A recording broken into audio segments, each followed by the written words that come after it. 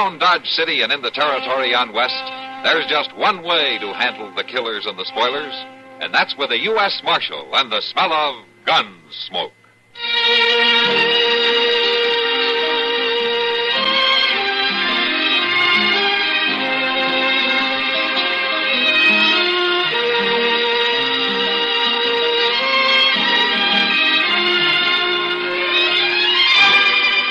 Gunsmoke, starring William Conrad.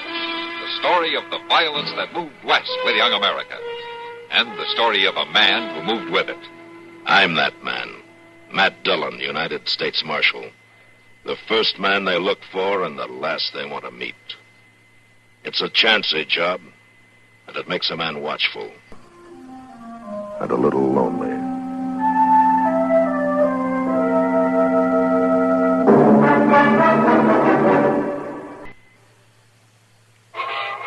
People today think young, make more time for fun at home, family style. This is the life for Pepsi-Cola. Light, bracing, clean-tasting Pepsi. So think young. Say, Pepsi, please. So go ahead and pick a drink that lets you drink young as you think. Yes, get the right one, the modern light one. Now it's Pepsi for those who think young.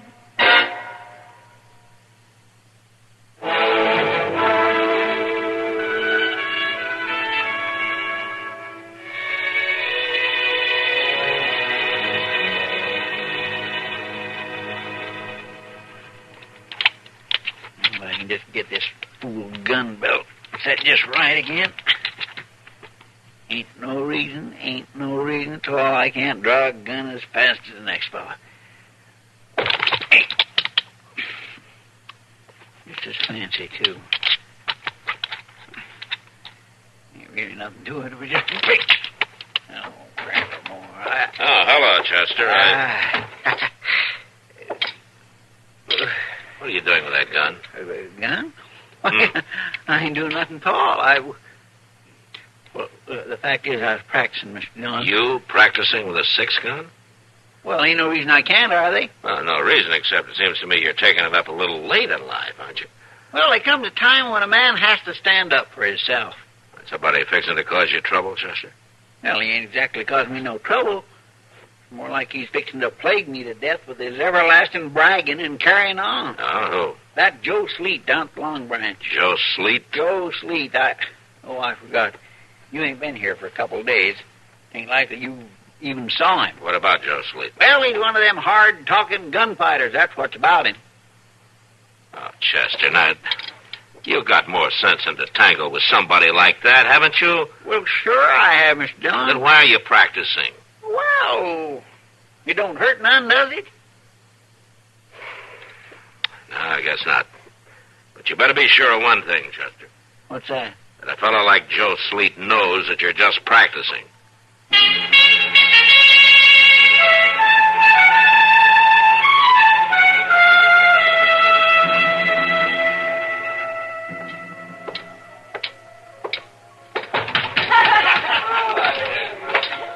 Hello, Marshal. Alvin. Howdy, Marshal. Hi, Prony. Hello, Bryce. Giddy, Doc. Oh, Matt. Matt, how it sounds like you're running for office, the way you're greeting folks. I speak when I'm spoken to, Doc. Very friendly. Very friendly. Well, sit down and have a drink. Thank you, Kitty. I've been looking for you, Doc. You've been looking, not very hard, you haven't. You've been right here. Well, I figured it was a little early in the day, but I guess I should have known. Was somebody sick? No, Kitty, but Judge Meadows is coming in this afternoon. He wants to talk to Doc about the wound that killed Blewett. Oh, sure, but yes, I'll go along with you. Well, there's no big rush, Doc. The stage won't be here for another hour. I have some things to do first. Oh, there he goes again. Out of the way. I wish he'd do his drinking someplace else. Oh, that big one, Joe Sleet. Every time he talks to anybody, there's a fight. I want to talk to him. I'll be right back, Doc. I'll be here. Put that thing away. Well, you ain't roped so's you have to stay. Got a right to drink without no gun spinning in my face. You want to fight me about that? That's just what you want, ain't it? Somebody to fight. All right, quiet down, both of you. Listen, Marshal. All right, Meeker, I'll handle it. Always trying to get somebody to fight him. Slick drawing. I said I'd handle it. Now go on, Meeker. Sit down. That's right, Sonny. Go sit down, like the marshal said. I've been hearing about you, Sleet. Well, there's lots has heard about me. You aren't making many friends. Ain't meant to. You're not meant to do your gunslinging in the saloon, either. I do it where it suits me. And it suits you even better if it causes trouble, is that it? I can handle trouble if it comes, Marshal. If trouble comes in Dodge, I handle it, Sleet. You remember that. Sure, Marshal.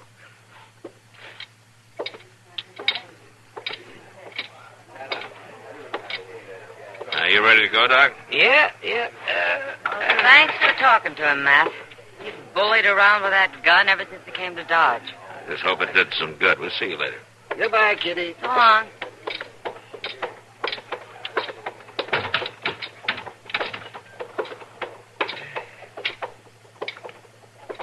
Oh, my, that Joe Sleet's a miserable human being, isn't he? Yeah. His kind should never get near a gun. They're not grown up enough to use one. You're right about that. It's an interesting study, Matt. About his prowess with a gun, a fellow like Sleet is childlike. He's absolutely childlike. But he's killed a lot of people just the same. Well, certainly, but what I meant... Come on.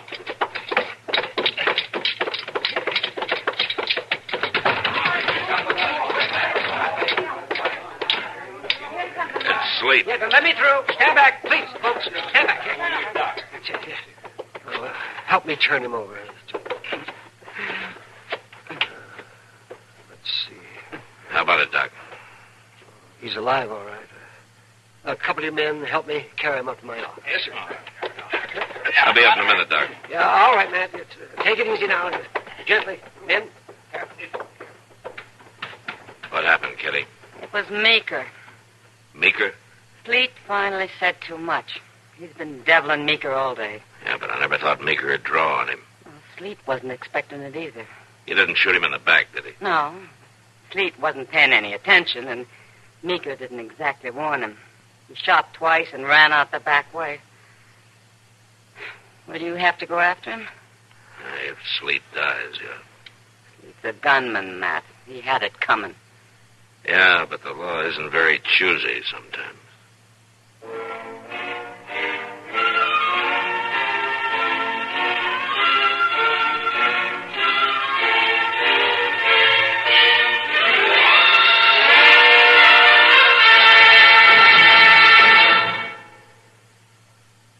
Are you one of those people who are always on the go? Like you, our CBS newsmen are on the move all the time, too. Always in the direction of the biggest news developments of the day. Their own busy schedules give them a practical understanding of the value listeners put upon their services. They know you rely on them for accuracy at all times. And they have a first-hand appreciation of the importance of clarity and brevity as well.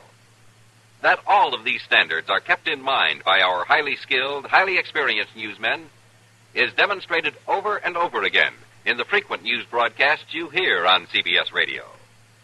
The busier your own day, the more you'll appreciate the efforts of our CBS News staff. These men offer you a direct link with history day by day. But more than that, they do their job with full regard for your busy schedule. They keep you fully informed with no waste of time, no waste of words. For accuracy, brevity, and clarity in news reports. For news at frequent intervals and at convenient times, keep tuned to CBS Radio every day. Well,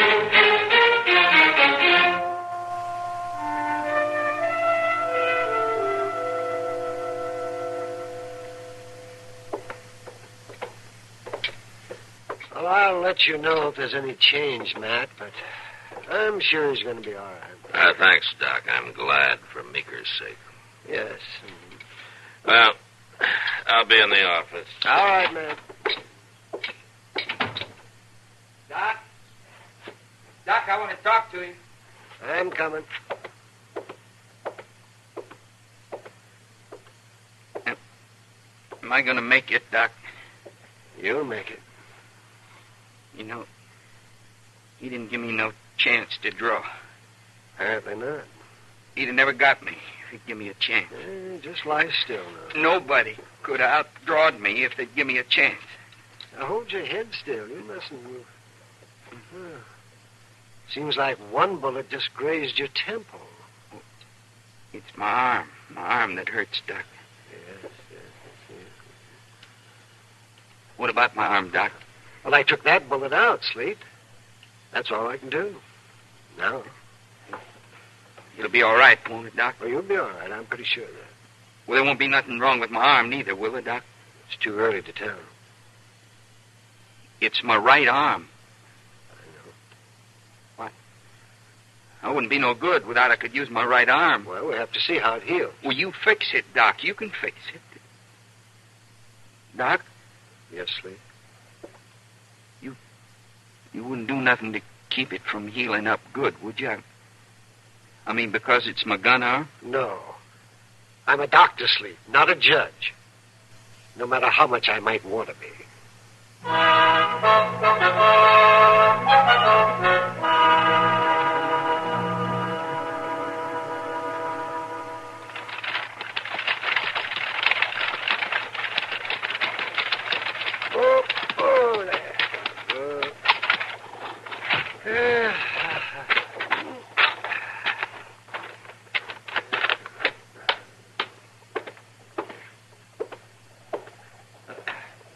Hello, Sleet. Back to see me again, huh? It ain't no better, Doc. I'm sorry, Sleet, but it isn't likely to change overnight. It's been more'n a month, Doc, and I still ain't got the use of my fingers. I've told you, Sleet. Sometimes it happens that way. Well, it ain't no good without the use of my fingers, Doc. It's my gun hand. You were lucky not to lose the whole arm. I've told you that from the start. Listen, Doc. If it's money, I'll find me some money so you can fix it. There are some things that money can't buy, and one of them's a good right hand. You mean it ain't never going to get well? I can only tell you what I've told you all along. It just doesn't look good. It isn't just a matter of muscle and bone. It's the nerve. And nerves don't often come back. It's got to come back. I ain't nothing without my gun hand.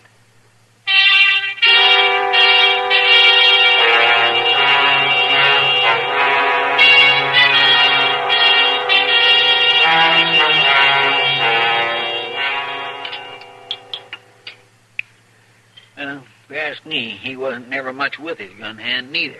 Sleet is waiting for you at your office every day. Is that right, Doc? Yes, every blessed day. It doesn't matter how often I tell him I can't do anything for him. He's still there, showing me his arm, trying to work his fingers. Well, with anyone else, you'd be sorry for him. I'm kind of sorry for Doc, having him hang around like that. Yes, indeed. I wish he could find something to do. For my sake. I can't get in or out of my office without stepping over him. Well, I can hardly get in or out of the Long Branch these days either, Doc. If that'll make you feel any better. Well, what's the trouble, Kitty? Oh, it's just one of the penalties of owning a business, Doc. You know that fellow I had to help out at the bar and be a general handyman? You mean that Romy fella? Yeah, that's the one. What happened to him? Well, who knows what happened to him? He just hasn't shown up for 2 days. You'd think nobody else could do anything around there. Except me, of course. Oh, why don't you get somebody else? Nobody's down and out enough to want the job, I guess. It isn't much. No, wait a minute. Could a man with one hand do it? One hand tied behind his back, you mean? Yeah, just about that. Well, I was thinking about Sleet. Sleet? Well, maybe if he had some simple job to do, he'd snap out of it. And quit bothering you. That's huh? right. Well, now, Miss Kitty wouldn't want no fellow like him around. Oh, I don't know, Chester. I've had worse. Do you think it'd work, Matt? I guess it wouldn't hurt anything to try it. But there's one thing sure. Sleet isn't able to hurt anything.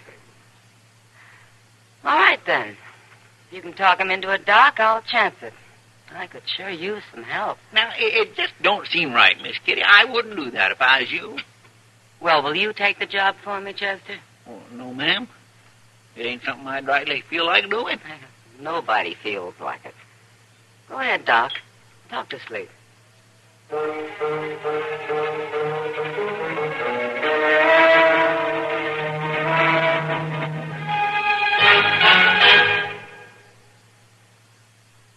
Strengthen America. Character counts. Are you familiar with that slogan? You are if you have a Boy Scout in the family. That is the motto for this 51st anniversary year of the Boy Scouts of America. Strengthen America. Character counts. In a time of delinquent juveniles and the problems they give families and communities, such a slogan can be a rallying point for betterment. A delinquent juvenile also believes in a stronger America, an America capable of world leadership, of defense against democracy's would-be enemies. The trouble with some delinquents may be that nobody has troubled to show them how they can have roles in America's future. A logical starting point lies no farther away than the nearest Boy Scouts of America program. Youth can grow and serve the nation's needs through programs of the Boy Scouts of America. Look into scouting, an important first step towards a better life through teamwork with high purpose.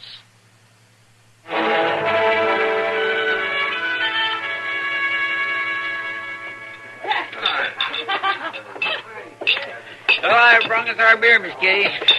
Miss Dillon. Thanks, Chester. Did Sleet pour 'em all right for you, Chester? Well, sure he did. There ain't nothing to pour in a glass of beer. But then you're not worried about Sleet anymore, huh? Well, I wasn't never worried about him, Mr. Dillon. Ah, you were a couple of weeks ago, Chester. Don't deny it. Oh, well, that was before he changed into a changed man, you might say. You figure he's changed then, huh? Well, sure he is. Anybody can see that. Ain't that so, Miss Kitty? Yeah, Chester, you're right. It's almost as if that gun had been a part of him, Matt. Without it, he seems to have lost part of his whole makeup. Does he ever talk about it? Well, he never talks about anything. Not even the doc, huh?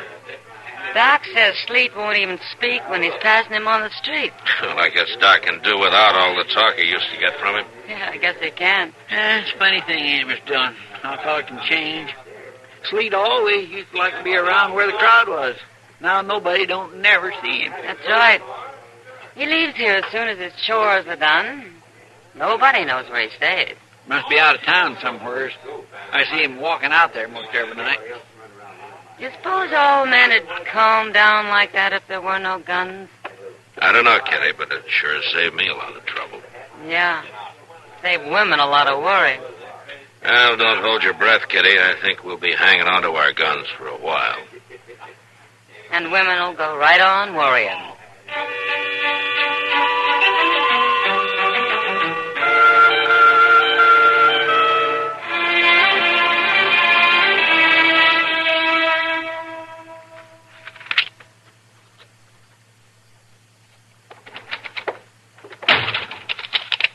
What's the matter, Chester? Somebody chasing you? But no, sir. The door just slipped out of my hand. That's all that happened. You nearly broke it off. Where you been?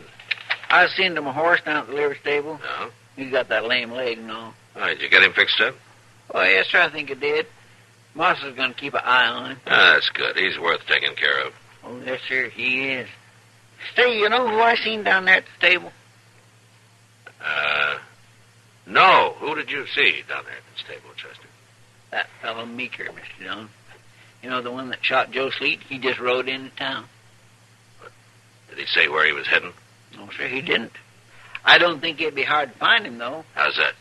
But he said he'd been on the trail all day, and he was packing around to awful thirst. All right, come on, Chester. Yes, sir. Where are we going? Just come on.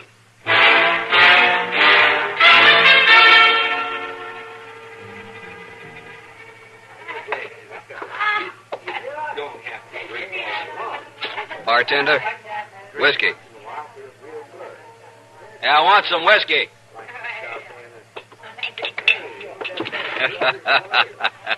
Well, Joe Sleet. They told me you was working here. I wanted to see for myself. You remember me, Sleet? Sure, you gotta remember me. I'm the one that put you back at that bar. Best job of work I ever done, too. Fixing it so you couldn't shoot no more. What's the matter, Sleet? Can't you talk neither? If I fixed it so you couldn't talk neither, I done better than I thought for. Sleet? No, Sleet, wait. All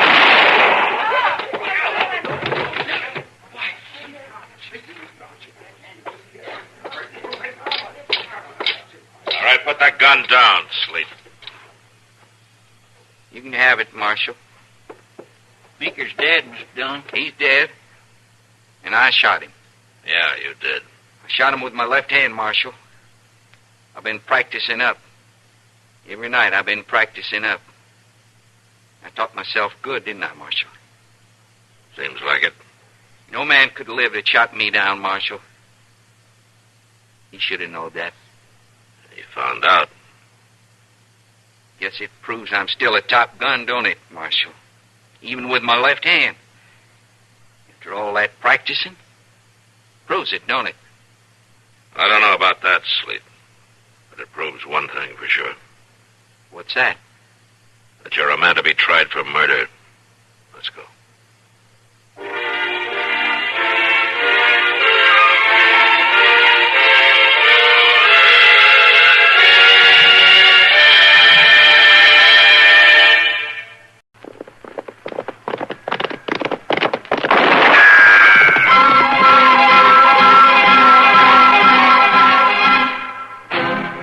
Around Dodge City and in the territory on West, there's just one way to handle the killers and the spoilers, and that's with a U.S. Marshal and the smell of Gunsmoke.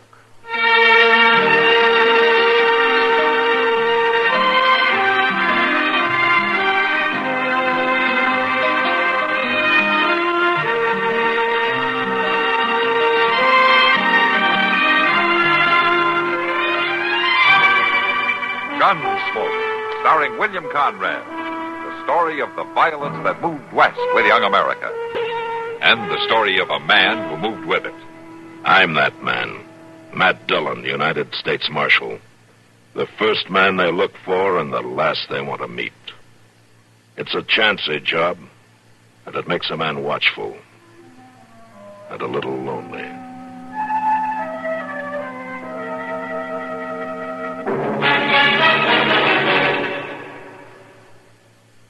In this land of plenty, we occasionally forget that millions of less fortunate people elsewhere in the world are hungry, sick, destitute. But the three great religious faiths of our country, Protestant, Catholic, and Jewish, haven't forgotten. They conduct annual campaigns to help the needy overseas. 80% of all volunteer aid is channeled through religious organizations here. Because of the scope of this great charitable work, United States government surplus food can be distributed at low cost. For example, $1 will send more than 300 pounds of food abroad. But the money you contribute through your church or synagogue goes for more than food. It helps send clothing, bedding, and medicine, too. It goes toward the maintenance of hospitals and orphanages, to initiate and carry out self-help and resettlement projects. During this month of Thanksgiving, keep faith with those in need overseas. Give through your faith.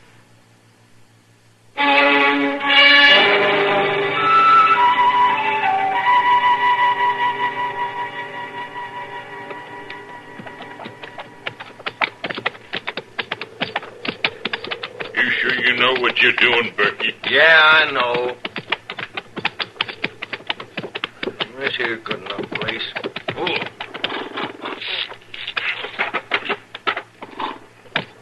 Well, come on, climb down. Don't make no sense to me, leaving it here after all we done to get it. Bring the shovel. Put your hand on some money and bury it. Don't make no sense at all. Go on down there near the creek. Right there, under these bushes.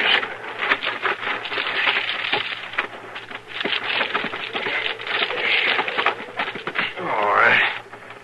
As good a place as any. All right. Start digging. Now listen, Berkey, you Crab, should... now you start digging. All right. Ain't gonna do us no good to have the money if they come take it off of us, is it? Well, No, it sure ain't. When we start spending any of it before the fuss dies down, they're gonna be looking our way sure. Well, I wouldn't spend much of it, Berkey, honest. Oh, you would. Just enough to keep yourself liquored up till it was run clean through. Why, that ain't no We're good. gonna lay low and dodge. And we're gonna act like we never seen more than 6 bits altogether. Until they forget about that hole. And then I'll make you a bargain, Crib. Oh, what's that? I'll come dig up that gold myself. Yes, sir, you won't even have to touch your shovel. Oh, I won't mind doing the digging then. All right, then get on with it now. I ain't hankering to spend another night in this prairie. I don't know why I'm going to do all the digging.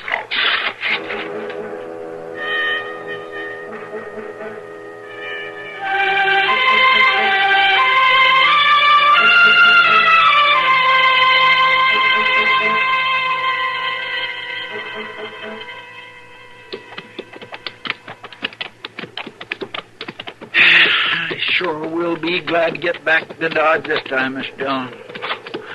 You know something, Chester? You're always glad. Yes, sir, I know.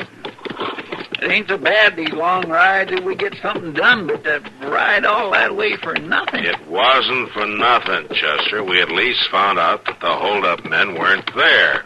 Oh, we did that, all right. We done that. We also found out that nobody don't know who they was nor where they went, if that's any help. Might be more help than some of the false leads we get sometimes. That could be true. Well, I do declare. Look at there, Mr. Dillon. What? Off to the right there. Just look yonder. Yeah. Come on.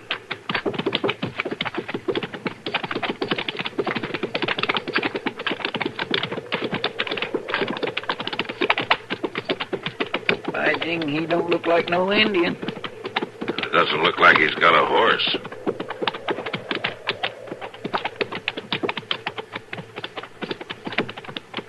You're a long way from your horse, mister. Yes, sir, I am. As a matter of fact, I let him escape. You let him escape? I'm afraid that's exactly what happened. I'm not accustomed to horses. When I came back from the grave, the animal was gone. I guess I hadn't secured him properly. Grave? Just what grave was that? Why, an Indian grave back there a few miles. That's where I picked up this fine specimen of a bow and arrow. Who are you? My name is Milford, sir. Otis Milford. Matt Dillon, U.S. Marshal.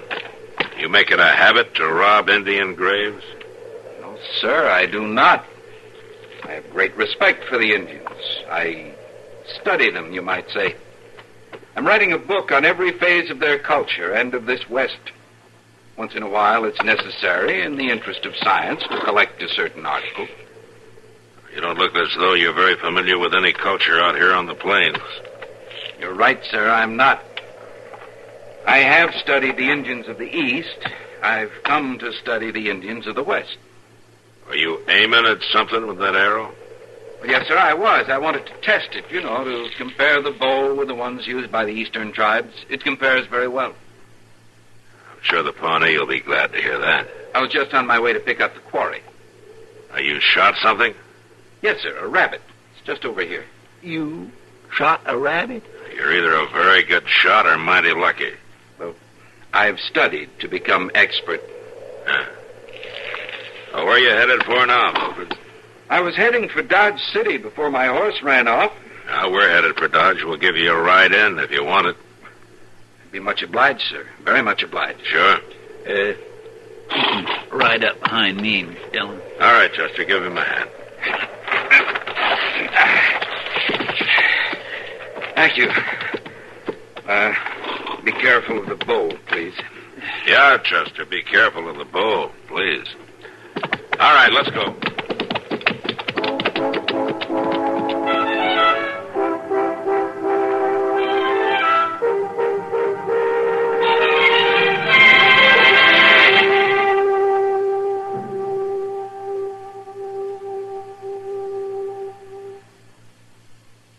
I hope supper's not spoiled, Jim. Sorry I'm late, but we're taking inventory.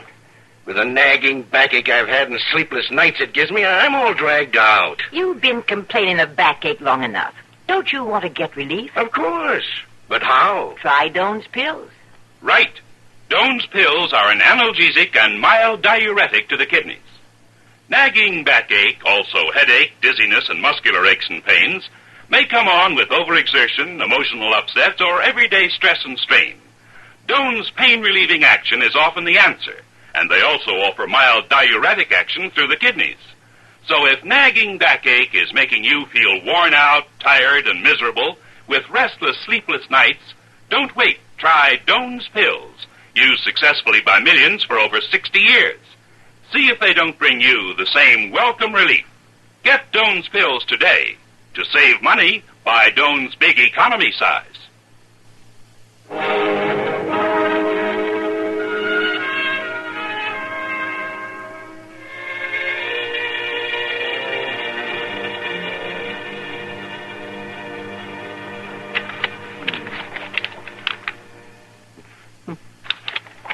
Very interesting. Yes, I'll make a note of that. Let's see now. Hey! Might I ask just what you think you're doing, Mr. Milford? Mr. Dobie, this is all most interesting, very interesting. You ain't got no right to be going through them papers in my desk. Why, you're quite right, Mr. Dobie. I suppose I should have asked you first. I don't allow prying, Mr. Milford. I wasn't prying, Mr. Dobie. I'd like to know what you called it, going through them papers. I was merely going through the back registers, Mr. Dobie, to see who had stayed here at the Dodge House in years past. That ain't any of your business, as far as I can see. It was in the spirit of pure research, Mr. Dobie. I was just looking for more background material for my book. I don't care what you're looking for. I want you to get out of my office or stay out. Certainly, sir, if you feel that way about it, but I don't... No buts about it. You just get out, and I'll see that you stay out.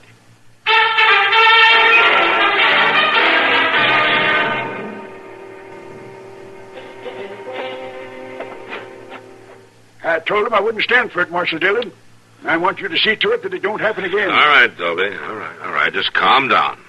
Now, there wasn't anything missing, was there? Well, now, nothing was missing, but that's not the point. I just don't want him snooping around. Well, I don't think he'll bother you anymore, Dobie. He's not a crook. Well, I'd like to know what you call it. Milford was doing just what he said he was, looking up material for his book. He just neglected to ask your permission. Probably never occurred to him. And I ain't going to stand for it. All right. I'll talk to him. Well, that's the proper way to conduct your job, Marshal Dillon. Good day. Good day. Oh, Dr. Adams, I didn't see you coming. Yes, well, you better be more careful opening doors, Dobie. You might become a patient. Good day, Doctor. Yeah, good day. What's eating him? Come on in, Doc. Yeah, he's upset because our friend Milford started looking through the hotel records without Dobie's say-so. Oh, Milford. I should have met that fellow's bound to get himself into some real trouble. Milford's harmless, Doc. Oh, sure, he may be harmless to other people, but he's not harmless to himself. Oh? What do you mean? He just doesn't belong out in this country. I treated him for his limp, like you said. And I swear, Matt, I never saw such a pair of raw feet in my life. Why, he must have walked for miles. And his boots, well, they didn't even fit. Oh, granted, he's no frontiersman. I should say he isn't. And he's not making any friends around Dodge, either. No? What's he doing now? Well, Matt, it's nothing criminal, but he keeps stopping people and asking them fool questions. And he nearly got himself kicked in the head a little bit ago. Oh, what happened? Oh, he was trying to get a better look at the saddle of old man Garcia's horse. It's got silver work on it, Oh, yeah. Well, I don't blame him for looking. It's mighty rare in Dodge. Yeah. Well, Milford could have been killed. Yeah, he could. And he's talking now about starting off on an expedition into Indian country. Well, then he will be killed. Well, I say, I'd give him about 2 days. All right, Doc. All right. I guess I better have a talk with him. I don't think it'll do much good. Well, maybe you can send him back to his Eastern Indians. I have a feeling they've sent him out here. Come on, Doc. I'll buy you a beer.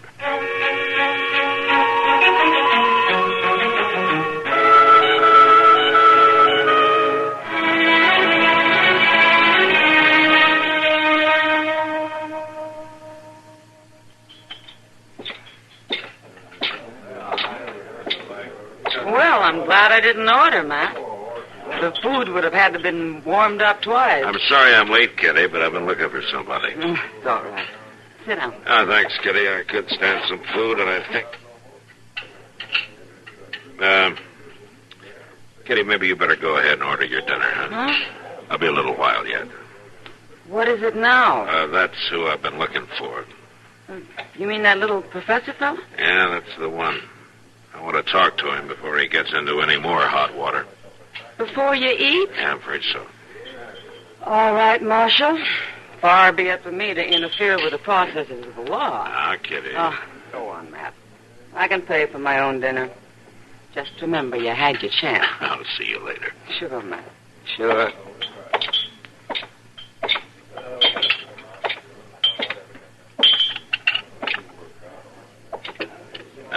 Can I see you for a minute, Mr. Milford? Oh, Marshal Dillon, sit down. Sit right down. Oh, thank you. May I offer you something? Some coffee? No, thank you. No, thanks. No, you go right on with your dinner. Oh, I've finished, thank you. Well, what can I do for you, Marshal Dillon? Well, I understand that you're planning to head out on the high plains. Yes, sir. That's exactly what I plan to do. And you're going alone. Is that right? I always go alone, Marshal. It's the only way to do a true job of study. I don't think that's a good idea, Mr. Milford. Well, I don't understand. I don't think it's safe for you to ride off out there alone. It's tough country. I'm not afraid, Marshal Dillon. Might be better if you were a little afraid. You weren't doing so well the last time when we found you. Well, I'm not going to try to ride a horse this time, Marshal. You're not going on foot. Now, Doc says you're lucky to have any feet at all. I think your doctor is somewhat of an alarmist. But no, Marshal, this time I'm taking a wagon. I'm going to be properly equipped. Equipment isn't the whole answer, Mr. Milford. A man who doesn't know the prairie stands a good chance of not getting back. I'll know the prairies when I get back. I promise you that. Well, the Indians might not be too glad to see you either. I happen to be a friend of the Indian, Marshal Dillon. Yeah, but you might not get a chance to prove it. They can be dangerous, you know. I certainly appreciate your interest, Marshal, but a man must pursue his calling. You can't legally argue with that, can you? No, and I can't legally stop you, but I can warn you. And I won't legally be responsible for what might happen to you. I understand your position, Marshal. I hope you can understand mine. Yeah, I can understand it. But I don't like it.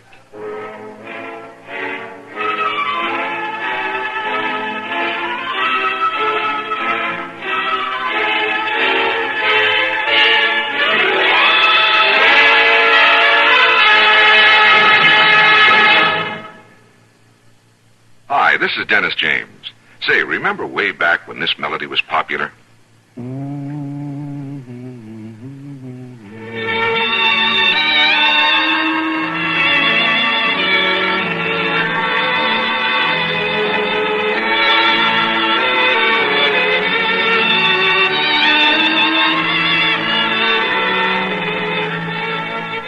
There's something very special about a long-time favorite, isn't there?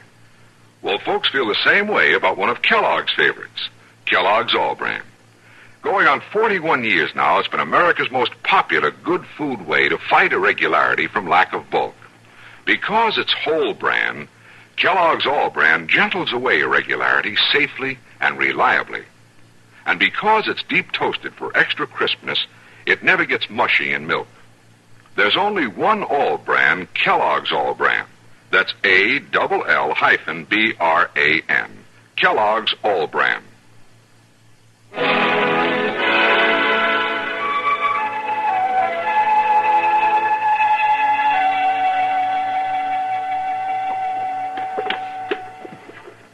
All right, Mr. Ross. If you say I need beans, beans it is. Well, it ain't proper to go nowhere in this country without a supply of beans, and that's the truth.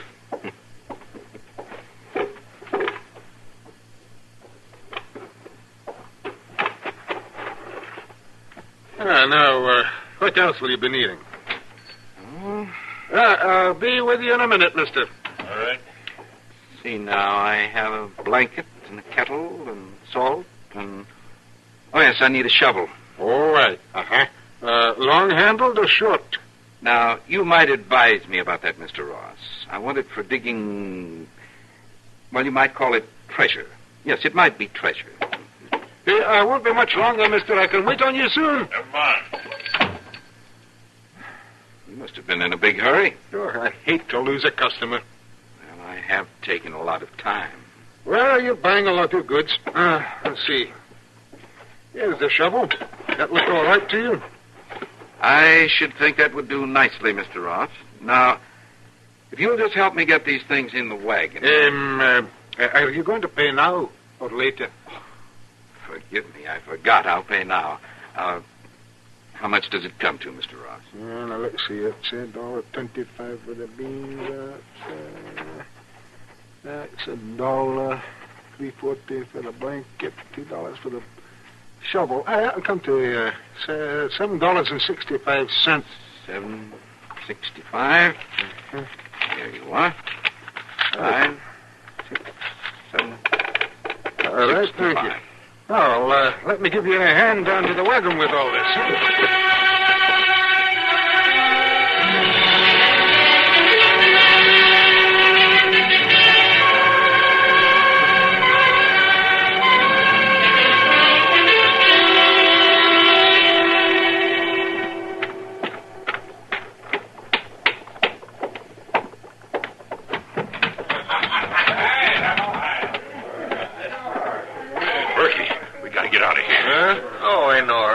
Have yourself a drink. There ain't time, I tell you. Got a lot of time.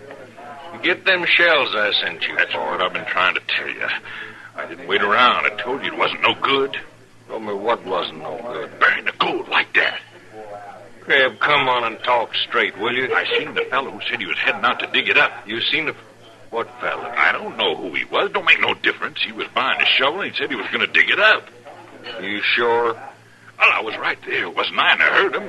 He's starting out in the wagon, and he's going to dig. I told you it wasn't no good. Oh, shut up. Come on.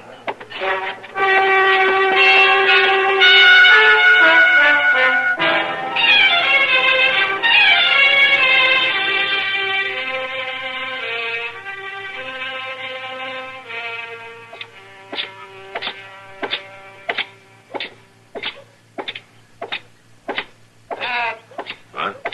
Oh, man. Oh, hello, Doc. You got something on your mind? Oh, nothing that you're going to help me with, that's plain to see. No, what do you mean? Well, they tell me Milford started out west. Yeah, Doc, I'm afraid he did. Well, I thought you were going to talk to him. I did talk to him. Didn't do any good. Obviously. What'd you want me to do, Doc? Lock him up? It might not have been a bad idea. Now, listen, Doc, I've had... Dillon! Mr. Dillon! All right, Chester, I hear you. Here I am. Hello, Doc. Excuse me for interrupting, but I got something to tell Mr. Dillon. Go ahead. Interrupt. Oh, what is it, Chester? Mr. Dillon, that fella has went and done it again. What fella? That Milford fella. Well, where is he now? That's just it, Mr. Dillon. They ain't hiding their hair of him. Hiding her hair of him where, Chester? Out there. Where his wagon turned all right, over there. All right, Chester, start from the beginning. Where is the wagon? Well, sir, Luke Myers was riding into town, see? And when he got about a mile or so from Crawdad Creek, he seen this wagon turn clean over on its side. Yeah? Oh, the team was in terrible shape. Thrashing around, carrying on, so he cut them loose. Well, how do you know it was Milford's wagon? Well, because Luke looked around there some, and he found one of them little notebooks Mr. Milford's always carrying around with him and writing in, and had his name on it. And no sign of Milford? Not a sign in the world. Oh, that doesn't look good, Matt. No, Doc, it doesn't. You better get the horses, Chester. We'll have to go out there and take a look around.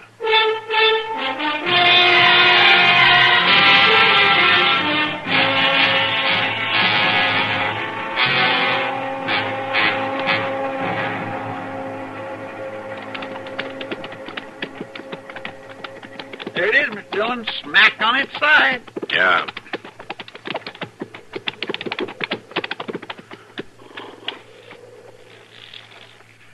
Sure ain't around here. No sign of a struggle either. You mean he wasn't carried off? No, it doesn't look like it. Looks like somebody carried some stuff off in the wagon, though, Mr. Dillon. Ain't much left. He may have taken it himself. Well, no, Look there. Look there, Chester. Look like fresh footprints, don't they, Mr. Dillon? Yeah. Let's see where they lead.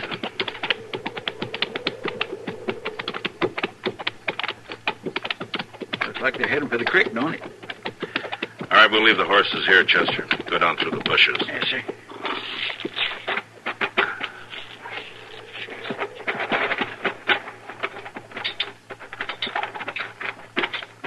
What do you suppose he'd be after down here?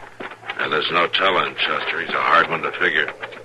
If it's really Milford we're tracking. Well, he sure would. Listen to that, Mr. Dillon. Yeah. Come on. Be quiet. Yes, sir. You gentlemen are wrong. You're dead wrong. Don't look like it to me, mister. Looked like you was digging in the wrong spot. I'm not digging in any particular spot. I'm carrying on a scientific investigation. I told you, Perky, he's digging for the loot. Well, he ain't gonna do no more digging at all. Now, you men pay attention.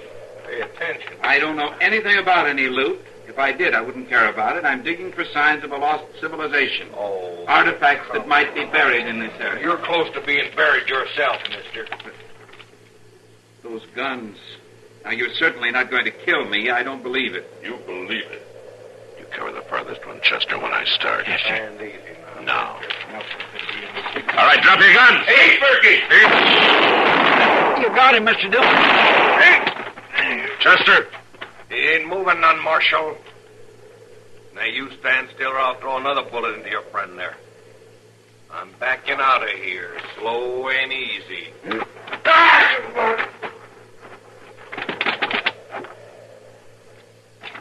Nice shooting, Mr. Milford. I never aimed an arrow at a human being before. Sorry I had to. Yeah, but I'm glad you knew how. Chester? Chester, you all right? Mr. Dillon? It's all right, Chester. It's all over. You got a crease in your head, Chester. It's a good thing you got a thick skull. Yes, sir. Mr. Milford, did they hurt that little Mr. Milford? No, Chester, they didn't hurt him. Oh, that's good. I've been worrying about him. You don't need to worry anymore, Chester. He just saved your life. He saved him. How could that be? Never mind. I'll tell you when you feel better. May I just say one thing, Marshal Dillon? What's that? It isn't always the Indians who are dangerous, is it? No, sir, you're right. It isn't always the Indians.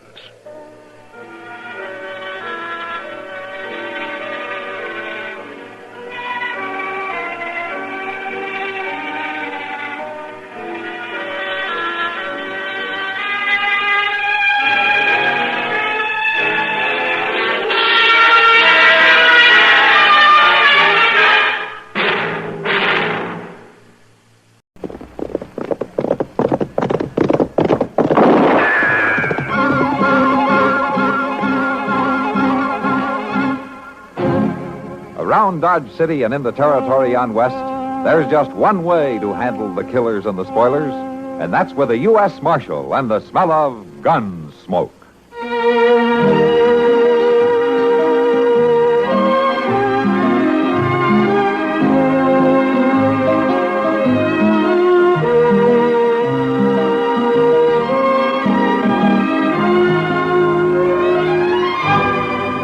Gunsmoke, starring William Conrad, the story of the violence that moved west with young America, and the story of a man who moved with it.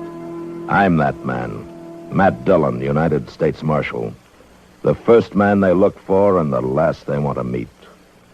It's a chancy job, and it makes a man watchful and a little lonely.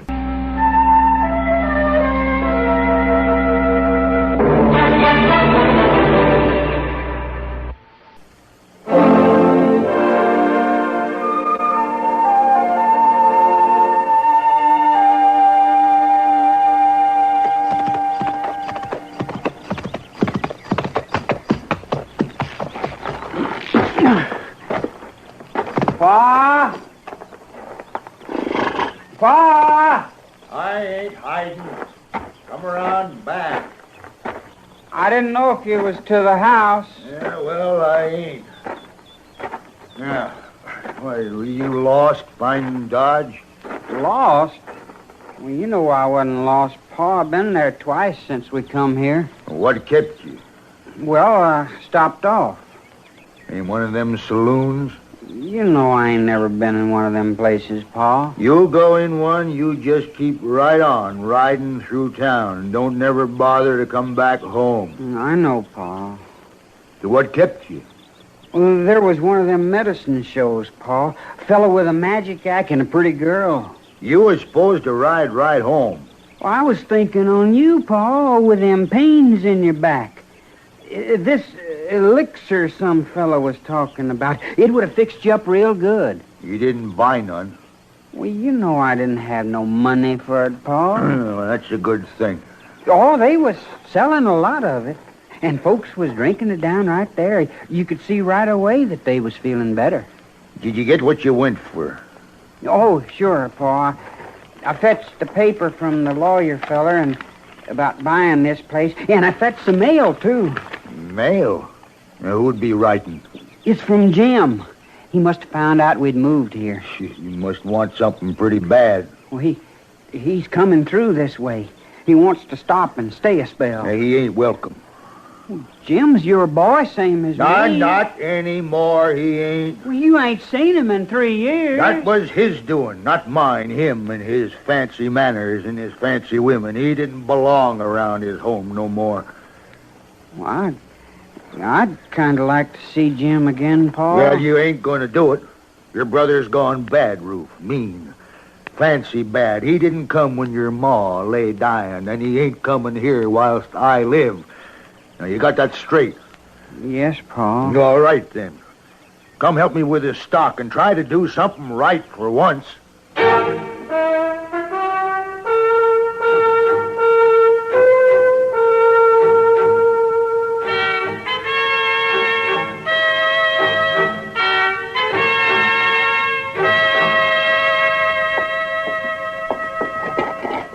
Plenty more coffee, Sheriff, if you'd like another cup of it. Oh, this'll do nicely, thank you, Chester. Wouldn't be no trouble. It's all hot and everything. No, thanks. Hello, Blair. Sorry to keep you waiting. Matt? I've been extending to him the courtesies of your office, Mr. Dillon. You've been what? Give me some coffee. I don't know if that was a courtesy or not. How's that? It's all right, Chester. Matter of fact, I'll have some myself. Well, sure. Something on your mind, Blair, besides that cup of coffee? Yeah, Matt, there is. I'm after a man I'd like you to keep a lookout for.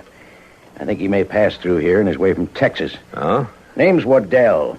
Jim Waddell. Here's your coffee, Mr. Dillon. Oh, thanks, Chester. What's he done? Just about everything, but I want him for murder. You got a circular on him? No, there isn't one out yet. Uh-huh. What's he look like? He doesn't look like the kind who gets in trouble. He's a slick one. Never carries a gun. Dresses like a dude. Does he act like one? Yeah. He's a soft-spoken fella. Fancy-mannered, especially with the ladies. Well, he shouldn't be too hard to spot if he comes through a place like Dodge. Maybe not, but I'd be careful with him. No? He likes to do his killing with a knife. And he don't care much whether it's a man or woman. Well, I'll keep an eye out for him, Blair. Yeah, if you spot him, will you lock him up till I can come get him? Yeah, I'll let you know if I do.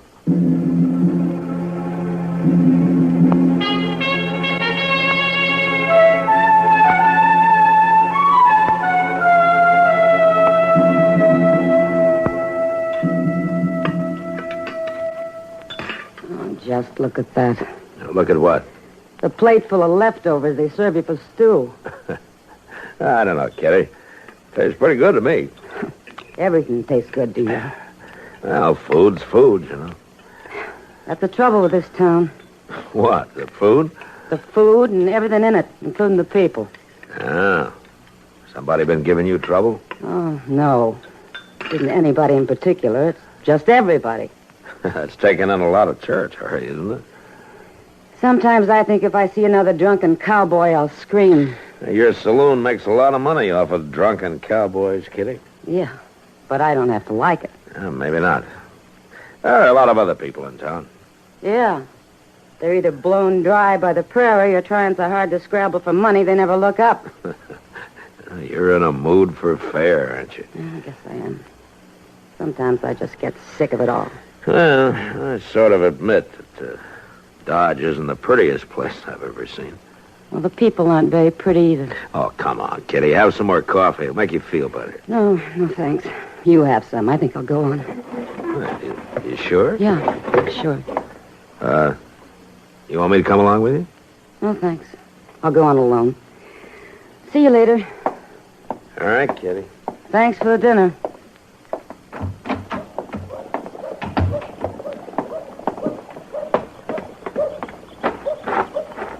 Oh, hello, Miss Kitty. Hello.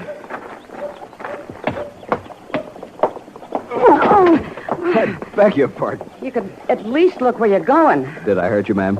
Oh, no, you didn't hurt me. I certainly am relieved to hear that. That's my purse. I'll get it. Here you are, ma'am.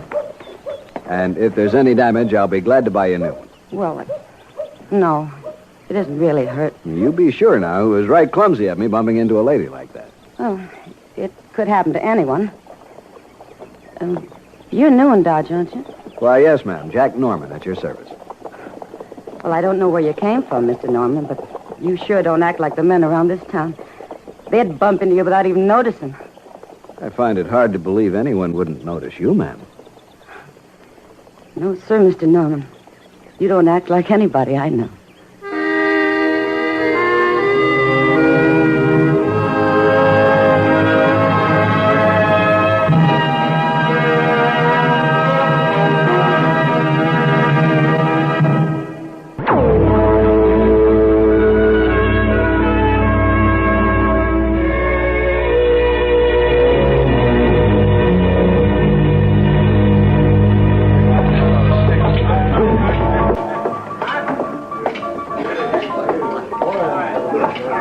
Two beers, Sam.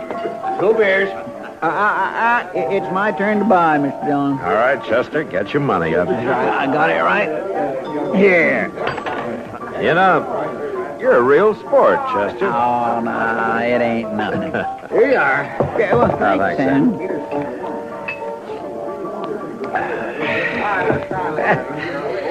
Well, I declare, Mr. Dillon, on a hot day, a glass of beer tastes almost as good as a cup of my coffee. Yeah. That was a sort of a joke, Mr. Dillon. That was. That's a nice fellow, ain't he, that Miss Kitty's having a drink with? Yeah, he seems all right. Sure does like to have her sit down at his table. Kitty sells a lot of drinks that way. Expect you're right. Huh? Look, she's coming over here. Yeah. She'll lose money on us, Chester. I reckon she will. I ain't got no more to spend. Well, hello, Miss Kitty. Hello, Chester. Matt. Hi, Kitty. You boys want to sit down? No, thanks, Kitty. I gotta be getting back, and Chester's out of money. Well, sounds like I'm wasting my time. Yeah. Is your friend, that Mr. Norman, going to be in town for long? Oh, I don't know, Chester. He's having pretty good luck at that poker game over there. He may not be in any hurry. See, they just dealt him in again. Yeah. Hope he has good luck. He's in with a tough bunch. Oh, he can handle himself. Hey, look, they're fighting. Yeah, come on. Nobody. All right, hang on. That's enough. What's that? Hold on. All right. Just stand easy, Mort. I ain't the one to grab hold of, Marshal. He's the one that pulled the knife. Norman? Yes, sir. He sure did. All right, what about that, Norman? The man has to protect his interest, Marshal. It was a crooked deal. There's nothing dirtier than a knife fighter. I'll take your knife. It won't be necessary, Marshal. I won't hurt him. I said I'll take the knife. I don't think... Now. Yeah, that's better. Now, do you always carry a knife, Norman? I don't like guns, Marshal Dillon. I see. You been in Texas lately? Yes, I have. I'm on my way from there now. Where are you headed? Well, I haven't made up my mind. Just sort of going from town to town, taking it as it comes. With your knife handy, huh? Well, now, Marshal, a man has to protect himself. Have you ever killed anybody with that knife? It was necessary once, Marshal. Like I said, a man needs protection. Yeah. Well, so does the law. How's that? I'm going to lock you up for a couple of days. For getting into a fight? I didn't hurt anybody. Move.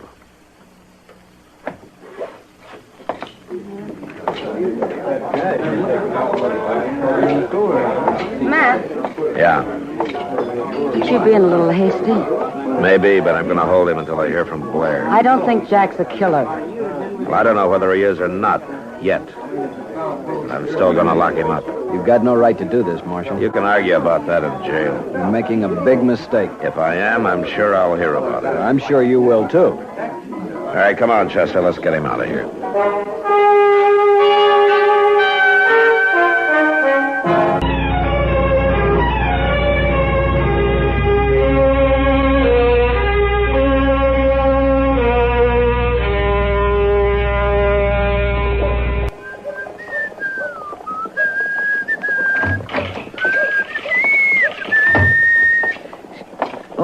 Here you are. Was there a telegram for you, Mr. Dillon? Uh-huh. Does Sheriff Blair think he's the right fellow? Yeah, everything matches up but his name. Mm-hmm. Fellow could change that easy, no? Yeah. I know one thing. I'll be glad to be rid of him one way or the other. He seems quiet enough when I'm around, Chester. Is he causing you trouble? Oh, it ain't what he does, Mr. Dillon. It ain't even what he says. It's more the way he says it. Yeah, he's a smooth talker, all right. More like a smart aleck, to my way of thinking. Matt, Hello, Kitty. Thanks, Kitty. did you find out anything about Jack Norman? Yeah, we, Mr. Dillon just got a telegraph about him. Sheriff claims he's the right one, all right. Well, it's about time he came and made certain, isn't it? Well, he can't start for a day or two. He's got something to tend to in Wichita. So Norman sits in jail while Sheriff Blair takes his time. Well, Kitty, there isn't anything I can do about it. Maybe not, but you had to arrest him in the first place. Yeah. Come on, Chester, before Kitty takes over my office. Sometimes I think I could do a better job of it. My. Well, ain't she kind of all fizzed up, ain't she? I mean about that fellow Norman being put in jail. Chester, don't try to figure out women. Well, there's nothing wrong with your appetite, I can say that. Ask the marshal to step back here, will you? Well, now, Mr. Dillon is a busy man, tending to his job. And I'm part of his job. Go on, tell him I want to see him. Well, Mr. Dillon? Yeah, Chester. He wants to see you. I'll take the tray back. You got something to say to me? Yes, Marshal, I do. I think it's about time we were honest with each other. All right. I just want you to know I understand how you marshals have to operate. That's so. You hear about a crime, then you have to arrest somebody, anybody, to make a show of doing your job. That's the way you figure it, huh? That's the way it is. Well, I can see how you have to do these things, but don't you think it's about time to let me go now? No, I don't. You haven't got a shred of evidence against me. Matt? Oh, Matt. Back here, Doc. Oh. Matt, the Reed boy just rode into town for me. He says there's been a terrible ruckus out at the Waddell place. Waddell? Yeah, they're those new folks out west of town. The old man's been hurt bad. Stabbed, I understand. I thought maybe you'd want to ride out with me. Yeah, Doc, I do. Come on.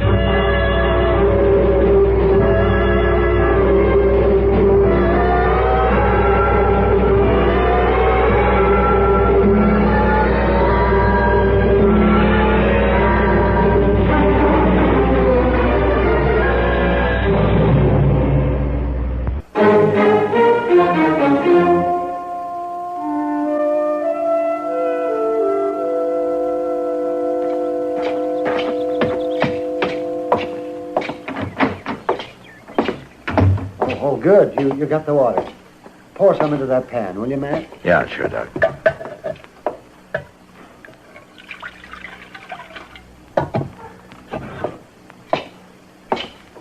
Now, here you are. Oh, thank you. Now, just hold his head up a little bit. Uh-huh. Easy. Easy now. We'll fix it. Who did this, Waddell? Can you tell me who did it?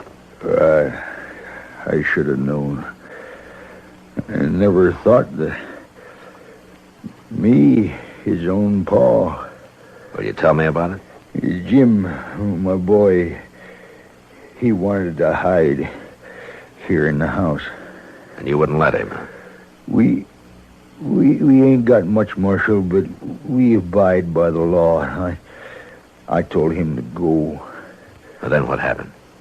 Well, he was trying to get in the door, and I wouldn't let him. He cut me. Knifed his own paw. Where did he go, Mr. Weddell? He made Roof go with him. Poor, slow Roof. Jim will kill him, Marshal. Can you tell me where he went? Just try and tell me that. I'm not sure. Loaded horses with supplies. He could have doubled back toward Texas. All right. We'll find him. No, don't want no harm to come to Roof. He ain't bright. He's a good boy. And Jim will kill him. Well, maybe I can stop that, Mr. Weddell. Yeah.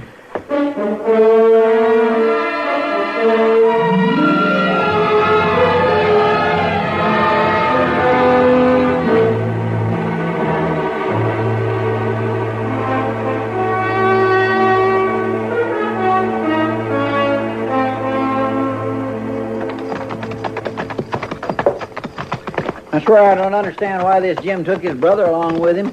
You'd think he'd have finished him off long with his paw. Well, he figures to use him some way, Chester. Well, maybe, but you'd think that anyhow... Never mind, Chester. Just keep your eye on that shack up ahead. You figure they might be up there? They might be anywhere.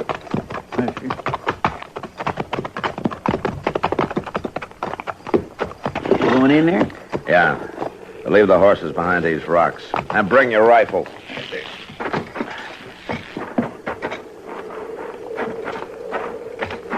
Now we'll head for the side. Get down. Guess we found him. Yeah. Just stay low. Don't come any closer. I'm a U.S. Marshal, Waddell. There are two of us. I'm honored, Marshal. You have a better chance if you give yourself up. Can't quite see that, Marshal. We can wait you out, Waddell. No. No, I don't think so. Look, he's opening the door. There are two of us, too. Roof, and the door. Mr. Dillon, he's standing there without no gun or nothing. Now, that's the other one. Waddell, your brother's an innocent man. No use letting him get hurt. I hoped you'd feel that way, Marshal.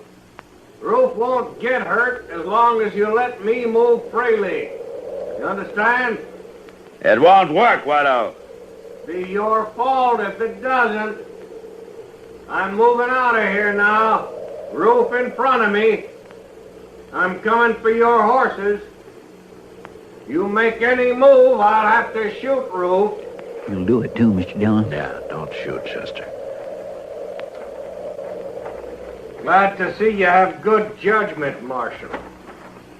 You just walk steady, Roof. My God, Marshal! You stupid kid! Jim shot him. Cover me, Chester. Don't come any closer, Marshal.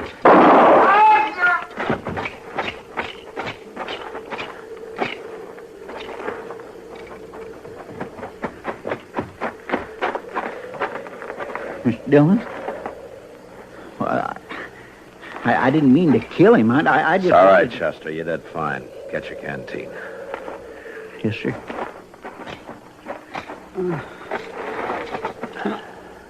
Roof. Jim. Your brother's dead, Roof. We didn't have much choice. I know that, Marshal. Pa. How's Pa? He has a chance. You tell him. Tell him what? You tell him. I stopped him. Sure, Roof, sure. I had done much for Pa that he thought was right. But you tell him. You tell him I stopped Jim. No, that was right, Marshal, wasn't it? That was right, Roof. Will you tell Paul?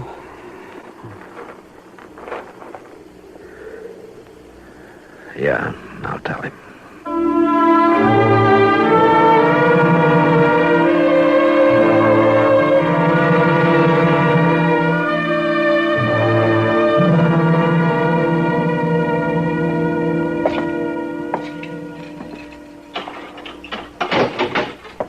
All right, Norman, you can go. About time. I'm sorry. I was wrong about you. I know. You're sorry, but I've been sitting in this cell for a week. Wasted a lot of my time. Well, don't let me waste any more of it, then. You gotta figure a small-town lawman doesn't know any better. All right, go on. Get out of here. It's my pleasure. My pleasure, Marshal.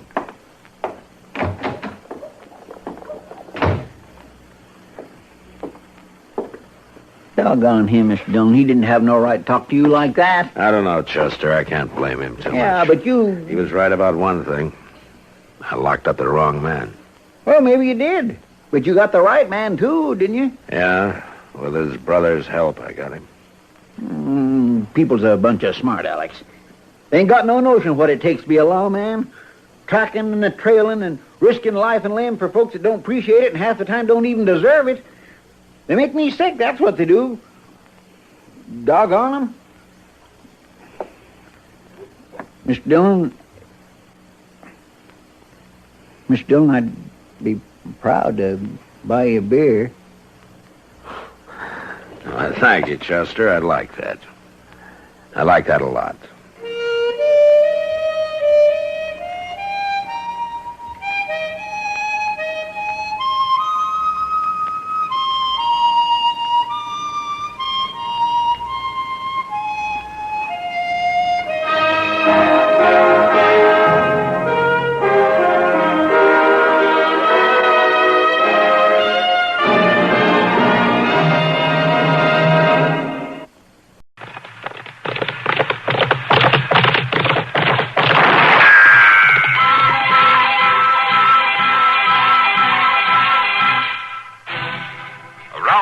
City and in the territory on West, there's just one way to handle the killers and the spoilers, and that's with a U.S. Marshal and the smell of Gunsmoke.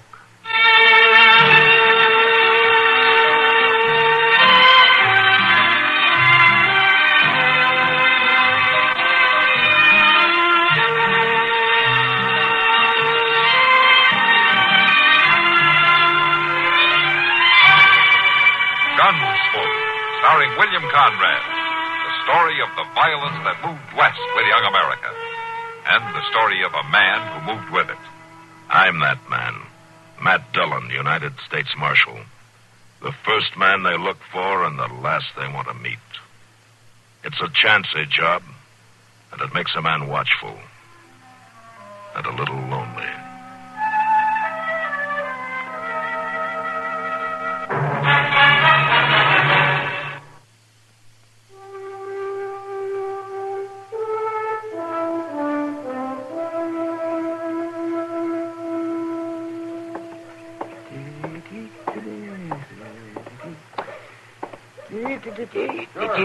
Your name is Belle, right? If at all. Just see here now. Sorry, What's I didn't see you. Yeah, we ought to look where you're going. You're right. Yeah. I was saying goodbye to my informant, the stage driver. The information wasn't worth it. Here, here's your hat. Thank you. You just get off the stage? Yeah, I came all the way from St. Louis. I must say, St. Louis is looking better to me all the time. My name's Norton. Reed Norton. My name is Adams, Dr. Adams. Anybody forcing you to come here, Norton? I'm a correspondent. I'm after a story on the stage holdup that happened near here several days ago. Heard about that all the way to St. Louis, did you? Oh, your Western shooting matches get a lot of publicity. Yeah, well, if you know all about it, why did you have to come to Dodge? Well, I want the real story. Not some romanticized account. Hey, maybe you can tell me what you know about it, eh? Mr. Norton, since you're so interested in the real thing and all, I suggest you get your story from Marshal Dillon. Huh? Now, he'd be the man with the facts. Oh, and a swagger to go with them, I suppose. That's sweet. Why don't you find out for yourself? I'll do that, Doc. I'll just do that.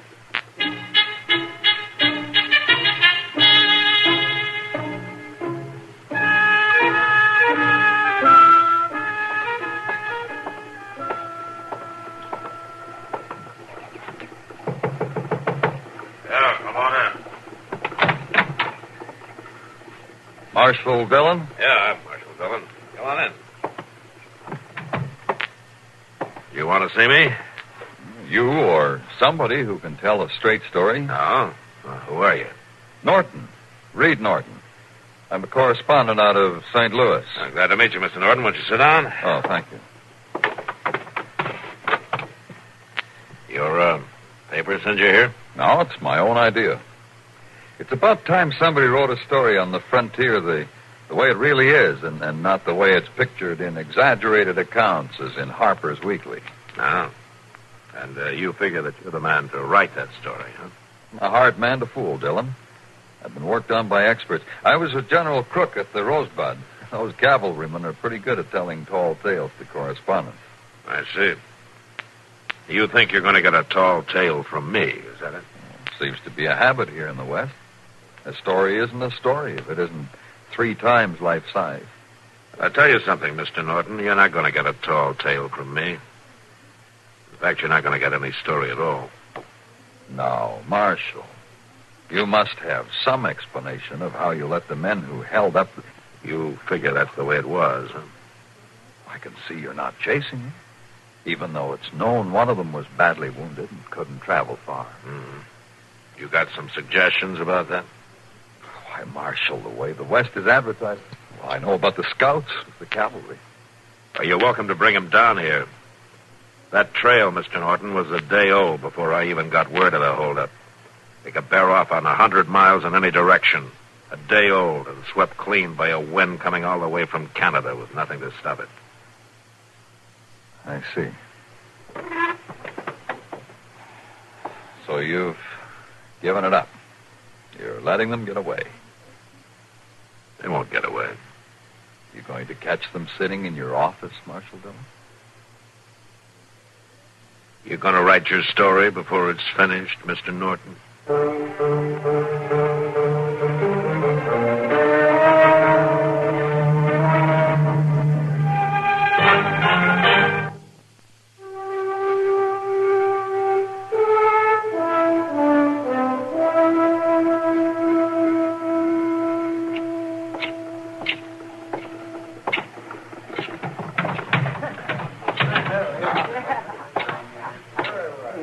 Hello, Matt. Hi, Kitty.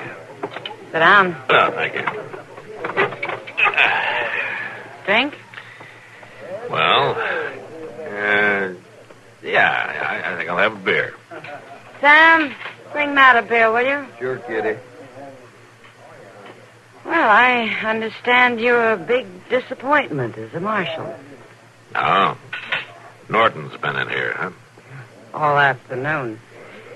He sure has a chip on his shoulder about the way we live out here. Yeah, well, I think some of the cavalry boys gave him a pretty good hazing. Huh? He's not the kind to forget.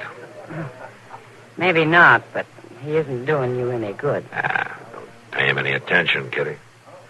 He doesn't bother me, Matt. But he's doing a lot of talking to anybody else who'll listen. Here's your beer, Mark. Oh, thanks, Sam. Sure thing. Kitty. Yeah.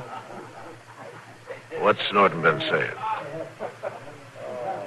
That you're sitting there in an office full of guns, not doing anything to bring the hold-up men in.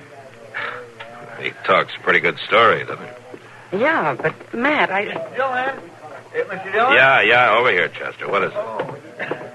Excuse me, Miss Kitty. Oh, sure, Chester. Mr. Dillon, Joe Porter just got in from a trip down Meadway, and he is pretty upset. Oh, why? Well, because along about nightfall last night he was going by that old deserted Hutchinson cabin out there. He figured he'd bed down for the night. And he got scared off by the old man's ghost, huh? If they was ghosts, Miss Kitty, they was 2 of them. Well, all right, Chester. What happened? Well, 2 people was firing at Joe with rifles. He took off and never stopped for breath till he got here to Dodge. The old Hutchinson place, huh? Yes, sir. Now, why would anybody be out there? I don't know, Chester. Yet. To get the horses, we'll ride out and take a look at that cabin ourselves.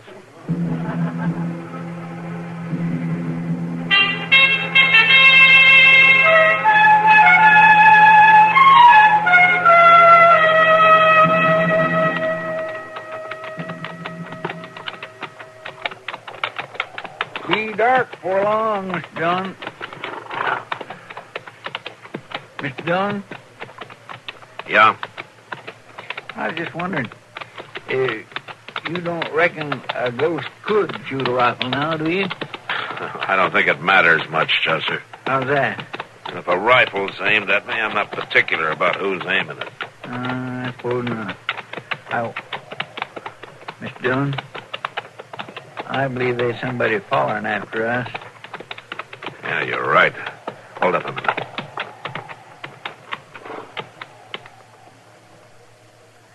Can't rightly see too good in this light. Just keep your rifle handy. I declare, Mr. Dillon, it's that newspaper fella. Yeah. What are you doing here, Norton? I've been tracking you, Marshal Dillon. The best tradition of the West. Tracking. Ain't no tracking about it. All he's doing is riding right behind us. Ain't nothing to that. What do you want, Norton?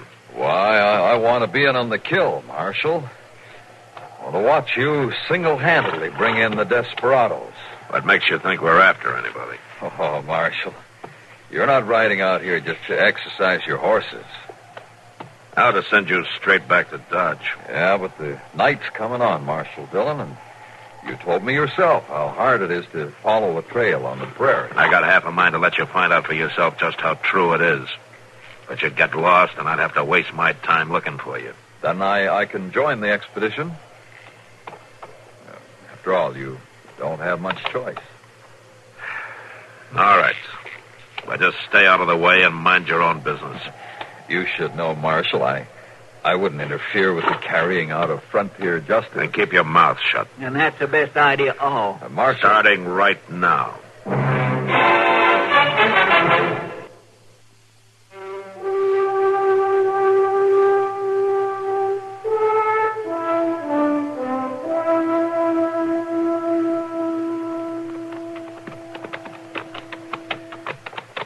Shack ought to be just over that next little rise, Mr. Dillon. Yeah. Chester, we'll leave the horses in those trees over there and go the rest of the way on foot. The way Ned Buntline tells it, Western peace officers never go on foot. Mr. Dillon, couldn't we just tie up this smart aleck and leave him with the horses? Take it easy, both of you. It's just that I want to get things right, Dillon. I want to do you justice in my story. If you don't start being a little quieter, you may not be around to write a story. We're close to earshot now. Yeah, this is as good a spot as any.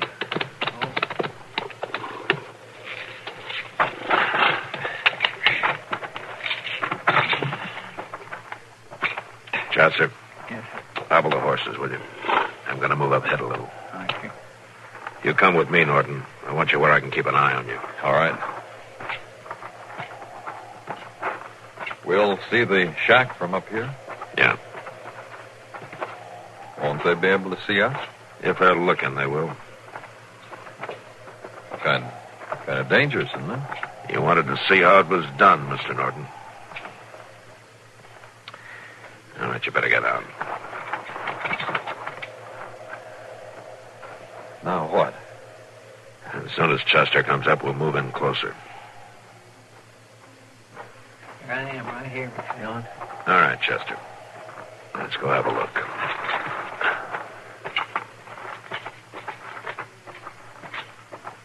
Right. We're right on top of them, ain't we? Yeah. I'm going to try to... Get on. We sure ain't surprising them none.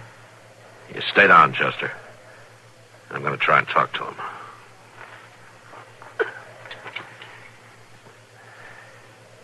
All right, you men in there. And the marshal out of Dodge City. Now, we're looking right down your throat. You'll never make it shooting it out with us. Now, you throw your guns out and come on out and you won't get hurt. You can't kill us. Well, that's up to you. What we gonna do, Mr. Dillon? We're going to have to make it from the front, Chester. There's no way for one of us to get around back. What about me? You'd be smart to go back where you were. We're not writing the story. I don't feel much like writing one either. Mr. Dillon, look. Shack, somebody's coming out. Yeah, I see him. Come back here, you! Don't shoot! Don't shoot! Got him, Mr. Dillon. Help me! Please! Help me! Don't shoot, Chester. I ain't with them. I ain't with them. Here, let's get him down behind his rise. Yes, sir. Come on. Come on. Don't shoot me again, Marshal. I ain't with them. They made me stay with them. It's all right, son. Yeah, let's have a look at that arm. Bleeding pretty bad. Yeah. Bind it up, will you, Chester? I'll try, but it needs something real tight. Do what you can. Can I help? I don't know, Mr. Norton. Seems to me you got your story. Well, that can wait. Ought to be a real good one, too. Yes, but The headline that reads, Marshal shoots unarmed boy instead of bandit. That ought to give your readers a real good idea of what the West is like. Well, Marshal, Go on, write it. Mr. Dillon, I'll come with you. You stay with the boy, Chester. I said stay with the boy. I'll handle this. Great. You'll be killed.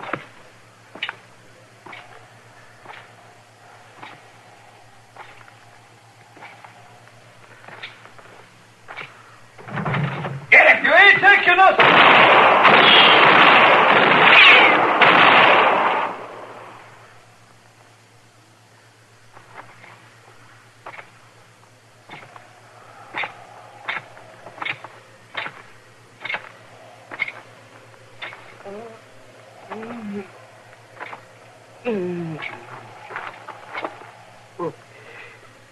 Marshal, I guess I was wrong. You took his boat. Mr. Dillon? Mr. Dillon? Mr. Dillon, you all right? It's all over, Chester. Yeah, but are you all right? Yeah. Now get on back up there and watch that boy like I told you to. Yeah, but Mr. Nobody needs any help down here. Now go on. I'll be up there in a minute.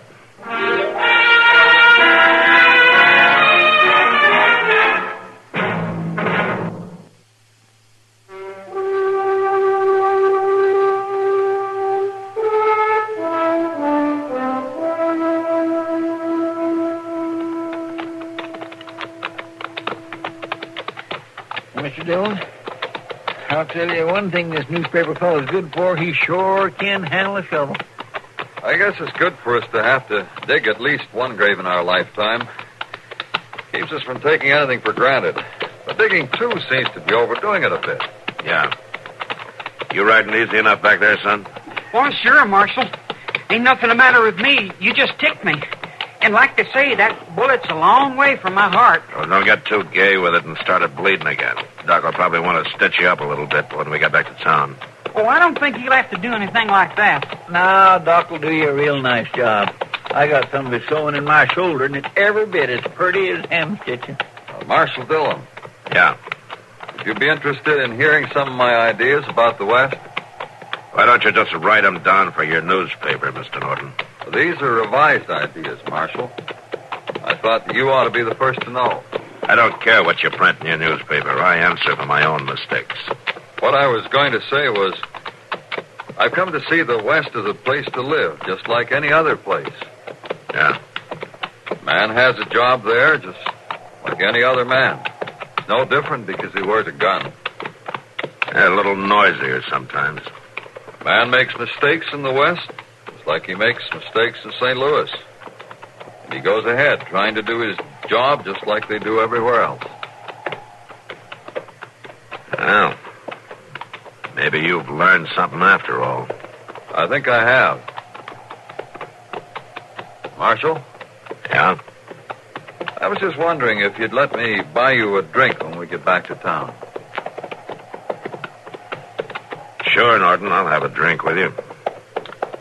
You may still have something to learn about Western whiskey, though.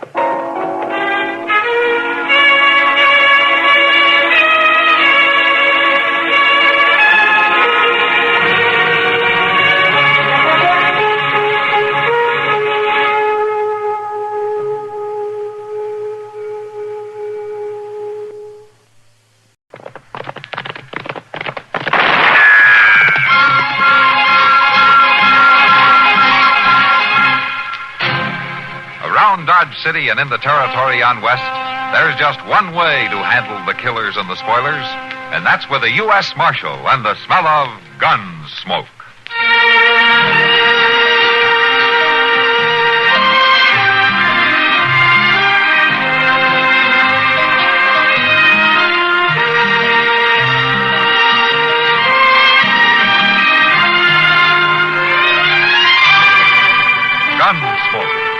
William Conrad, the story of the violence that moved west with young America, and the story of a man who moved with it.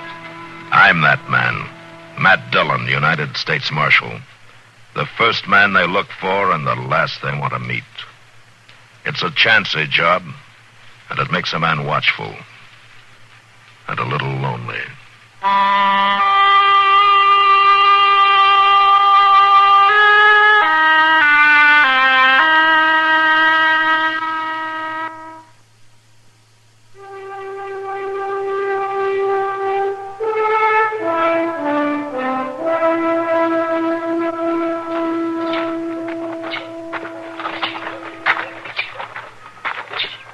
Take good care of them, will you, Moss? They've had a hard ride. Oh, I sure will, Marshal.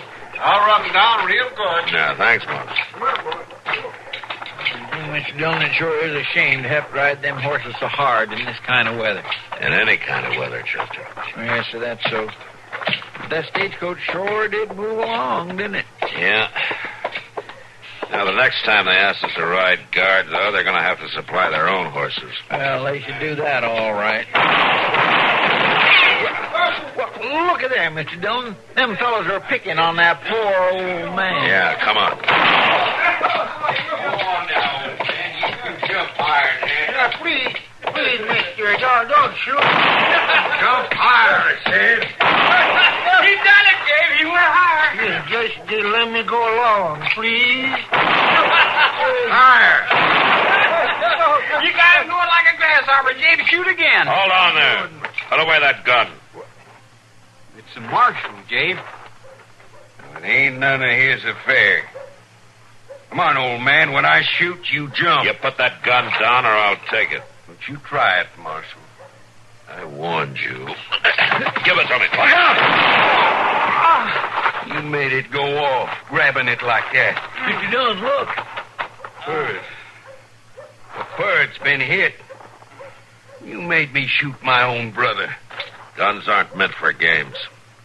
You say to him, Chester. I certainly am beholden to you, Marshal. I certainly am. Are you hurt? No, I'm all right. All right. You better go on, then. You better find a place to sleep it on, huh? Yeah, sure, Marshal. I'm beholden to you. How is he, Chester?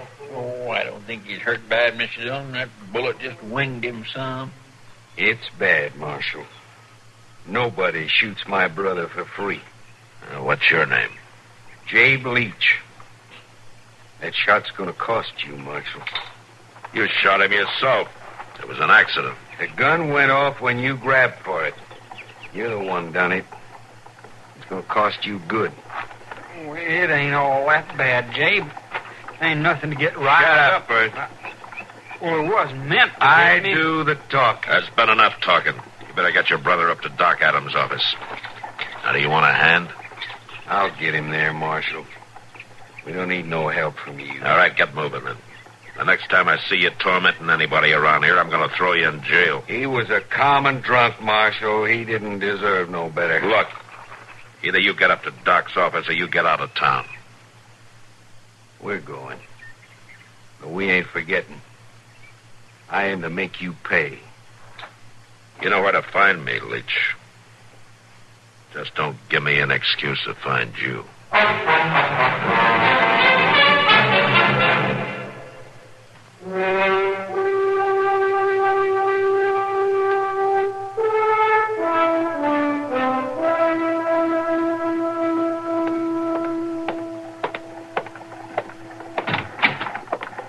Oh, hello, Doc. Hello, Matt.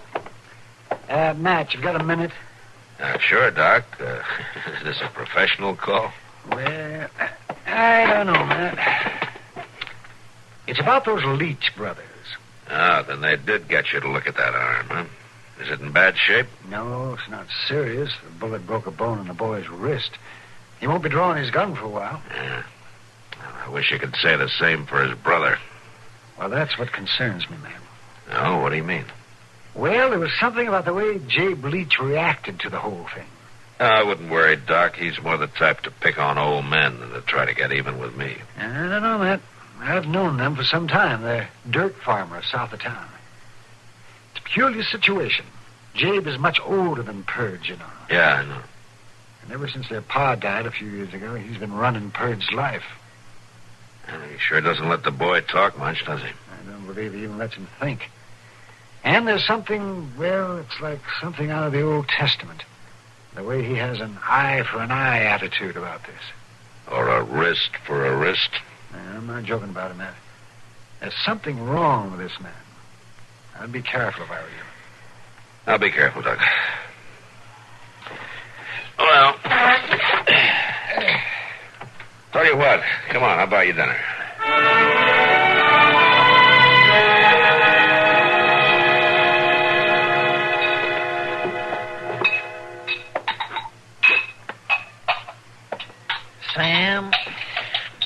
Sam, will you please put down them glasses and listen to me? It says right here, pay the bearer on demand. The war is over, Chester. That bill ain't worth nothing. That's just it. You can see it right here. Now, look. Look, it says here to pay 6 months after the war is over. Well, it's been 6 months and a deal more. I don't care. You can't pass that money in here. Well, of course I can if you won't take it, but it says right here... Chester, you're talking foolish. I'm reading right straight off the bill, Sam, right off... Oh, Miss Kitty. Oh, Chester. You boys having an argument? He's trying to get me to take a Confederate bill. Chester, I'm surprised at you. Trying to pass worthless money. Now, I know, Miss Kitty, but I figure if we just started using it again, we could make it worth something. What happened? Did you find a trunk full of it?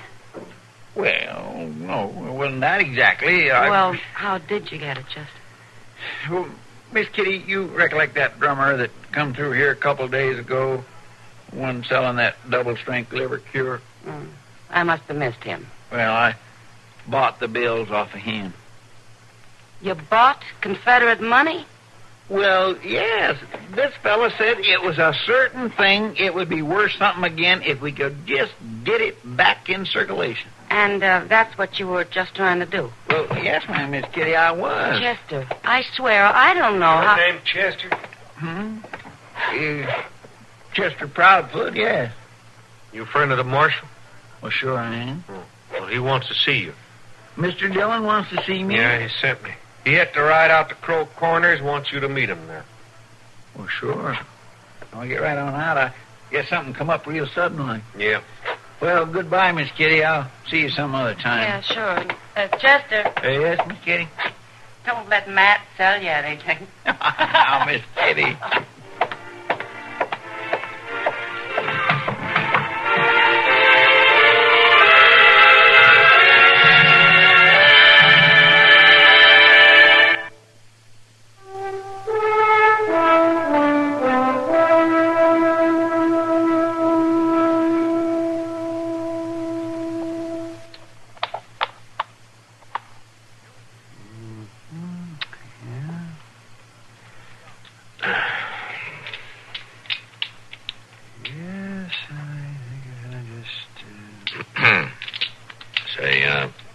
Doc, are you aware that you're a move? Yes. And don't you hear me, Matt? Checkers is a game of thought. I can cause you a lot of damage if I work this out right. Just so you work it out before midnight, huh, Doc? You know, Chester seems to be taking his time, too. He's usually dead to the world this time of night. Let me see now. There. What? Good. That fast enough for you, Matt? It's a little too fast, Doc. Yeah. Oh, so what were you saying about Chester? No, just that he's not in yet. He went down to the Long Branch for a beer early this afternoon. I haven't seen him since. Oh, he must have found some willing listeners to his story. Yeah. Well, he'll have some new ones when he gets back, anyway. You can be sure of that. What's that? I know it was something out back. Maybe it's Chester. I'll go see.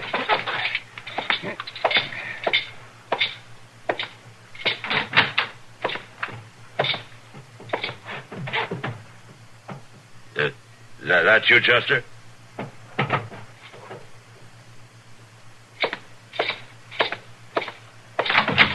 Who's there?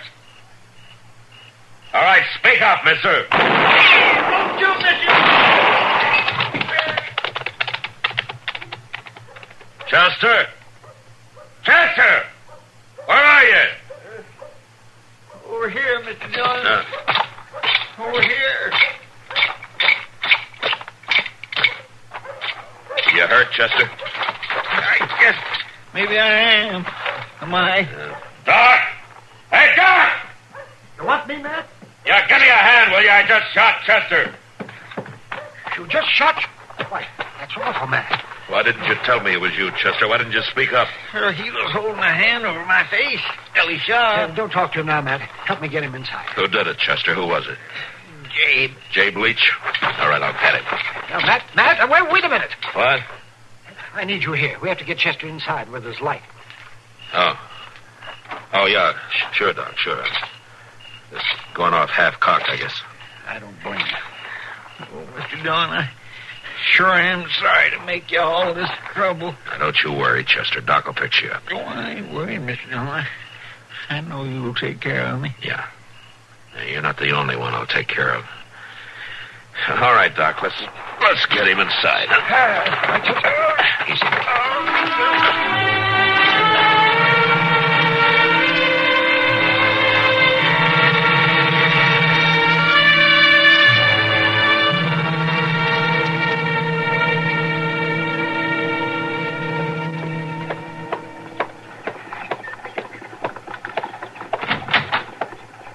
Here I am, Matt.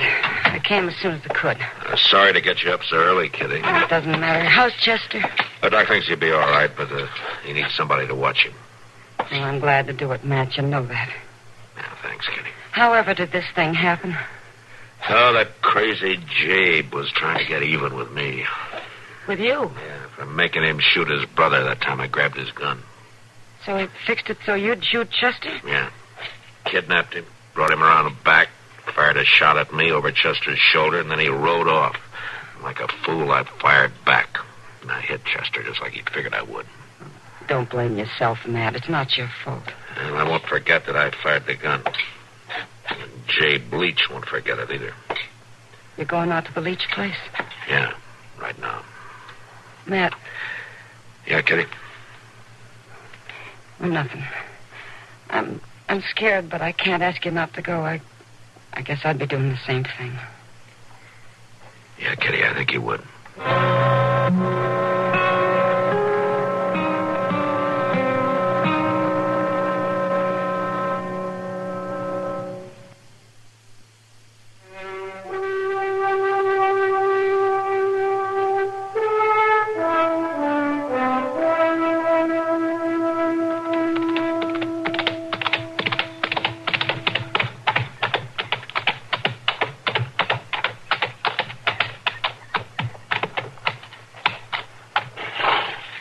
Leach. Jabe Leach.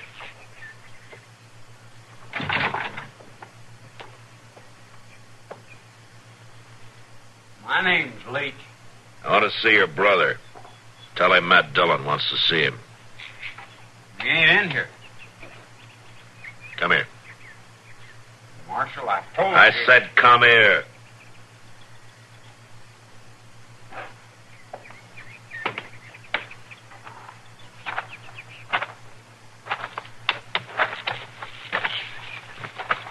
I ain't even got a gun, Marshal. I still got me in my busted wrist. I want to know where your brother is. All right, speak up, Pert, or I'll break your other wrist. Is he hiding out? Jabe don't hide from nobody, Marshal. He ain't afraid of nothing that lives. And where is he? He's out to the barn. You better be telling the truth. He ain't gonna run, Marshal. Jabe don't need to run.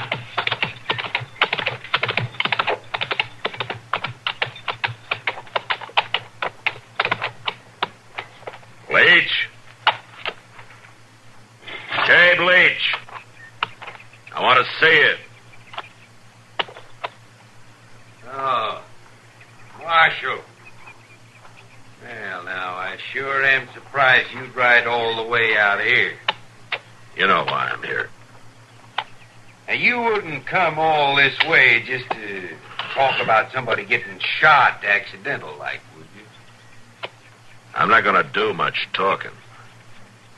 Why, you wouldn't shoot an unarmed man now, would you, Marshal? I'm leaving my gun on my saddle.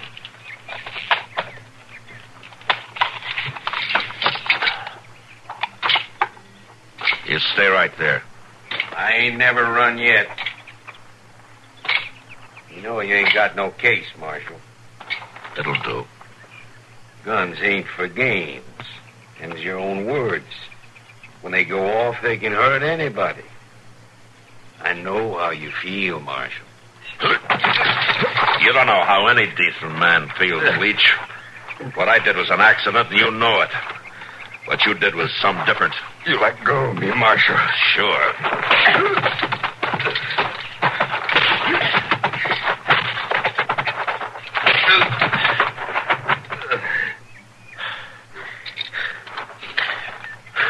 Marshal, you licked him. You whipped Jabe. Yeah. I licked him. I ain't never seen nobody whip Jabe before. That was about time. You've been standing there with that carbine all this time? Yeah, Marshal. And I'm a real good shot left-handed. Oh, don't you get any ideas? Oh, no, Marshal. I could have shot you any time. Shoot him. Shoot him, Bert. I ain't going to, Jabe. Now, you do what I say. Nope. I don't reckon I will. What are you talking about? I ain't never seen you lick, Jabe. I didn't ever think you could be licked. I can still whip you. Not anymore, you can't. And you know something else? I ain't going to stay here no more, Jabe. I don't have to now. You ain't going nowhere. You can't go nowhere. Yes, he can, Leach. I'm going to see to it that he can. Can I ride in with you, Marshal? Yeah. Yeah, sure, Bert. Marshal. Yeah? I guess it ain't right to go around hounding folks and hurting them when they can't fight back, is it? Well, that's something to learn, Bert. You'll have a chance to learn a lot more. All right, come on.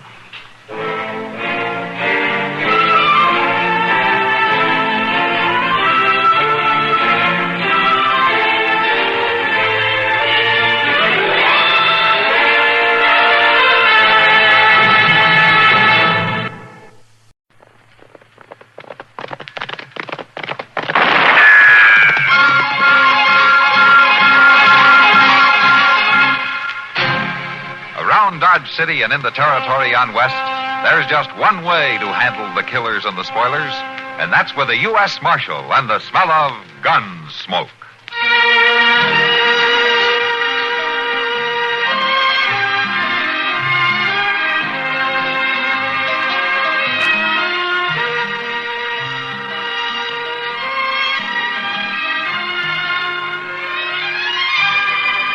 Gunsmoke, starring William Conrad. The story of the violence that moved west with young America. And the story of a man who moved with it. I'm that man. Matt Dillon, United States Marshal. The first man they look for and the last they want to meet. It's a chancy job, and it makes a man watchful. And a little lonely.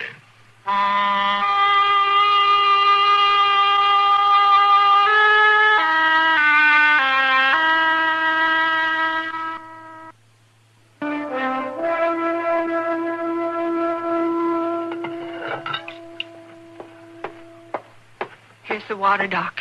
It's hot. Thank you, Sarah. Put it down on that chair. Doc. Yeah? Doc, you can heal him, can't you?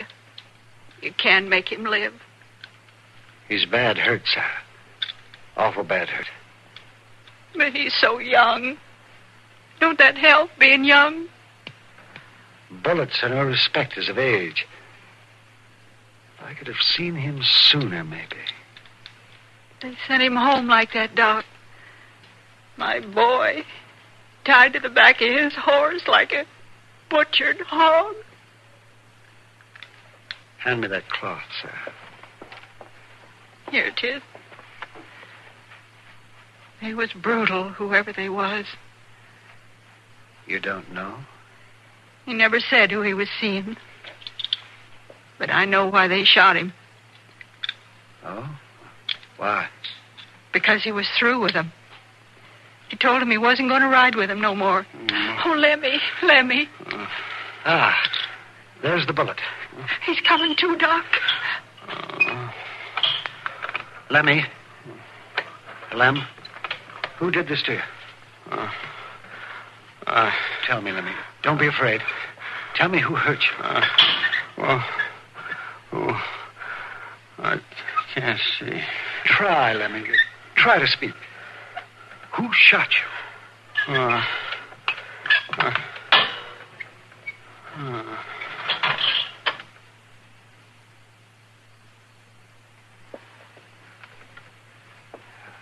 He's gone, Sarah. I'm sorry. Oh, Doc. Maybe if you hadn't been at him so. Sarah, you know I wouldn't hurt your boy. I've known him since he was a child. But we should know who did this terrible thing. They should be made to pay. There's no paying for Lemmy. I know, Sarah. I know. But someone's got to answer for it. Now, think now. Are you sure you don't know who did it? No, Doc, I swear I don't.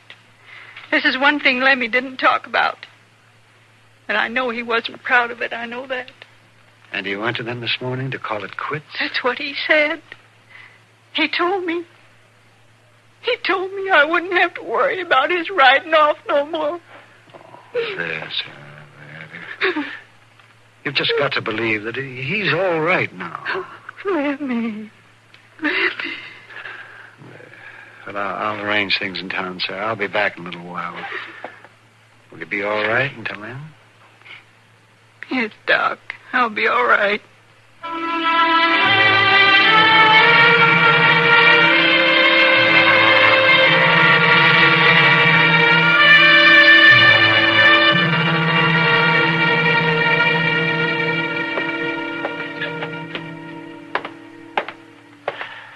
Doc, will you sit down? It isn't going to help you any to tramp back and forth across the floor all day long. I guess you're right, but I tell you, Matt, it was terrible. Doesn't sound very pretty.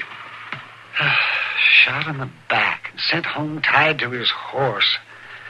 A young boy like that. You think his mother was telling the truth about not knowing anything about it? Yes, Matt, I do. The boy was evidently trying to get out of some kind of trouble. You think he'd been mixed up in something? Huh? Yes, that's the way it looks to me.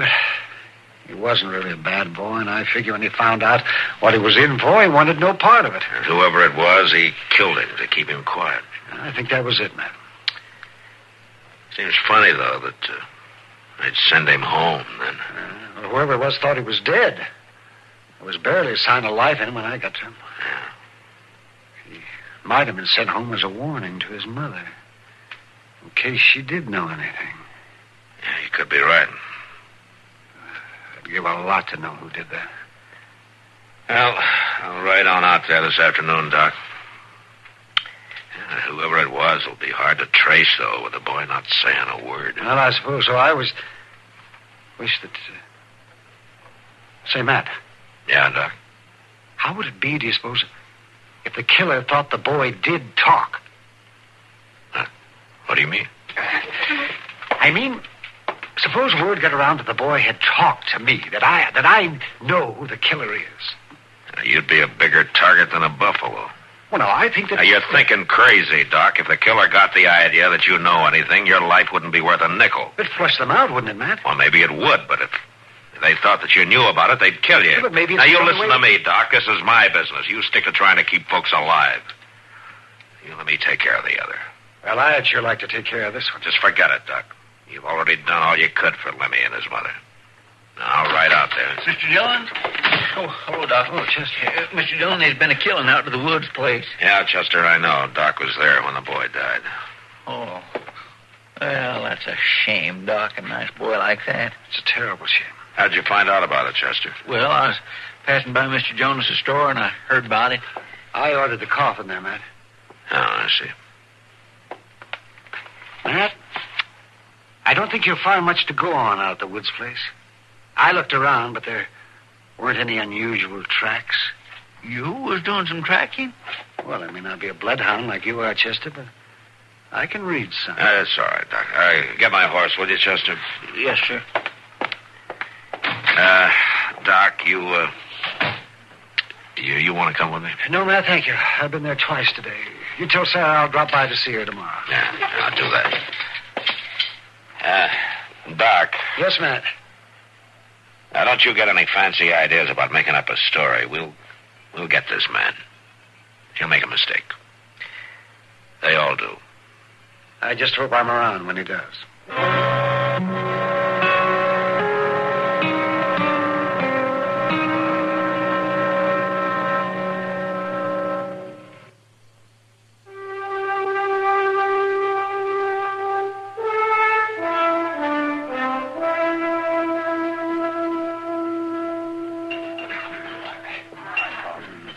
Yes, sir, I've seen a lot of killing since I came to this misbegotten town, but I do believe this is the worst.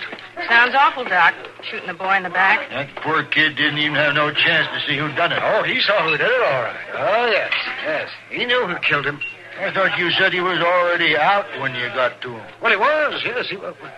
But he roused himself just before he died. Enough to say a few words. And you heard him, Doc? I heard him, all right. Well, who done it, then? Not so fast. No, not so fast.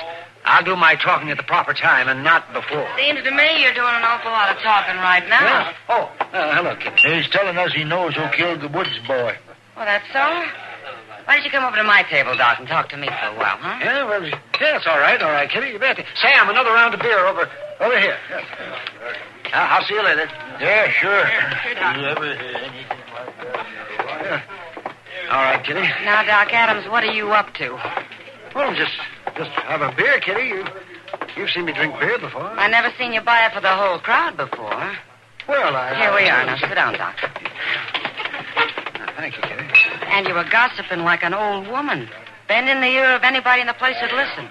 Well, there's always a lot of talk about a killing. A killing isn't usually your favorite kind of talk. Is it true you know who killed the boy? Well, yes, Kitty. I was there when Lemmy died. Does Matt know this? Well, not exactly. Does Matt know that you're spreading the word around that you know who the killer is? No, Kitty, he doesn't know. No, I'll bet he doesn't. Are you trying to get yourself killed, Doc? Oh, now, stop worrying about it. This is a man's work. You mean you're doing this on purpose? Now, Kitty, you listen to me. I'm not anxious to get myself hurt. But whoever did this must be brought in. So you've been telling this story all over town? What's the best way I know of flushing him out? He'll kill you, Doc. Sure as you're sitting here. But then we'd know who did it, wouldn't we? Doc, you're a stubborn old fool. I just hope you get a chance to grow older.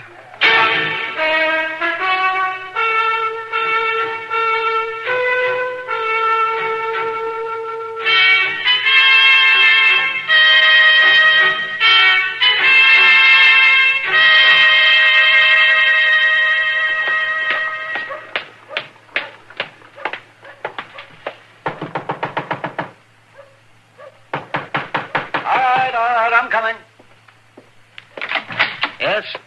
You're Doc Adams, ain't you? That's who I am, son. Well, I'm supposed to fetch you out to the Widow Woods place. Oh. Something wrong with Sarah? Reckon so. You're supposed to come. Sarah sent you, did she? Well, you're supposed to come because she's sick.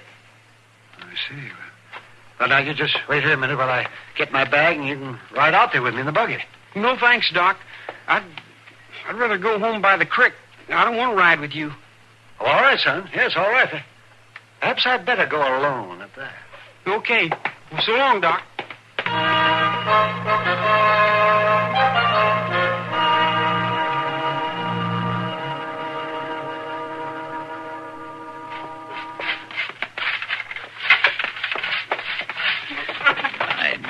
you do woman's work, sweeping and dusting and keeping things in order. Ain't that so, Mr. Dillon? What? What's that, Chester? I say, ain't redding up a woman's job. Well, you have to find the woman first. Well, I wasn't cut out for it, I can tell you that. Seems to me a man ought to stick to what he is cut out for. You take old Doc now. He'd sure be better off if he'd stick to his line. Yeah. You ain't been down the street this morning, have you, Mr. Dillon? No, Chester. I've been trying to get through this pile of stuff that came in the mail, and I'm still trying. Well, it's just a caution. That old busybody's been covering the town, telling his story about the way the woods boy got killed. What's that, Chester? Will you put that broom down?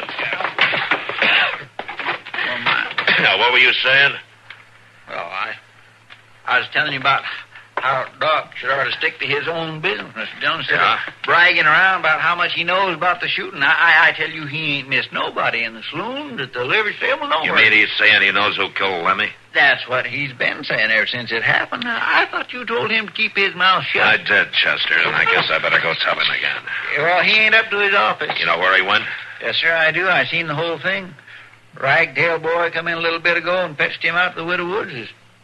How do you know that? Well, 'cause the kid come flying down the stairs from Doc's office looking like somebody was after him, and I grabbed him. I thought he might have stole something.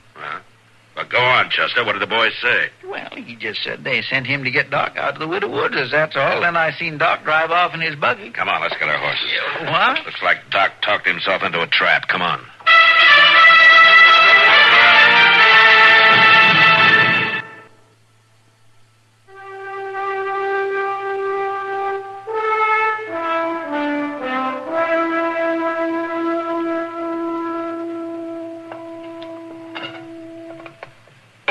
That coffee hot yet?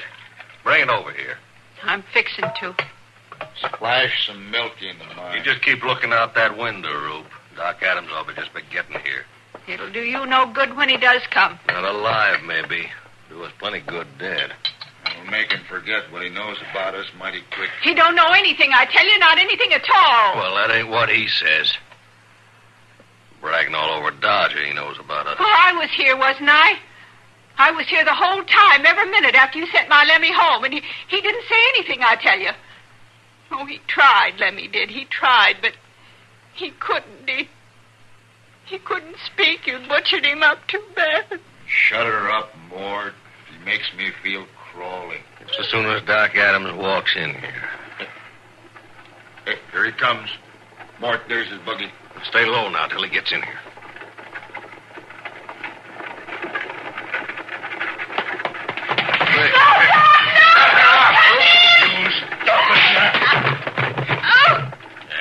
Hey, you heard her shout. He's heading for the barn. Come on, we gotta get him sure.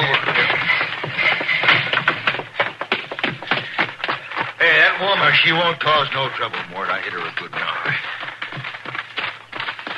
Here's the buggy. Come on. Let's go in after him.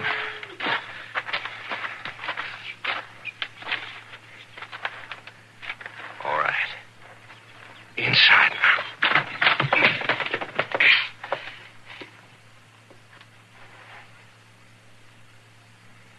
He's mighty quiet. We get him. I'll go down the stalls this side. You stay here. Keep your eyes open. Maybe he ain't got a gun. I don't think he's that crazy. You cover me now. Okay.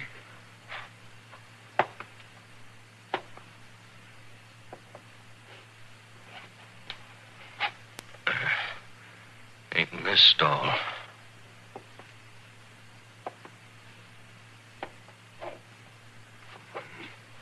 No. This one neither. Mort. Hmm? Mort. He's in the law. I seen something moving up there. You get him, Rope.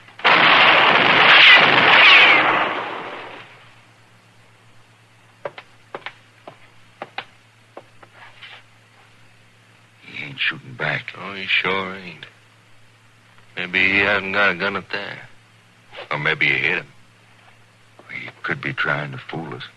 He ain't got that kind of time. I'm gonna go up after him. You shoot anything that moves.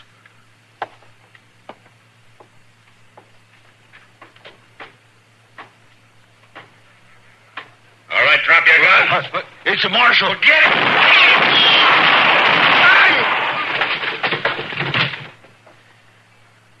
They're both down, Mr. Dillon. That big one fell off the ladder. Go over and get his gun, Chester. This one's dead. Yes, sir. He's dead too, Mr. Dillon. Yeah. Doc. Doc, you all right? Well, certainly I'm all right. Well, come on down then. Gladly, man, gladly. Not too comfortable up there.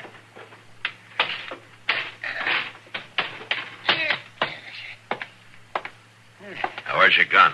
Well, tell you the truth, man, I guess I must have left it in the buggy.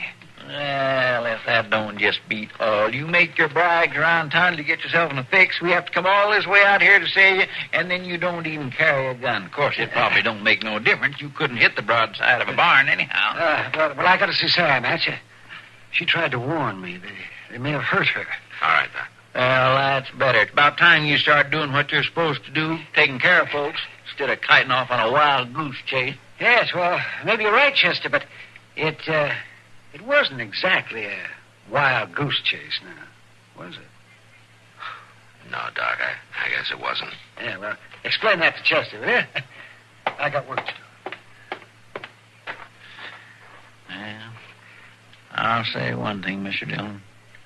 Doc maybe wasn't too smart about the way he handled things, but he sure has got heart.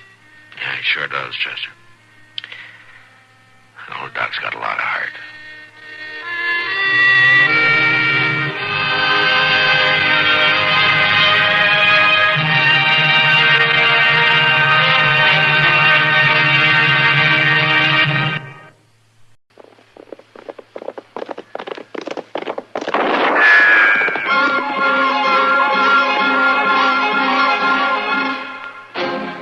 Around Dodge City and in the territory on west, there's just one way to handle the killers and the spoilers, and that's with a U.S. Marshal and the smell of Gunsmoke.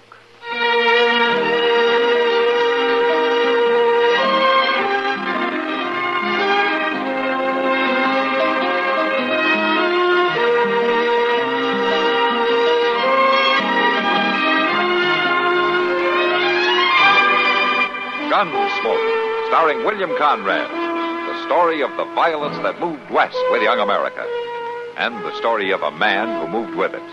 I'm that man. Matt Dillon, United States Marshal. The first man they look for and the last they want to meet. It's a chancy job, and it makes a man watchful. And a little lonely.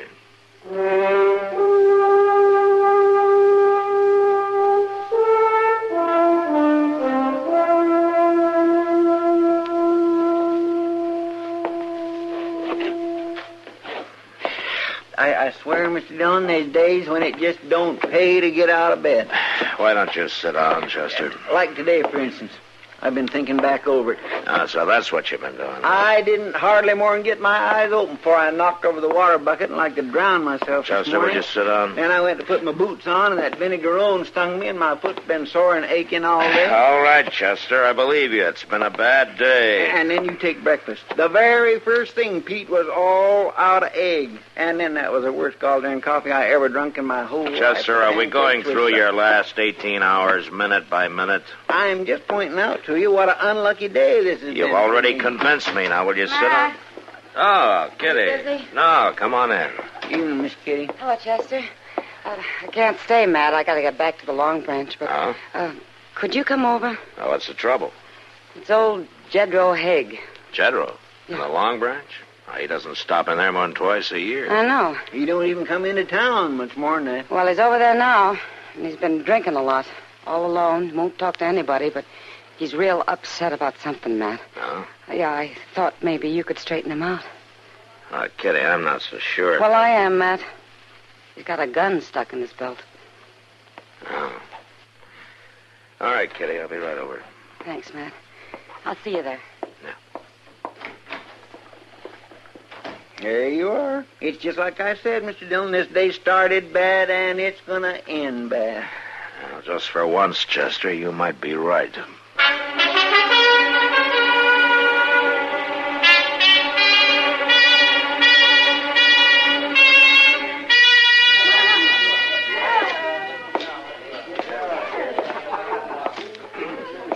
Evening, General. Marshal? Well, I haven't seen you for quite a spell. How have you been? Well, I reckon somebody told you. Mind if I sit down? Yeah, tell me what. Nothing. I ain't got no complaint to make to the law. You know, when a man acts against his nature, like you coming in off the ranch and sitting around here drinking all night, wearing a gun in your belt, I know something's wrong. Now, who's the gun for, General? Well, the youngin's back, Marshal. Ramey? Yeah. Come home last night like a bad penny. Oh, it's 3 years now. Where's he been all that time? Well, wherever it was, it ain't done him no good. He was just ornery before and sassy. Now he's mean and no good. Friends he brung with him's worse.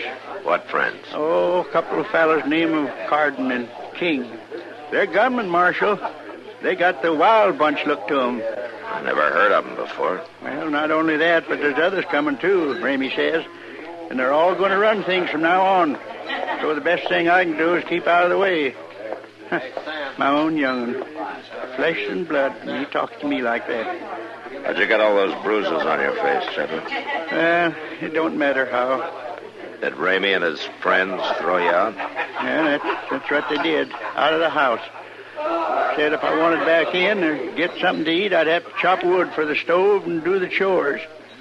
Ramey done it, and they helped him. And he laughed at me. Said that's what I used to make him do. Cut wood, things. Things are turned around now. He's still your son, General.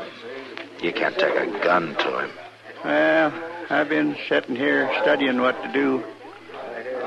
Why don't you sleep on it, huh? I'll ride out there with you in the morning. I got to get them 2 friends of his out of there, Marshal, on account of Diane, if nothing else. Your daughter? Oh, what do you mean? Well, she ain't safe with them around. I seen how they looked at her. She just ain't safe. But her brother's there. He'll look out for her. He's changed, Marshal. Not that much. I ain't so sure.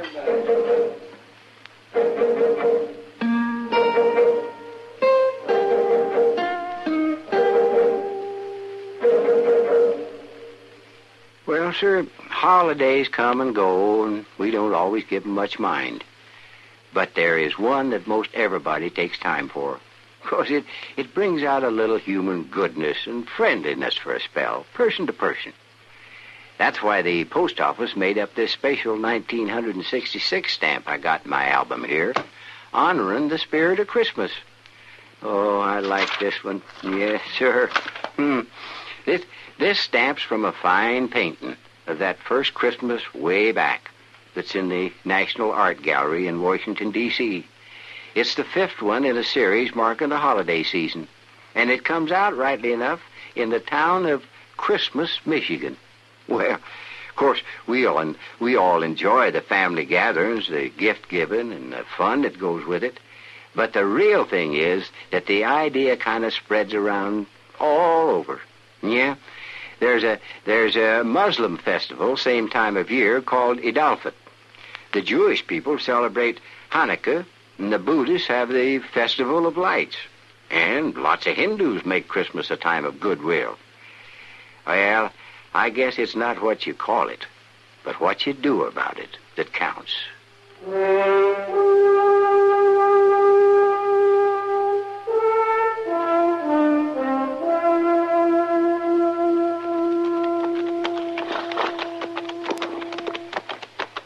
Sure is a mighty pretty ranch, Mr. Dillon.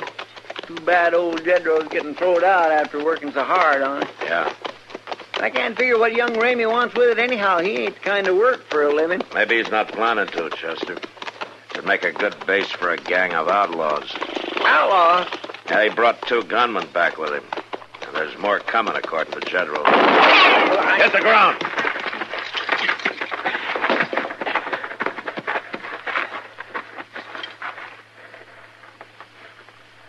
Come from that brush up on the ridge, look like. Yeah. There sure ain't much cover here. I think he's in that rock pile there. I think maybe you got him, Mr. Dillon. Yeah. Come on, Chester. sure didn't count on nothing like this happening. Neither did I. He's just laying there, not moving. Reckon he's dead. Now, wait a minute.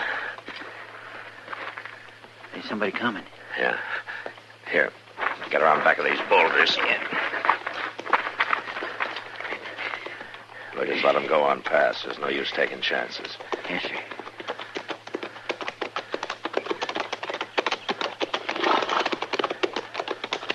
All right, hold it!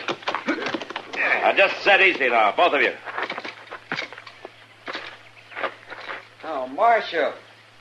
Well, what was all the shooting about? I was just about to ask you, Ramey. Well, we just heard and come to find out. Ain't that so, Carson? Sure is. Carden, huh? And it must have been your other partner I just killed. King? Now, how come you done that, Marshal? Because I don't like being dry-gulched. Did he do something like that? Big surprise to you, huh? We ain't seen King since late last night. That's right, Marshal. That's funny. I kind of got the idea he might have been keeping a lookout on the trail here. He was. We sure didn't know nothing about it. Uh-huh. It must have been drink that drove him to it. Time and again, me and Carden warned him about his evil ways. Where's your sister, Ramey? Diane? What do you want with her? I want to talk to her. About what? She's up at the house. Yeah, but if you think you're going to start any trouble... We'll ride on up to the house. You got any objections? No, of course not. All right, let's go.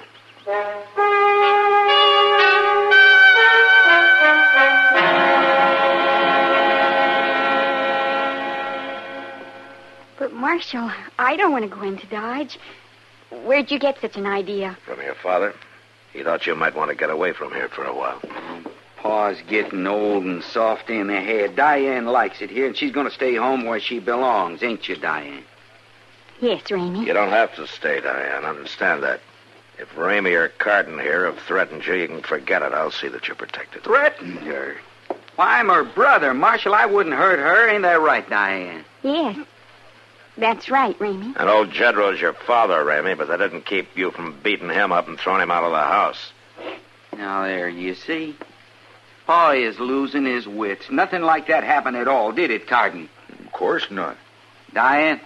No, nothing like that. Pa just left, that's all.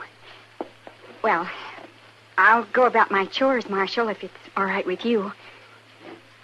Yeah, sure, go ahead. Well, that take care of your business here, Marshal? For right now, maybe.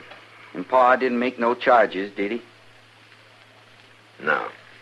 And I say you got no reason to be on our land. I'll see you, Ramey. Real soon, more than likely.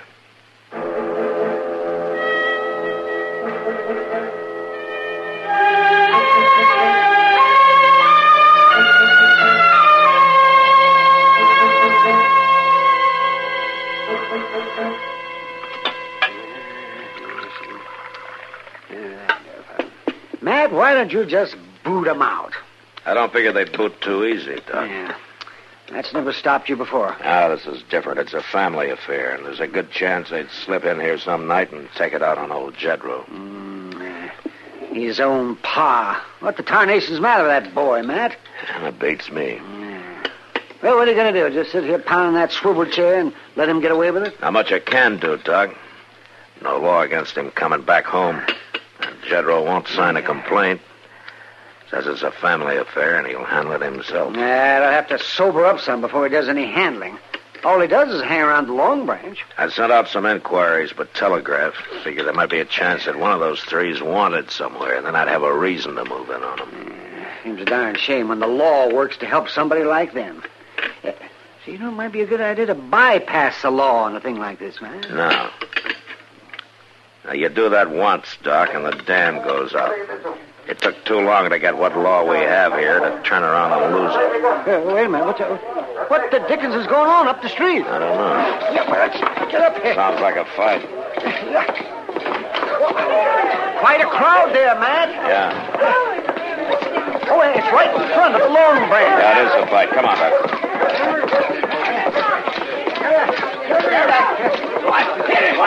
Now, let me through here. One side. All right, move back now. That's the marshal.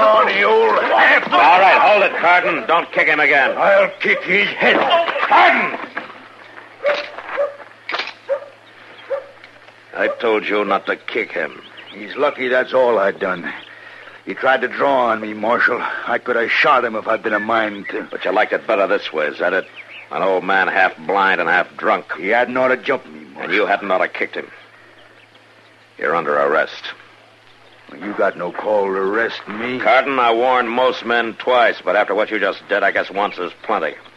You want to fight, Marshal? You got one. Good.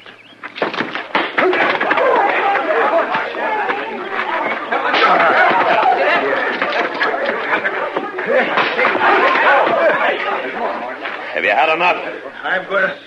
I'm gonna kick your guts out and have drop on him.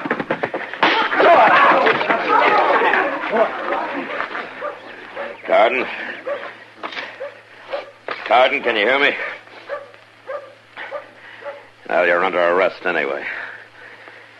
When he comes to, a couple of you men bring him down to the jail, huh? You all right, Matt? Yeah, I'm all right, Doc.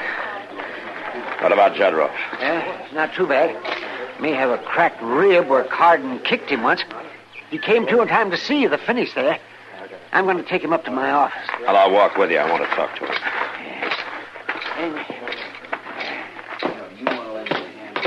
Hey. Can you make it to my place? Yeah, I'm all right. Come on, then.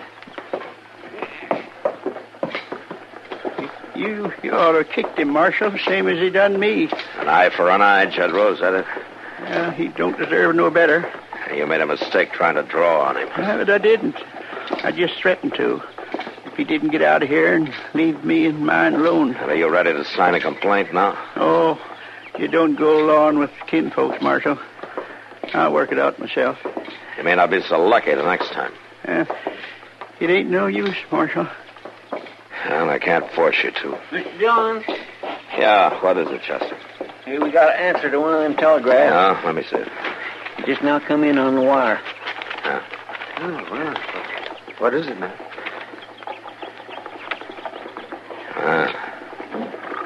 Ramey, Carden, and King are wanted in Las Cruces for the murder of a bank guard. They hadn't sent a bulletin here because they thought they were in California. Murder? Oh, my boy wouldn't kill anybody, Marshal. I'm sorry, Jedro. But I gotta bring him in now.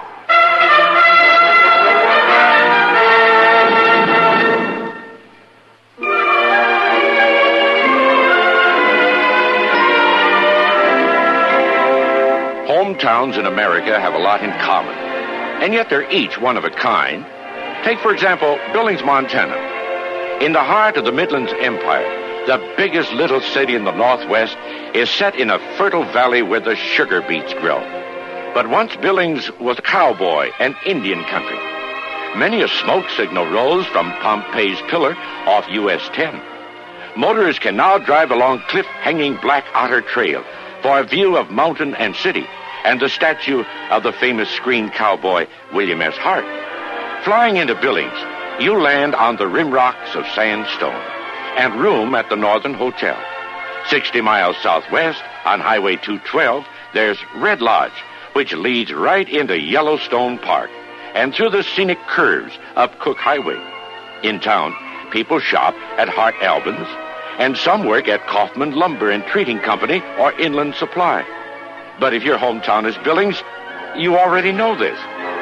We only wanted to remind you, it's still there.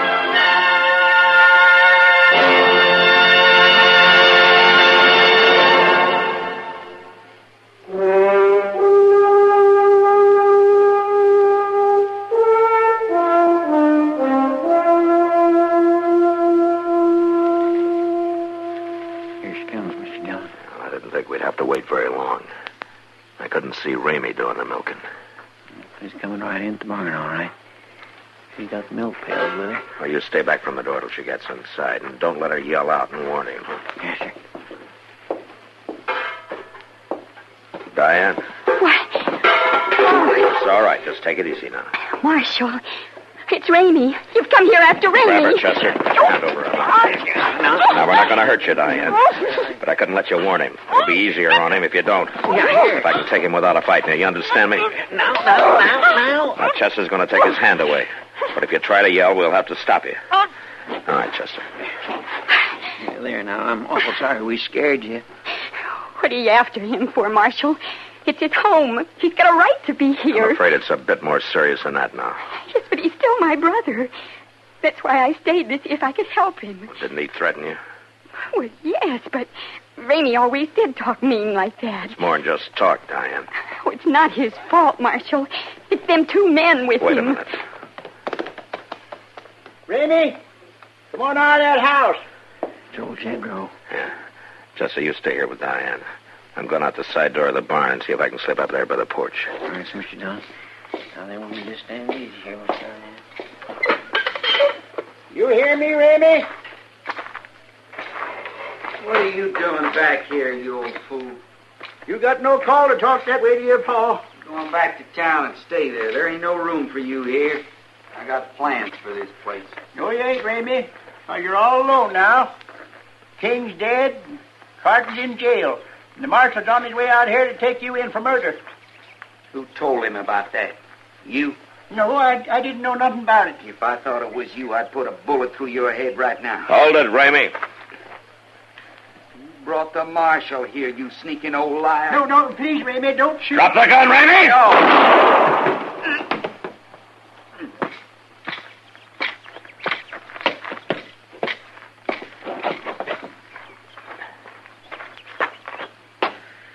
He's dead, Marshal? I'm sorry, General. My own boy. I just never could believe it. My own boy. Oh, you killed him, Marshal. You killed my brother. I'm sorry, Diane. I had no choice. He'd have killed your father. Oh, really? He was a killer already, and he'd have killed again and again. But he was still my brother, Marshal. Yeah, I know. Oh, Pa, why can't everything be like it was when we was little? I don't know, Diane, honey. I just don't know.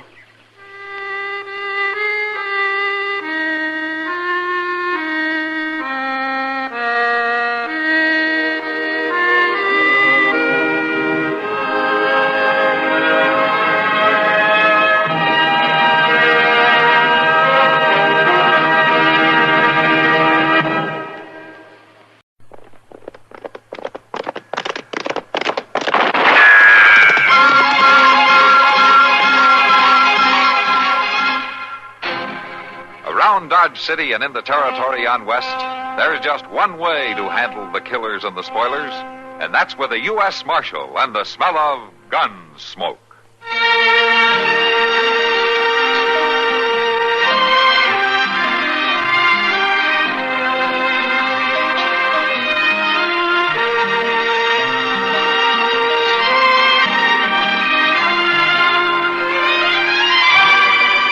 Gunsmoke, starring William Conrad, the story of the violence that moved west with young America, and the story of a man who moved with it.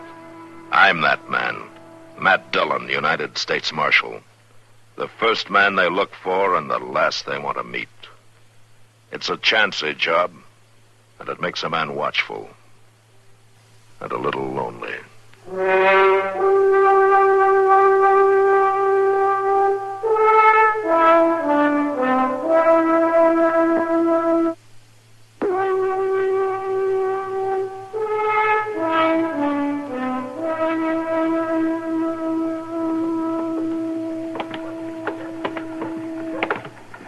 Man sure needs his dinner. Not one like that he don't have. He was feeding us better than that on the trail. Yeah, well, at least in there you don't have to look out for a rattlesnake where you sit down at the table. I'm going to get me something to wash that food down with right now. Maybe that'll help. This place looks good enough. out, Jack. Oh, senor. Oh, you run right into her, Jack. You bumped into her real hard. So I did. Run right into a pretty little gal. My basket. I must have my basket. Oh, you don't need to worry none. But the eggs. I caught the basket, all right. May I have it, please? Well, now seems to me you owe me a little something. If I hadn't caught this basket, it'd have dropped, sure, and them eggs would have all broke. Now, ain't that so, Ed? Sure, Jack. It was me as kept them eggs from breaking. I am grateful, senor. I figure you might want to thank me for the favor. I thank you, senor. Now, that ain't exactly what I mean. Pretty little gal like her'd know what I mean, wouldn't she, Ed? Sure she would, Sure Jack. She would. Just come here. I'll show you. Please, senor. Just a little kiss. No. After that. Is it wrong? Come on now, stand still. A little kiss ain't gonna hurt you none. Sure not. Why, all you black-eyed little gals been kissed plenty times now. Ain't that right? Come on now. It ain't no different with me. Come I on. will not kiss you. Let me go. No. Let me go. Look at her kick, Gal. You let her go. Put that girl down.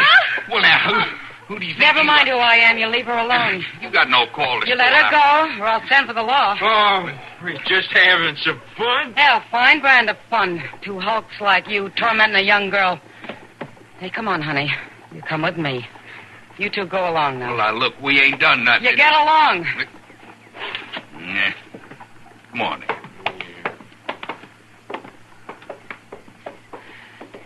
Senorita. Kitty'll do. Those men, they were wrong. I do not kiss. Yeah, I know, honey. Now, don't you worry. Come on inside. You can wash your face and calm down. Thank you.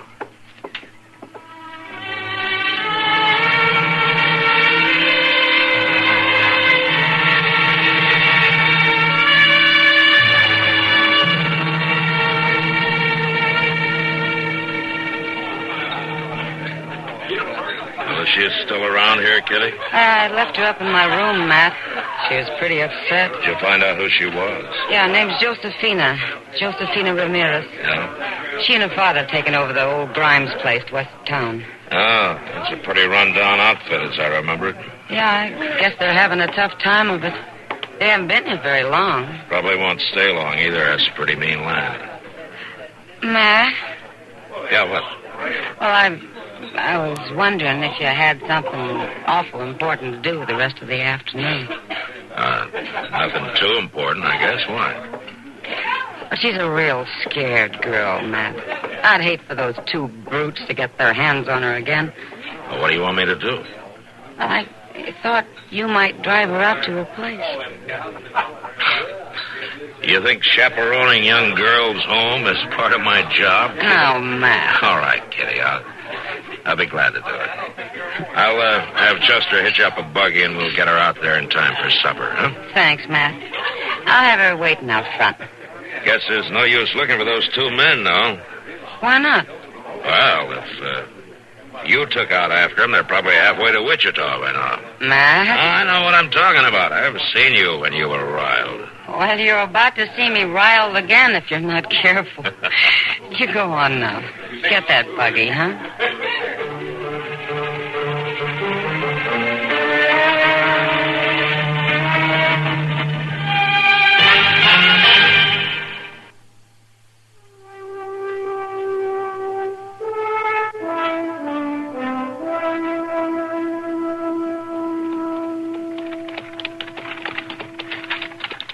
I think we can catch us a shortcut along here pretty soon, Mr. Dillon. Is that right, Josephina? Yes, senor. There is a little road across the field after the next turn. Ah, well, we'll get you home before it really turns dark. Senor, Uh-huh. I would thank you, senor, if you would let me off here at the little road. Well, that's an awful long walk for anybody, Miss Josephine. I would like it. You don't want us to drive you all the way home, huh? No, senor. Now, look, Josephina, it's close to dark. I think maybe we better go on with you. Well, sure, it ain't no trouble. Just a little piece more to go, and now we've turned off. But you do not understand. Out there behind them rocks. Get on in the wagon, Josephina. Custer jump off and cover him from your side. Wait! Hey, come back here. You'll be killed. It's not the one that will be killed, senor. Oh, Father! Do not shoot again! Put down your gun, you crazy fool. Come no closer. Josefina, step here with me. What's going I'm very still, senor. Father, you are wrong. Come up here with me, as I say. These men are not like the others. They have not bothered you? No, Father. They have brought me home, so I would be safe. I will talk to them. Why don't you put your gun down? I talk better that way. Tell me who you are, senor. He is the U.S. Marshal at Dodge City. Oh. The man who uphold the law. Well, I try to. Now, who are you? Oh, my name is Senor Miguel Ramirez. Now, do you always ambush people who come out to your place? Only when I fear for my daughter. Well, I can't blame you if I want to protect her. But if you're so worried about her, why do you let her go to town alone? See, it's not good, but we are in need of all the money we can earn, senor, to make this place go. The eggs have to be sold. Today, my cow is calving. I could not go to town, so I sent Josefina. There's no one else. She did not return in the daylight. You decided the worst had happened. Oh, Senor Marshal, you do not know how it can be. We have moved 4 times trying to find a good home. But for a young girl from Mexico in your country, it's not easy. Your man... Yeah. I know it can be bad. Now, look, Ramirez, you can't shoot everybody who comes out here, you know. I do not wish for trouble, senor. I came to your country. I hope for a better way to live. But if they bring trouble to my daughter... She's a good girl. Yeah, I know she is. If they bring trouble to my daughter, then I will kill them. This is the way it must be. You can't take the law in your own hands, Ramirez. That's the way it must be, too. I can kill. That won't do Josefina any good. Senor Marshal... Now, listen to me, Ramirez. I know things can be hard, but you'll get protection from the law like anyone else. But you let the law handle things. I protect my daughter. Yeah, but you'll have to be alive to do that. Do you understand? Senor. All right. And from now on, you better see that Josefina stays close to home, huh? Justin, come on, let's get back to town.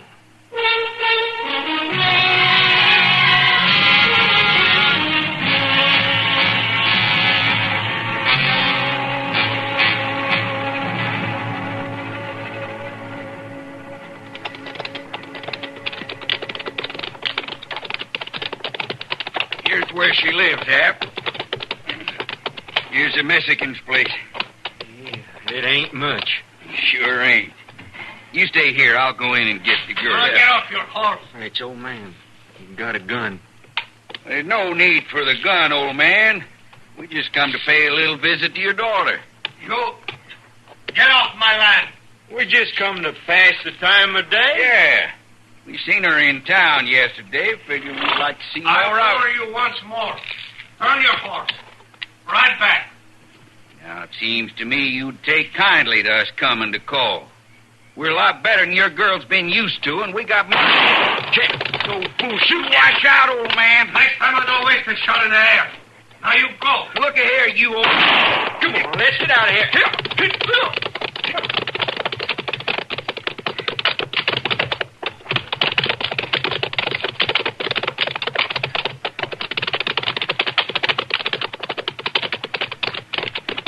What are you doing, Jack?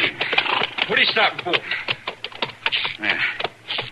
We're out of sight, ain't we?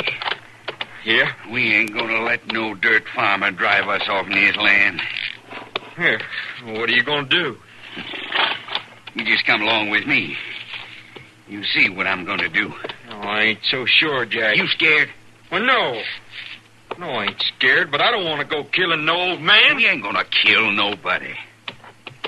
We're just gonna pay a visit to that pretty little girl like we set out to do. How are we gonna do that? Get off your horse and tie him up. Leave the horses? Do like I tell you. Now we're gonna sneak back through the scrub. That little gal's gonna get a real surprise.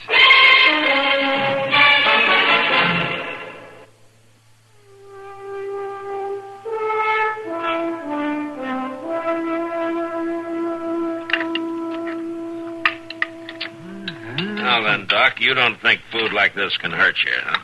Well, I've got a theory about it, Matt. It better be good. Positively scientific. Now then, I've done a lot of research on it at considerable personal risk. Oh, is that so? Yes, by eating the food myself. And I've come to the conclusion that you build up an immunity to terrible slop like this. And your stomach gets even stronger. Are you the doc? Yes. Yes, I'm the doctor. You gotta come, Doc. We've got a gal out there in the country. Oh. Speak up, man. Speak up. Ain't he the marshal? Of course he's the marshal. Yeah, I'll wait and see you alone, Doc. I think I better know about any girl you got out in the country. Well, it really ain't nothing bad. Just bad enough to need a doctor in a hurry, is that it? Who is she? Oh, just a little Mexican gal? From the Ramirez place? Well, yeah. What happened to her? Well, I don't rightly know, Doc. My partner and me, we're just having fun with her. She fell down. Hit her head, I guess. She ain't moved since. Come on, Doc. I'll get Chester and we'll ride along with you. Sure, man. Come on, you. Sure, Marshal. Yeah, I'll lead you right out there. You bet you will.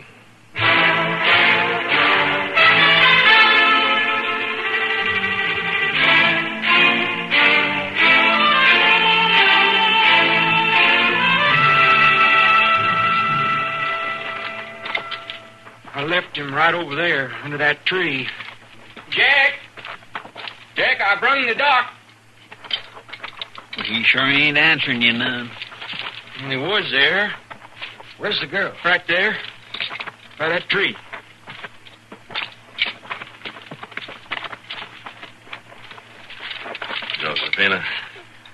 Josephina.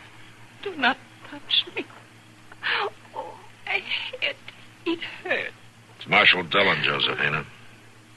Doc Adams is here, too. Yeah, let's see now. Chester, would you hold the lantern? Sure, Doc. You just lie still, Josephina. This isn't going to hurt.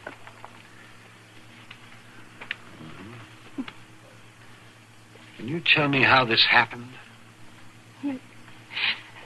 They were after me, Doctor. They were waiting for me in the dark. There. That's going to be all right. They dragged me out in the field with a big hand over my mouth, and I fell down. I fell down. She wouldn't have got hurt none if she hadn't have been fighting so. Well, she kicked me something fierce. Dear me, ain't that a shame. I think she's all right, Matt. She hit her head a good crack, but she'll be all right. Can we move her, Doc? Yes, I think so. Won't hurt her.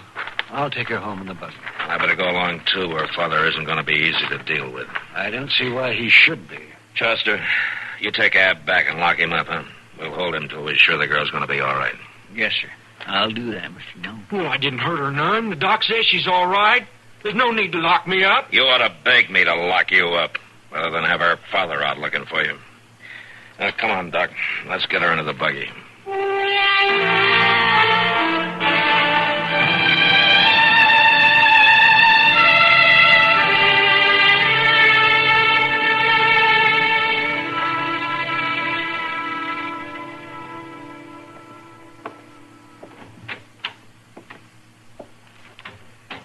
She's sleeping just fine. Now, you see that she gets a lot of rest for the next couple of days, Ramirez. She's all right. How did you hear him, Ramirez? The doctor says Josephina's all right. She just needs a little rest. I heard the words, Marshal. Yeah, sure. I'll wait for you out in the buggy. Yeah, all right, Doctor. I'll be along in a minute. Ramirez, I want to say a couple of things to you. Hey, Ramirez, are you listening? I will listen. Good. Because I'm not asking you to do anything. I'm telling you. Now, you let me handle this.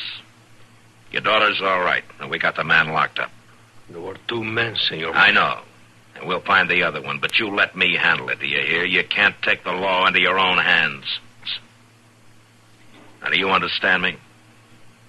I hear the words. Well, you better hear them. And you better remember them.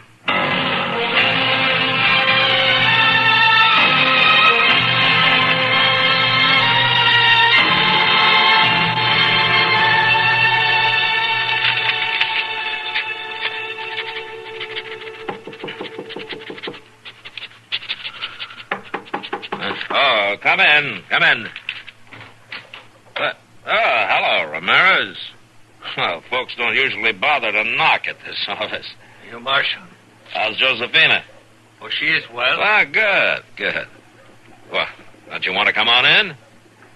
No, senor, I can't say what I must say from the doorway. Now, Ramirez, don't get any crazy ideas again. We'll pick that man up one of these days. It is not necessary. Yes, it is. We don't want him to get away with that any more than you do. It is not necessary for you to pick him up. Now, what do you mean? I brought him to you. Oh, where is he? He's just outside, senor. Outside? On my horse. He's tied on my horse.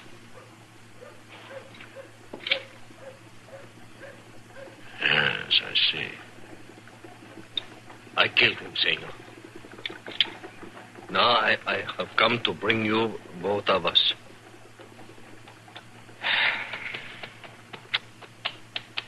Yeah, you just had to do it, didn't you? Senor Marshal, the law of a man's honor, that has to be in his own hands. Yeah. Well, I'm sorry, Ramirez. I'm sorry it had to be this way.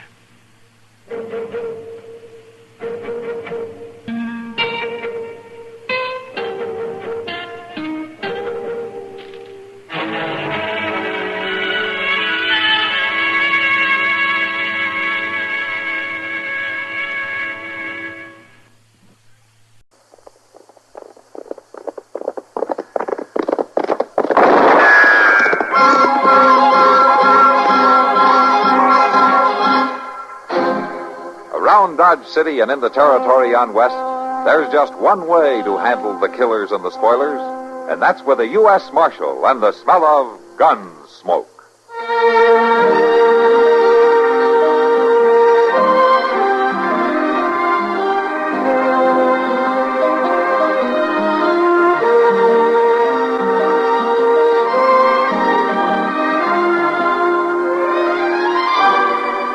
Gunsmoke, starring William Conrad, the story of the violence that moved west with young America, and the story of a man who moved with it. I'm that man, Matt Dillon, United States Marshal. The first man they look for and the last they want to meet. It's a chancy job, and it makes a man watchful and a little lonely.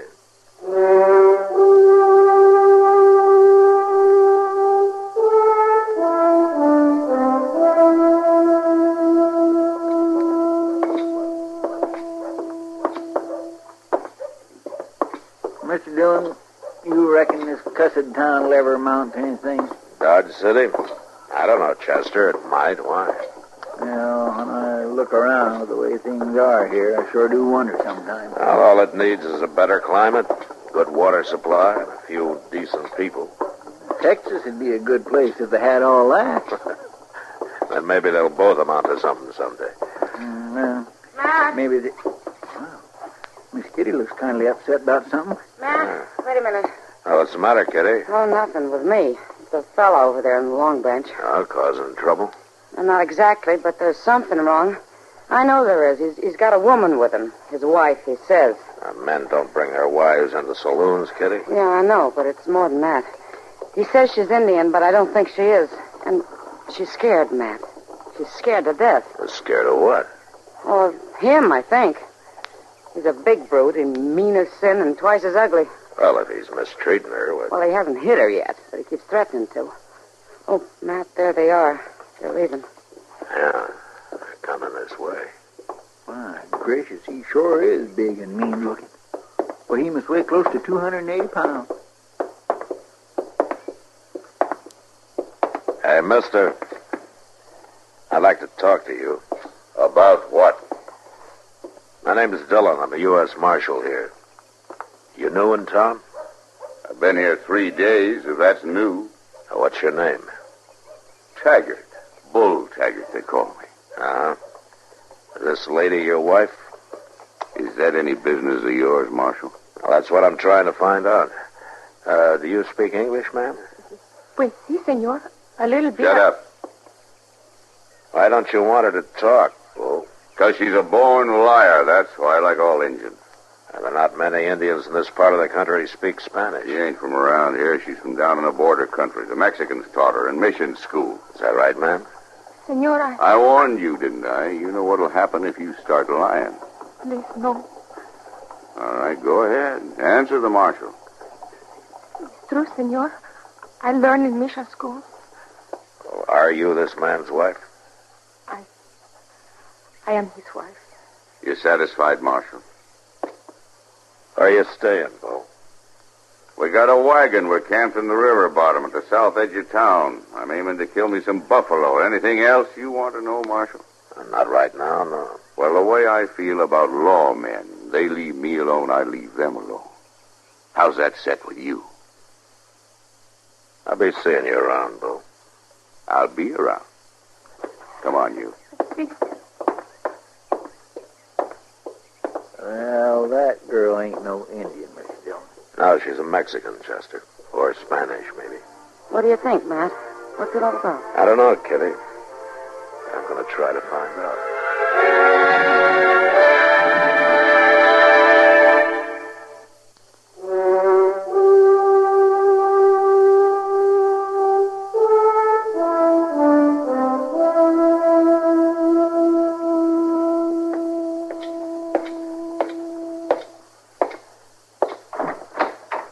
Hi, Doc. You busy? Oh, no, Matt. Come on in. Oh, what the devil is that thing? Now, don't show your ignorance, Matt. It's the latest scientific gadget in back east medicine. It's called an electrostatic therapy machine. It is, huh? Oh, what's it supposed to do? Oh, what is it supposed to do? It's supposed to rejuvenate the nerves, improve the digestion, build red blood, and regenerate the tissues. And, oh, wait a minute, I'll show you here. Just kind of take hold of the handles there, Matt. Now, I'll just crank the... Yeah, right there. I'll just crank the accumulators a little bit. There, now. You ready, man? Oh, yeah, I guess so.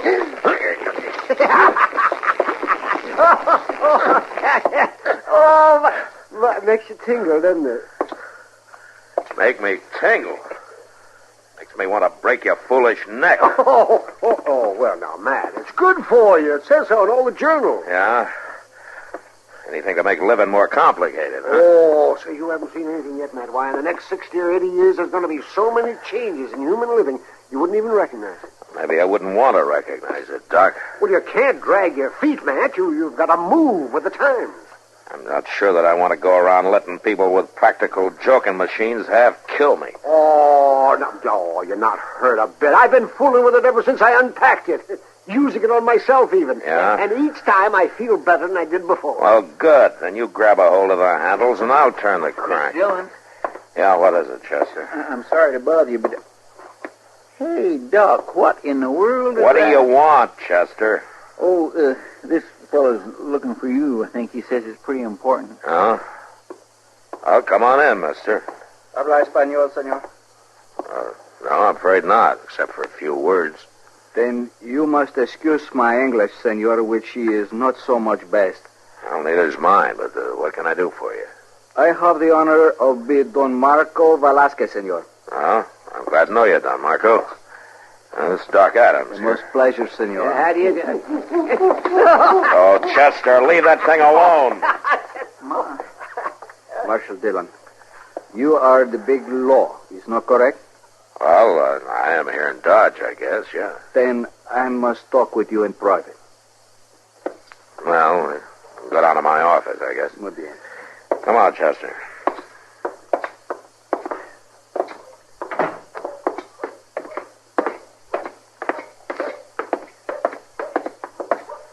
Here we are, Don Marco.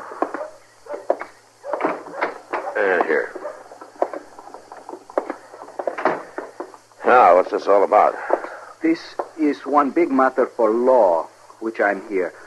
Also, it's very delicate thing. How you say is affair of honor. You understand? Well, I'm not sure I do. What is it exactly? It's my wife, Senor Maria. She has disappeared. Disappeared? I am come the long way from Chihuahua, Mexico. Mexico? I have one hacienda there. That is where from she disappeared 3 weeks ago. And all this time I'm follow. Here at your town, I'm only arrived 1 hour ago. I see. Always I'm talk with people asking questions. And I am think she is here in this town, senor. Oh, what does your wife look like, Don Marco? She's small like the little bird. With hair so soft, eyes black as night. She's young, senor. Most beautiful. She speak English? You see, like me, but not so good. You are seen her, no? Tell me something, Don Marco. Did she leave you of her own free will? I mean, run away? She has not run away, senor. She has been stolen by one pig who have come to the hacienda when I'm away. Senor Bull, he is called. And when I have find him, it's like the bull, he will die. Bull, huh? You know where is this bull? Well, he was right out. Yeah, I might, Don Marco. Look, suppose you take a room over at the Dodge House and let me look into it. You are not understand, senor. This is one affair of honor. Don Marco, this fellow you're looking for is about as tough as they come. He wears a gun and he probably knows how to use it. Now, that knife of yours wouldn't quite even things up. I have one pistola when I start out, but in one town more far to south, the policia take it away. They say I am not citizen, and it is law I no can have gun. Is true law, senor? Well, not here in Dodge, no. One thing other. I have here is your law when one man try to kill you, is all right, you shoot him. Is true? Oh, yeah, we look at it that way. The law of self-defense. Law of self-defense. Muy bien. Then I'm go buy one pistol. Oh, now, wait a minute. Look, you wouldn't have a chance against Bull Taggart. I'm sorry, senor. It's a matter of honor. Muchas gracias, senores. Adios. Come on, Chester. Let's go get Bull Taggart before that crazy man of honor finds him and gets himself shot full of holes.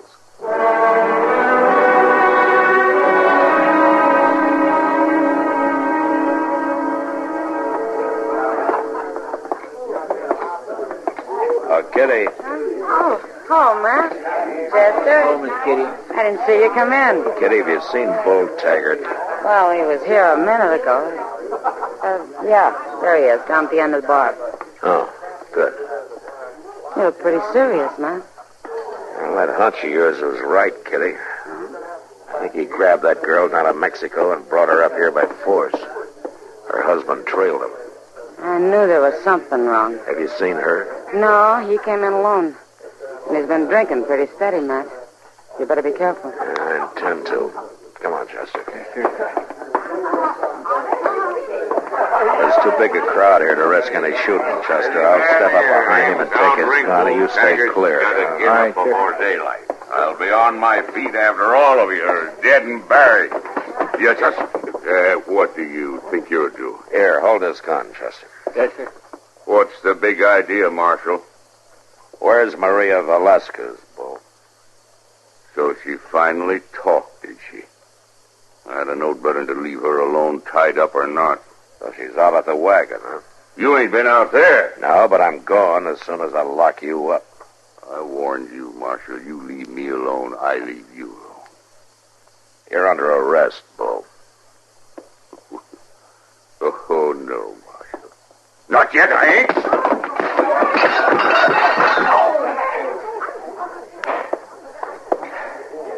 Chester, throw some water on him. Yes, sir. You all right, Matt? Yeah, I'm all right. Senor Marshal. Oh, you, Don Marco. This is it, no? It's the pig which I have been looking for? Yeah, that's Bull Taggart. He tried to resist arrest. Now, Maria's at his wagons at the south edge of town, right near the river trail. So you are the first which find him after all, senor? Well, it's better that way. He wouldn't be much good to Maria shot down on the street. It's such a pity that I have not find him first. Yeah. Well, oh, Kitty. Yeah, Matt. Look, if you see Doc around anywhere, ask him to come by and take a look at this fella, huh? Uh-huh. I think he's all right, but I'm Here, not... now, you quit that. Hey, Don Marco. Do not worry, senor. I have not killed Give me him. that knife. Give it to me. I only cut his cheek. MV Marco Velasquez. Well, Mr. Dillon, that's terrible. It's the way we mark our pigs on my hacienda. We do things different up here, Don Marco. My gracious, what a heathen thing to do. If you'll come along to jail and sign a complaint, we'll go with you to get Maria. Un momento, senor. What is happened to this pig if I sign complaint? Well, he'll go to prison for a long time. And if I do not sign? In that case, I'd have to turn him loose in the morning. I got no other charge against him. Muchas gracias, senor. I will no sign complaint. Now, wait a minute. Maria may figure different. She will think as I do. Well, how do you know she will? Because I am the man, senor. You were pleased to tell this pig who have the scratches. It's a matter of honor. I will no more trouble you. All right, I'll hold him until 9 o'clock in the morning to give you a head start out of town. Muchas gracias. Y muy buenas noches, señores. You must be crazy, Matt. I don't know, Kitty. Well, he sure has got a crazy kind of honor. Cutting them initials and all. Why, he's got to be crazy. Maybe. But I'm not too sure.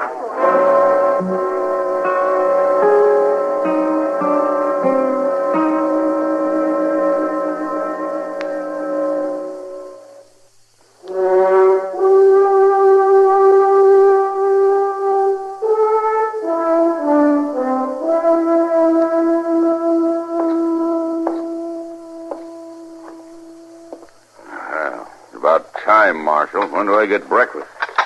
Whenever you walk up the street and buy it. Now, come on out of there, Bo.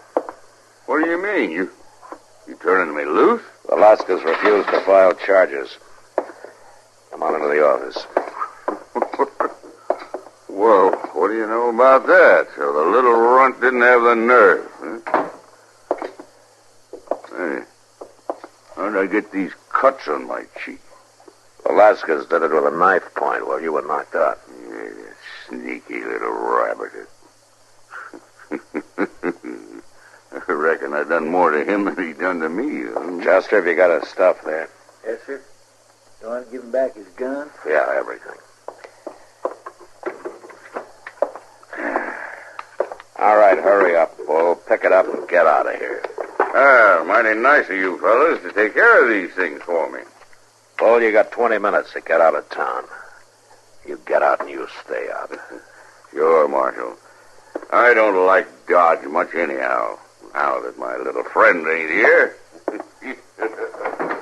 Well, see you around, boy. Mr. Dillon, there's the low-downest, meanest man I ever seen in all my born days. Yeah.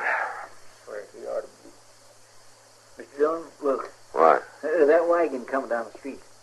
What's that Velasquez fella? What? I thought they headed south last night. Come on, Chester. Let's hope Bull Taggart hasn't seen them yet. There he is, across the street. Maria, go to the marshal. Senor Marshal, protect me, please. I'm so Hola, frightened. Senor Bull. What? Wait a minute, Don Marco. I have the senor. honor to be Marco Velasquez, senor. And you are my pig. Oh, that crazy fool. Senor, I'm so My frightened. mark is on your face, senor. Come here, my great pig. I wish to tie you on my wagon. Why, you dirty... Let go. No, Senor Marshal. Let go, Maria. Let go. Let go.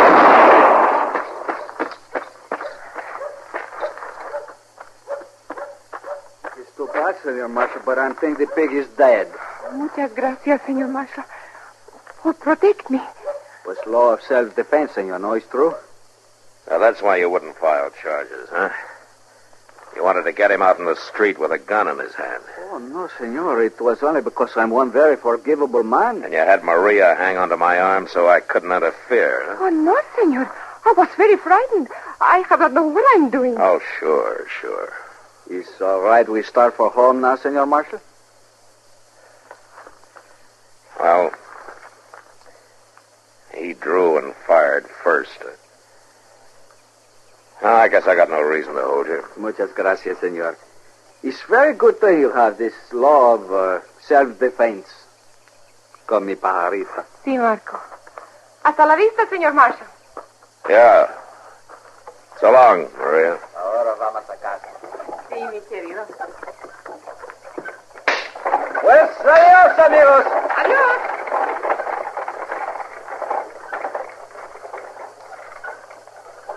Oh, I declare if that don't beat all. Yeah. Well, Chester. Yes, sir? Suppose we walk up the street and buy us some breakfast.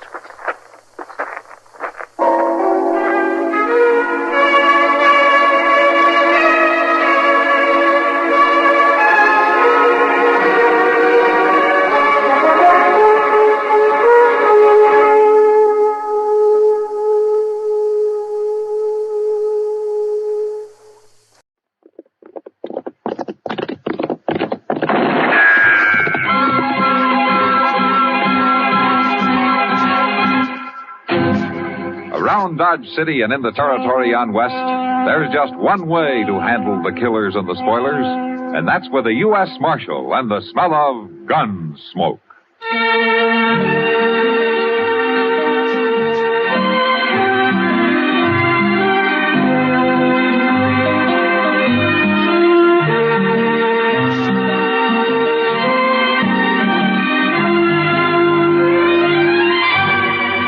Gunsmoke, starring William Conrad, the story of the violence that moved west with young America, and the story of a man who moved with it. I'm that man, Matt Dillon, United States Marshal. The first man they look for and the last they want to meet. It's a chancy job, and it makes a man watchful and a little lonely.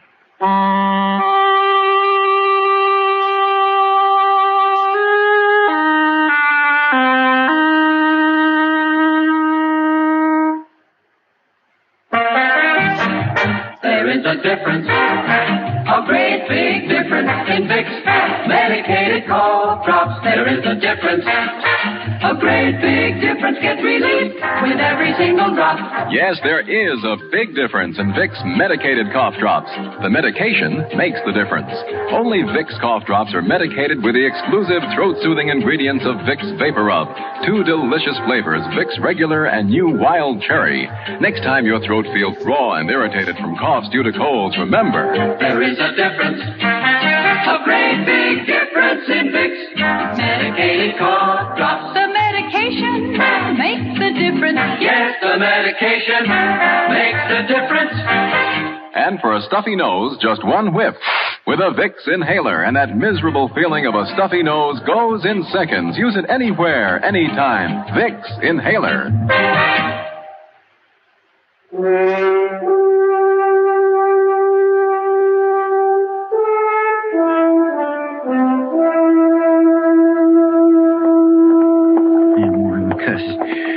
Creeping that poor little fossil.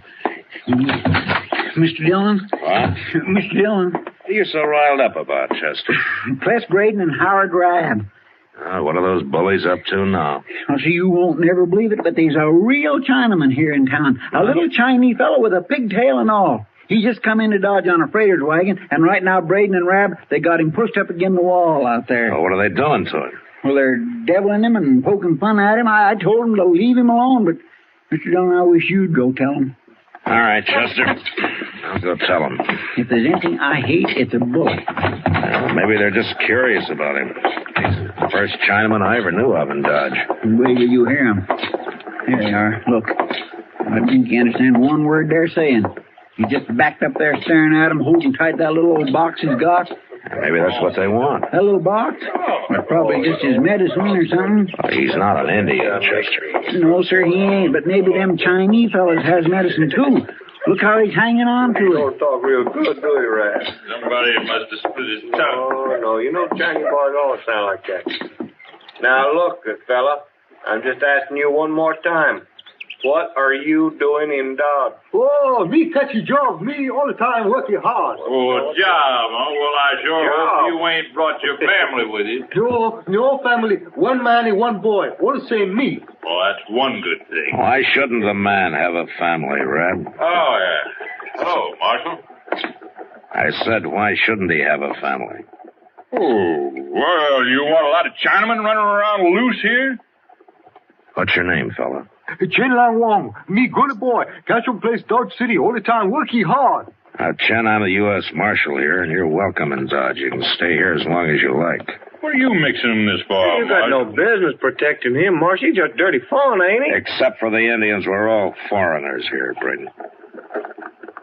Chen, I told you you're welcome, and you are. And if either one of these men bother you again, you come and tell me about it. Now, look, Marshal, you look at that little box he's got. That's probably full of money that he stole somewhere. No money. Chen no stealing no money. Oh, who's gonna believe you? Get out of here, you two. Huh? Go on, move. See about this later. I never heard nothing like it. The law protected. Chen no like you bring trouble, Marshal. I'll worry about the trouble, Chen. Tell me, what kind of work do you do? Well, we catch on place. Very good cook. A cook, huh? Oh, yes. Well, what kind of cooking do you do, Chen? All kind. Chinese cookie, American cookie, all kind. Say, you know what, Mr. Dillon? We ought to take him over to Delmonco's. Oh, why? Well, sir, Mr. Green fired the cook he had there yesterday. Might be he ain't found another one yet. All right, Chester, you take him over. Chen, you remember what I said about Rab and Braden. You come tell me if they give you any trouble.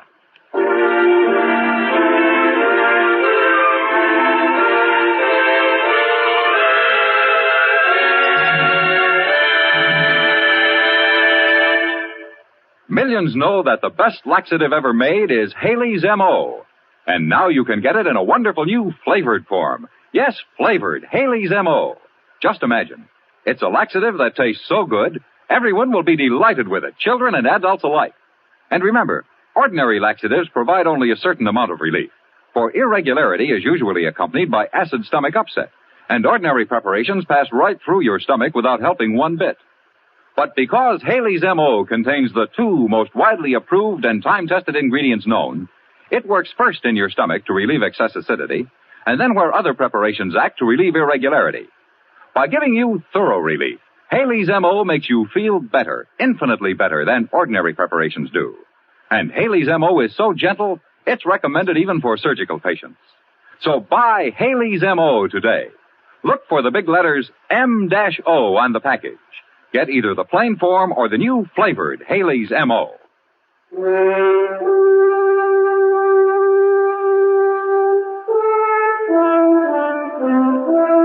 Mr. Green at Delmonico's took a chance and hired Chen Wong that day. And it turned out he wasn't lying about being a good cook, and neither was he lying about working hard. Mr. Green let him sleep in a storeroom off the kitchen, and there he stayed, out of sight, and for a while, out of trouble.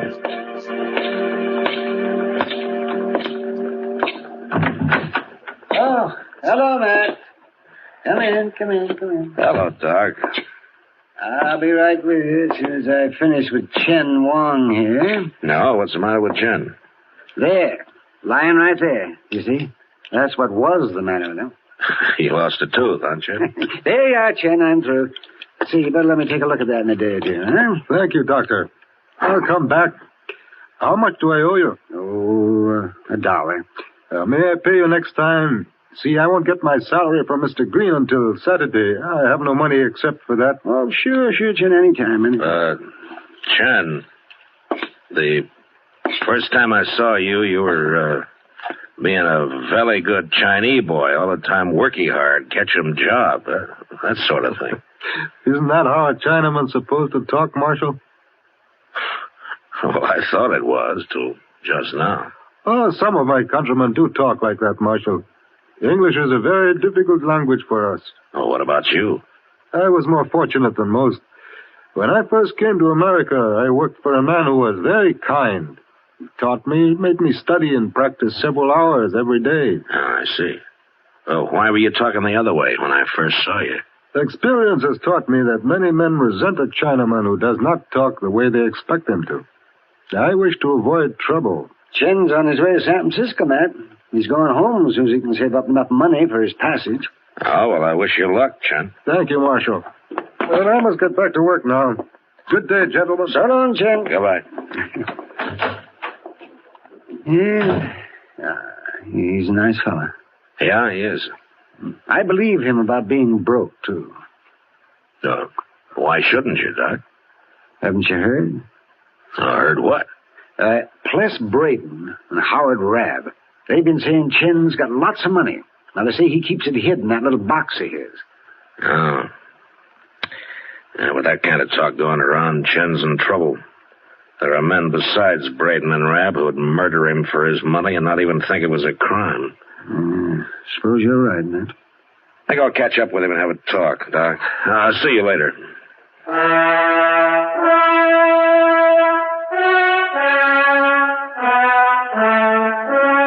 I had that talk with Chen, and I tried to get him to put his box in the bank and then let everybody know that he'd done so, but he said that he wanted the box near him and that he'd keep it hidden in his room. I couldn't argue him out of it, so I knew there'd be trouble. Sure enough, a couple of days later it happened, though not the way I'd expected. It was noon, and Chester and I went into Delmonico's for dinner. Say, this place is plumb deserted, Mr. Dillon. Yeah, maybe it's closed. There's Mr. Green. Green, are you closed today? Hello, Marshal. Chester? Hello. Yeah, I'm closed, Marshal. I got no cook. What? Chen, he won't cook today. I don't know what's the matter with him. He won't even talk. Oh, where is he? Sitting in his room back there on the floor, just sitting there, staring at his hand. Well, maybe he's sick. No, he ain't sick. There's something wrong with him. Maybe you can find out what it is, Marshal. He might talk to you. Yeah, sure, I'll try. It's a storeroom right off the kitchen, Marshal. Door's open. Yeah, I'll find it.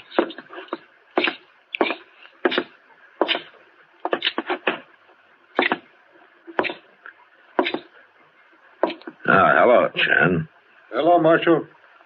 Okay, can I come in? I'd like to talk to you. Come in. How's your tooth? Giving you any trouble? No. Tell me something, Chen. What, Marshal? Do you consider me a friend? I believe you are. Oh, good. Then maybe you'll let me help you. In what way? Well, I don't know. You'll have to tell me what's wrong first. It would be difficult for you to understand, Marshal. Well, maybe, but tell me anyway. I'm Chinese, Marshal. I've lived many years in America, but I'm still Chinese. Yeah, go on. Years ago, my country was overrun by a tribe of Tartars called the Manchus. As they took each city, they required the inhabitants to shave around their heads, leaving only a long strand of hair to be braided into a queue. It was a sign of subjugation. But that has been forgotten. And now the queue, or pigtail, as you call it, is of great importance to us. Wait a minute, Chen. I just noticed. Where's yours? To lose the queue is a great disgrace to us, Marshal. Who did it, Chen? 2 men. The same 2. You mean Braden and Rab? They came here last night. They wanted my treasure box. And you wouldn't tell them where it was, so they cut off your pigtails, did it? They took it away with them, Marshal. That makes my disgrace even worse. Chen, will it help any if I get it back for you? If I don't get it back, I must kill those 2, Marshal. No, don't you go killing anybody. You let me handle this. I'm very sorry, Marshal, for all the trouble. You just wait here, Chen. I'll see what I can do.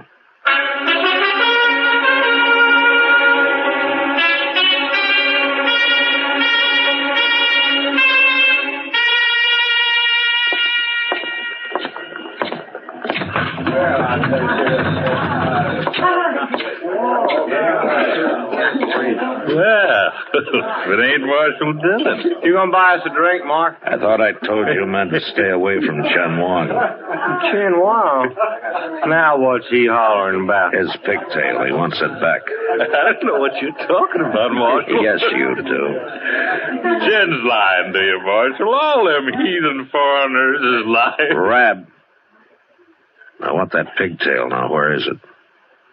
I know nothing about it, I tell you. It was not us, honest. Now, Marshal, we did not do it. Maybe I ought to beat the truth out of you. Oh, we're telling you the truth now, Marshal. I don't believe you.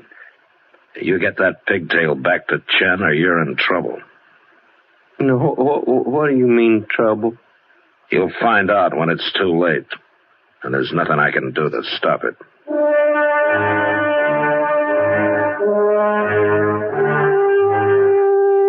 I went back to Chen and I tried to explain things to him. I told him what had happened if he killed anybody, but that didn't bother him. And then I got mad at him for being so stubborn, and I guess he figured I didn't understand at all. So I left him, feeling pretty helpless. The next day, he made his first move. I found out about it at the Long Branch. Oh, it sure has been a long day, Matt. I'm worn out, and I got the whole night ahead of me yet. Oh, well, what happened today, Kitty? Oh, well, Sam over there got the bright idea of offering every other drink on the house to any soldier that walked in here. Well, that's one way of keeping your saloon full. Oh, yeah, it sure is. And if this goes on, I might as well move out to Fort Dodge and join the Army. I think it'd be easier. I'm sure they'd be glad to have you, Kitty. Marshal Dillon. Yeah, what's on your mind, Reb? That Chinaman, that's what. He's haunting us, me and Braden, and if he don't stop it, I'm going to put a bullet in him. What do you mean he's haunting you? Why, all afternoon he's been following us. Wherever we go, he just stands around staring at us. Why, it drives men crazy after a while. Now, I'm warning you, Marshal. I'm going to shoot him. Good. Then I can come to you hanging. Rabbit told you before to give Chen back his pigtail. He won't bother you if you do. You still believe him, don't you, Marshal? I believe him. Well, it's a fine thing when a U.S. Marshal takes the word of a stinking, dirty little... Shut up! Now, you get out of here, Reb. Go on. All right, I'm going. Matt, you better do something about that. They'll kill Chen for sure. Unless he kills them first, Kitty. But I'll tell Chester to keep an eye on him. I'll see you later. Yeah, sure.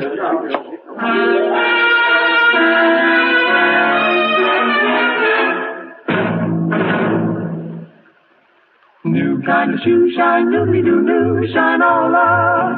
A one, a two, a tell them what's new. Kids scuffed up shoes take on a dancing shine. With new Shinola, the liquid kind.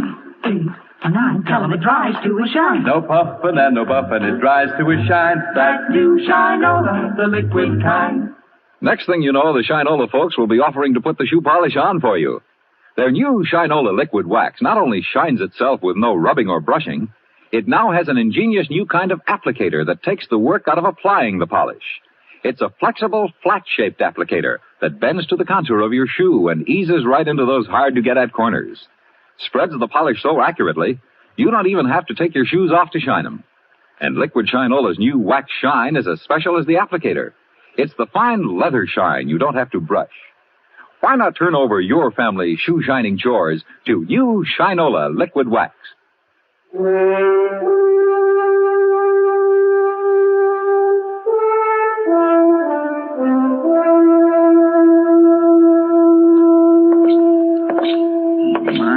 sure am sorry, Mr. Dillon. Why did you lose them, Chester? Well, see, they was in the Texas Trail having a drink, and I was watching them like you told me.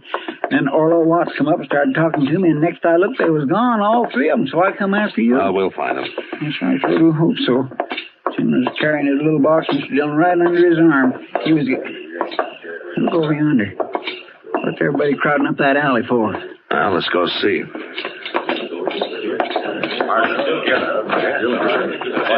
All right, let Mr. Dillon through here, Don. Stand back, everybody.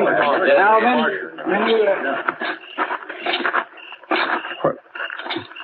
Mr. Dillon, it's Chan.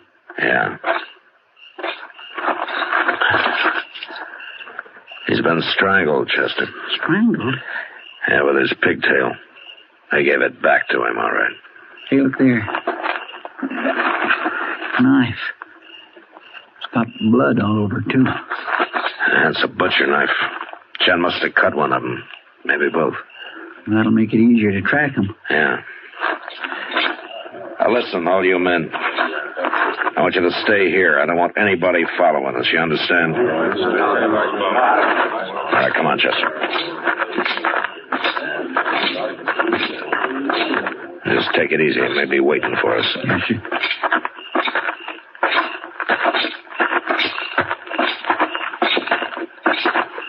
Look, there's something laying over there by that rain barrel. It's a man.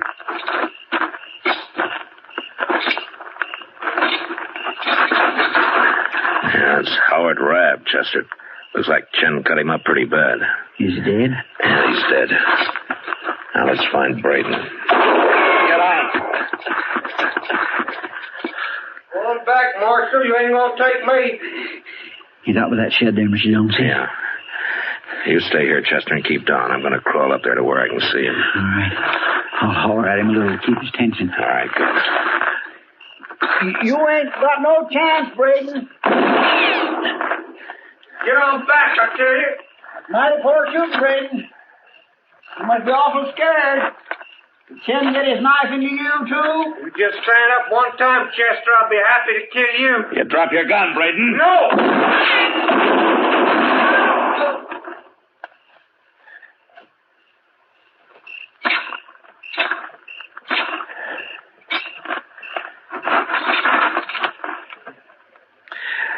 Okay, Chester.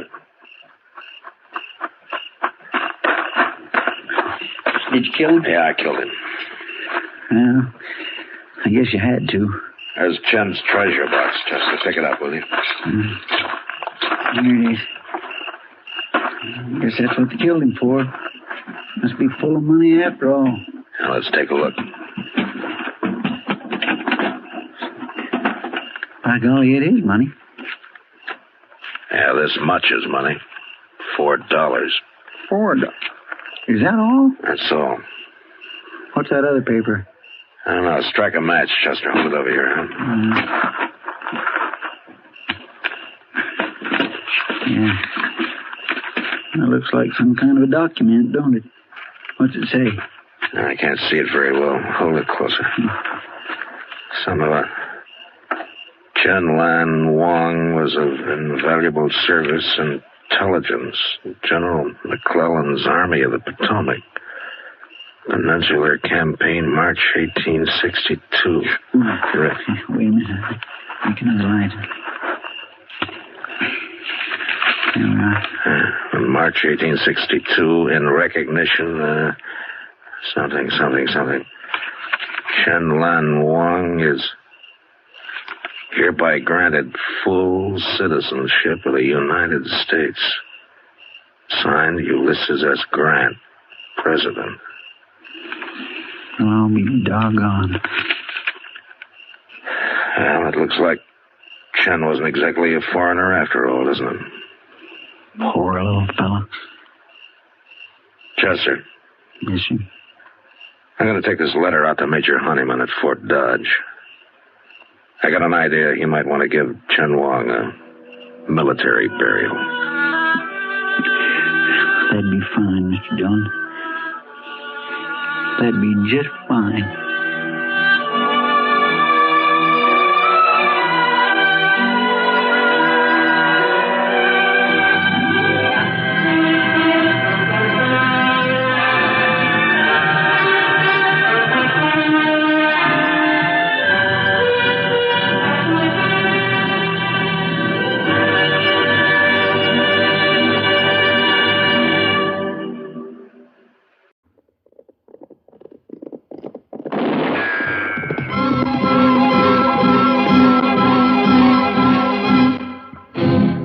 Around Dodge City and in the territory on West, there's just one way to handle the killers and the spoilers, and that's with a U.S. Marshal and the smell of Gunsmoke.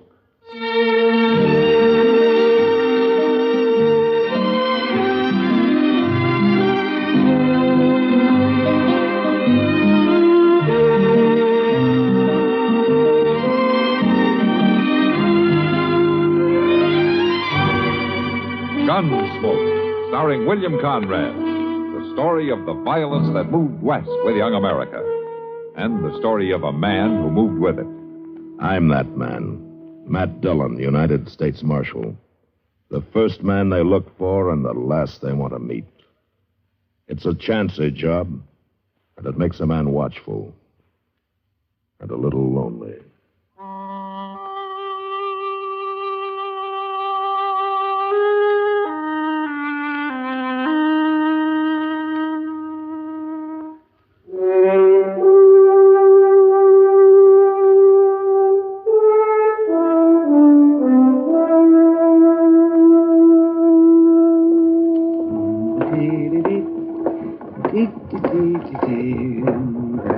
That's a nice day.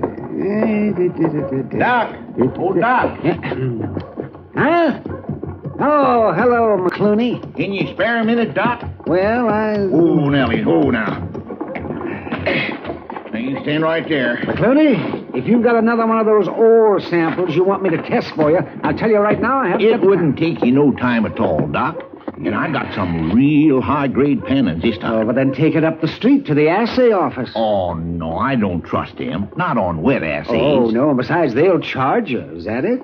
Well, you... McCluny, I'm running a doctor's office, not a metallurgical laboratory. Oh, shucks, you got the scales there and acid and everything. But I haven't got the time, and the answer is no. It's against the law for a doctor to refuse medical help when it's asked of him. Oh, hello there, Matt, Marshal. it's got nothing to do with medical help.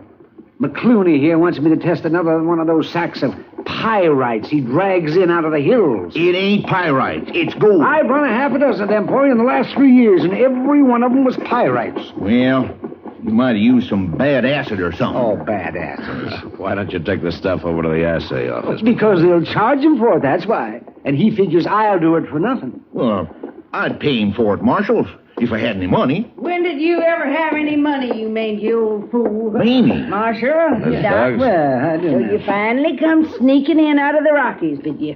Why don't you go to Denver instead of coming clear back here all the time? No, Mamie, I like it here. Marshal, you know what this scrawny old goat done to me? Old McCluny here. It just slipped my mind at the time. So help me, it did. Last time he was in town, better than 6 months ago, I washed up all his dirty duds for him. Done him up nice and clean, and then, by golly, he took off for Colorado in the middle of the night and didn't pay me a cent. Well, I just forgot's all. But I got me a job now, loading hides over to railroad. I'll pay you at the end of the week. Honest, I will. And I suppose you've got every stitch you own dirty again now, and you probably think I'm going to wash 'em for you. Well, it's mighty kind of you to offer, Mamie. Oh, for the love of... All right. Where are they? I got a bundle right there on my horse. You got any shirts that need washing this week, Marshal? As a matter of fact, I do, Miss Duggs. If you stop over to the jail, Chester will give them to you. Here you are. And I sure am obliged to you, Mamie. Now say you are. For 2 washings now, and you ain't getting this one back till you pay me for both of them. Oh, I'll pay you. Now, don't you worry now. In money. Money, too. Now, that fool's gold you keep lugging back from Colorado territory. Why, it's real gold, Mamie. I keep telling you that. Oh, sure you do. Well, I'll pick up your things, Marshal. Get 'em back to you tomorrow. Thanks, Miss Duggs. Oh, Doc, let me leave one of these sample sacks with you, just in case you find some time. I won't find time. Well, I'm much obliged to you, Doc. Wait a minute. Come back here. So long, Marshal. Wait So a long, minute. McCluny. Come on, boy. Confounded lunatic. I don't know, Doc. He's pretty good at getting people to do things for him. Oh, he's loony, Matt. This here's nothing but fool's gold. And he's got that shack of his down the river bottom stacked full of it. Well, as long as you're sure of that, why don't you bother testing it? And who said I was going to test it? I did. Oh, Matt, you're out of your mind. I wouldn't waste 5 minutes on this. Yeah? You want to bet?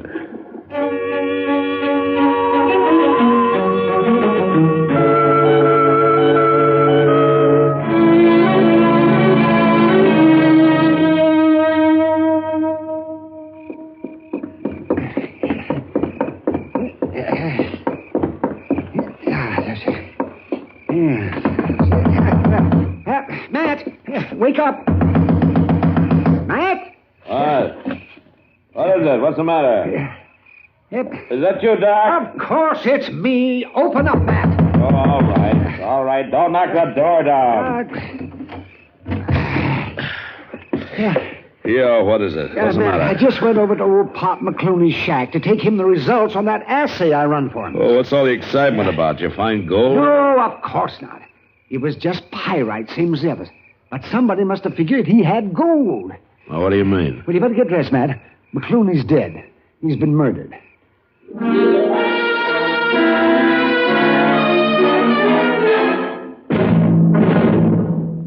Another visit with Joe and Daphne Forsythe. Joe, Yeah, Daphne. look at this story about savings bonds in the paper. Yeah? What about it? Do you think that's the best way to tell people about savings bonds? Why not? Look, see, it says here that savings bonds are a guaranteed investment. Right now, they pay off at the rate of $4 at maturity for every $3 invested. You're not convinced? Why not? No salesmanship. No salesmanship? What more do you need to know? Why, right now, more than 8 million Americans are buying saving bonds regularly through the payroll savings plan. So? So what? That's what I say. So what? Now, look, Daphne, if millions of Americans are convinced that saving bonds are their best investment, not only financially, but for the future of their country, what the heck is bothering you? Well, I think they could sell a lot more with salesmanship. You know, slogans and jingles. Listen, if you're spending more and saving less, try a savings bond. Oh, boy. Or maybe savings bond pay good, like an investment should. Daphne. You get a lot to like in a savings bond. Interest, earnings guaranteed. Wow. Well, did I sell you? Yeah, but I forgot what it was you were selling. Savings bond. I'll take 100. Oh, Joe.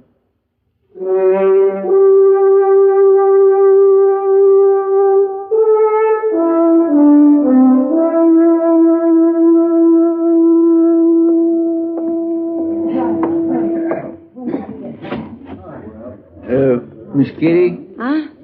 Oh, hello, Chester. Miss Kitty, you ain't saw Mr. Dillon, have you? Oh, no. I guess he's pretty busy trying to find who killed old Pop McCluny. Well, yes, he's doing that all right. We both been. But he's supposed to meet me here around about now. Oh, then he'll be showing up. Sit down and wait for him. I'll just do that. Sweet spirit, my feet is plain killing me. Chester, Matt have any idea who killed McCluny? Not yet, he ain't. He took Indian Joe out there this afternoon to look at some horse tracks we found around the shack. Horse tracks? Well, somebody rode all around the place, sizing it up, I guess. If the horse is still in town, Indian Joe can probably find it just from studying the tracks. Oh. Say, if you don't mind, Miss Kitty, Yeah?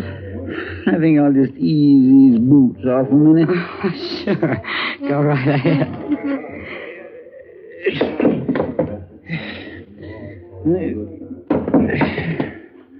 Oh, my, that feels good. You know, it's a shame, Chester. Old Pop was nice, even if he was a little crazy. Always thinking he'd found gold.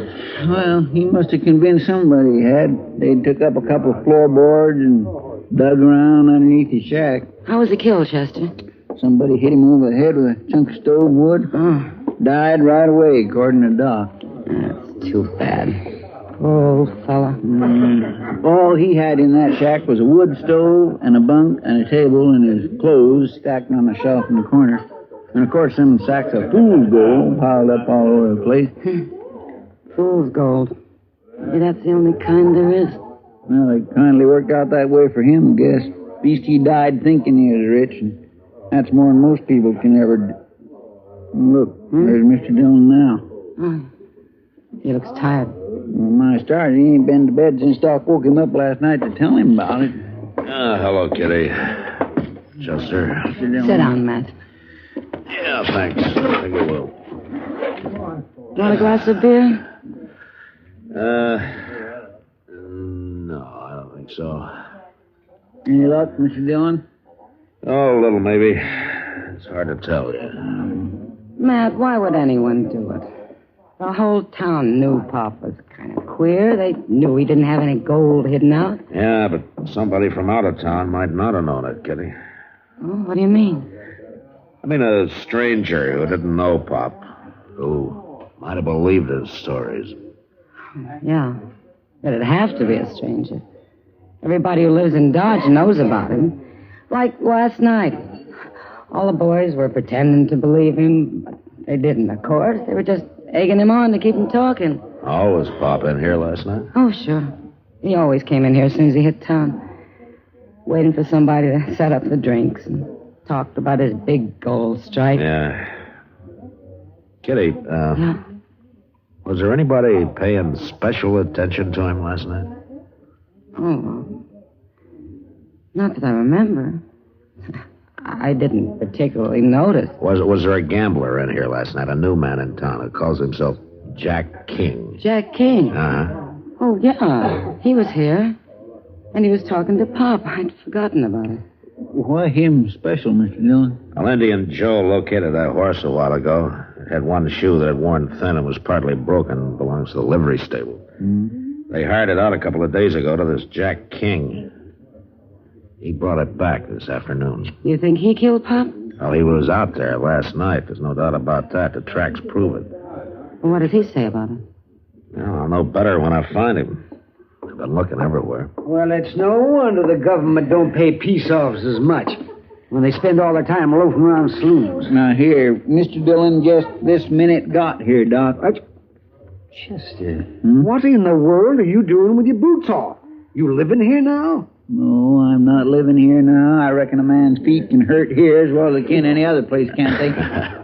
Doc wouldn't know, Chester. The only way he gets tired is from sitting. Oh, is that so? Well, how are you, kid? I'm fine, Doc. Say, Matt, here's a letter that came for Pop McCluny. Now, No? Mr. Hightower of the depot, he didn't know what to do with it. Here, let me have it. I'll take care of it. I suppose you've got the killer under lock and key. Well, I will have as soon as I locate him, Doc. Oh, you mean you know who he is? And I'm betting on a fella named Jack King. That gambler? Uh-huh. Then you better get moving, Matt. Oh, why? Because I just saw him over at the depot, buying the ticket on the Santa Fe to St. Louis.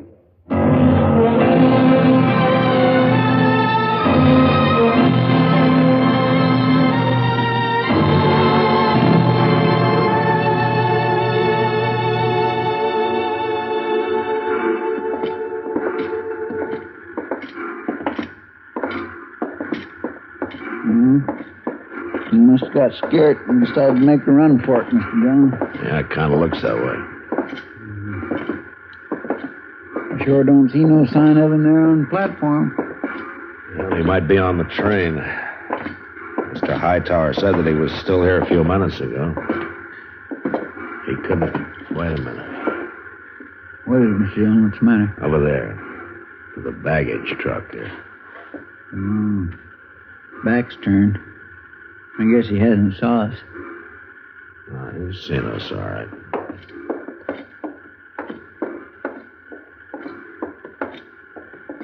You leaving town, mister? Oh. How are you, Marshal? Your bag already on the train? Well, no, it's right over there. What difference it make where it is? I'm afraid you're going to have to postpone your trip. I didn't do it, Marshal. Oh, you didn't do what? I know why you come looking for me, but you're wrong, Marshal, because I didn't do it. You'll have a chance to prove it. Now, I went out there last night. Yes, I did, but he was already dead. Is that so? Well, you can search my bag. I didn't rob him. I believe that. McCluny didn't have anything to steal. He kept talking about his gold all the time. That gold of his was a pipe dream, and everybody in town knew it. But you'd only been here a couple of days, so you wouldn't have known it.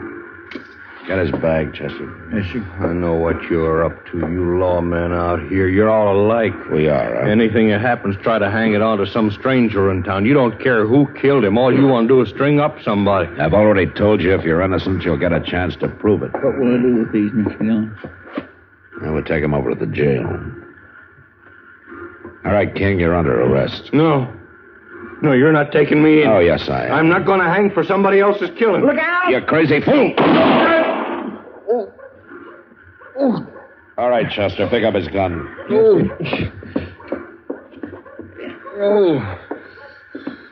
Mr. Dillon, did you shoot him in the arm of purpose? Matter of fact, Chester, I was aiming for his other arm. Come on, mister, start walking.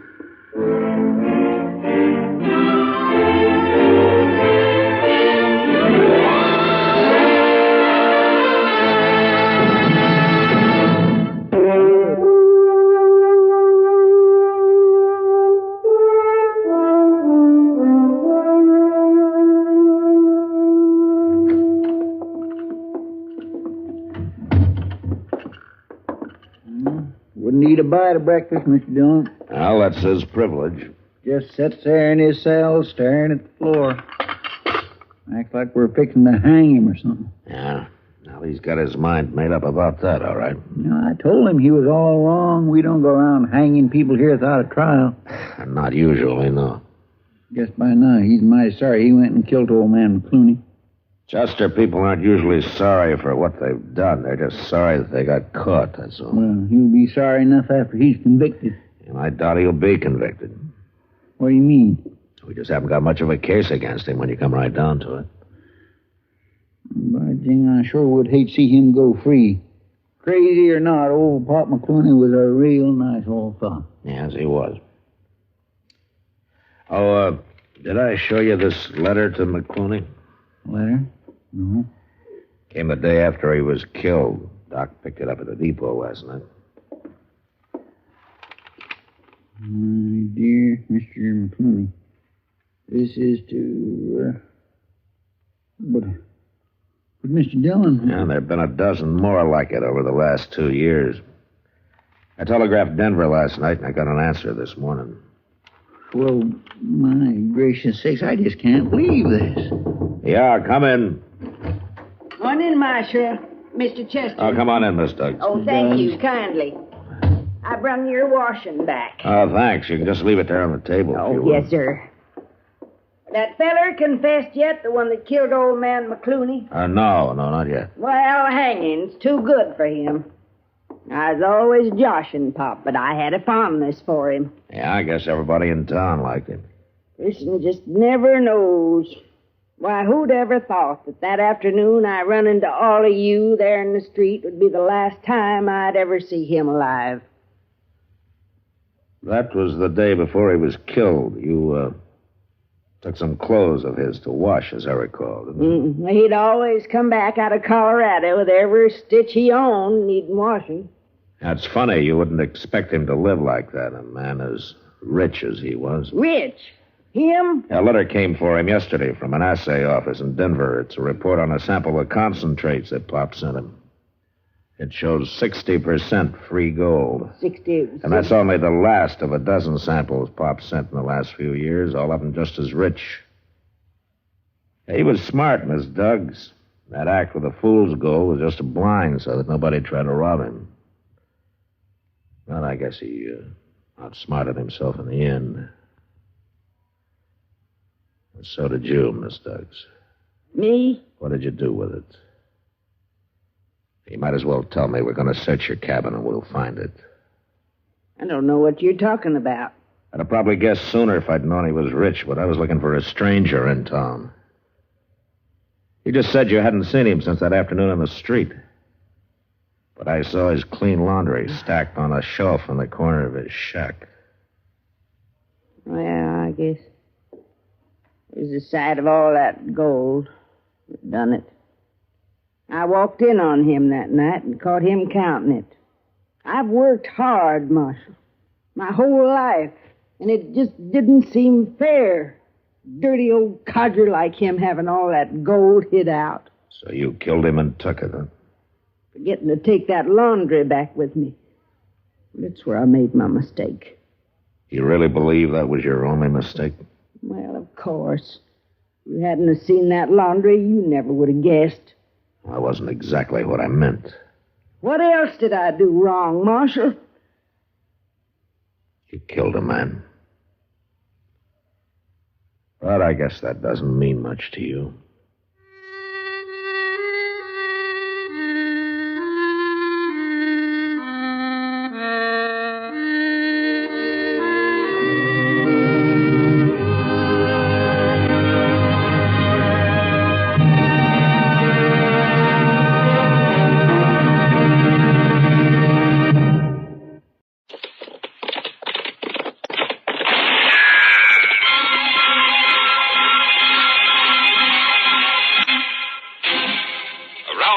City and in the territory on West, there's just one way to handle the killers and the spoilers, and that's with a U.S. Marshal and the smell of Gunsmoke.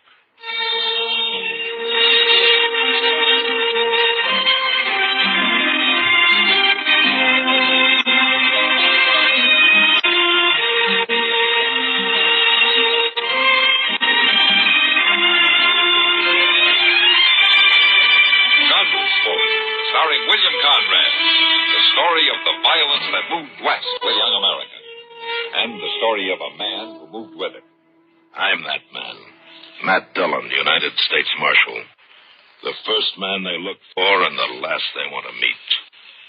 It's a chancy job, and it makes a man watchful and a little lonely.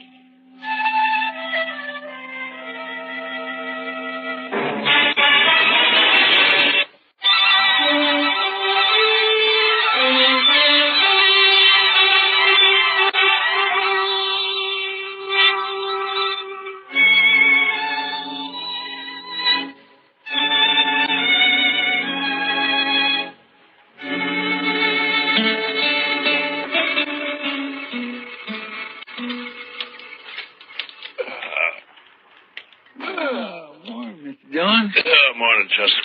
The biscuits be done directly. Oh, is the coffee made? That's what I need. It's boiling. I didn't make much, though. Thought I'd better save the water, seeing how we made dry camp. Oh, how come you woke up so early this morning? Oh, I always do that. Soon as it gets daylight, my feet starts to sweat, seems like, and I just naturally got to get up. That's as good a reason as any, I guess.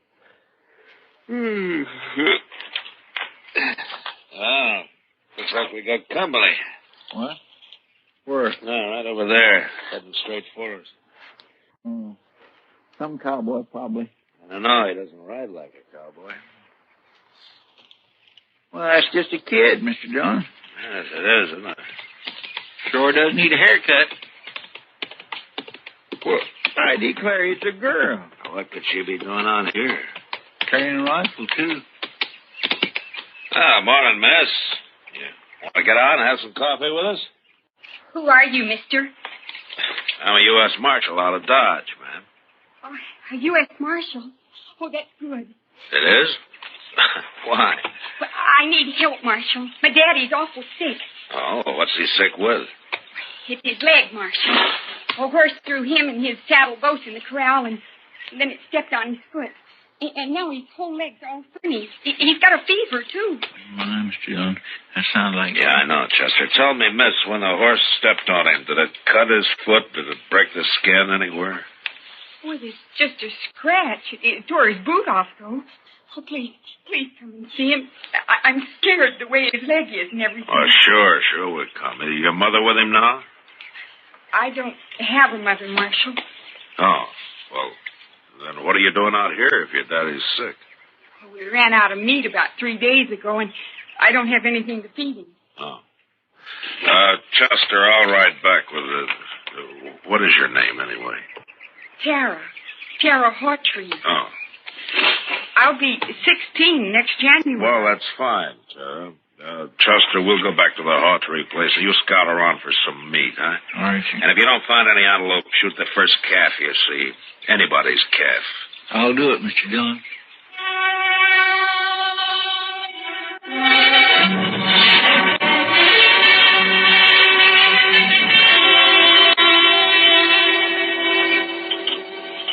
Dillon. Yeah, I've heard of you. You're from Dodge, ain't you? Yeah, that's right, sir. Well, Marshal, ain't feeling so good. My foot don't hurt me no more, but my leg is all sort of, well, it ain't pretty. Oh, Daddy. I don't know much about these things, Mr. Hawtree, but maybe I better take a look at it anyway. Sure, Marshal. There she is. Yeah, all right, she can cover it up. I was in the war, Marshal. I know what gangrene is. Guess you do, too. Yeah. Well, the first thing, Mr. Hawtree, a friend of mine's out getting you some meat, and then we'll load you into your wagon. Oh, Ben took the wagon. What? Ben Walling. He took the wagon when Daddy got hurt. He said he'd find a doctor and bring him back. Well, who's Ben Walling? He's been sort of working here, Marshal. I should have run him off long ago. That's what. Well, where is he? Where'd he take the wagon? Was he going to find a doctor around here anyway? The closest doctor's in Dodge I know of. But I couldn't get to him anyway. Tell me, Mr. Hawtree, when did this happen? About 6 days ago, Marshal. Ben left the day after. Oh, do you think he's coming back? He come back here, and me not able to get around. I don't know what I'll do. I ought to take a bullwhip to him. A bullwhip. Now, take it easy, Mr. Hawtrey. Take it easy now. He won't cause any trouble, so don't you get all worked up about it. Tara, let's let him get some rest, huh? All right, sir. Now, we'll have some food for you real soon, Mr. Hawtrey. I ain't very hungry. Tara, what's he so riled up about this Ben Walling for? What's between them? Oh, it's nothing, Marshal. Daddy's sick, and that's all. Look, Tara, you trust me, don't you? Daddy hates Ben because Ben likes me. Oh, I see. He even wanted to marry me. He said he would. How do you feel about Ben? Do you like him? Well, it's time I had a man and all that, but I'm afraid of Ben, Marshal. It's like there's something wrong with him. He's always sneaking around when you don't expect him. It makes me uneasy like. Marshal? Yeah. I'm awful glad you're here.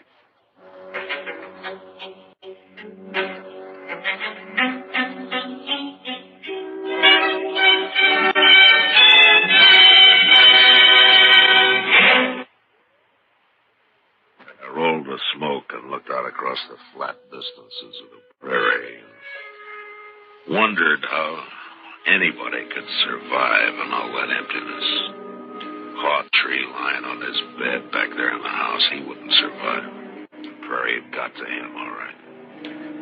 And Tara, what could she do out here in this endless land of grass? Well, I was glad to get my mind off it when Chester rode in with an antelope across his saddle.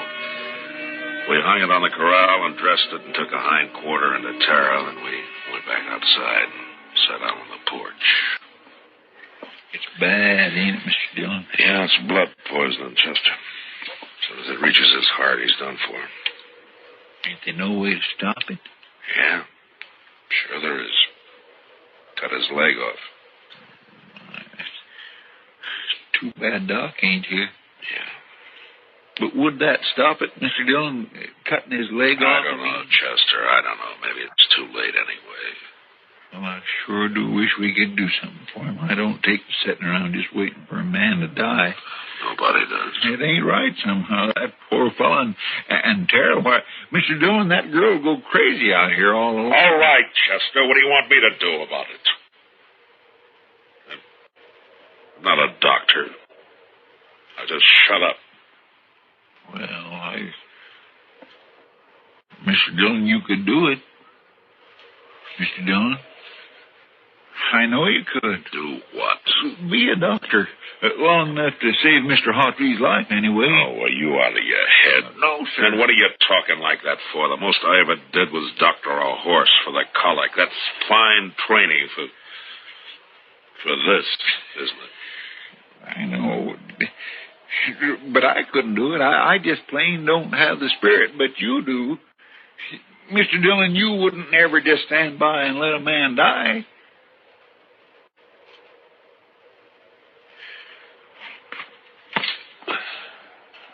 Let's go talk to him, Chester. Yes, sir, Mr. Dillon.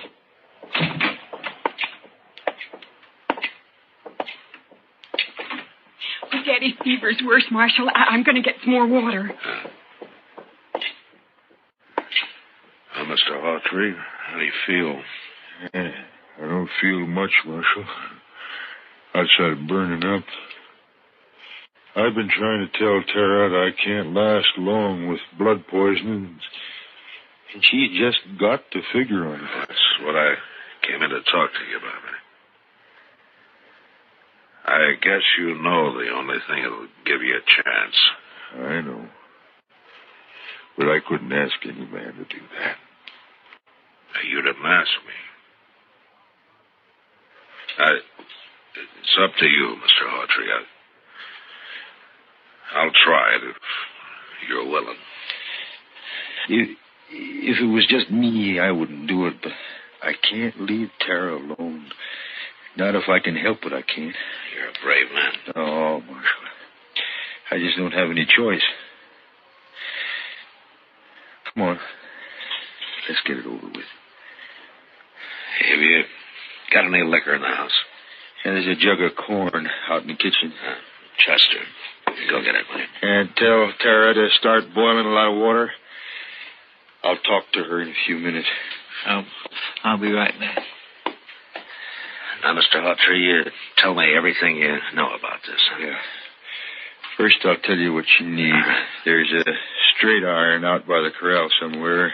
Yeah. You can heat it in the main room fireplace. All right, fine. Now what else? Yeah. Tara will find some cloth for bandages.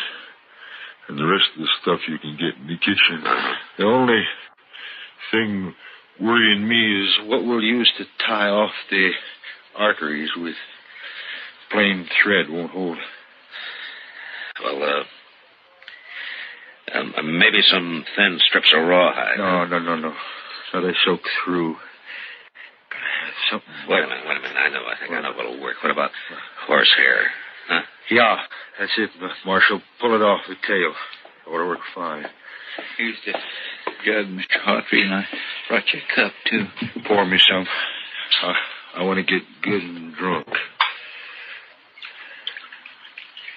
Here you are. Thanks.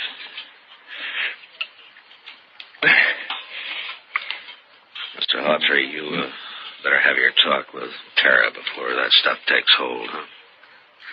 Ask her to come in, will you? Yeah. Oh, Marshal. Yeah? I'll try to make it easy for you.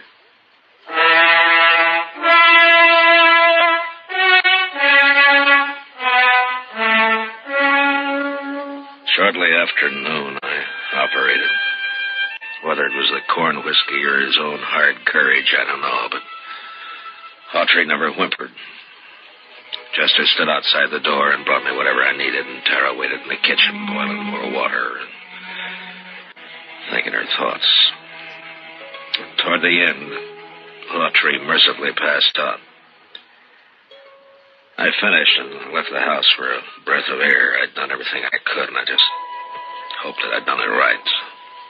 That's where it beats me, Mr. Dillon, how he just lays in there so quiet and peaceful. It's only been 4 or 5 hours, Chester. The liquor hasn't worn off yet. Well, he drunk up nearly the whole jug. He needed it. Hey, Mr. Dillon, look yonder. What? Somebody coming with a wagon. Yeah. It's probably that Ben Walling they were talking about. Wonder what he's got to say for himself. Now, you'll think of something, Chester. His kind always does. You recognize him? No, I don't. You? No, I never saw him before.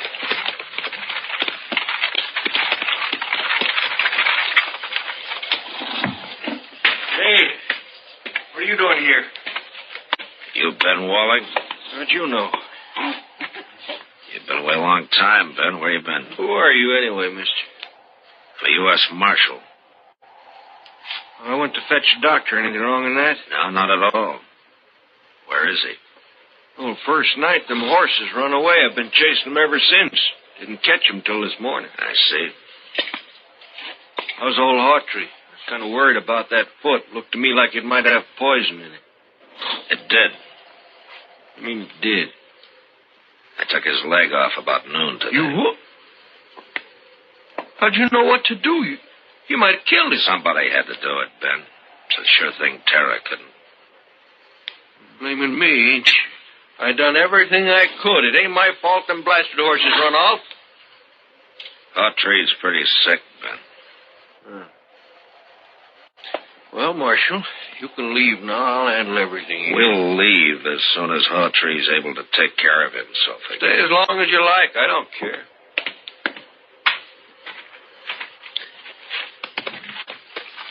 Mr. Dillon? Yeah. I think that cussed Ben's a no good liar. You see that saddle over there, Chester? Yeah, well, that belongs to Mr. Hawtree. Yeah, I know. I looked at it this noon. Somebody cut the cinch strap on it. But no wonder that bronc bucked him in the saddle off both. Do you think Tara did it? It was Ben, wasn't it?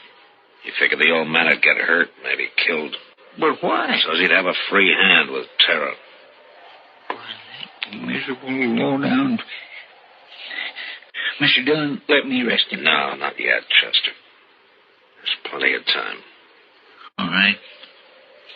I'll wait.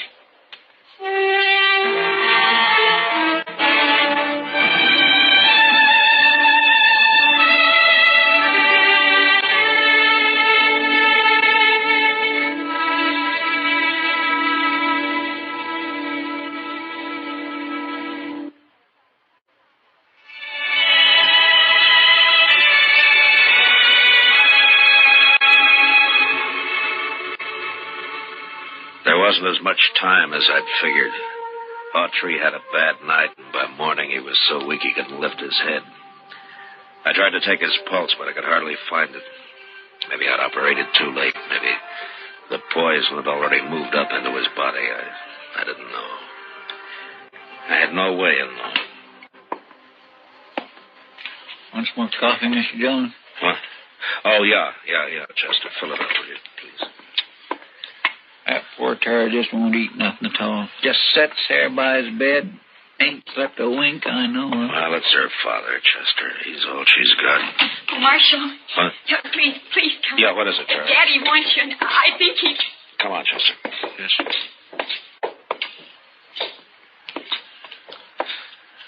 It's Matt Dillon, Mr. Hawtree. Marshal, I'm gonna die. Oh, Daddy. Daddy, please. Tara, don't leave her here.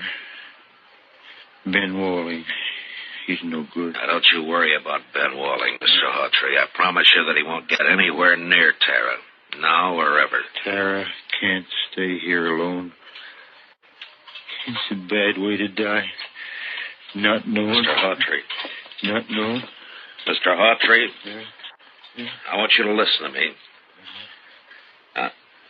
I'll take care of Tara. I'll see that she's all right. I'll see that she's cared for. Now, I promise you that. You hear me? I thank you, Marshal. I sure thank you. Where's Tara? Oh, Daddy, I'm right here. Daddy, please. Tara. Come on, Chester.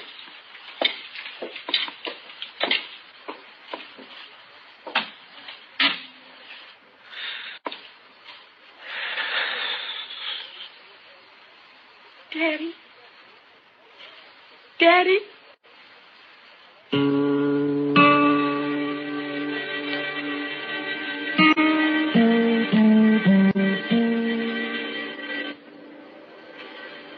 I wish Tara'd come out of that house. I don't like it. Her in there and just breaking her heart. Give her a little time, Chester. She'll be all right. Don't move a finger, either one of you. You're mighty careless with that rifle. Don't get smart with me, Marshal. I know what I'm doing. And what would that be? I heard you in there. Promised to take Tara away. I was right by the window. I heard it all. You got a curious way of courting the girl, Ben, trying to kill her father. Yeah, and I saw you yesterday looking at that saddle. But I didn't kill him, Marshal. You did. That's a lie, Ben Walling, and Oh, you you know it. shut up. I won't shut up. We just got here sooner. Mr. Dillon would have saved him, that's Well, all. too bad you got here at all, because you're going to die for it, both of you. Put the gun down, Ben. You're under arrest for attempted murder. Stay right where you are, Marshal. You know, I got an idea you smell powder before, Ben, and that you're afraid of it. I got an idea that's why you tried to get Hawtree like you did instead of facing him. Stop right there. And right now you wish you didn't have that rifle at all, don't you, Ben? Because I might have to shoot you for it. No, don't, Marshal. Give me that.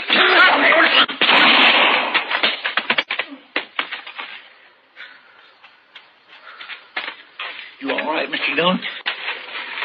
I didn't even try, Chester. The rifle went off when I knocked it aside, that's all. He was scared to death. Well, I didn't feel exactly comfortable. Tie him up and keep an eye on him, huh? I'll go see Tara. Late that evening, we buried Hawtree out on the prairie, out in back of the little homestead that would die now, too, and fall apart without him. The next morning, we loaded up everything we could get into the wagon, and with Tara beside me, we started off for Dodge. Ben Walling never said a word. Chester led his horse, and they rode along ahead of us. I had plenty of time to tell Tara all about Dodge, and how that there were some good people there, and how we'd find her a home and a family. She just sat there, tight-lipped, didn't say much. She never once looked back.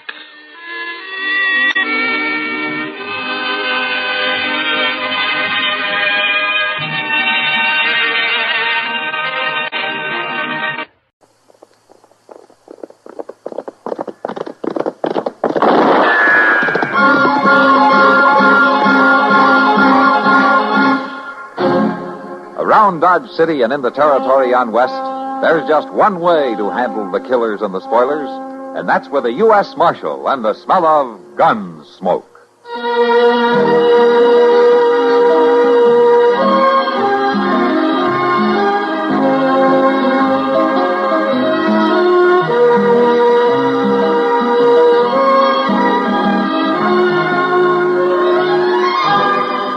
Gunsmoke, starring William Conrad. The story of the violence that moved west with young America.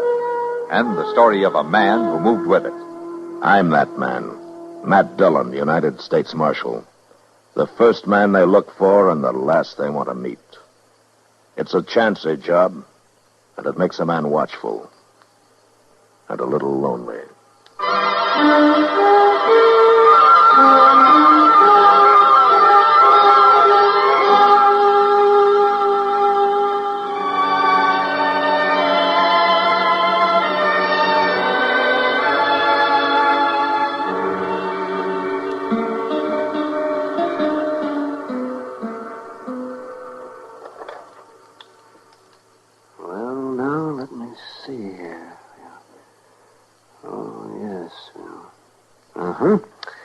Hand me those forceps, will you, Matt?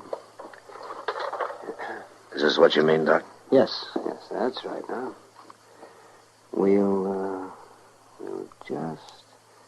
Yeah. Well, at least we got the bullet out. What do you think, Doc? Well, I'm not the good Lord, Matt. Maybe and maybe not.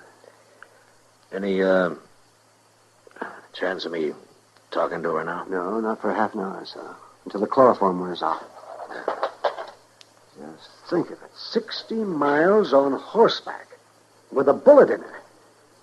I tell you, Indians have got more endurance than any race alive.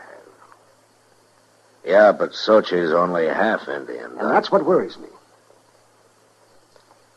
She couldn't give you any description at all, huh? Now, Matt, you know that all white men look alike to an Indian. She said she'd know him if she saw him, though. And she kept saying it until she passed out. Yeah, I'll bet she'd know him. He shot her husband down right in front of her and then tried to kill her when she ran. Well, there can't be too many white men in the Choctaw Basin this time of year. Well, whoever did it, you get him, Matt. Little slip of a girl. Pretty as a fawn. 60 miles and bleeding all the way. Mr. Dillon? Yeah, what is it, Chester? We got an answer to that telegraph, Mr. Dillon. No? The garrison commander at Fort Cougar Pass says only 3 men have gone into the basin from the west since the thaws. 3, huh? Mm-hmm. Does he know any of them? Well, he didn't say so. More than likely they're trappers short-cutting down from the hills. Well, if they haven't come out this end, it's one of those 3. Nobody winters in that basin except a few Indian families like Sochi and her husband. Well, we could find out from Ben Taylor there at Laurel Grove Trading Post. That's where they'd have to come out at. Doc, I'll be at the jail if she comes to. All right, man. Doc, Miss Kitty's out in the other room. She wants to know maybe can she help. She sure as the dickens can. You send her in, Chester. All right. Come on, Chester. I'll go out with you. How is she, Matt? Oh, I don't know, Kitty. Doc had to put her under chloroform to take the bullet out. She's pretty weak. It's Sochi, isn't it? The half-breed girl who married Walking Deer last spring? Yeah, that's the girl. Yeah, I remember seeing her around Dodge. She's a lovely little thing. Just beautiful. I guess maybe that's what caused it, Kitty. What do you mean, Matt? What happened? Well, all I know is what she managed to tell Doc when she stumbled into his office. Seems that some white man rode into their winter camp up in the Choctaw Basin and asked her and her husband for something to eat. When they gave it to him, he hauled out a gun and killed Walking Deer and then fired a shot at her when she ran for a horse. But she got away. Hanging's too good for whoever did that. Maybe, but it'd do in a pinch. Matt, was she able to describe him? Not so far, but she's sure she'll know him if she sees him again. Then you make sure she does see him, Matt. I was kind of planning to. Oh, look, Kitty, I think Doc could use some help in there, huh? Oh, yeah, I figured he could. That's why I came over. I'll see you later, Matt. Yeah. It might could be any one of them three men, Mr. Dillon. Uh-huh. Pretty hard to tell which one to bring in. Well, there's one way to tell, Chester. How's that? Ride into the basin, round up all three of them, and bring them back here to Dodge. That might take some doing, Mr. Dillon. Yeah, you're right, Chester. It will take some doing.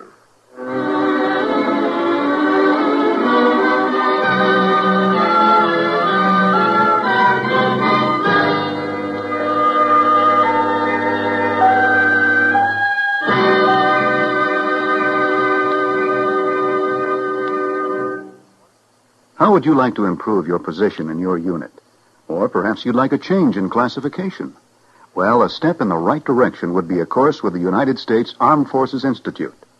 Yes, a course with USAFI is an indication of your desire to improve yourself.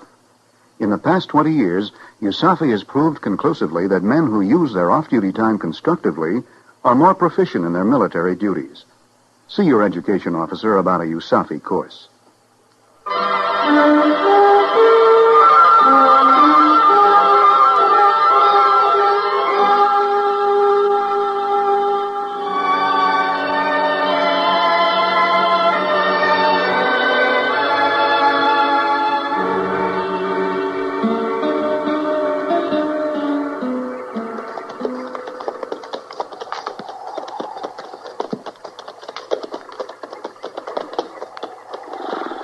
Let's water the horses here, Chester. We may have to leave the creek pretty soon to take a look up some of those ravines. All right, sir, Mr. Dillon. Oh. By jing, it's just going to come to one of two things sooner or later.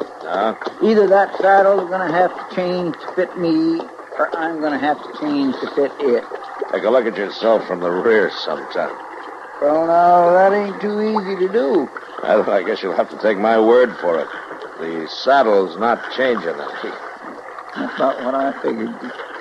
Here, now, horse, quit sucking wind in there when you drink. We've got a lot of ground to cover. No, not too much more, maybe. The basin's not over 12 or 14 miles across. Yeah, but they might have rode right on through, Mr. Dillon. One or two of them, anyway. Now, Ben Taylor says no. He might have missed seeing them. Yeah, well, Ben knows when a rabbit passes his place. Yeah. You sure enough seen Sochi come riding out hell-bent for leather? Chester. The horses. Maybe we're in luck, Mr. Dillon. Yeah, I think we are. There they come. 3 of them. All together. By golly, we won't have to round them up after all. No. Just get them to Dodge. That's all.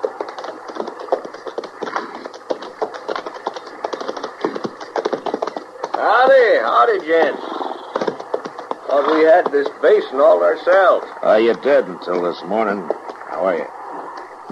Just fine. You're asking me, Marshal. Boss. You a marshal? I'm betting 3 to 1 he is. He's got the look. Am I right? Yeah, you're right. My name's Dillon, out of Dodge City. This is Chester Proudfoot. How you doing? They call me Beggar, Marshal. Beggar? Oh, I had a decent Christian name once, but it got lost somewhere along the trail. Ah, I see. You up this way on business, Marshal? I don't think I caught your name, mister. Steed. Clem Steed. Steed, huh? How about you? Foss. Curly Foss. Uh-huh. And you're a professional gambler. Am I right, Foss? Right, Marshal. You're not a bad guesser yourself.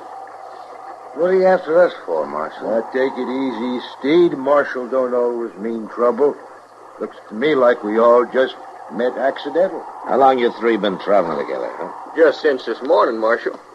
Me and Foss here, we met, and then we run on to Steed, and it appeared we was all headed the same way, so we strung along. I see. It just so happens that Steed's right. I'm not here by accident. I'm here to arrest one of you for murder.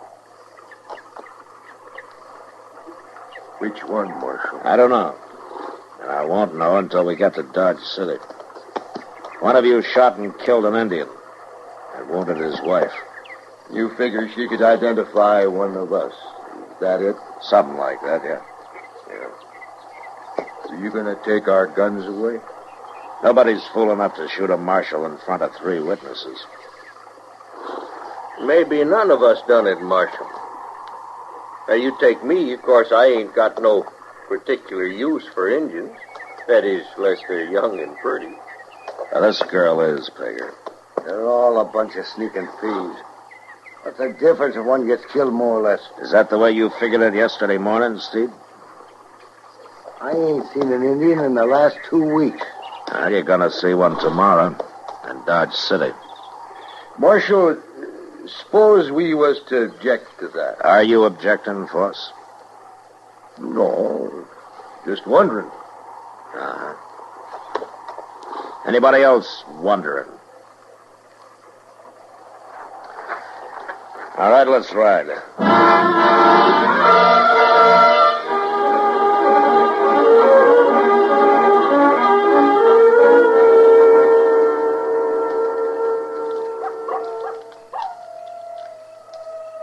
How's the coffee coming, Chester? Oh, I reckon it's boiled about long enough, Mr. Dillon. Give it another half minute, though, just to make sure. Coffee's no good if it ain't strong. Well, then, by golly, it must be strong, Steve. Because it smells good. It smells mighty good to me. Oh, Pegger, I make the best coffee in Dodge City, bar none. Yeah. Anything tastes better on the trail.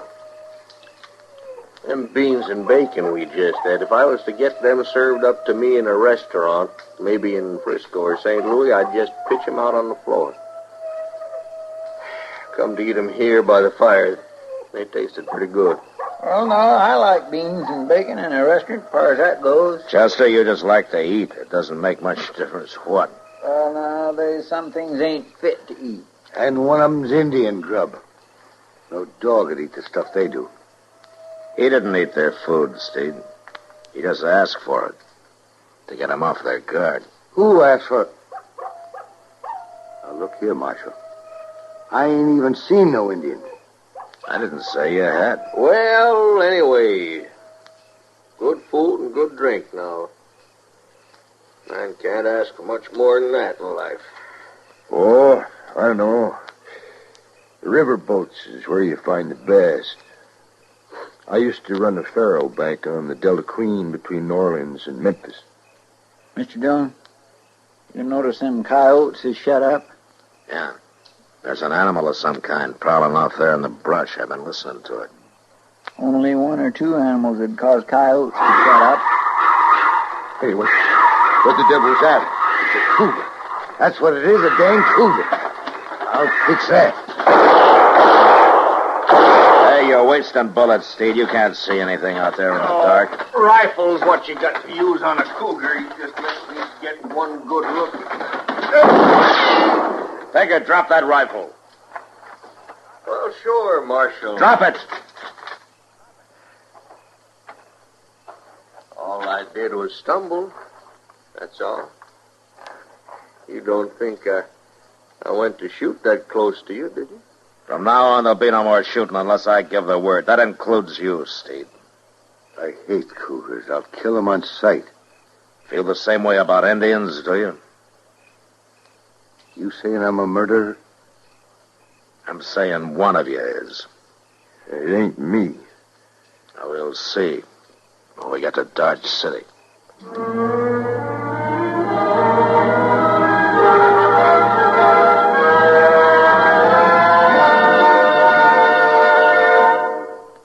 You can lead a horse to water, but you can't make him drink.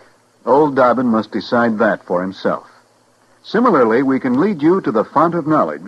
We can tell you how, when, and where, but it's up to you to make the next move. As a member of the United States Armed Forces on active duty, you have the opportunity to continue your education through the United States Armed Forces Institute. The courses are varied and practically unlimited in scope. There is something for everyone. Your education officer has a USAFI catalog available. Sit down and discuss a correspondence or group course with him. It's your opportunity to increase your power through knowledge with USAFI.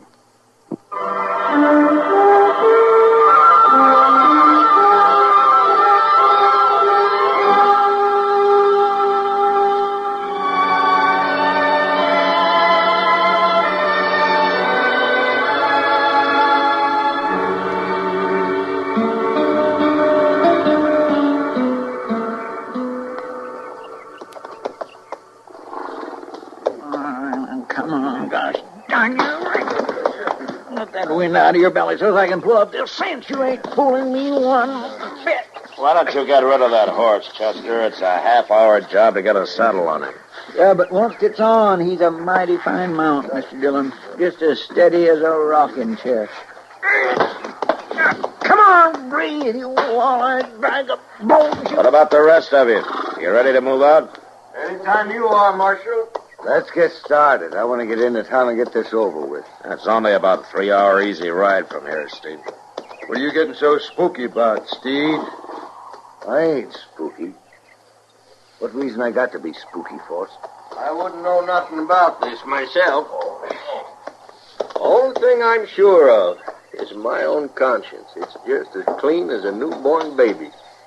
I never killed no Indian, not my whole natural-born life. Nor done a lick of work either, beggar, I'll lay odds.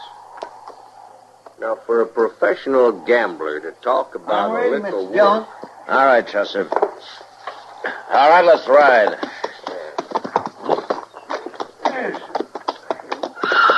Hey, hold on to that brute of yours, Steve. He tried to savage me. Got him trained that way, Force. He always goes for card shots. You wouldn't be asking for a bullet in your guts, would you? Anytime you think you're fast enough. All right, hold it, both of you. It's all right, Marshal. Steed's just mouthy. We'll see about that. The Marshal won't always be around. Well, he's around right now, gents.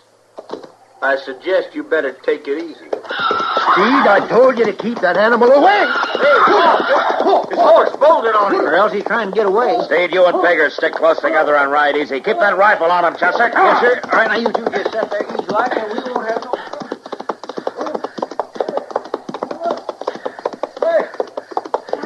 Boss! Pull him in! I can't. One bridle rein broke. He's got the bit.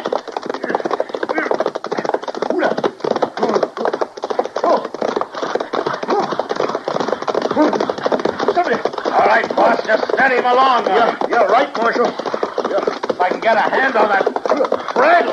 All right. Easy, boy. Easy, boy. Easy now. Easy. All right.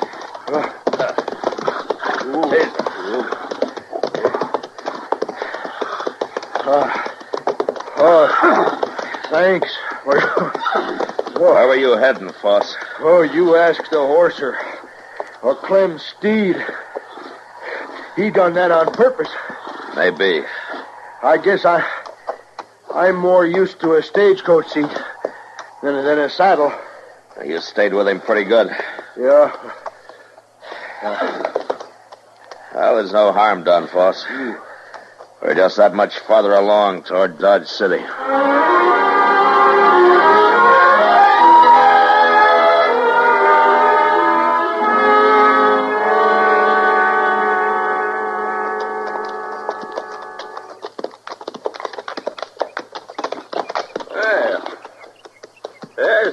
famous Boot Hill, huh?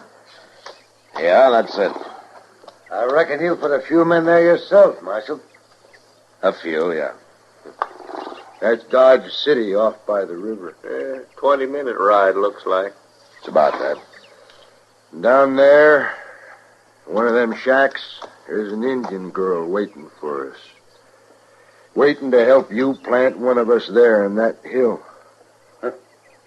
All on account of some savage. And you see a white man hung just for that. Murder's murder, Steve. There's some that'd disagree with you, Marshal. They can disagree if they want to, Foss, but they still don't have the right to kill. Now, Marshal, that's not the way I figure it. Hey, put your hands, Marshal. Get him up. Now, the rest of you. You're thinking of dealing in to help him. Just don't. It ain't my fight. Nor mine. All right. And you know, Marshal, I just hate to miss getting another look at that little Indian filly. Prettiest I ever saw. You admit killing her husband, Pegger? And shooting her? I wouldn't have hurt her if she didn't run. Just lost her head when she seen me kill him. All right, Pegger, you're under arrest. What? That's kind of funny, seeing as how you're under my... Stay back there, Marshal. I'll blast you Give short. me that gun. All right, if that's the way you want it. You... Hey, no. What the... It's no use, Pegger. You can lay a man's head open pistol whipping him like that. That's right, boss. All right, Chester, get him back on his horse and tie his hands behind him. Yes, sir. It's lucky for you his gun misfired that way, Marshal. It wasn't luck, boss. I pulled the loads on his cartridges during the night. You knew it was him? No. Chester and I pulled the loads out of all three of your guns.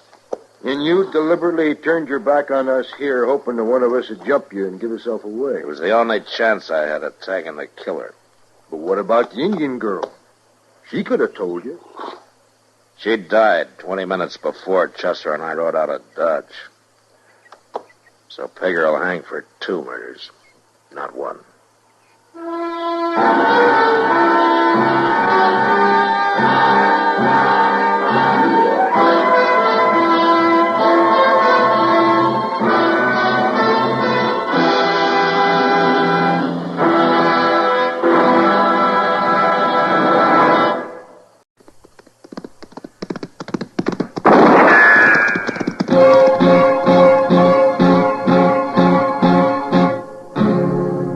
Gunsmoke. Brought to you by L&M, the modern cigarette that lets you get full, exciting flavor through the modern miracle of the pure white miracle tip. Live modern. Smoke L&M.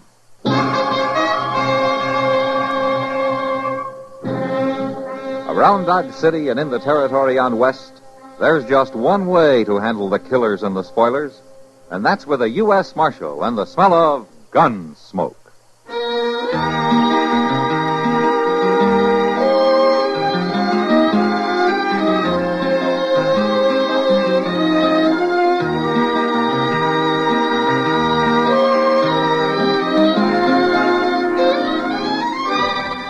Gunsmoke, starring William Conrad. The story of the violence that moved west with young America. And the story of a man who moved with it. I'm that man. Matt Dillon, United States Marshal. The first man they look for and the last they want to meet. It's a chancy job, and it makes a man watchful. And a little lonely.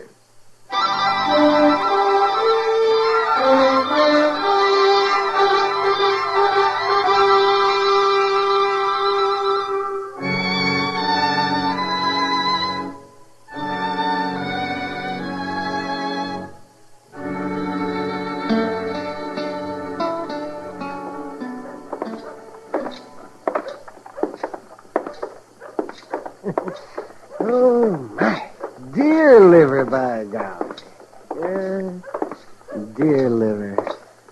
Matt, that was the best galldarn breakfast I've had since way last spring. Yeah, it was pretty tasty. It's that, wasn't it, Doc? I could have ate 2 pounds all by myself. You did eat 2 pounds, Chester. I did? That's the best thing about winter's coming on. You start getting some decent food for a change. You get antelope and you get venison, prairie chicken, mallards. Oh, instead of that stinking salt pork every morning. You know, Doc, you're a lucky man. You only got 2 worries in life, your next meal and your next fee. Worries? Those are both pleasures, Matt. Oh, and speaking of fees, there hasn't been a killing in town for quite a spell. Why don't you stick to curing people, Doc? Because I can't live on fine promises from starving sodbusters. That coroner's fee is cash in the pocket. Oh, well, here we are. This is where I leave you, gentlemen. See you later, Doc. Yeah. What are you aiming to do, Matt? Go down to your office and prop your feet up and cheat the government for the next 12 hours? No, I'm going to ride out to the Trach place. He's been losing some stock the last few nights. You're talking about old Silas Trach? Uh-huh. He called me out there 3 years ago when his wife died, after it was too late to help her. And he talked me down to half fee. And then he didn't even pay me. Well, I'll admit he's not too easy to get along with. Hey, Doc, look. Yeah? Up there in front of your office. Wow.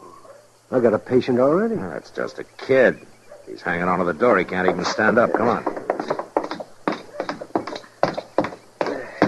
Why, it's a young Indian boy, Matt. Yeah. Here, now take it easy, son. Here, let me give you a hand. Get his other arm, Chester. Yes, sir. Let me open the door here. Yeah. Let's set him down here, Chester. That's all right, boy. There. What do you think's wrong with him, Doc? Well, I don't know. He doesn't seem to be cut up or shot any. What's the trouble, boy? What happened to you? Maybe he just don't know the language, Doc. Yeah, that could be. It kind of gives the impression he knows what we say to him, though. Is that right, boy? Looks like a Kiowa from his moccasins and that head, man. About 9 years old, wouldn't you say, Doc? Yeah, 8 or 9. Let's see. His pulse is jumping like a scared rabbit. Nobody's going to hurt you, boy. Chester, go over to the Dodge House and see if there's a scout or a buffalo hunter in town, huh? Somebody who can speak Kiowa. All right, sir. It's funny. He won't even try to talk. He keeps his mouth tight shut. Yeah. Hey, wait a minute, Doc. What is it, Matt? Son, open your mouth. Come on now. Open it. Good Lord, Matt. Somebody's cut his tongue out.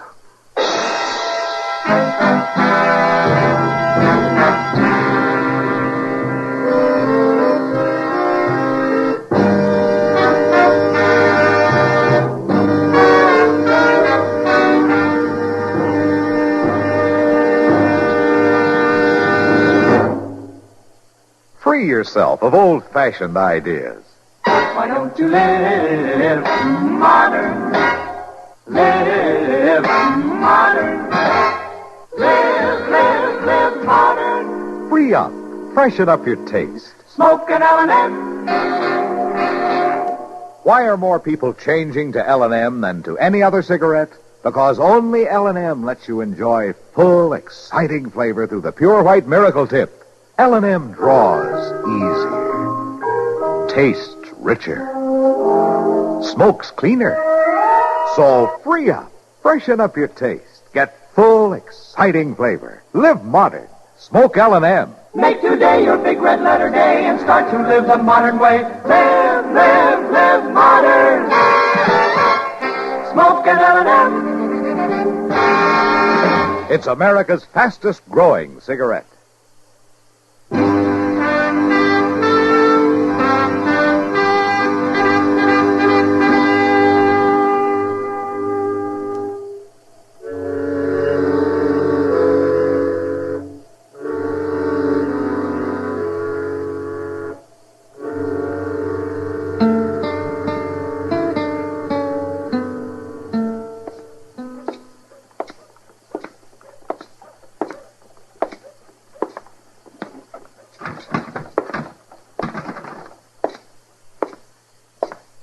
Morning, Matt. Hello, Kitty. Pour me a drink, will you? All right, Matt. Thanks. It isn't often you have a drink before noon. No. Yes, it isn't. That Indian boy? Rumors get around fast, don't they? Chester stopped in. Have you found out anything more about it, Matt? Not yet. Chester's asking around town, trying to get some line on him. Does Doc think he's going to live? Yeah, he'll live, all right. Might be better if he didn't. It's always better to live, Matt, no matter what. Yeah, I guess so. It'd take a monster to do a thing like that. Well, it might even have been some of his own people who did it. I don't like him, though. The Kiowas don't ordinarily mutilate that way, even in battle. The Apaches might, but there aren't any this far east. Besides, I'd only treat a warrior like that. This kid's only 8 or 9 years old. Horrible. He's still in pretty bad shape. Oh, there you are. I've been looking all over Dodge for you, Marshal. Well, that's where I've been, Mr. Traich. All over Dodge. Of course, I can see now why you ain't been on the job. If you'll excuse me, No, Matt. stay here, Kitty. Why don't you stick to business, Traich? No offense, Marshal. I expected you out at the ranch this morning. Yeah, I know. I lost 6 more head last night, calves and yearlings. Yeah? It was killed and butchered right on my range. Their hides thrown into a gully. Might have trailed the ones that done it if you'd got there before the frost melted off. Same way with the rest of the cattle you lost, huh? They've been killing and dressing them? That's right. Well, it could be Indians. Meat rustlers couldn't sell in Dodge, not and get away with it very long. It's Indians, all right. Of course it's Indians. It doesn't make much sense, though, this time of year. There's too much game around. There ain't no Indian going after game as long as there's meat around for him to steal. Did you find any wagon tracks? Of course not. Why?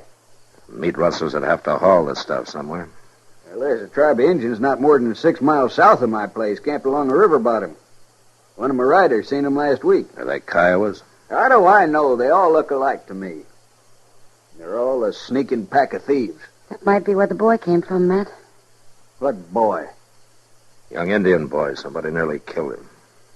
That's why I couldn't get out to your place this morning. You're fooling around over some Indian whelp while I'm losing stock? Wait a minute. You figure cattle are more important than human beings? Human beings? I thought you said he was an Indian. Get out of here, Traich. Huh? I said it real plain.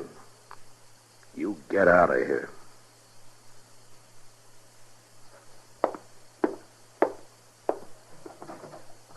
What about my cattle, Marshal? Whenever I get time off. For more important jobs. It's a fine thing when the law spends its time with Indians and dance-hall girls while an honest rancher gets robbed. It takes all kinds, Matt. I'll argue that with you sometime, Kitty. I'll see you later.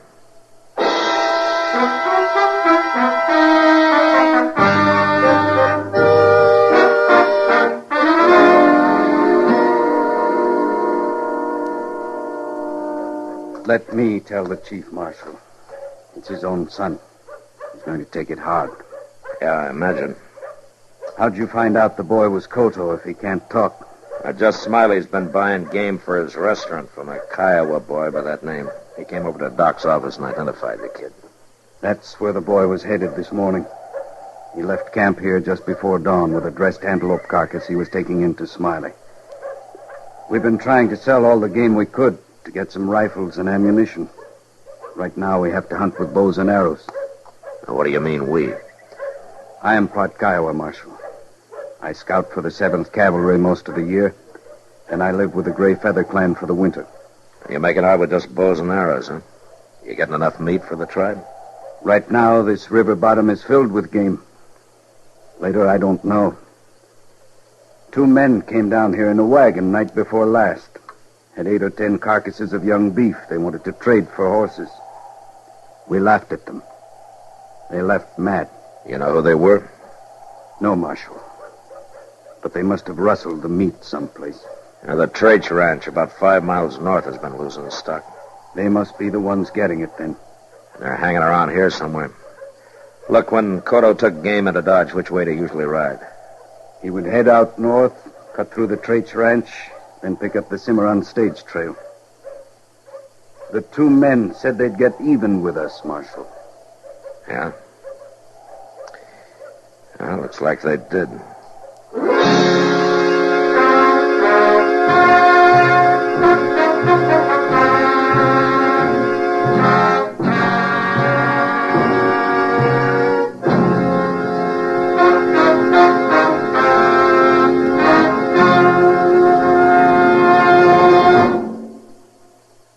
Here's a holiday hint from L&M.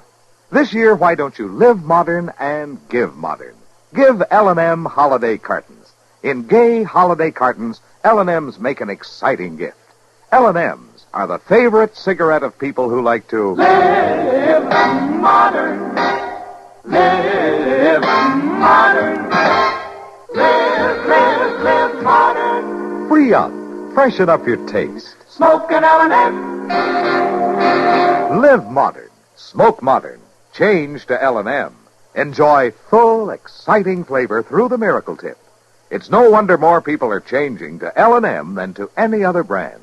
So smoke modern L&M. And remember, you're sure to please when you give L&M holiday cartons. Live modern. Smoke an L&M.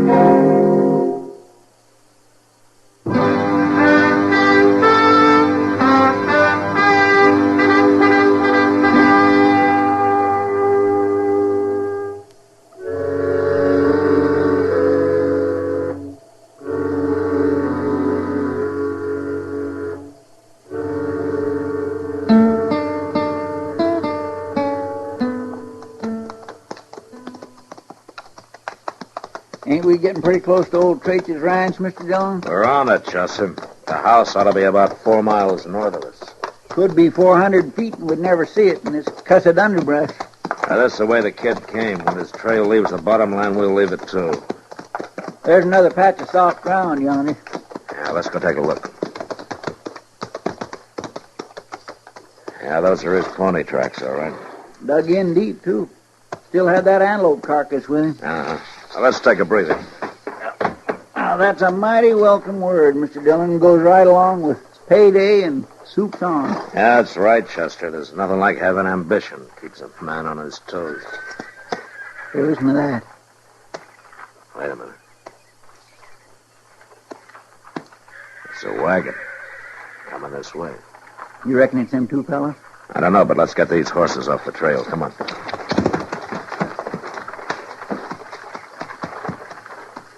This is far enough. Get your rifle. Yes, sir. Now, let's get as close to the trail as we can. The boys could have rode onto him somewhere here in the bottoms. It kind of figures, all right. Now, keep that rifle on him when I step out, huh? Yes, sir, I sure will.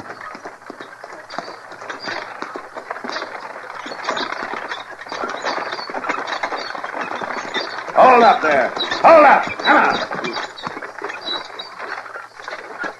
What's the trouble, mister? Get down off that wagon. Is this a hold-up? Down on the ground, both of you. Come on. Now, keep your hands up. Chester, come on out. Take their guns. Yes, sir. Well, we ain't got nothing worth stealing. Stealing? He's a U.S. Marshal.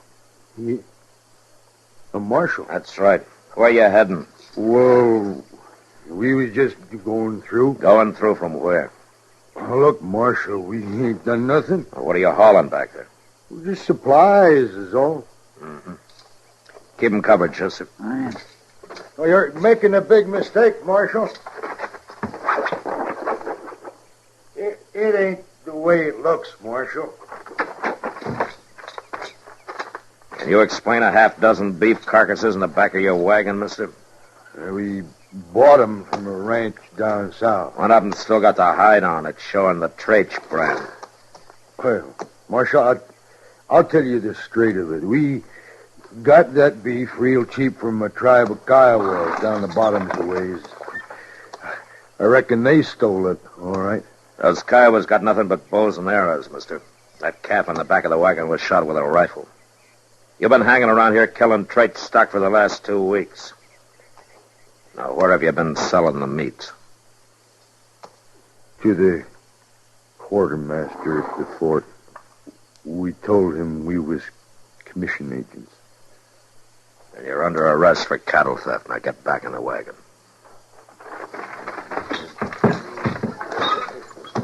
Chester will stop at the ranch house so Traich can identify that calf and sign a complaint, huh? All right, sir. And then you're going into Dodge, mister. And I'm going to tag you with the real charge I came out here on. Well, what do you mean? Mutilating that Indian boy. I don't know what you're talking about. We ain't even seen no Indian boy. Well, he's going to see you. And I think he'll remember you. You fixed him so he can't talk, but he can still point his finger at you. Now, come on, let's go.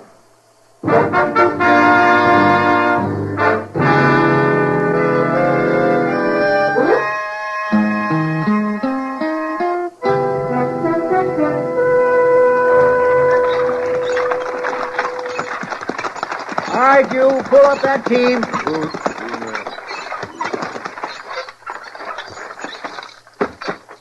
Traich. Hey, Traich! Out here at the barn, Marshal. You wait here, Chester. Yes, sir.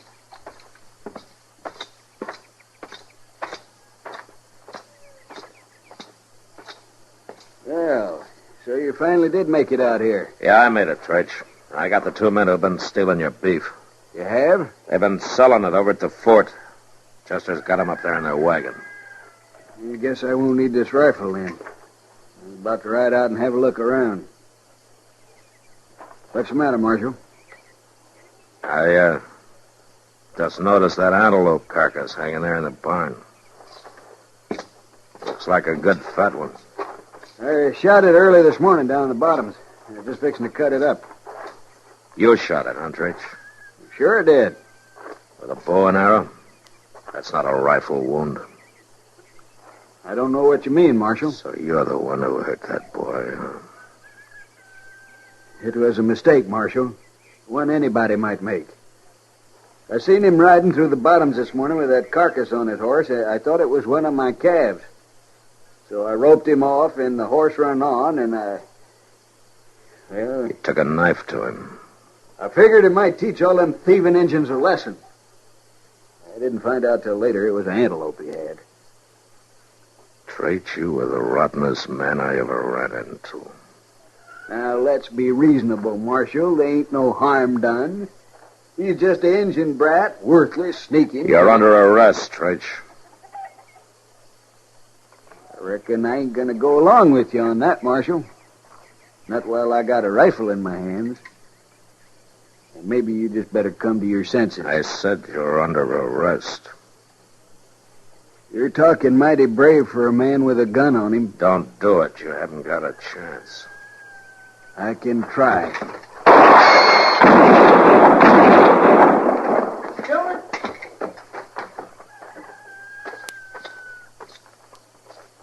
I'm glad you tried. Mr. Dillon?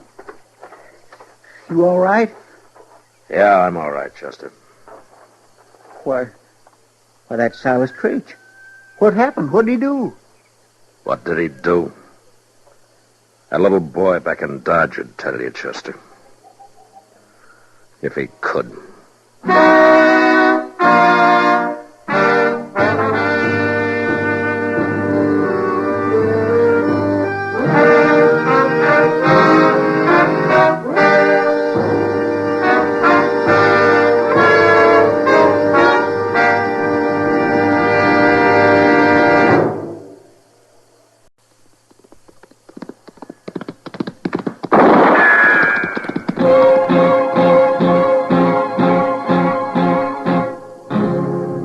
Gunsmoke. Brought to you by L&M, the modern cigarette that lets you get full, exciting flavor through the modern miracle of the pure white miracle tip.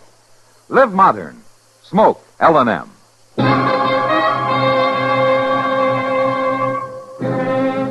A Around Dodge City and in the territory on West, there's just one way to handle the killers and the spoilers, and that's with a U.S. Marshal and the smell of Gunsmoke.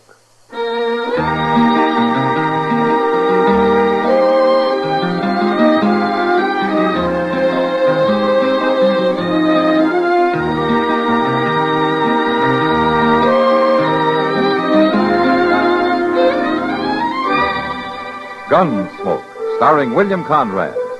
The story of the violence that moved west with young America. And the story of a man who moved with it. I'm that man, Matt Dillon, United States Marshal. The first man they look for and the last they want to meet. It's a chancy job, and it makes a man watchful and a little lonely.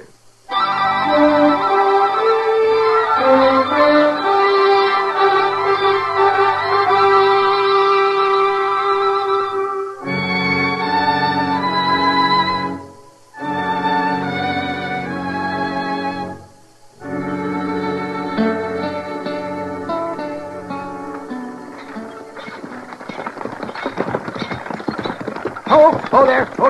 Matt, wait a second. Now, you blasted team. I want to talk to you, Matt, if I ever get this confounded team to stop. Whoa! Are you driving that buggy, Doc, or you just being tucked? Oh, this blasted team. They got mouths of solid iron. They're probably trying to run away from that squeaky wheel. You know, grease that thing, you're going to twist off a spindle one of these days. It'll last as long as I will. Oh, say, Matt, I just drove in from Meadow Flats. Oh? Well, every man to his own pleasure. It wasn't pleasure, confound it. Now I got something that'll wipe that grin off your face, too. That's so? Yes. Burke Reese and that ornery boy of his. They've been kicking up their heels again. Oh? Who are they after this time? Pezzy Neller and his wife. They've got that homestead, next to the Reeses. Yeah, I know the place. What happened? Well, it seems Burke Reese and his boy kind of hoorah'd him a little bit last night. They burnt one of Pezzy's chicken houses and fired off a few shots, and Pezzy's acting real funny about it. How do you mean? Well, he didn't want me to say anything about it. He claims he doesn't want any trouble. Doc, with Burke Reese after him, he's already got trouble.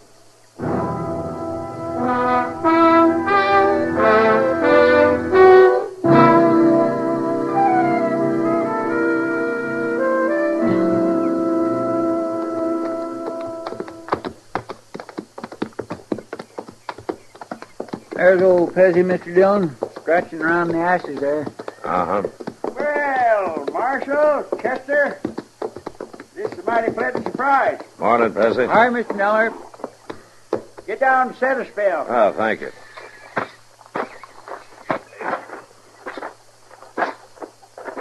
Cora's got some coffee on. Be ready directly. Oh, fine. We could do with some. Oh, looks like you might have had a little trouble out here last night, Pezzy. Trouble, Marshal? Well, that chicken house burnt right down to the ground. Oh, yeah. Yeah, but the studding ain't hurt much. Be no chore to fix it up. Lose many chickens? Oh, about a dozen, I reckon. Got most of them out, though. Oh, you were mighty lucky. Yes, sir. That's just the way I look at it, Marshal. Mighty lucky. It's a downright hollering shame, if you ask me. Pezzy, I understand there were some shots fired last night. Look, Marshal. You hadn't ought to road clear out here just on account of this little go-around. Well, it didn't amount to a hill of beans. You're a patient man, Pezzy. Just can't abide trouble, I guess. Never could for some reason. Too bad the Reeses don't feel the same way. Isn't that who it was? Burke Reese and that bullying son of his, Spike? Well, I just wouldn't rightly know for sure. It was awful dark last night, Marshal. There was two fellas on horseback. That's all I could tell. Uh-huh. You been bothered before? Oh, a couple of nights this week. Might be the same two fellas. Might not. Hard to say. What'd they do? Oh, just galloped around the house a couple of times, shooting off the guns. Didn't do no harm much, though. Has Burke Reese been trying to buy you out, Pezzy? Well, he did make me an offer last week. Only about a third of what the place is worth, though. Anyhow, I ain't aiming to sell. Neither was Ed Talmadge. He had the homestead north of Reese, remember? Yes, I remember. Reese bought that place for about a third of what it was worth, Pezzy. From Ed's widow. You know, I never could figure who Dry Gulch did that night. Look, Pezzi, if you'll sign a complaint, I'll have both of the Reeses locked up inside an hour. Won't do no good, Marshal. It is dark. I couldn't swear in court it was them. And you know what'll happen. You don't even pack a gun, Pezzi. Guns just lead to trouble, Marshal. I'm a mild sort of man, I reckon, and a believer in nature. Like with their herd of cattle. Storm comes up, they just turn their tails to the wind and wait it out. A man can learn a whole lot from animals. Sure he can, Pezzi. But Burke Reese learned his from a mountain lion.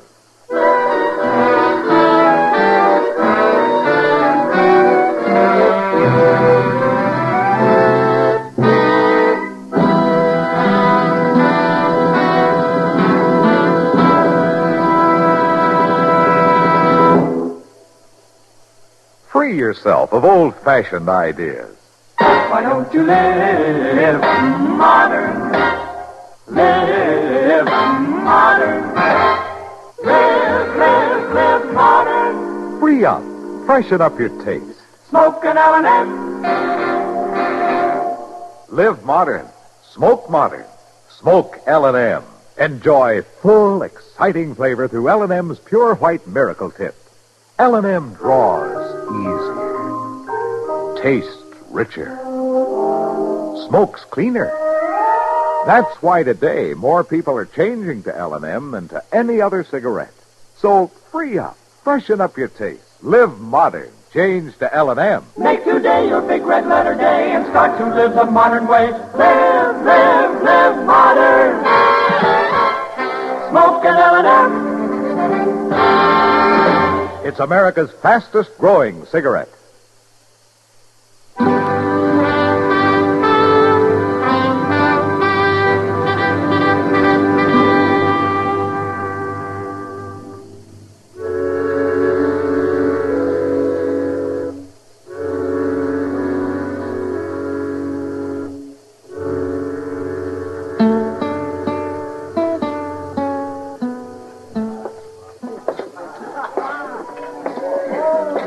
I declare, Mr. Dillon, the Long Branch ain't never had this big a Saturday afternoon before. Quite a crowd in town, all right. I don't even think we can get up the bar. Well, we edge along the side here. Well, maybe I can do it empty, but it's sure going to be a tight squeeze, ooching out full of beer. You get that full, Chester, and I'll leave you here. Imagine you in here in daylight. Chester needed a beer, Kitty. Oh, he brought you along to chaperone him, huh? Oh, I got a hunch you brought me along to pay for it. How you been? No complaints. Look at this crowd. You ever see such a mob? Yeah, from the looks of things, the fights will be starting even before dark. Yeah. Want to have a beer with us? No, thanks. It's too early for me. But if you're around about 3 a.m., I'll have some supper with you. Sounds good. Try to make it. Well, he seems happy enough. That's old Bert Reese, Mr. Dillon. Yeah. And Spike along with him. Now, there's a pair that's due for hanging. They're overdue, Kitty. Well, howdy there, Marshal. Mighty nice to find you on the job. Ain't that right, Spike, huh? You know, I can usually find some good in anybody, but those two. Especially after they murdered Ed Talmadge last year. There was no evidence, Kitty. No witnesses. Well, all right, Matt, but everybody knew they did it. Yeah, but the law has to go on proof, or it stops being the law. But people are afraid of him, Matt. They're afraid even to go into court and tell what they know. Matt? All right? Matt, come here. Just a minute, Doc. Come on, Chester. Let's see what he wants. I'll talk to you later, Kitty. Don't forget, Matt. Supper at 3. Out there in the street, Matt, some folks got themselves in a peck of trouble. Oh. Pezzi Neller and his missus.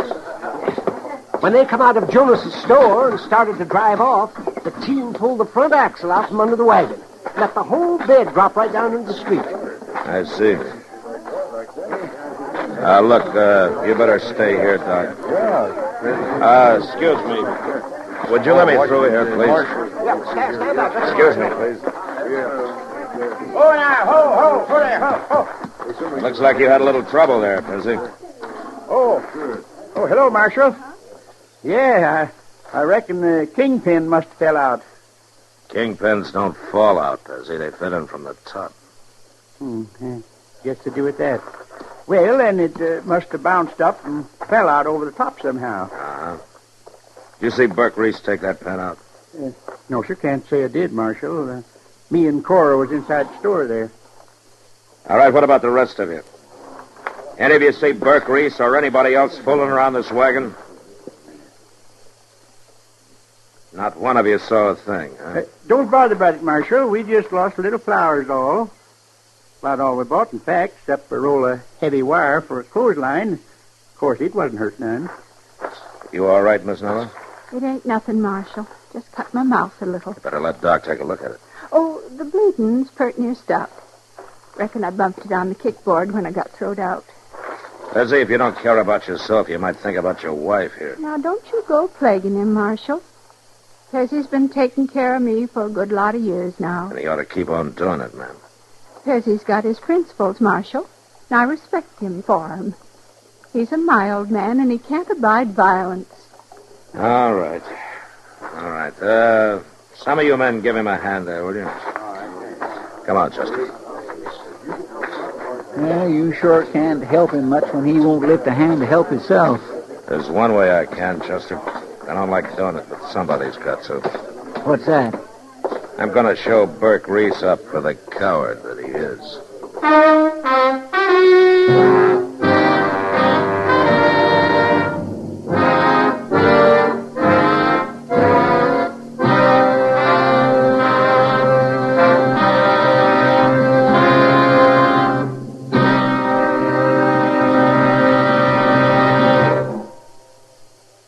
Free yourself of old-fashioned ideas. Why don't you live modern? Live modern. Live modern. Free up. Freshen up your taste. Smoke an L&M. Only the modern miracle of the pure white miracle tip can bring all of L&M's full, exciting flavor through to you.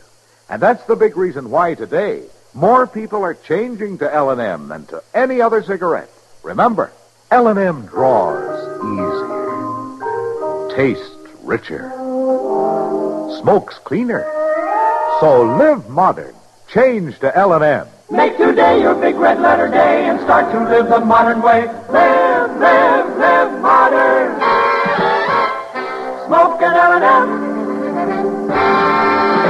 It's America's fastest growing cigarette.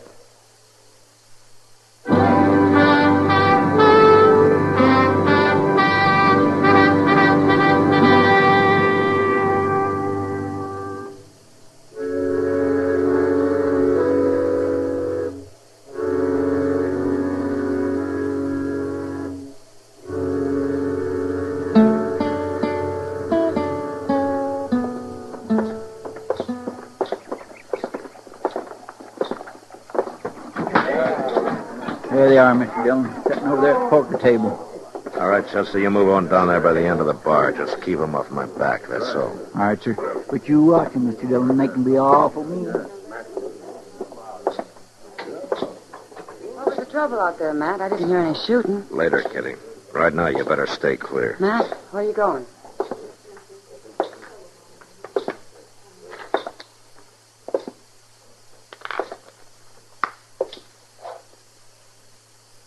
Well, Marshal, me and the young'un's getting up a little game. Like to sit in, would you? Reese, you're a filthy murdering coward. Now, you got no call to talk like that, Marshal. You shot Ed Talmadge in the back last year so you could buy out his homestead. That so? Now you're after Pezzy Nuller. You shot up his place a couple of times and burnt one of his buildings. Pezzy say all that, did he? Pezzy's not one to stick up for his rights, so somebody's got to do it for him.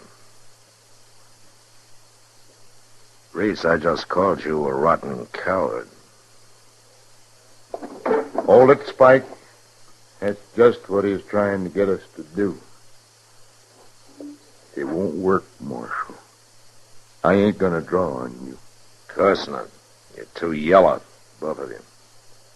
Except with a man like Pezzy Nuller who doesn't wear a gun. I ain't drawn, Marshal. Didn't you hear me, Burke? I called you a lying coward. I'm sitting right here. No, you're not. Now get up on your feet. Get up. I know you, Marshal. You'd never shoot a man down cold. I wouldn't have. Spike, reach over slow. Unbuckle my gun. You touch that belt, Spike, and I'll blast you out of your chair. All right.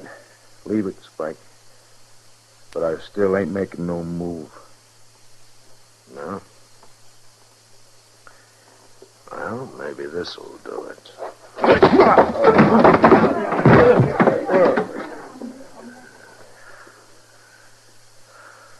All right, what about it, Reese? I'm staying right here on the floor, Marshal. You sit tight, Spike. I told you, Marshal, no matter what you do, I ain't gonna draw against you. You're a smart one, Reese.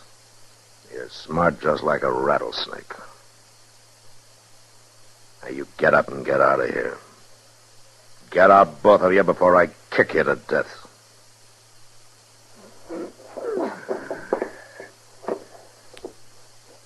Come on, Spike.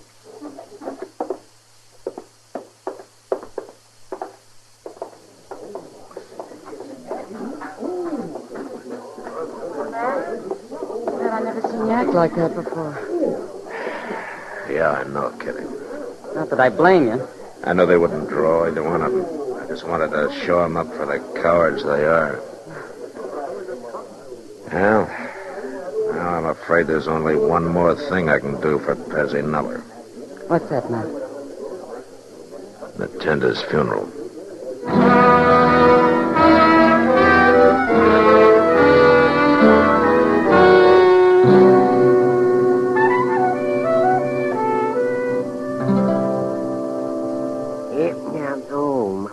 Old Chester, this is the worst coffee I ever tasted. I drunk better than embalming fluid. Well, you kept your mouth shut, Doctor, after you'd swallowed 3 whole cups. Well, no wonder my throat was still paralyzed from the first swallow. Well, you're sure losing a lot of sass for being paralyzed in the neck. You want some more, Mr. Dillon? No, not right now, Chester. And by Jim, you complain about it, Doc, but I notice you always come hot-footing over here first thing when you wake up. It's a trial by torture, Chester. If I can live through Chester's coffee, I can face anything the day brings. Well, forevermore, what do you know? Huh? What is it, Chester? Pezzy Nuller, coming down the street there in his wagon. No? Well, Matt, how do you figure a man like that? He doesn't want any trouble, he says. He can't abide violence. He don't even realize he's on borrowed time. I guess not, Doc. All he was worrying about yesterday afternoon was getting back home and putting up a clothesline for the missus. Just a couple of babes in a forest of wolves. He stopped right out in front here, Mr. Dillon. Marshal Dillon. Now, let's see what he wants. Morning, Pezzy. You're up early, aren't you? Reckon I am at that, Marshal. Oh, hello, Doc. Mighty glad to find you here. There's something wrong? Well, in a way, I guess there is, Marshal. Had a little accident out at our place during the night. Accident? Who? Doc, I reckon you better take a look there in the wagon bed. Just throw back the cover. All right. Give me a hand here, Chester. All right, Doc. Mighty sorry to have this happen, Marshal, but it's just one of them things that couldn't be helped, I reckon. Mr. Dillon, it's the Reeses. What? They're dead, Matt. Both of them. Their necks have been broken. There's marks across their throats. It's like they've been hanged. Yes, sir. That's exactly what I said to Cora this morning when we found him laying there. Looked like they'd been hanged, what I said. Found them where, Pezzy? What happened? Well, sir, me and Cora woke up last night and heard some shooting and hurrahing like them other times. Yeah? Only it stopped all of a sudden and the horses galloped off, so we went back to sleep.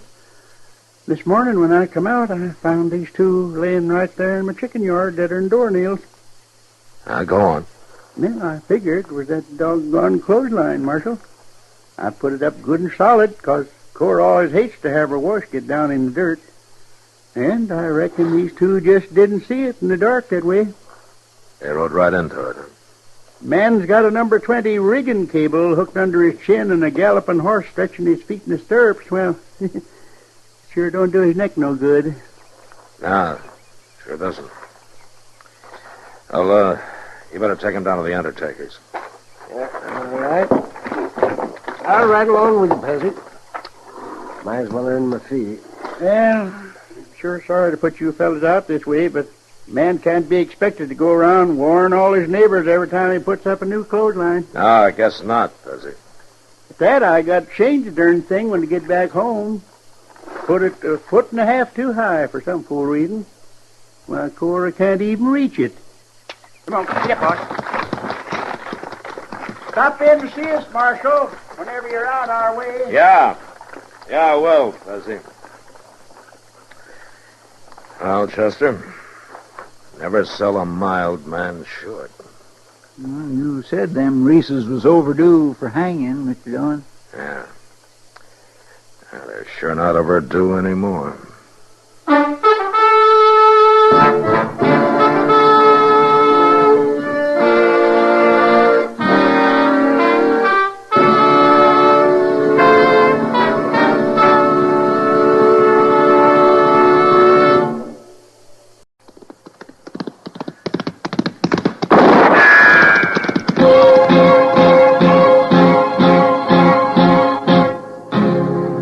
Gunsmoke. Brought to you by L&M, the modern cigarette that lets you get full, exciting flavor through the modern miracle of the pure white miracle tip.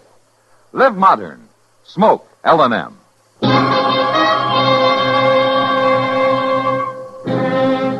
Around Dodge City and in the territory on West, there's just one way to handle the killers and the spoilers, and that's with a U.S. Marshal and the smell of Gunsmoke.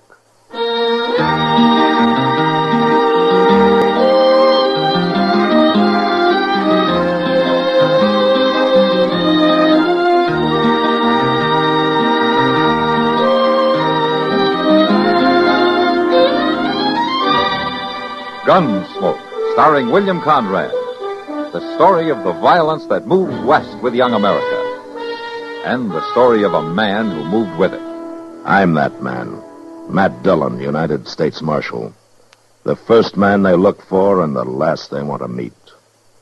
It's a chancy job, and it makes a man watchful. And a little lonely.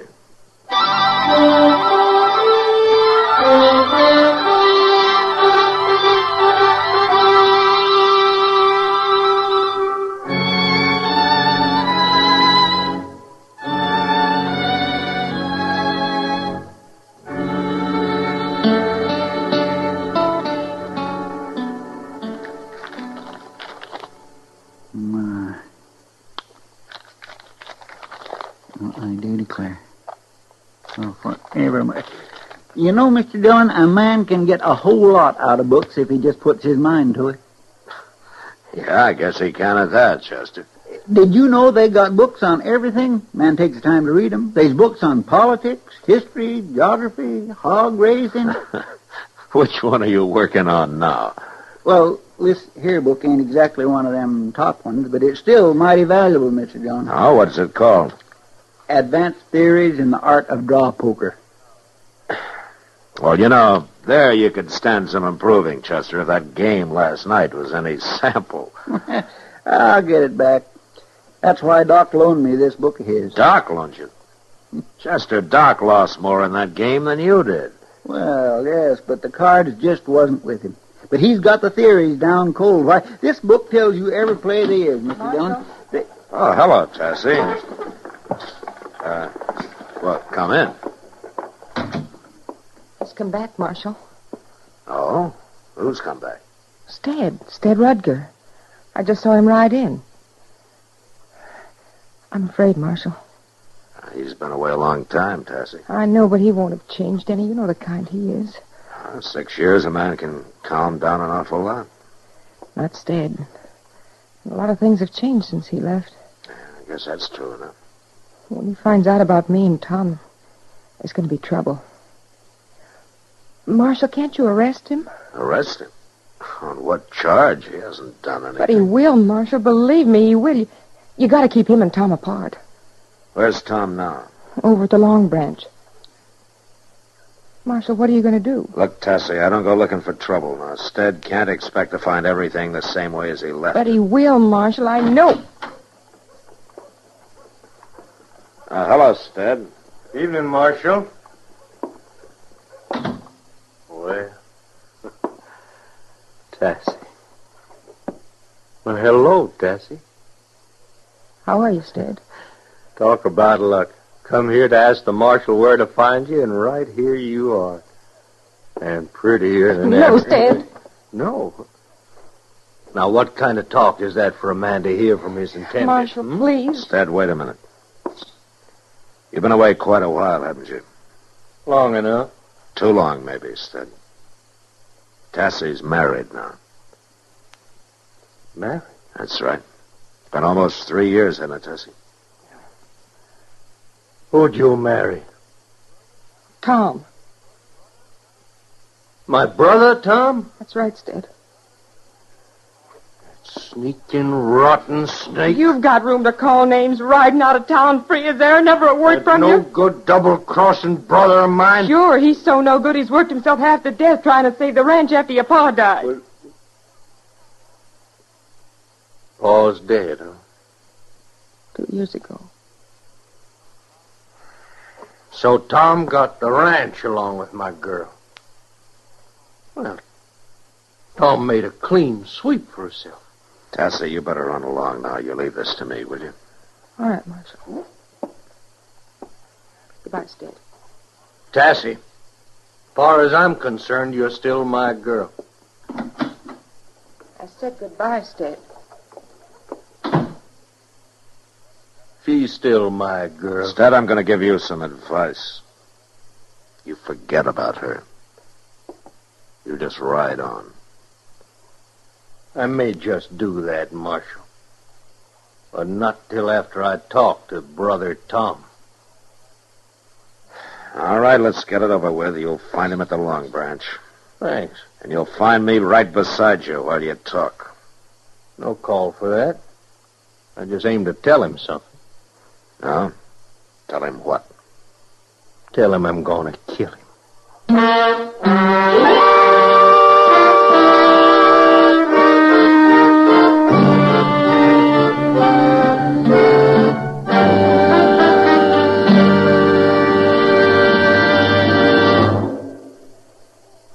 Free yourself of old-fashioned ideas.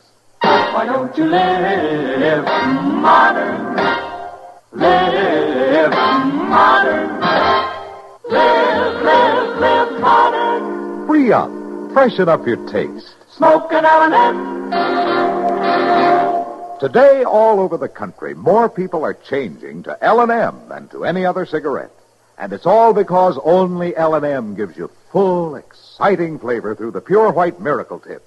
L&M draws easier. Tastes richer. Smokes cleaner. So free up. Freshen up your taste. Live modern. Change to L&M. Make today your big red letter day and start to live the modern way. Live modern. Smoke an L&M. It's America's fastest growing cigarette.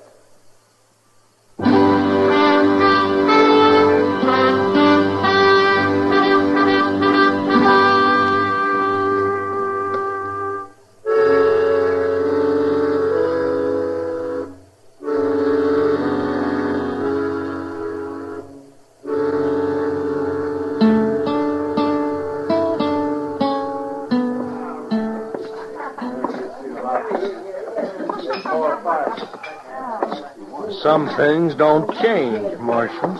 Yeah, such as? This here old Long Branch. Just a little noisier is all. Uh-huh. Well, your brother's down there at the end of the bar. So I noticed. Well, now, Stead Rudker. Hello, Miss Kitty. You still look the same. You haven't changed much yourself, Stead. Come on, Marshal, let's go. See you later, Miss Kitty. Yeah, sure. Look, Stead, I hope you got it straight. You go for your gun, and you know what'll happen. Just a little family reunion, Marshal. Don't you worry about a thing.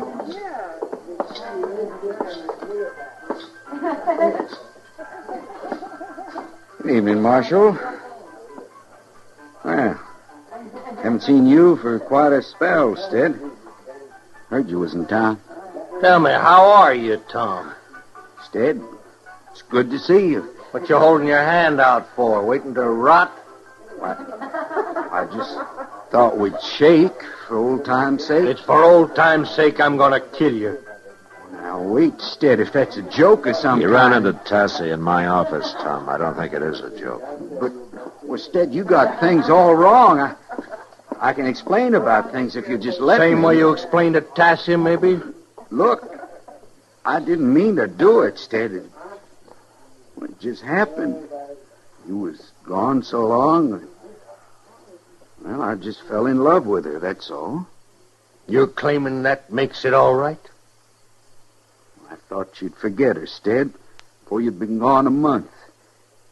That's how it was with her. In 6 months, she was all over. I'll just bet she was, with you helping her. I'm telling you, she'd forgot about All right, fine. Then she forgets easy, Tom. So in 6 months, she'll forget about you. Marshal, are you going to stand for this? I can't run him in for talking, Tom. We're going to settle this ourselves, Tom. Just you and me. You're a gunman, Stead, for 6 years now. I heard about you. I ain't got a chance against you. You should have thought of that before. Wait a minute. Tom, are you in any position to pay him off in cash for his share of the ranch? Well, reckon I could borrow it from the bank, but he ain't got no share, Marshal. Pa left the whole thing to me. The whole thing to you? But tomorrow night you won't be worrying about the ranch or about Tassie. What do you mean? Just listen to me, Tom. Early tomorrow morning I'll be sitting on the front porch of the Dodge House, just waiting for you. And unless you want it to happen right in front of Tassie, you better ride in. If you ain't showed there by sundown, I'll ride out after you. Stead, Good night, Marshal.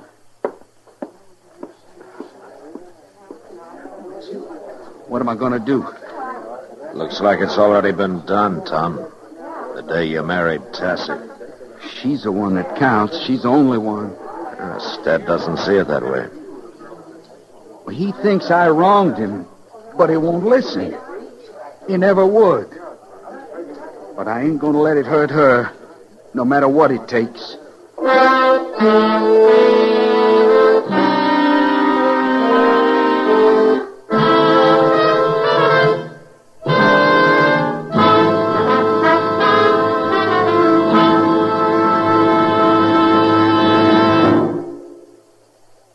Free yourself of old-fashioned ideas. Why don't you live modern? Live modern. Live modern. Free up. Freshen up your taste. Smoke an L&M. Why are more people changing to L&M than to any other cigarette? Because only L&M lets you enjoy full, exciting flavor through the pure white miracle tip. L&M draws easier, tastes richer, smokes cleaner. So free up, freshen up your taste, get full, exciting flavor. Live modern. Smoke L&M. Make today your big red letter day and start to live the modern way. Live, live, live modern. Smoke an L&M. It's America's fastest growing cigarette.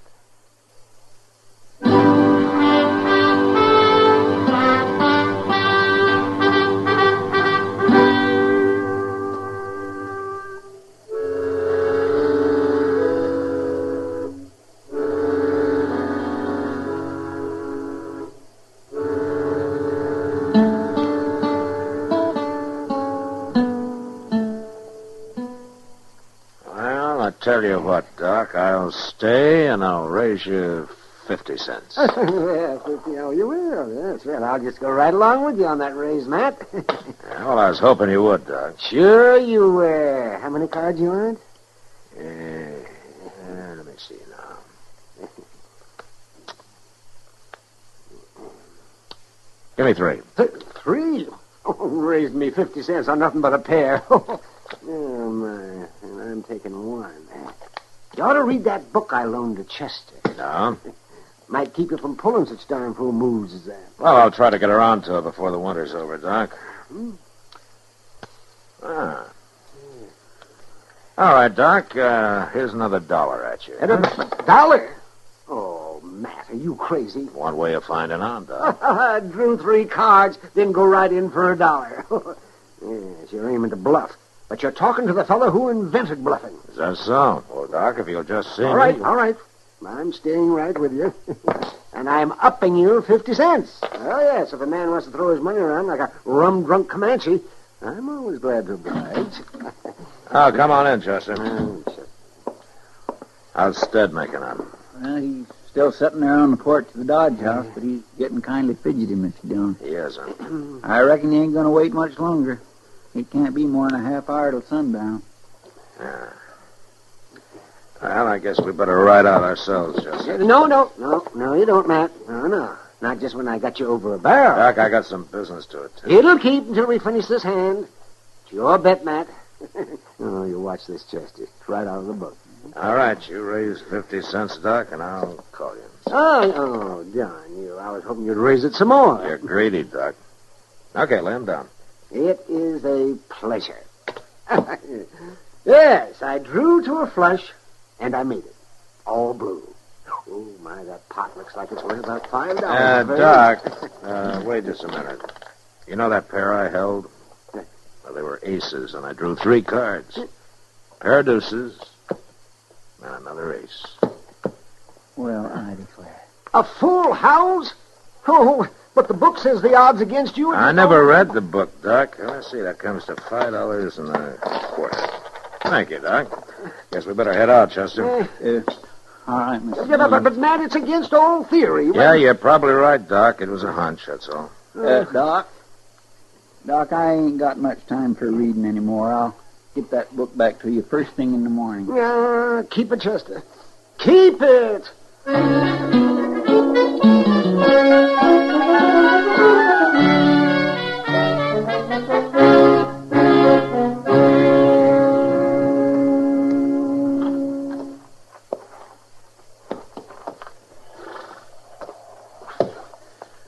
Mr. Dillon, if he don't show up pretty soon, I ain't gonna be nothing but a doggone human icicle. He'll show up, Chester. Maybe he won't. It's just too doggone cold for him to even think about killing. It's not cold when you're carrying the hate in you that Stead is, Chester. It's a downright shame. Things being all twisted up this way. It just ain't justice, that's all. No, but it's a fact. It's a shame. Quiet, Chester. Well, it must be him, all right. Yeah. He sure don't care who hears him. Well, he told Tom what he was going to do.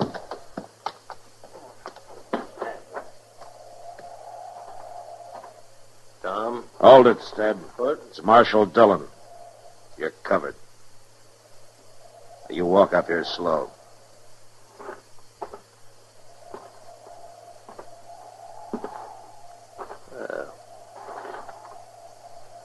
So 'tis the marshal, and still riding herd. Yeah. Tom's not here. The light in the house. Tassie's there. Well, she don't need no protection. Maybe she does, in a way.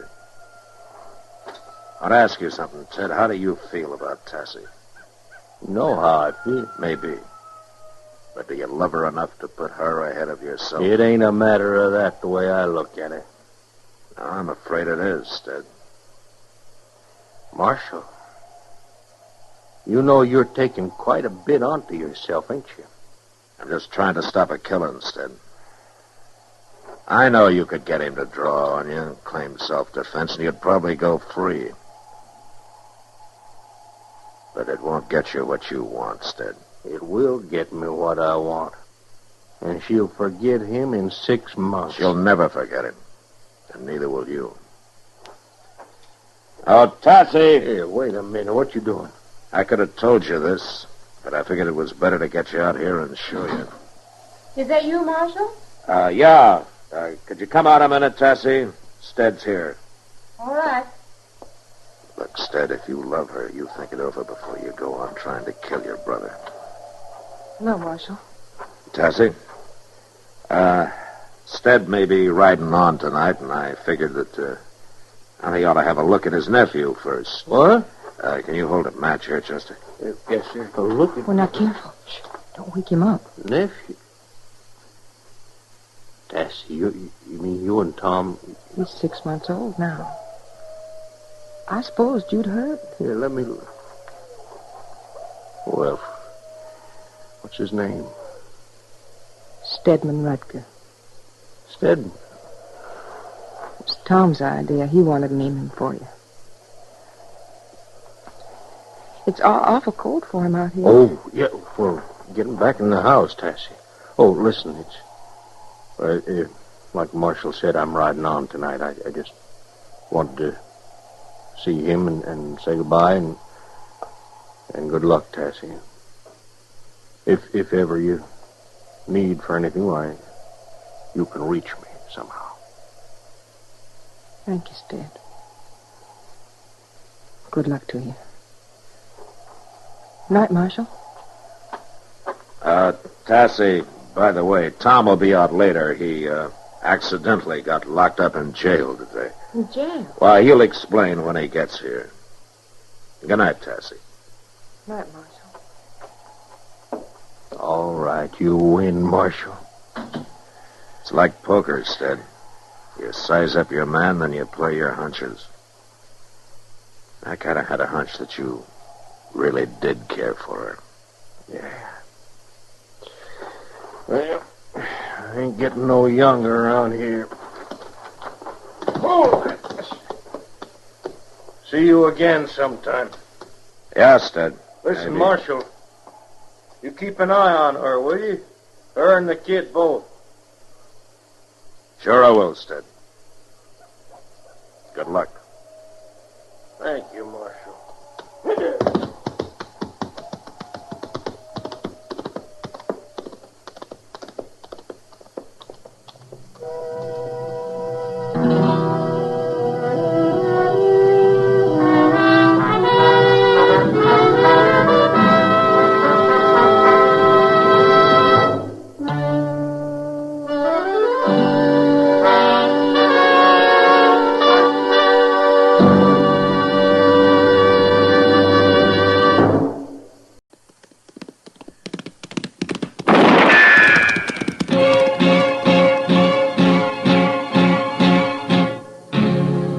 Gunsmoke. Brought to you by L&M, the modern cigarette that lets you get full, exciting flavor through the modern miracle of the pure white miracle tip.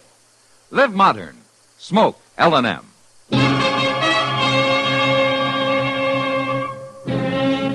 Around Dodge City and in the territory on West, there's just one way to handle the killers and the spoilers, and that's with a U.S. Marshal and the smell of Gunsmoke.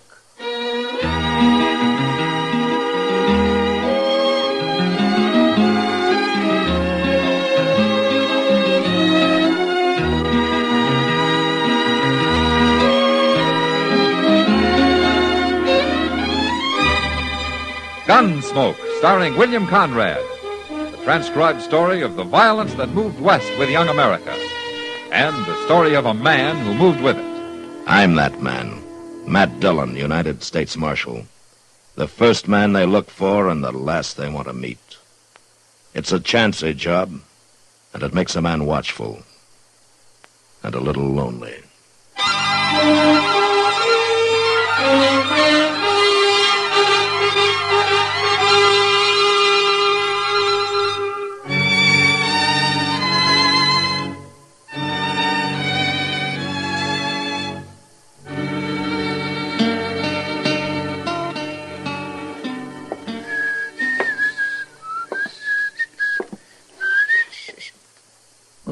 my goodness. Now, if that sure don't beat all. What's the matter, Chester? Odie Perkins, coming down the street there with a mat on so thick you can feel it right through the window. Oh? Odie's not a man to get tempered easy. Well, he sure is now, Mr. Dillon. He's so doggone riled, he's leaving a blue streak behind him. It's the gospel truth, look. That can't be anything serious. Marshal Dillon. Oh, morning, Odie. Marshal, I'm here to call on the power and protection of the law in all its majesty and might. Well, that's a pretty tall order, Odie. You got some reason for needing the law? Reason? I got reasons that go back as far as 15 years. Marshal, I want to swear out a complaint, an injunction, a bench warrant, whatever it is it takes to get a certain low-life scum evicted from the premises, run out of Dodge, banished from the territory, and horsewhipped to boot if you can work it in somehow. What's a certain person done, Odie, to deserve that kind of attention? It ain't what he's done as much as what he is, and I ought to known it long before this, but he sure had me fooled. You're not by any chance talking I'm talking about Brace McCoy. That's who I'm talking about. And I even hate to let his sneaking name soil my lips. Yeah, but Odie, you and Brace have been partners as long as I can remember. Oh, not no more. We ain't not since this morning. Marshal, I want him throwed clean off the place. Now, wait a second, Odie. As I recall, you boys took up that homestead as joint tenants, huh? Brace has got as much right there as you have. Well, Marshal!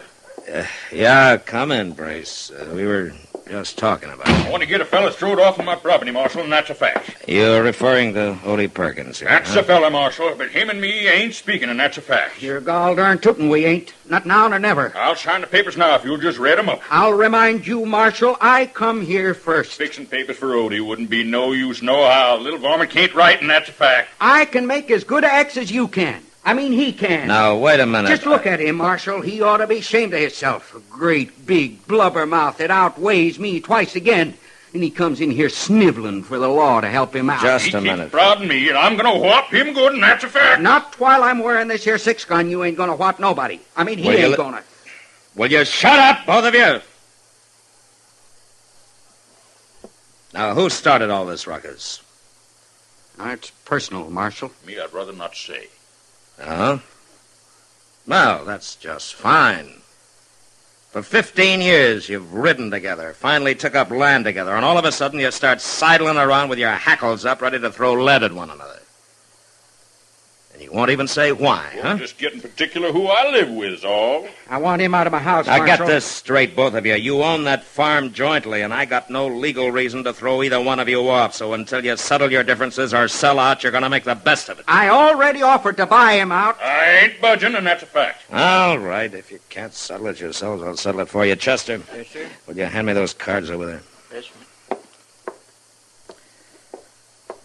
Here you are, Mr. Dillon. Yeah. Now, as I recall, you've got a fair-to-middling house out there and a mighty good barn. Until you sell, you got to stay on the place to take care of the stock. All right. Now, one of you lives in the house and the other one in the barn, and you'll leave each other alone. Is that completely clear?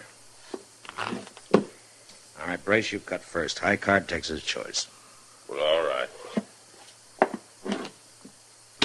10. That's good.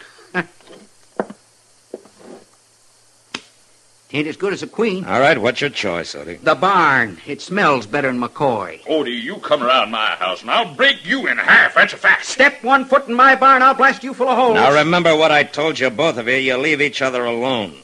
Guess I better get back out to my house. Good day.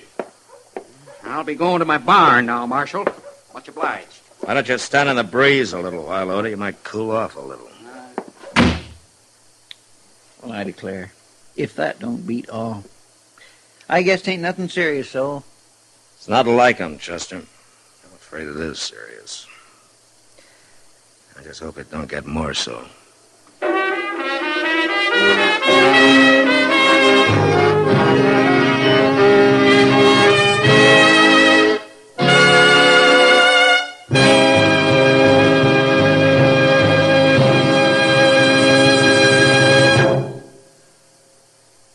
Why don't you live modern? Live modern. Live modern. Change to L&M. Only with L&M can you enjoy the full, exciting flavor of today's finest tobaccos. through the modern miracle of the L&M Miracle Tip. Through the pure white Miracle Tip, L&M tastes richer, smokes cleaner, draws easier. No other cigarette, plain or filter, gives you all the flavor you want. The rich, exciting flavor you get only from L&M. So light up, free up, let your taste come alive. Live modern. Smoke L&M. Make today your big red letter day and start to live the modern way. Live, live, live modern. Get L&M today.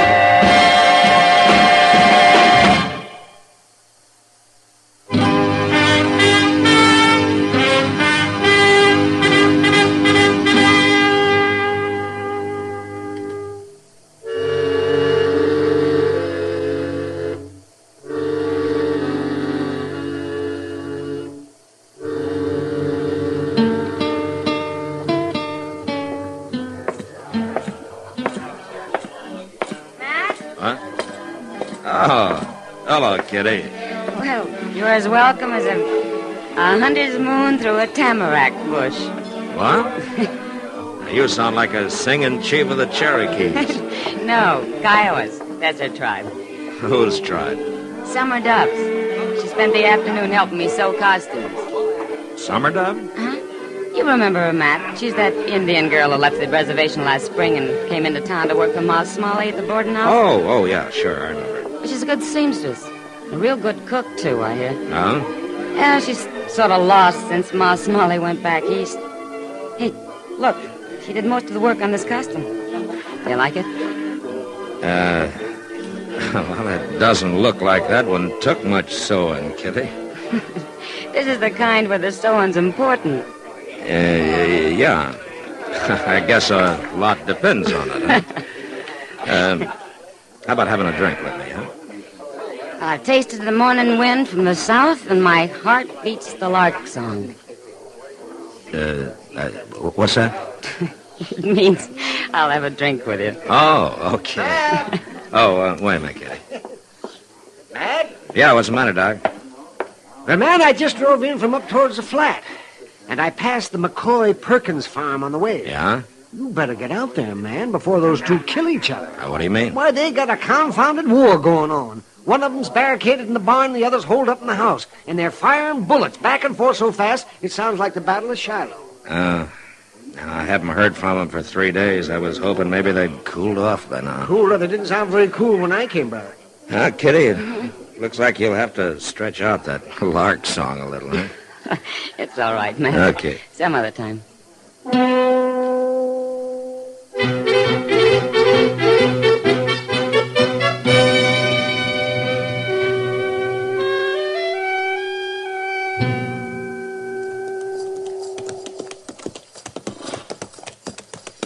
By jing, Mr. Dillon, I never realized it was so far out here. Doc wasn't putting on none about it. Doggone if it don't sound like Shiloh. The blamed fools should think they were old enough to have better sense. Goodness, now that's just too doggone close for comfort. I'll comfort him. Brain up, Chester. Howdy! Brace! Matt Dillon, hold your fire, both of you! All right, come on, Chester. Let's go over to the barn first.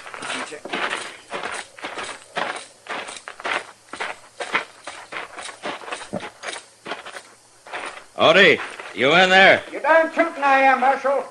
That big hunk of buzzard bait ain't about to dislodge me, neither. I am, though. I'll give you just 5 seconds to get that door open and come out here. Now, wait, Marshal. You hurt me, Odie. Okay. I wasn't the one that started. Chester, now. take his gun and keep him covered. Yes, sir, I sure will, Mr. Dillon. Goodness.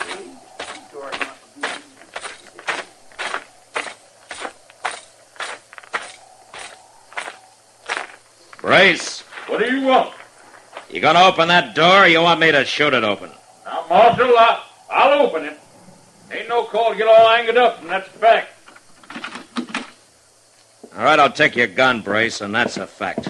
Here, give it to me. All right, come on out here. I was only defending myself, Marshal. That scrawny little weasel started it all. Marshal, don't you believe nothing Brace says. He was born alive. Shut up, would... Odie. Well, I guess the only thing to do is to see if you two can manage to get along in separate jail cells.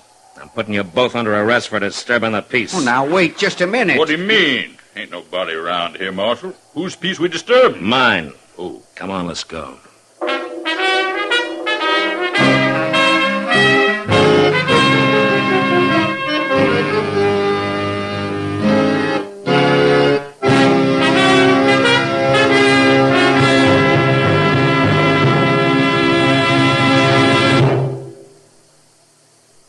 Why don't you live modern?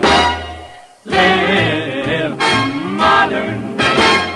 Live modern. Change to L&M. L&M is the modern cigarette that lets you get all the full, exciting flavor of today's finest tobaccos. No other cigarette you can buy, plain or filter, gives you the flavor that you get through the modern miracle of the L&M Miracle Tip. Through the pure white Miracle Tip, L&M tastes richer, smokes cleaner, draws easier. So light up, free up, let your taste come alive. Live modern. Smoke L&M. Make today your big red letter day and start to live the modern way. Live modern. Get L&M today.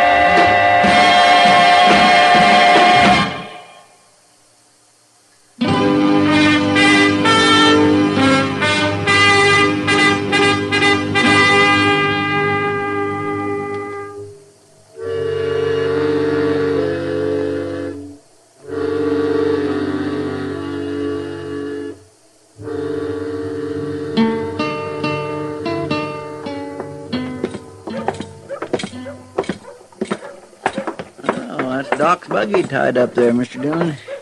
Must be waiting for us in the office. Yeah. Oh, good morning, Matt. Morning, Doc. Hey, Chester. Oh, Doc. Well, I've got an hour to kill, Matt. Just time to beat the socks off of you in a game of chess. Board's all set up and... Oh, good, Doc. Let me take a look at my prisoners first, huh? Who is it, Matt? Odie Perkins and Brace McCoy. Is that so? Yeah, I'll be right back. Oh, morning, boys. Marshal. Well, how about it? You about ready to stop feuding? Sure. Brace will get himself off my property, I will. I ain't even to budge, Marshal, and that's a fact. You kind of like it here, huh? Man can't go back on his principles, Marshal. He ain't got no more principles than a hungry coyote. All right, that's enough. You act like a couple of wet roosters. You can't even remember what the whole thing started about. I remember, all right. I'll tell you what it started about, Marshal.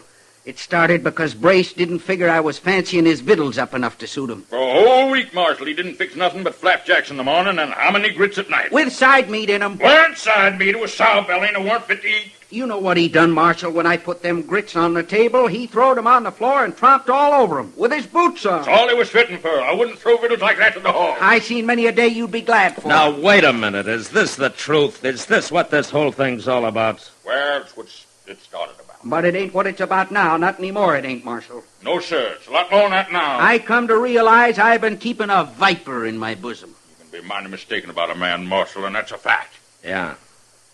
But you two thought well of each other for years.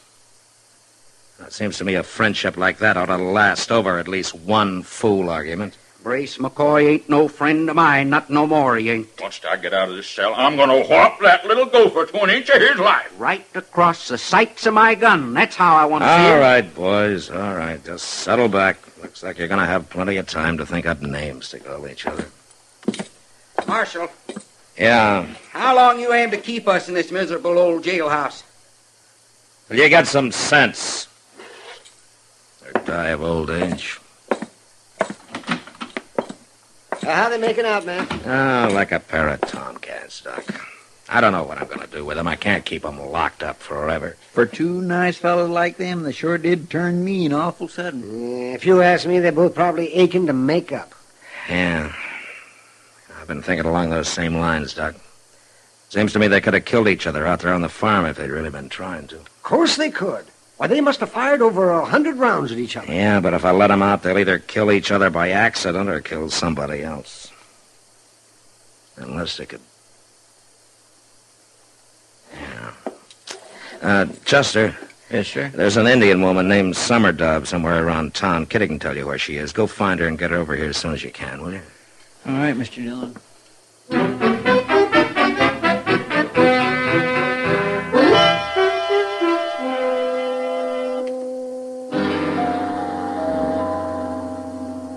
Boys, this is Summer Dove.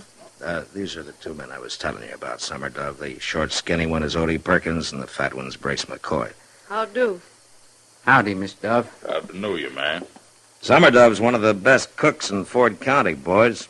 Ma Smalley taught her, huh? So? Now, she needs a place to live. She'll work for her keep. What are you getting at, Marshal? Well, you boys got a place out there that you're not using, that lean-to against the barn. It might be fixed up pretty comfortable. Like I said, Summer Dove's a mighty fine cook. All right. I'd be proud to hire on Miss Summer Dove, Marshal, providing you fix it to keep that ornery sidewinder away from my property. Ah, sidewinder, you... Brace, you come within 20 yards of me, you better come a shooting. All right, boys, hold it. Well, Summer Dove, these are the two men I thought you might like to work for, or for one of them, more likely. One man, two men, makes no difference. All right. You wait out in the office for me, will you? Miguel. Yeah.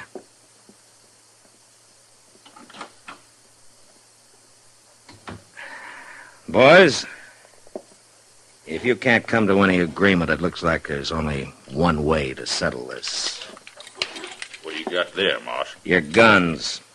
I figure you couldn't kill each other out there at the farm because you had too much cover, but here it's different. What are you doing, Marshal? I'm putting your guns on the floor of your cells, but neither one of you touch them now till I'm out of here. Oh, now, wait just a minute. I don't like this, Marshal, and that's a fact. There's nothing between you now but an 8-foot corridor and open bars. Now, you get it settled, boys, one way or the other. I'll be in my office.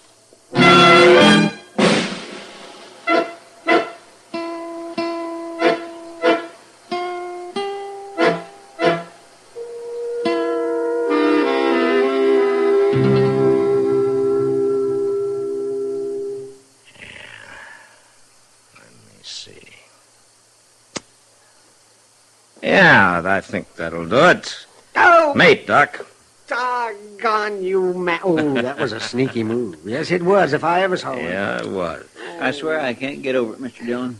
Odie and Brace walking out of here that way, arm in arm, like there hadn't never been no crossword between them. Well, it's like Doc said, Chester. They were anxious enough to make up. All they needed was a push. Well, you sure did take a big chance, though, giving them their guns back. Ah, they didn't want to kill each other.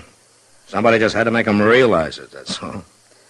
I wasn't taking much chance. He sure wasn't, Chester. Not the way he did it.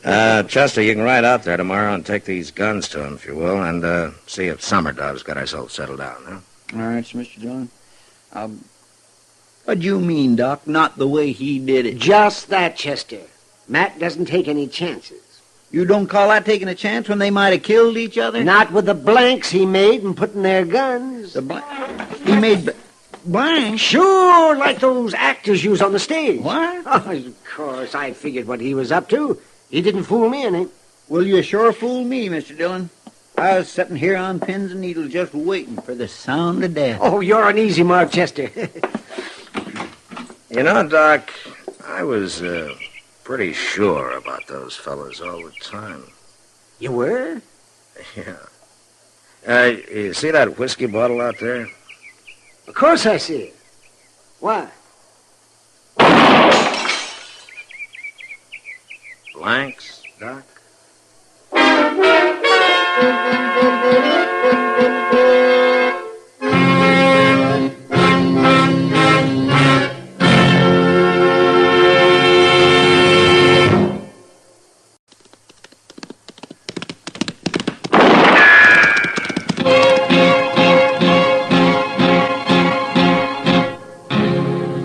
Gunsmoke. Brought to you by L&M, the modern cigarette that lets you get full, exciting flavor through the modern miracle of the pure white miracle tip. Live modern. Smoke L&M.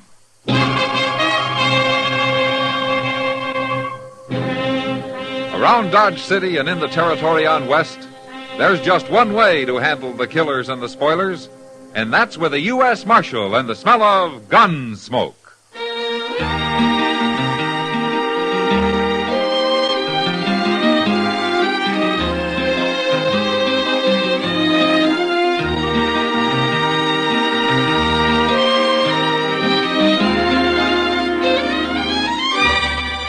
Gunsmoke, starring William Conrad. The transcribed story of the violence that moved west with young America. And the story of a man who moved with it. I'm that man, Matt Dillon, United States Marshal. The first man they look for and the last they want to meet. It's a chancy job, and it makes a man watchful and a little lonely.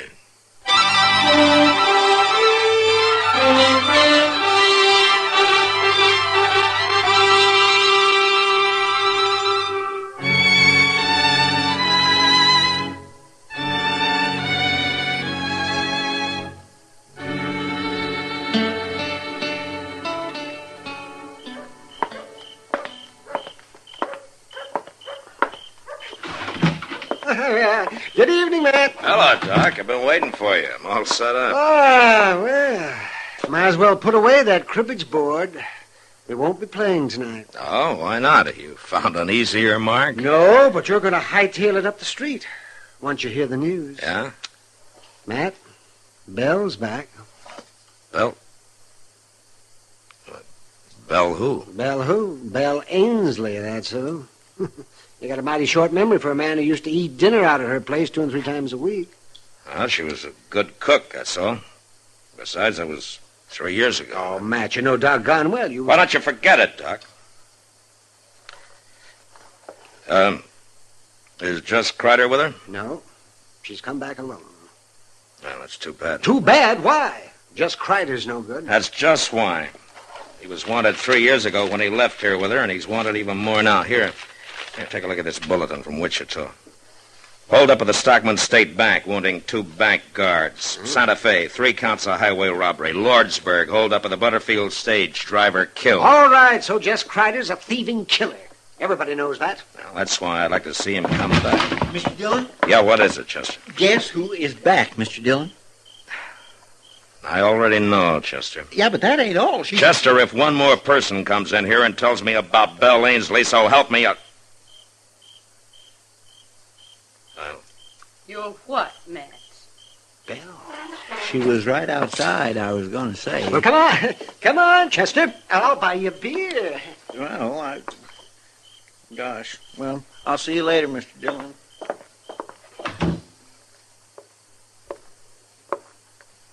How are you, Matt? I'm fine, Belle. And you? A little older. Are you visiting, or are you planning on staying? Oh, I'm staying. If the town will let me. What about Jess Kreider? Where is he, Belle? I don't know. And I don't care. I left him in Durango. I'm through with him, Matt. I see. I want to stay here with my father. He's getting old, and my kid sister, Phyllis, well, she's grown into a young woman since I went away. And pretty bitter, I understand, when it comes to you. She'll get over it. Everybody will, if you'll help me, Matt. Help you? 3 months after I left, I came back, if you remember.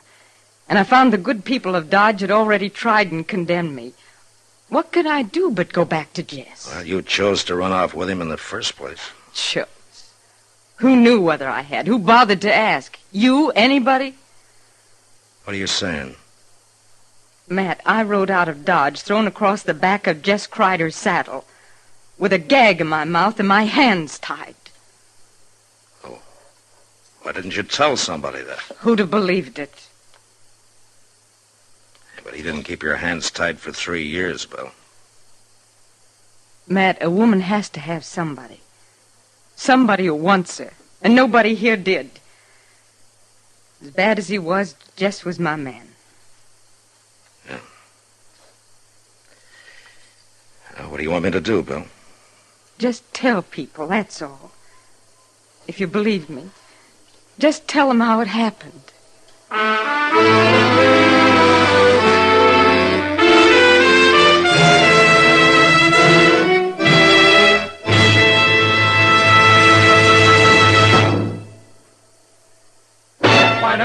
Live modern. Live modern. Live modern. Change to L&M. Only with L&M can you enjoy the full, exciting flavor of today's finest tobaccos through the modern miracle of the L&M Miracle Tip. Through the pure white Miracle Tip, L&M tastes richer, smokes cleaner, draws easier.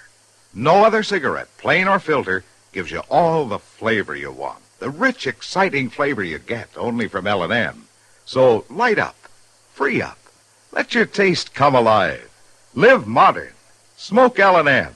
Make today your big red letter day and start to live the modern way. Live modern.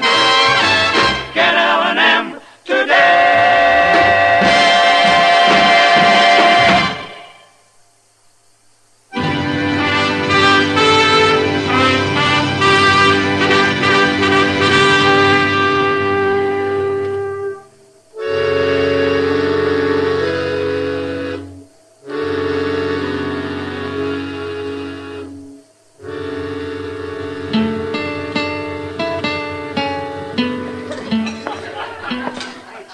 Hello, Matt. Evening, Kitty. Where'd you get all the crowd? The trail herd's in. The bar Double D from the Panhandle. Oh? I understand an old friend of yours came back last week. You know, a man tips his hat twice to a woman around here, and he's married. Is that really all you did, Matt? Tip your hat twice? Yeah, just about. Have you talked to Belle? Well, in passing. I heard his story.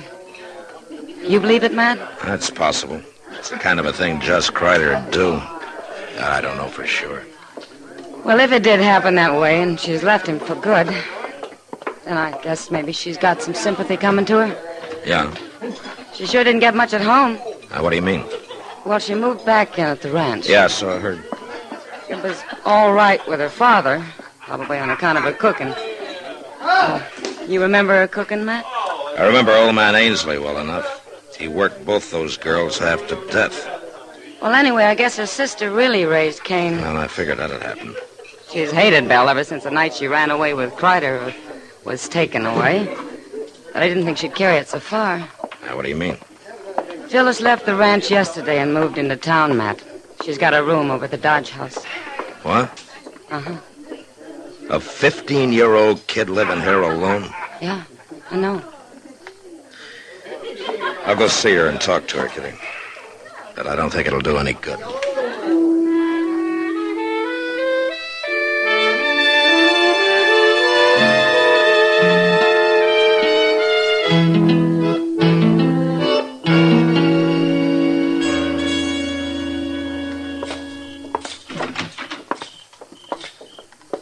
Well, good evening, Marshal. Chester. How are you, Dovey? Some of my guests been kicking up their heels, have they? Dovey, I understand that the youngest Ainsley girl, Phyllis, took a room here yesterday. Is that right? Yeah, she certainly did. Wanted to get away from that environment, I reckon.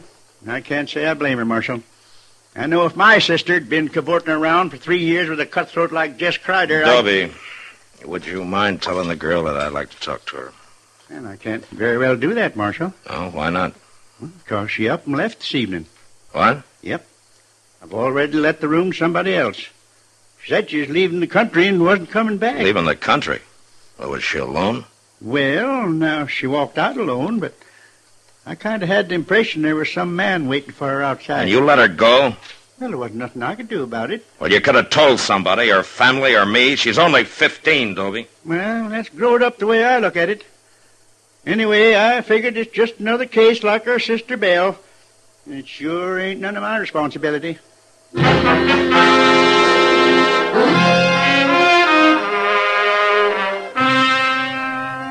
Chester and I saddled up and rode out to the Ainsley Ranch, or a homestead it was, actually. A broken back spread with a flinty range and short water. When we got there, we sat and talked with Belle and her father, all polite and formal-like. And nobody saying much of what they meant. Chester kept looking at me funny because I didn't mention young Phyllis, but I'd decided against that 2 minutes after we walked in. And I still hadn't said anything when we left. Belle came out into the yard with us. It was nice of you to ride out, Matt, Chester. Well, Nobody else from town's even been near the place. Now, they're slow people to change, Belle, and it takes them a while, I guess. They got to get over feeling kind of awkward around you, I guess. Well, it's not only the outsiders who feel awkward around me. Oh? Well, I guess you wondered where Phyllis was. She's moved out, Matt. She took a room in town. Well, she'll get over it. A girl can be pretty flighty at that age. I suppose so. Well, thanks for coming out. Sure. You ready to ride, Chester? Yes, sir. We'll see you again, Belle. I hope so. Good night, Matt. Good night, Chester. Good night. Mr. Dillon, you didn't say one word about Phyllis. Wait a minute, Chester. We're going to ride away from here now, but we're coming back later tonight. What? Didn't you notice how they acted? Old man Ainsley was scared to death, and Belle was jumpy as a young colt. Well, I did notice that, but... Belle didn't come back home alone, Chester. Just Kreider's around somewhere.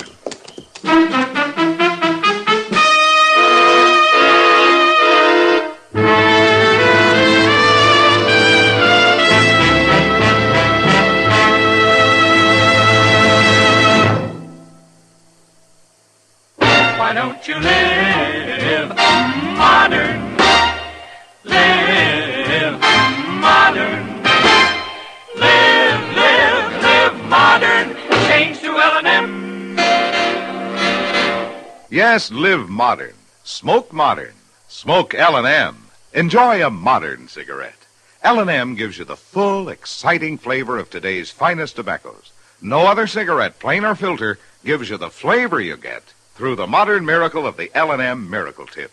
Through the pure white Miracle Tip, L&M tastes richer, smokes cleaner, draws easier. So light up, free up, let your taste come alive. Live modern. Smoke L&M. Make today your big red letter day and start to live the modern way. Live modern. Get L&M today.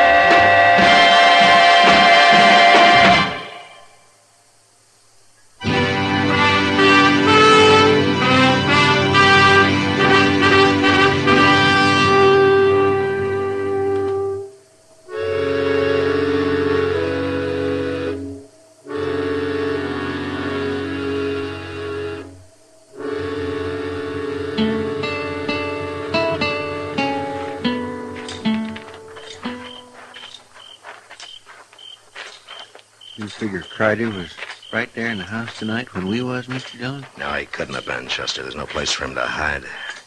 Probably holed up in the barn. We'll look there first. Yes, sir.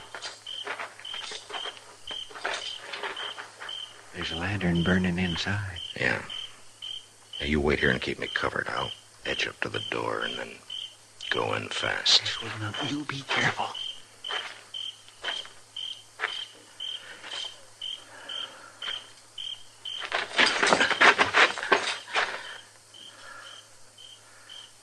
Kreider?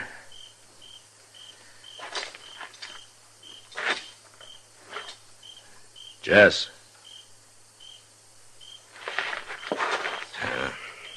Come on in, Chester.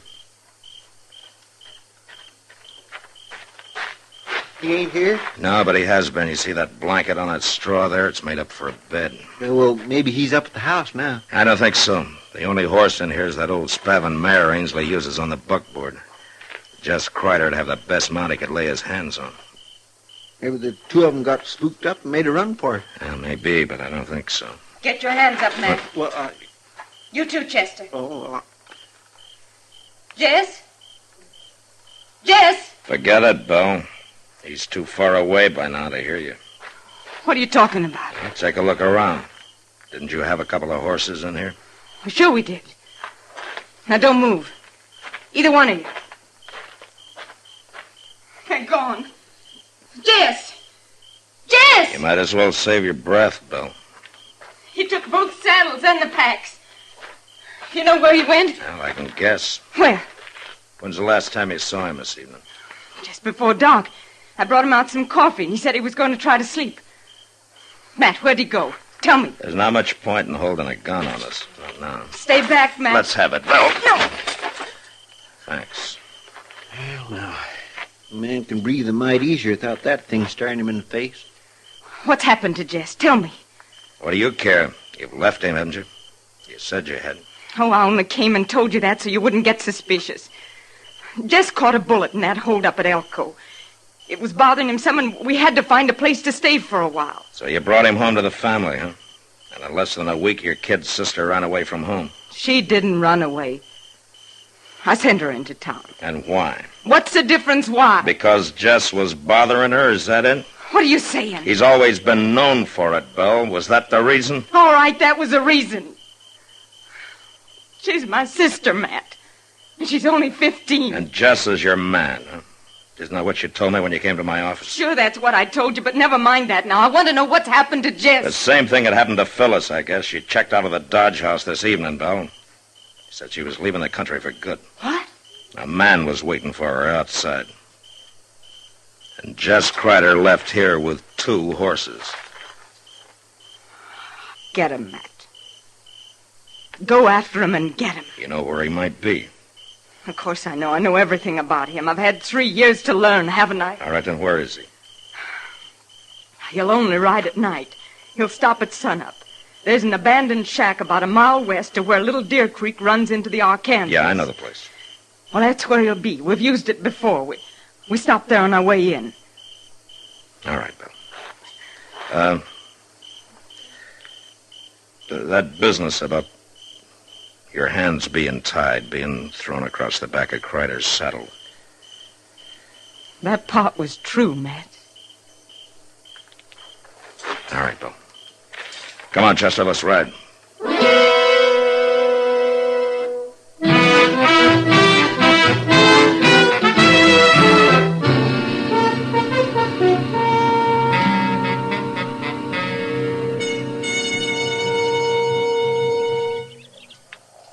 Come out of that shack all day, Mr. Dillon. He will, Chester. They just got here. Those horses are still sweating.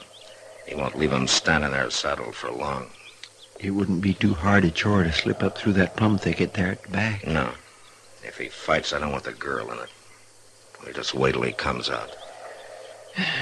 Doggone if I can understand women at all, Mr. Dillon. I've had the same trouble myself a time or two, Chester. But why would that nice young girl want to go running off with a murdering outlaw like Jess Kreider? Maybe it's more a matter of hitting back at her sister. She's let her hate for Belle build up till it's driven her half crazy, I guess. Somebody's coming out. It's him. Yeah. Easy now. We'll just let him get clear of the cabin. You stay down now. All right, hold it, Kreider. You're under arrest. He's going for his gun. Have it your way.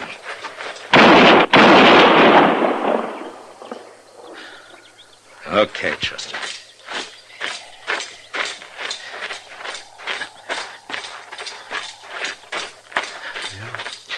It looks like maybe he got out of hanging. Yeah. You killed him! Marshal, you killed him! Why? Do you know what you've done? I know, Phyllis. Oh, no, you don't. Yes, I do. I've kept you from making an even bigger fool of yourself than you already have. Oh, what are you saying? I love him. We were going to be married.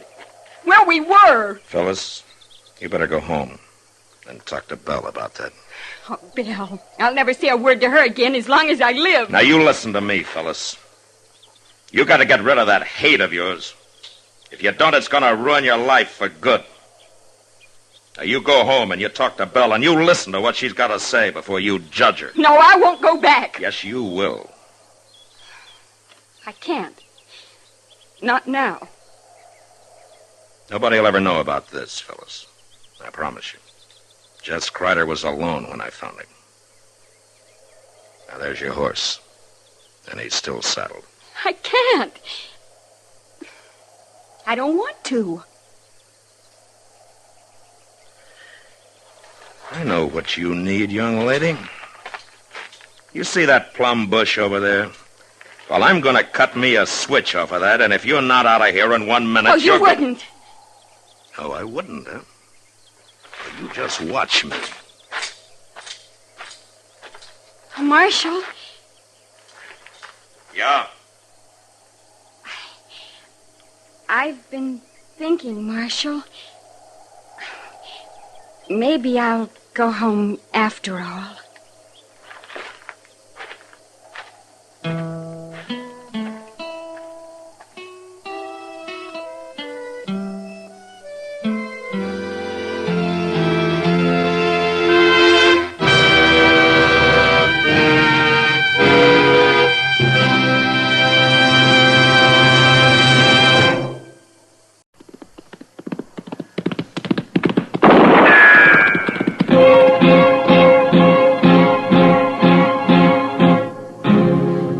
Gunsmoke. Brought to you by L&M, the modern cigarette that lets you get full, exciting flavor through the modern miracle of the pure white miracle tip.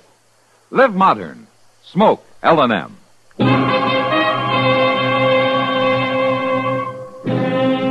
Around Dodge City and in the territory on West, there's just one way to handle the killers and the spoilers, and that's with a U.S. Marshal and the smell of Gunsmoke.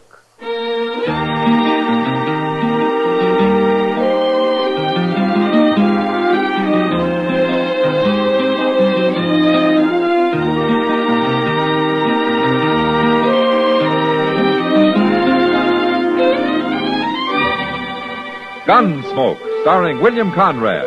The transcribed story of the violence that moved west with young America.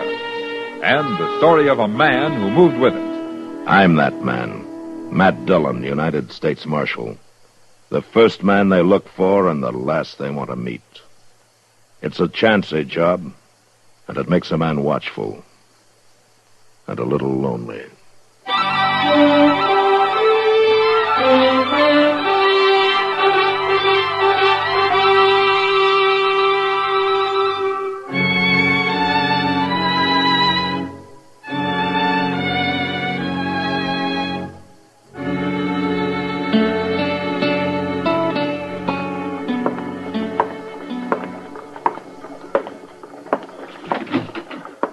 Well, did you get the mail, Chester?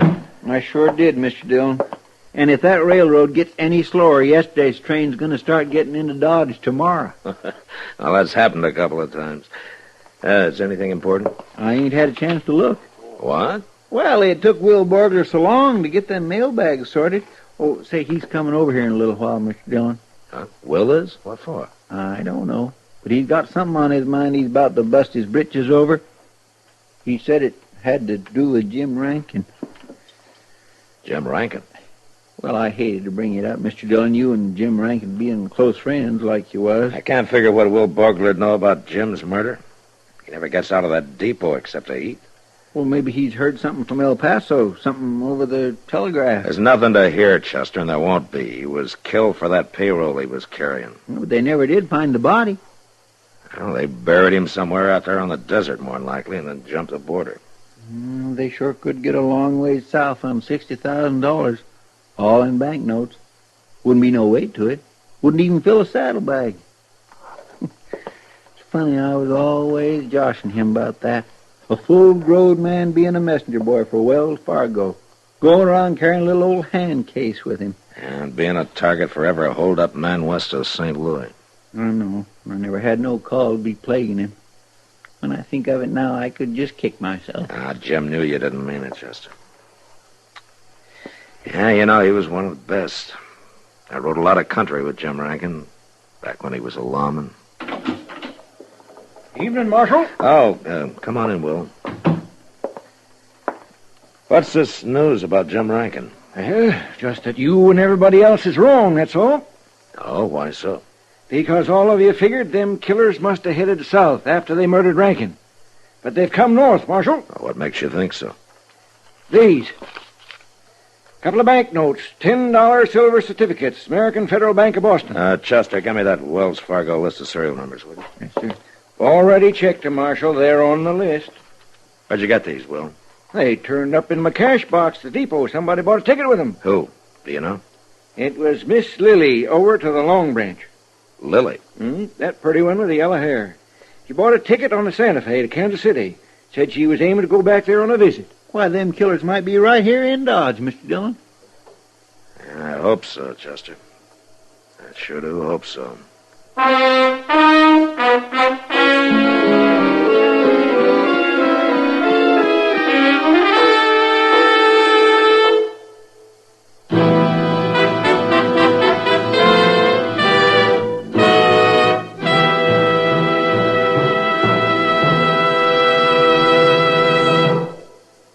Why don't you live modern? Live modern. Live modern. Change to L&M. Only with L&M can you enjoy the full, exciting flavor of today's finest tobaccos through the modern miracle of the L&M Miracle Tip. Through the pure white Miracle Tip, L&M tastes richer, smokes cleaner, draws easier. No other cigarette, plain or filter, gives you all the flavor you want. The rich, exciting flavor you get only from L&M. So light up, free up, let your taste come alive. Live modern. Smoke L&M. Make today your big red letter day and start to live the modern way. Live modern. Get L&M today.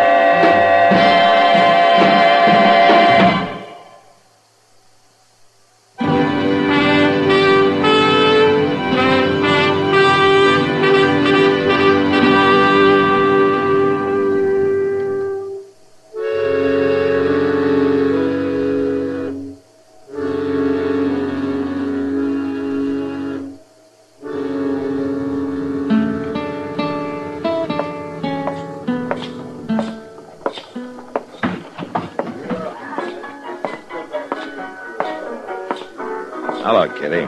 Well, good to see you, Matt. You've been a real stranger the last month. Ever since Well, Since Jim Rankin was murdered, huh? I didn't mean to rub salt in. No, it's all right, Kitty. In fact, that's the reason I'm here now. Huh? Is Lily around somewhere? Well, she's upstairs, I suppose. I'm kind of surprised. Odd what? You? A marshal's pay won't get you far in that club, Matt. The dues are pretty high, you know. This wouldn't be just a case of one pretty woman talking about another pretty woman, would it? No, seriously, Matt.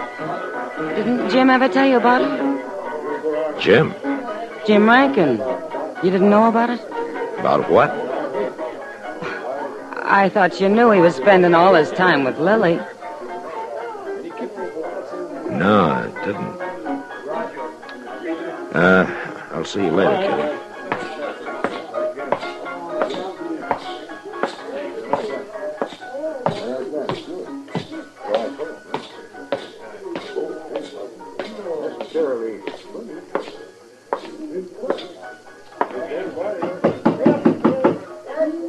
Come in. Marshal Dillon. How are you, Lily? Well, this is quite a surprise. I understand you're leaving for Kansas City. I'm just going for a visit. Is there a law against it, Marshal? Or do you care personally? You bought a railroad ticket this afternoon from Will Borgler. You paid for it with a couple of $10 notes of the American Federal Bank of Boston. My, you have been taking an interest. Where did you get those banknotes, Lily? Oh, come now, Marshal. I want to know where you got those bills. I don't know where I got them. You don't know, huh? Of course not. The gentlemen who come into the Long Branch are usually quite And the generous. gentlemen who come in usually carry gold or silver. Paper money is rare in Dodge, and you know it. I don't remember who gave them to me, and what difference does it make? They're good, aren't they? Yeah. And they were stolen from a man who disappeared from a blood-stained room in El Paso, Texas.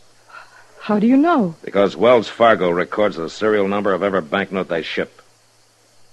And these numbers match. Oh, but The man's name was Jim Rankin, in case you've forgotten him in the last 30 days. Marshal, Jim and I were going to be married. We're going to be married. Is it that unbelievable? It's just that Jim never mentioned it, that's all. He knew what you'd say. When did you see him last, Lily? 10 days before he got killed. He went from here to St. Louis and then straight to El Paso. Did you know his plans, where he was going to stay in El Paso, how much money he was carrying? What are you trying to say? I just asked you if... Sorry I couldn't make it any sooner. Will you get out of here, mister? You've got the wrong room. Yes, I have. Sorry, folks, I was looking for Wait somebody just else. a minute. You're a gambler, aren't you? Houseman over at the Alafraganza? That's right, Marshal. Deuce McCoy. Who were you looking for? Nobody. I'll not bother you folks any longer. McCoy, you wouldn't happen to have any banknotes on you by any chance, would you? Banknotes? I'm strictly gold standard, Marshal. I got caught with some of that worthless paper trash during the rebellion. My apologies, ma'am, Marshal.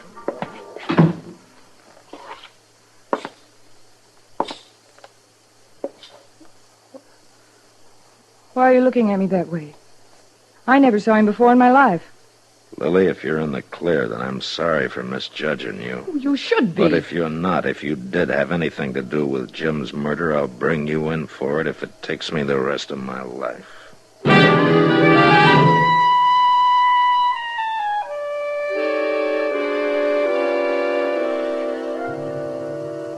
3 days went by, and things stayed pretty much the same.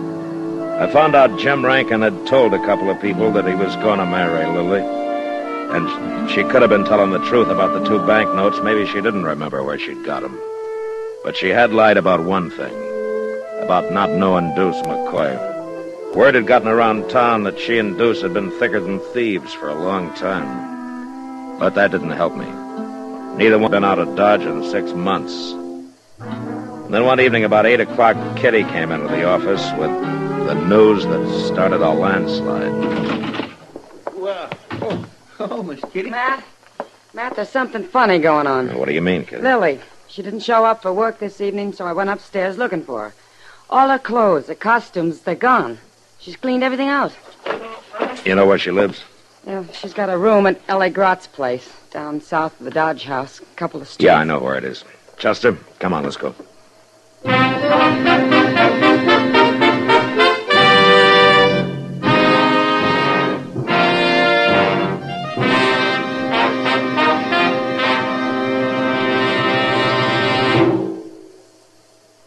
Why don't you live modern? Live modern. Live modern. Change to L&M. Yes, have an L&M. Enjoy a really modern cigarette.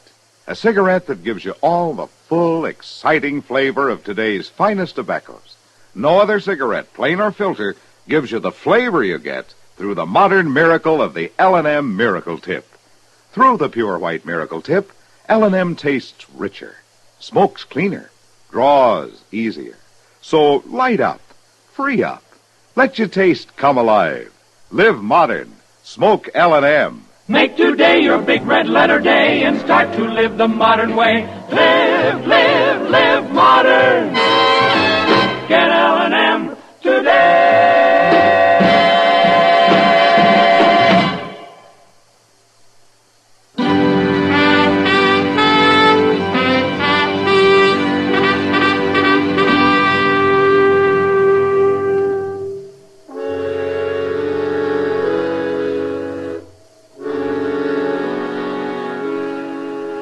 Lily wasn't at the rooming house, and nobody there had seen her since mid-afternoon. So Chester and I went back and took a look at her room in the Long Branch. Kitty was right. She'd cleaned out. Swear to goodness, Mr. Dillon, if this ain't the most upset room. That's kind of a mess, all right. Things thrown around every which way. Looks like a cyclone hit it. Somebody was hunting for something. Well, you'd think Lily'd know where things was at. There was somebody else, Chester, after Lily had gone. Well, where do you think she's gone to, Mr. Dillon? Well, she bought a railroad ticket to Kansas City. Night train leaves in half an hour. Yeah, we better get over to the depot. Come on. You know, it's kindly hard to think ill of a woman as pretty as Lily. Man just can't hardly help believing anything she wants him to. Yeah, I know.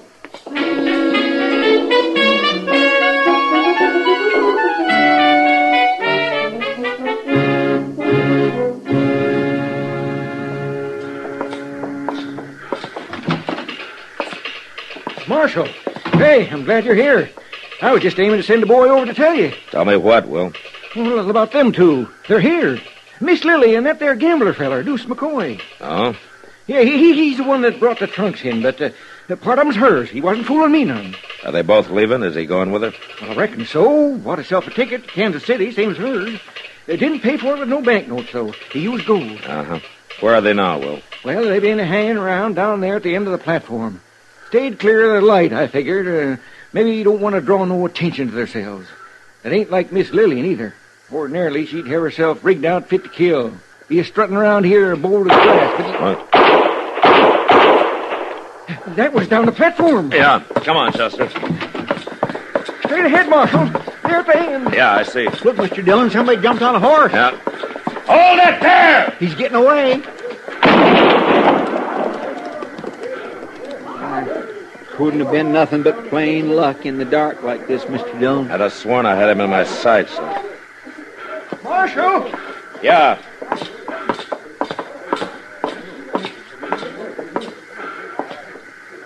It's Miss Lily and that gambler feller.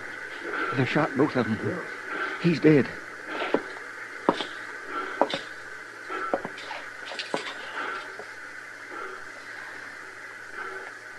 No.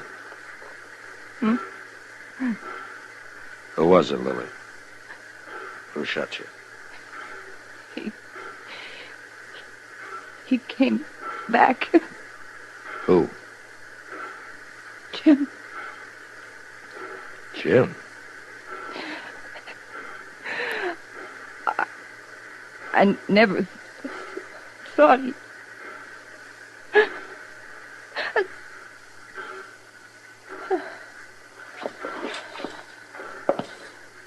You gonna go after Mr. Dillon? No, we'll wait till sunup, Chester. Sunup? There's no hurry, not now. I got a pretty good idea where Jim will head for.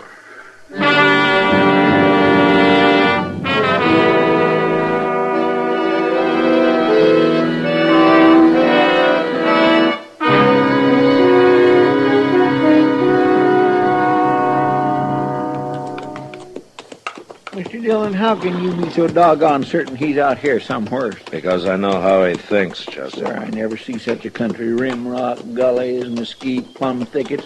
We couldn't find him in this stuff in a month of Sundays. I think he'll find us. Oh, dear, I just leave you wouldn't talk that way. Mr. Dillon gives a man the willies, knowing all the time there might be a gun sight leveled on him and not knowing just when the shot... Well, you know now, Chester.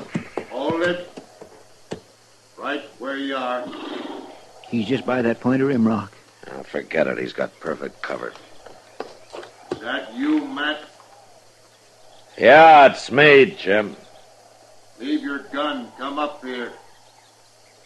Come alone. Stay here with the horses, Chester. Don't do it, Mr. Dillon. You don't know what he's up to. Only one way to find out. Here, take my gun. Well, I just don't like this. I don't like it. Over this way, Matt.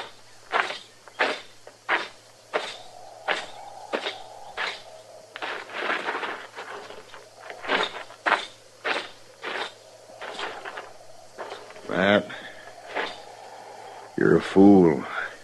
I could have shot you dead. I was betting you wouldn't. Why did it have to be you? That's the difference, Jim. It had been somebody sooner or later. You knew it was me, or you wouldn't have come here. How did you know, Matt? Lily told me. Before she died. I'm sorry about that. In a way.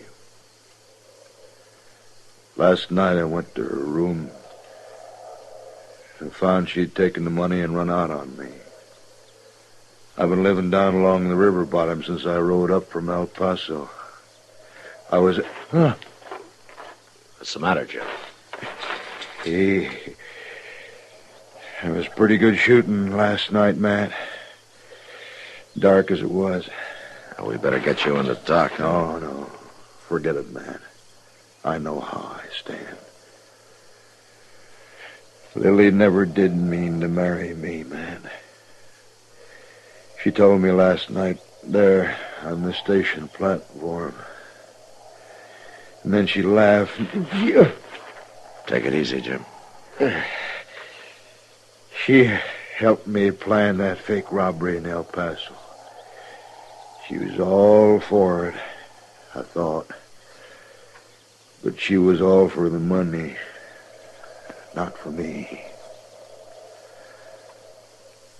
Never known a woman like Lily. All fire and diamonds and soft as a kitten. Yeah. You're funny. I know I'd do the same thing again. If she asked me to, what do you think of that? I'm not your judge, Jim. Matt, remember the time we rode out of San Antonio and we rode from San Antonio? Yeah, I remember, Jim. We were planning to ride down to Laredo. Let's see if we could. Jim?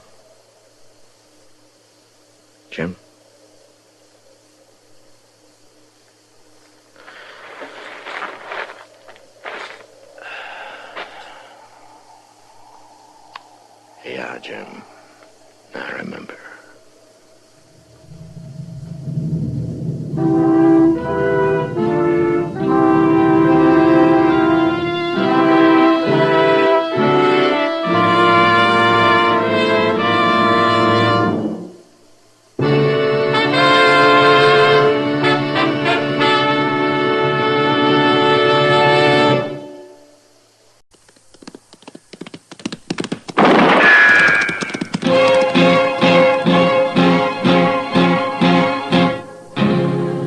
Gunsmoke. Brought to you by L&M, the modern cigarette that lets you get full, exciting flavor through the modern miracle of the pure white miracle tip. Live modern. Smoke L&M.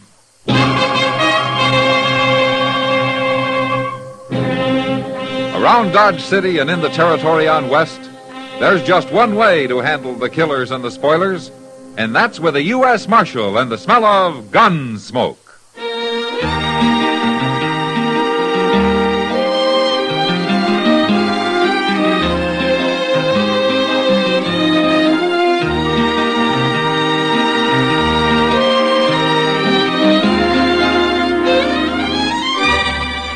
Gunsmoke, starring William Conrad. The transcribed story of the violence that moved west with young America. And the story of a man who moved with it. I'm that man. Matt Dillon, United States Marshal. The first man they look for and the last they want to meet. It's a chancy job, and it makes a man watchful. And a little lonely.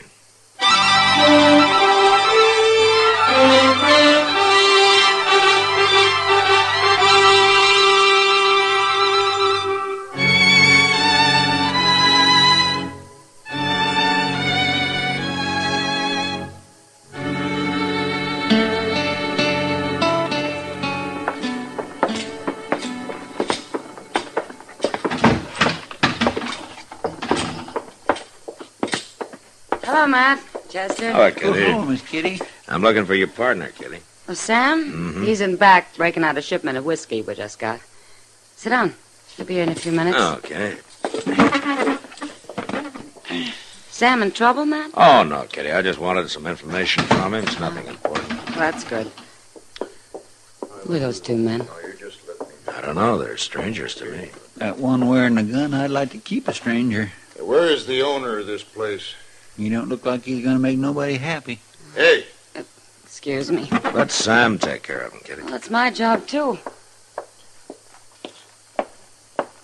Go get the owner, miss. We want to talk to him. I'm one of the owners. You? What is it you want? Well, we can't do business with no woman, Breeze. And what's wrong with doing business with a woman, mister? Well, it ain't fitting, that's all. Well, what's going on, Kitty? You the real owner here, mister? Miss Kitty and I own it together. What can we do for you? My name's Tom Brees. This here is Red Temple. I'm Sam Noonan. They say this saloon's worth about $15,000. Is that right? I guess that's about right. Why? We want to buy it. What? I said we want to buy it. We'll give you $10,000 cash. You just said yourself it's worth 15. I hadn't finished. We'll give you $10,000 now and $5,000 a year for the next 2 years. That makes $20,000 in all. You'll give us $20,000? Go check at the bank. The first 10's on deposit there right now, and your banker, Mr. Botkin, will have the bill of sale drawn up by tomorrow morning. You're awful sure of yourself, aren't you, Brees? Now, Kitty, all they want to do is give us $20,000. Where are you men from, anyway? Abilene, we come in on the Santa Fe this morning, and our money is good. This is kind of sudden, but $20,000? Well, what do we want to sell for, Sam? This is a good business. Sam knows a good deal, miss. Trust him. Sure, if it's legitimate, why not? Well, I don't know. Look, why don't you two talk it over, and we'll come back in the morning and settle everything. We'll talk it over, all right. Sam can't sell without me. Oh. Well, you listen to him now. He knows what he's doing. We'll see you in the morning. Come on, Temple. He's right, Kitty. We'd be crazy not to sell at that price. I'll sleep on it, Sam. Sure, you do that. But come on out back for a minute. I want to show you that new whiskey we ordered. All right. I'm going out back for a minute, Matt. Okay, Kitty.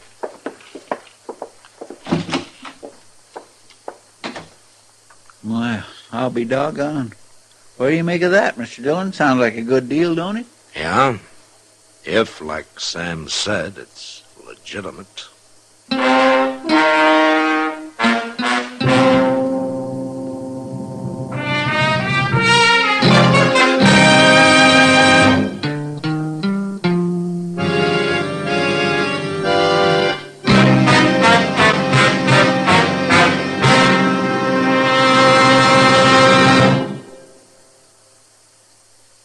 Why don't you live modern? Live modern. Live modern. Change to L&M. Only with L&M can you enjoy the full, exciting flavor of today's finest tobaccos through the modern miracle of the L&M Miracle Tip. Through the pure white Miracle Tip, L&M tastes richer, smokes cleaner, draws easier. No other cigarette, plain or filter, gives you all the flavor you want. The rich, exciting flavor you get only from L&M. So light up, free up, let your taste come alive. Live modern. Smoke L&M. Make today your big red letter day and start to live the modern way. Live modern. Get L&M today.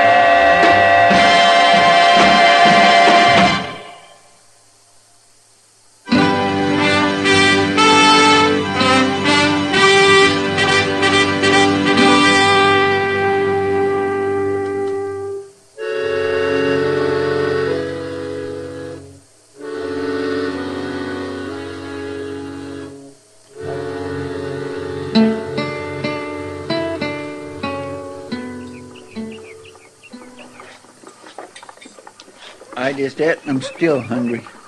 But it's a nice morning, though, ain't it, Mr. Dillon? Yeah, nice enough to get Kitty out bright and early. What? Oh. Say, she looks mighty pretty, don't she? Mm-hmm. Good morning, gentlemen. Good morning, Miss Kitty. Well, are you in business or out, Kitty? In.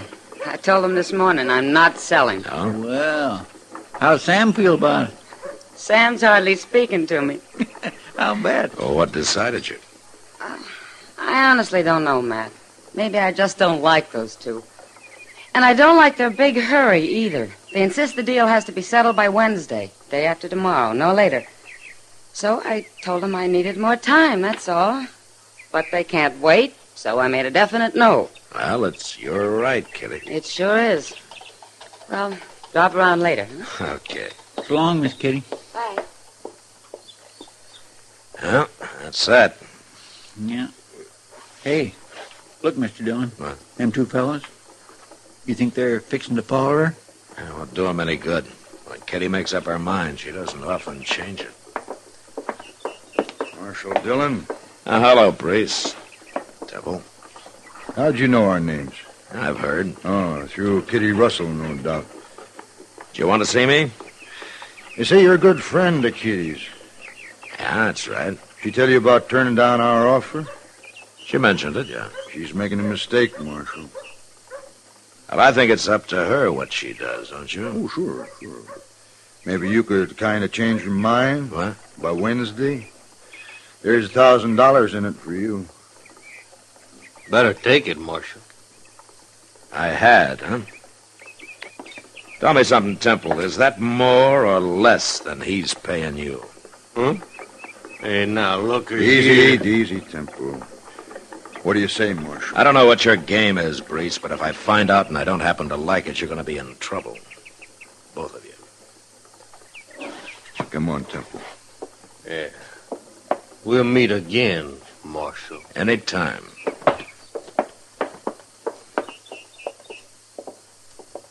My goodness, they're going to bear watching, ain't they? Yeah, they sure are.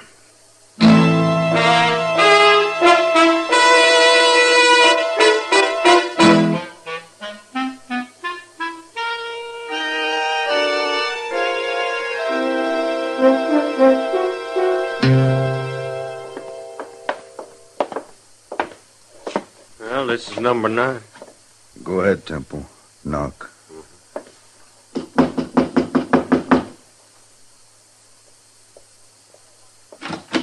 What do you want? We want to talk to you, Kitty. In private. Now, look here. Just be quiet. What do you think you're doing busting into my room Shut like up, this? else you'll get hurt. Oh, so that's it. I should have known you were nothing but a hired gun when I first saw you, Temple. Let go of me! Hit me, I'll show you. Oh, Temple, now hold it. Leave her alone. She slapped me. I said leave her alone. See you later, Kitty. Kitty, you listen to me. I'm going to make it real short. Then you're through now. Get out of here. We're going to buy the Long Branch, Kitty. And we're going to buy it before Wednesday. No, you're not. Okay, Kitty. You were right about Red Temple. He is a gunman. So? You're going to have him shoot me? No. Your partner, Sam Noonan. You wouldn't dare. But if you go to the marshal or anybody else about it, he'll shoot you, too. It'd be a pleasure. No. Look. You can't do anything to Sam. We'll kill him, that's all. Think it over, Kitty. Think it over hard.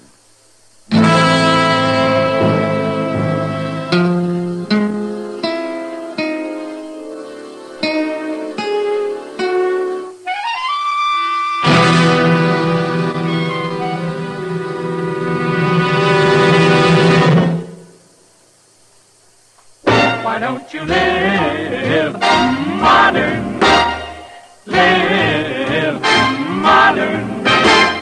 Live modern. Change to L&M. L&M is the modern cigarette that lets you get all the full, exciting flavor of today's finest tobaccos. No other cigarette you can buy, plain or filter, gives you the flavor that you get through the modern miracle of the L&M Miracle Tip. Through the pure white Miracle Tip, L&M tastes richer, smokes cleaner, draws easier. So light up, free up, let your taste come alive. Live modern. Smoke L&M. Make today your big red letter day and start to live the modern way. Live modern. Get L&M today.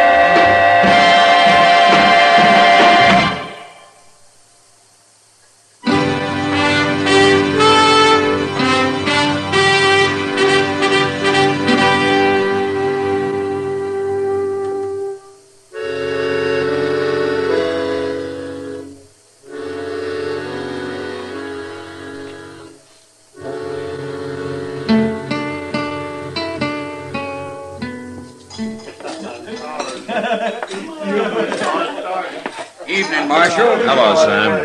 Well, did you hear the news? Oh, what news? Kitty. She's changed her mind. We're going to sell the Long Branch after all. You are? Here, ask her. You tell him, Kitty. What about selling? It's true, Matt. Why should I turn down all that easy money? I was just being stubborn, I guess. Well, you had to think it over some, Kitty. I understand that now. But at least it's your decision. Nobody pushed you into doing it. No. Come by tomorrow afternoon, Marshal. Drinks will be on the house. Tomorrow? Well, after we get through signing the papers at the bank. Going to have a little celebration. I'll see you then. Okay, Sam. Kitty? How come you changed your mind? You really want to know? Well, if you want to tell me. I did it for a friend, Matt. I did it for Sam.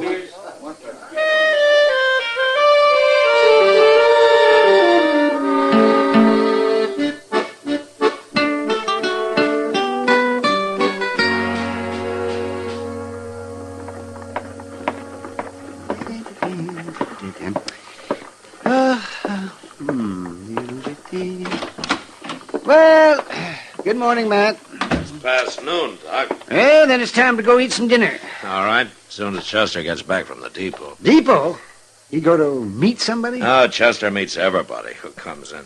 But his excuse is that he's picking up the mail.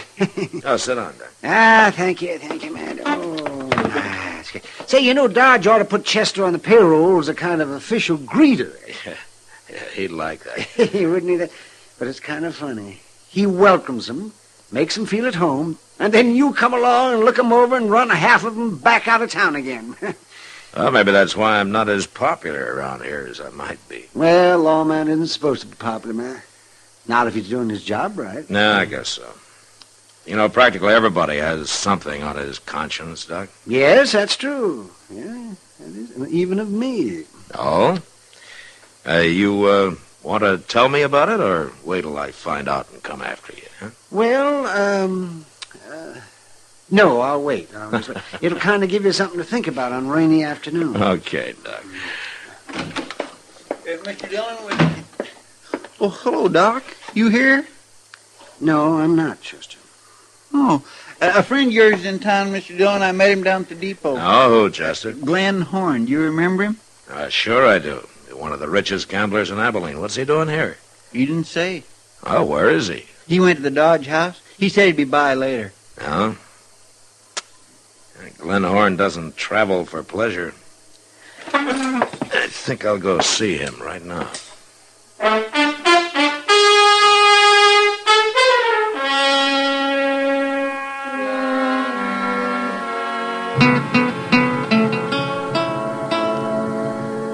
Well, Glenn, the whole thing begins to make sense, doesn't it? Yes, it sure does, but I don't like being taken for a fool, Matt. And I won't be in the middle on any kind of a crooked game. You never have, I know of. I don't even know this pair, Brees and Temple. The game works better for them that you don't. I'll admit I was talking some about my plans, but I never thought anybody'd try a trick like this. Anything for $1, Glenn. I suppose you've got some fool law here against shooting people. Well, you take him back to Abilene and shoot him. I'd rather have Bill Hickok worry about it. No, I'm serious, man. And you leave the fighting to me, Glenn. If there is any. You think this Red Temple's much of a gunman? You never know till it happens. But if we handle it the way we plan, maybe there won't be any shooting. Men like them never give up easy, Matt. Well, let's find out. You ready to go? I'm ready for anything.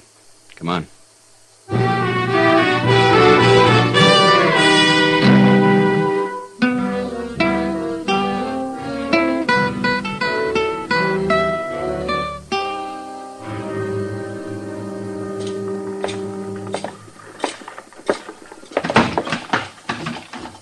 Marshal, come over to the bar. Have a drink. Now, we just started celebrating, Marshal.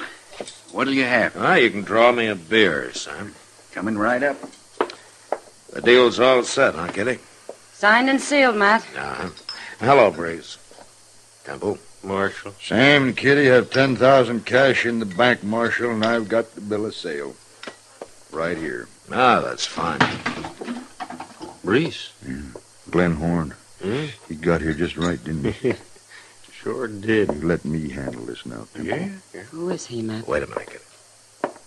Well, Marshal Dillon. Hello, Mr. Horn. What are you doing here? Oh, just business. How you been, Marshal? Oh, fine, thank you. Oh, this is Kitty Russell, Glenn Horn. How do you do, Kitty? Hello? Here's your beer, Marshal. Oh, thank you, Sam. Sam, this is Glenn Horn. Sam Noonan. Hello, Sam. Have a drink. We're celebrating. No, thanks. I'm taking the train back to Abilene in a few minutes. What'd he say? Shut up, Temple. I thought you were here on business, Mr. Horn. Well, I was, Marshal, but I've changed my mind. Matter of fact, I was going to make an offer for the Long Branch here. You were going to buy it? Well, I was going to try to buy it, Miss Kitty. I guess I told everybody in Abilene about it. I even told them I was going to offer $15,000 for it. Hey, excuse me, Mr. Horn. My name's Brees. My partner there's Red Temple. We just bought the Long Branch. Well, that's fine, Mr. Brace. I wish you good luck with it. Yeah, you haven't really changed your mind, have you? Yes, I've decided I prefer Abilene to Dodge. I don't know why I was thinking of moving anyway. But it's for sale. We'll sell it to you, maybe even for $14,000. You'll do what? You stay out of this. No, it's no use, Mr. Brace. My mind's made up. Goodbye, Miss Kitty. Goodbye. Sam. Goodbye, Mr. Horn. Good to see you again, Marshal. Yeah, I'll look you up in Abilene sometime. Bye. Can't let him go, Breeze. He means what he says, Temple. Kitty, Sam, I got something to tell you. What? Here's the bill of sale. You can have it back. What do you mean? We've changed our minds, too. We want our money. What's going on here, anyway? Deal's off. We want our money. We're going back to the bank and get it right now. But you can't do that. Yes, we can. Wait a Sam. minute, Temple. I want to explain. Marshal, something. just you keep out of this. Not likely. What is it, Matt? It's real simple, Kitty. Glenn Horn was thinking of offering $15,000 for the Long Branch, and these two heard about it. So they bought it for $10,000, and we're going to make a fast $5,000 profit on it. But they were going to pay us another $5,000 a year for 2 years. Yeah, if you could find them. Men like them can disappear pretty easy. Rotten crooks. I should have known. You forgetting something, Kitty? All right, Temple. I haven't said anything. Oh. So that's it, huh? They've been threatening you, Kitty. No, Matt. You're looking at me, Temple, and you keep looking at me. Shoot him, Temple. I'd do it, Marshal. Nobody else is armed, Temple. I guess it'll have to be me. You first, anyway.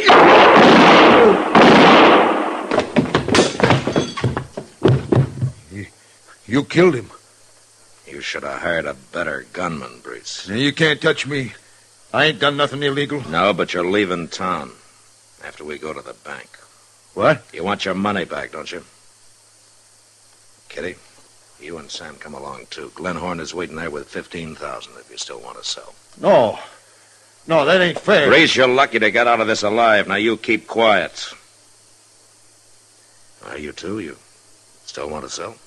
But I ain't even going to the bank, Marshal. After this, I'm leaving all such matters with Kitty. Good. Then we're still going to be running this place, Sam. Let's go, Matt.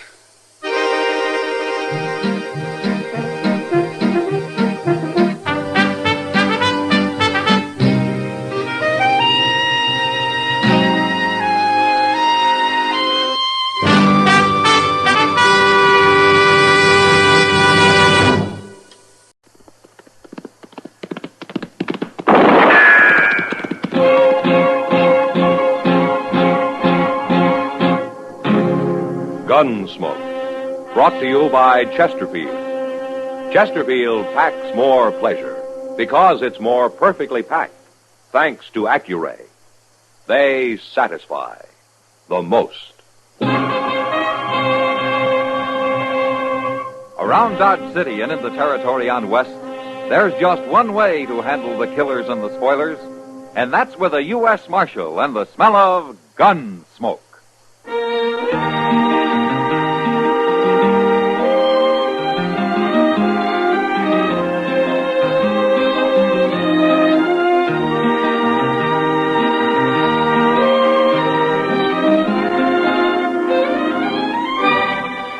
Gunsmoke, starring William Conrad. The transcribed story of the violence that moved west with young America. And the story of a man who moved with it. I'm that man, Matt Dillon, United States Marshal. The first man they look for and the last they want to meet. It's a chancy job, and it makes a man watchful and a little lonely.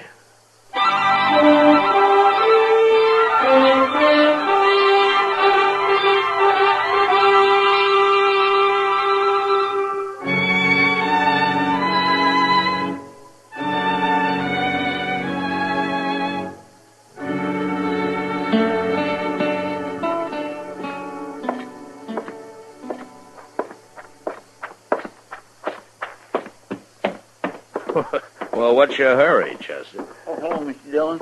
I'm going over at the stable. No, what for? You leaving town? No, sir. Hank Young's over there. I got to see him. Well, I'm not doing anything. I'll go with you if you don't mind. Well, good. I run into Mr. Bowers, and he asked me to give Hank a message for him. No? Well, Hank is a real nice fellow, Mr. Dillon. Well, I didn't say he wasn't, Chester. Yes, sir, I know. But I was just thinking there ain't many fellows around here steady and peaceable as he is. I guess that's one reason Bowers has kept him working at the ranch for so long. Mm-hmm. There he is. Where?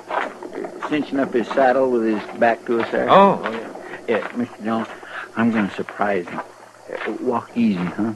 Okay.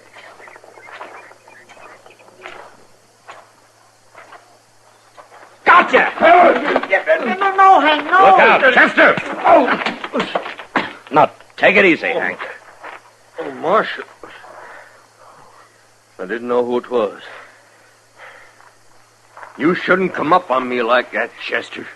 Merciful goodness, I guess I shouldn't. Now, where'd my gun? Oh, there's my gun. Yeah.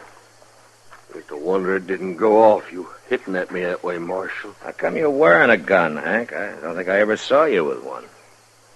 I wore guns before, Marshal. No, I meant around here. No, maybe not around here.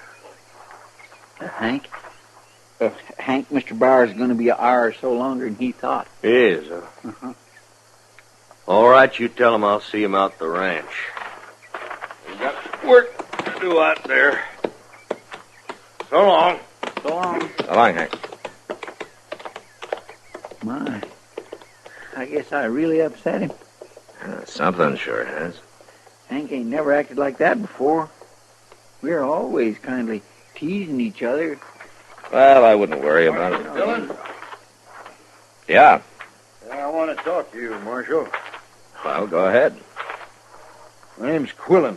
Ben Quillen. I've only been here a few days. I've been meaning to get acquainted, but I thought I'd do a little scouting around for myself first. No? What's the name of that man you was just talking to, Marshal? Well, why? Oh, he kind of fits the description of the fella I've been hunting.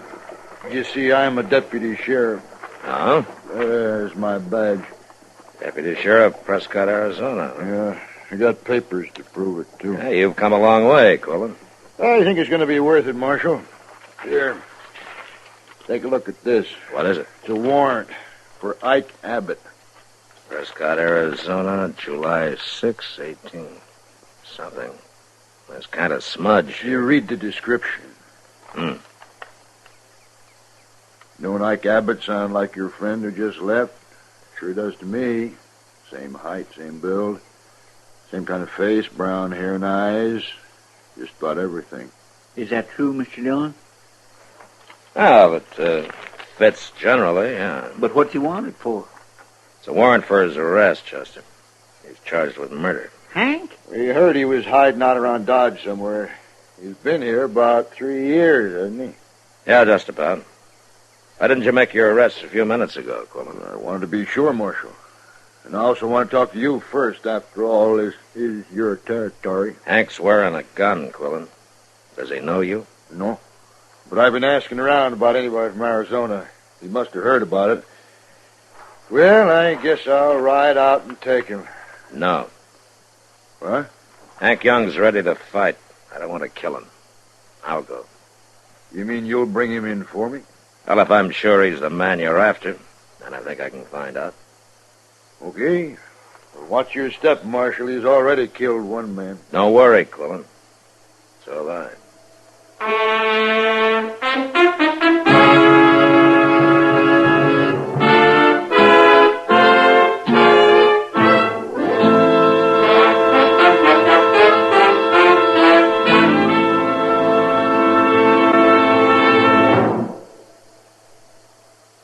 Introducing one of the country's best-known jazz musicians and arrangers, Mr. Bobby Haggart. How about whistling along with him?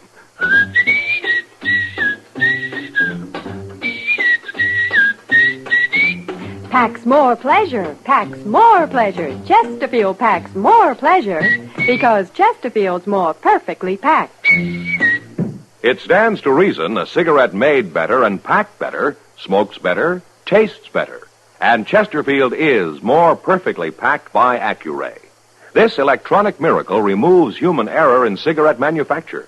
So Accuray Chesterfield is firm and pleasing to the lips, mild yet deeply satisfying. Yes, Chesterfield gives you something no other cigarette can give you. Chesterfield packs more pleasure because Chesterfield's more perfectly packed. To the touch, to the taste, Chesterfield packs more pleasure because it's more perfectly packed. By Chesterfield, mild, yet they satisfy the most.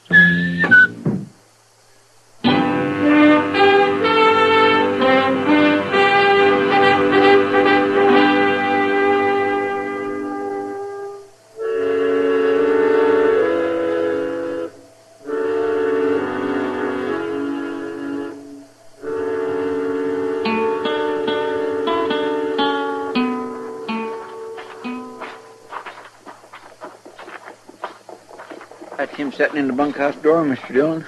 I thought he said he had work to do. He had nothing special to do except get out of Dodge. You think he's gonna make trouble? Well, I hope not. Hello, Hank. Marshal? Chester? Oh, Hank.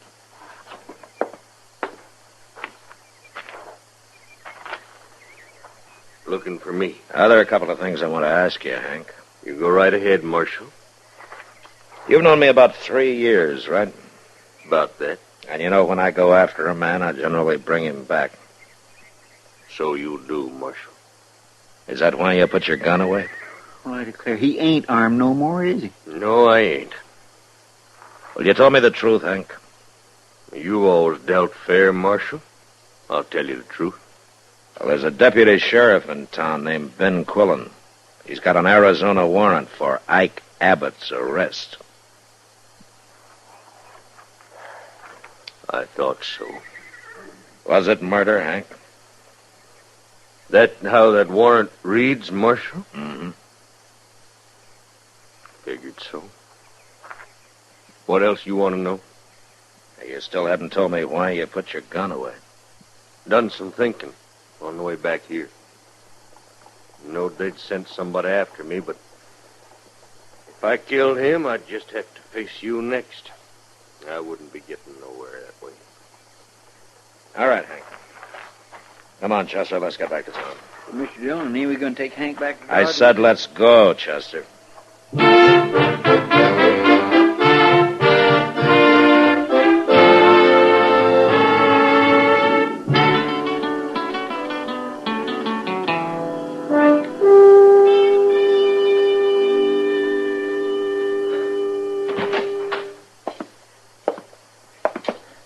Morning, Chester. Good morning, Mr. Dillon.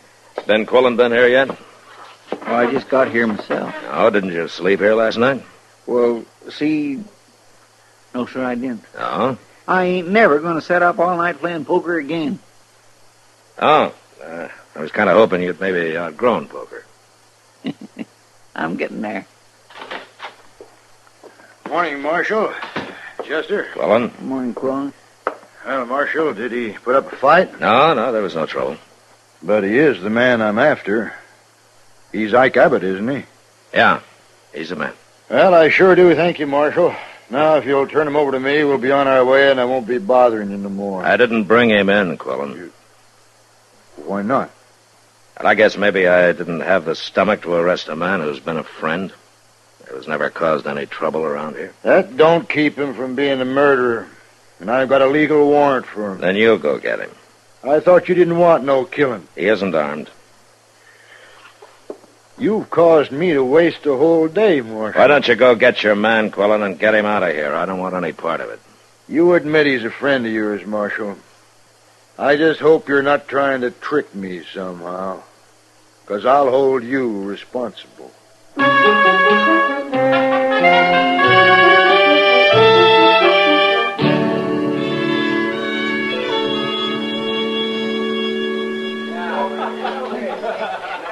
What's on your mind tonight, Matt?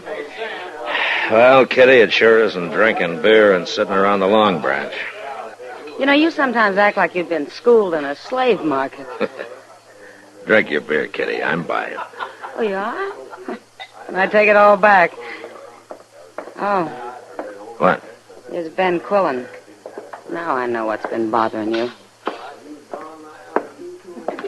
Marshal, I want to talk to you. Oh, what's your trouble, Quillen? You gave me to believe there'd be no trouble with Hank Young, or whatever you call him. Was there? He wasn't armed, Marshal. At least you didn't lie about that. And just what did I lie about, Quillen? About them 4 friends of his. What friends?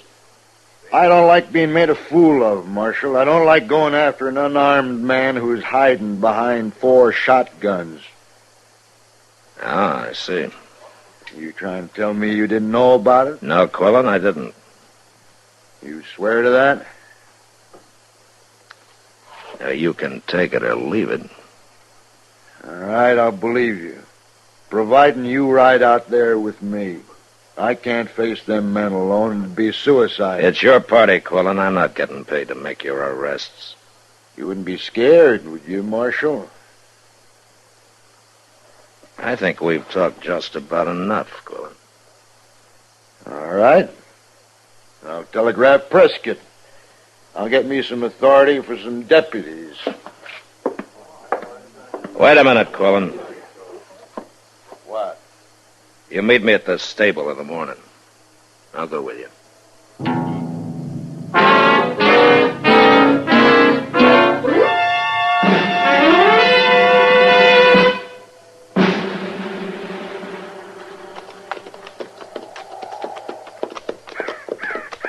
Here they are, Marshal, waiting for us.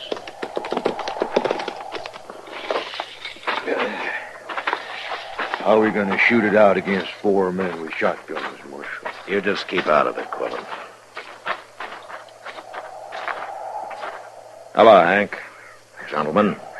This here ain't my idea, Marshal. The boys just heard about everything. I can't talk 'em out of a fight. That's right, Marshal. Ain't nobody taking a friend of ours off to Arizona. Warrant or no warrant. Now listen, you men. Hank Young's a friend of mine, too. Isn't that right, Hank? I always thought so, Marshal. But you know me well enough. If any man needs taken in, I'll take him in. Be kind of like walking into a cannon, won't it, Marshal? Maybe. But more than one of us will die. Now, hold on. I don't want a lot of blood spilled over me. Just 'cause I killed a man 12 years ago is no reason any of you men should die now. Wait a minute. Quillen. What? You got that warrant with you? Of course I have. Let me see it. Well, come on, let me see it. Well, I don't know what for. Give it to me. You seen it once. What are you looking for? Well, there's something wrong with it? Nah, it's legal, all right. And give it back. Yeah. Hank, I've changed my mind about taking you today. Now, wait, Shut Marshal. up, Quillen. Will you come into my office 3 days from now, Hank? We'll settle this thing then. Okay, Marshal. Sure, it's okay, Hank. We'll be right along with you. Won't we, boy? We'll be right with you. We ain't backing down one bit, Marshal. You better remember that.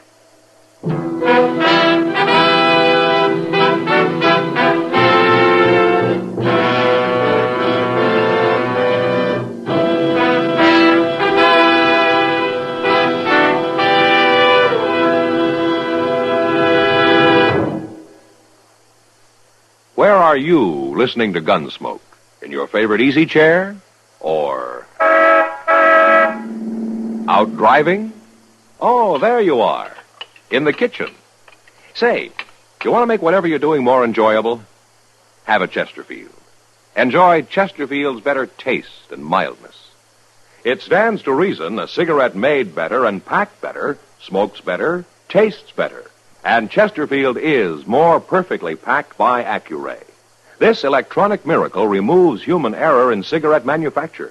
So Accuray Chesterfield is firm and pleasing to the lips, mild yet deeply satisfying. Yes, Chesterfield gives you something no other cigarette can give you. Chesterfield packs more pleasure because Chesterfield's more perfectly packed. To the touch, to the taste, Chesterfield packs more pleasure because it's more perfectly packed. By Chesterfield, mild, yet they satisfy the most.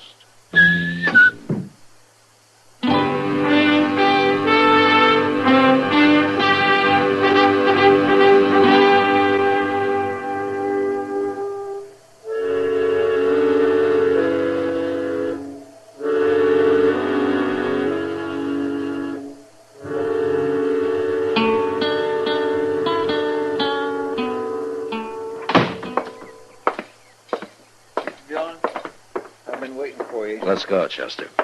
Did you finally get your telegraph? Yeah. Just in time, it looks. I know.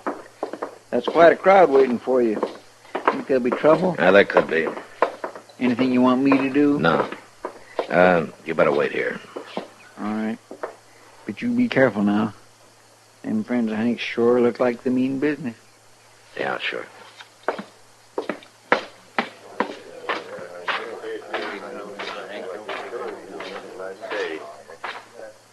Well, Marshal, I've come in, like you said. I know you would, Hank.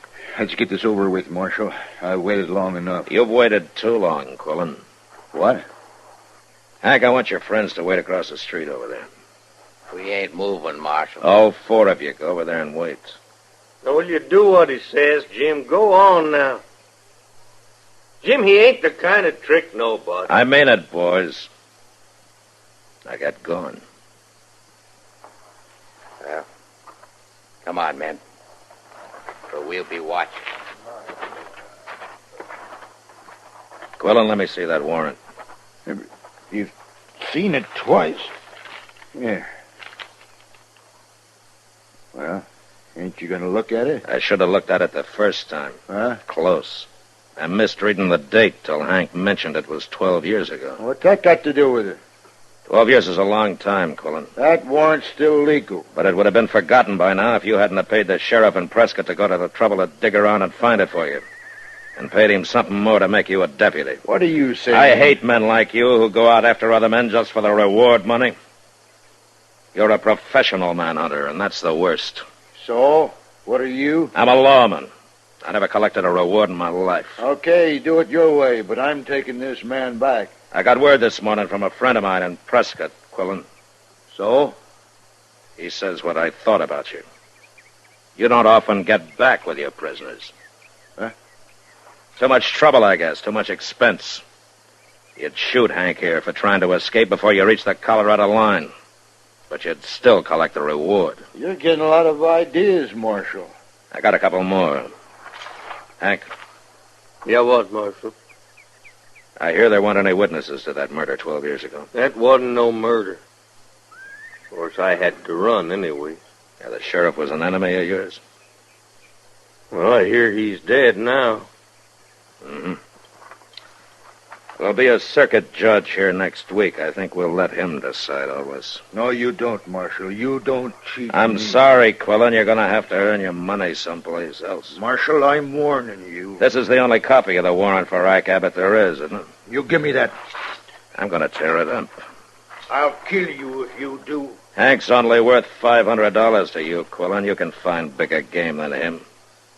I said I'll kill you. You tear up that warrant. Even you're not that big a fool, Quillen. Don't do it, Marshal. Somebody has to. No!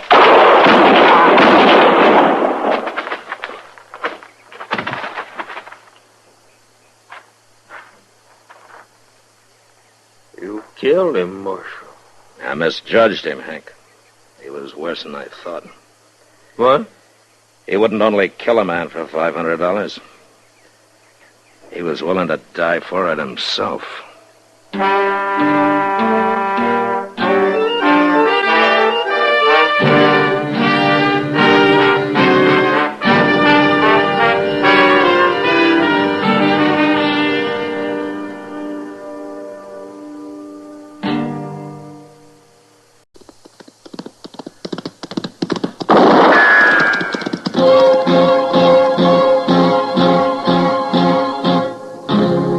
Gunsmoke, brought to you by Chesterfield. Chesterfield packs more pleasure because it's more perfectly packed, thanks to Accuray.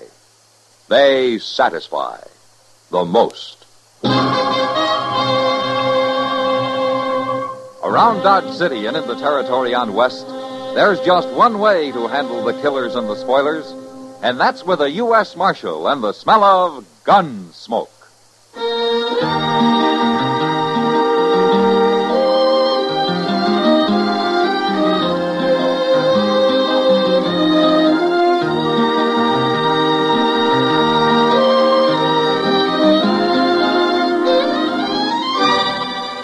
Gunsmoke, starring William Conrad. The transcribed story of the violence that moved west with young America. And the story of a man who moved with it. I'm that man, Matt Dillon, United States Marshal. The first man they look for and the last they want to meet. It's a chancy job, and it makes a man watchful and a little lonely.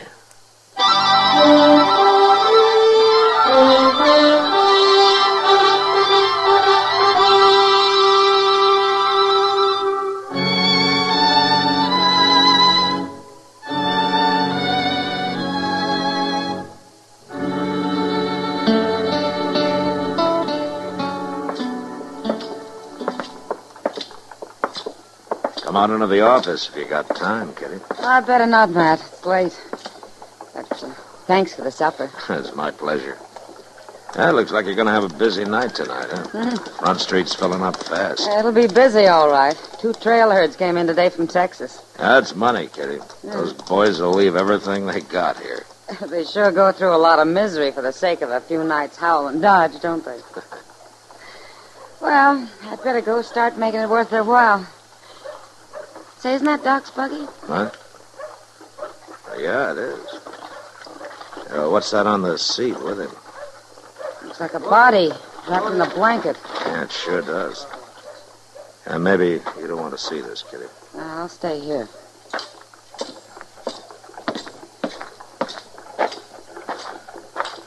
Hello, Matt.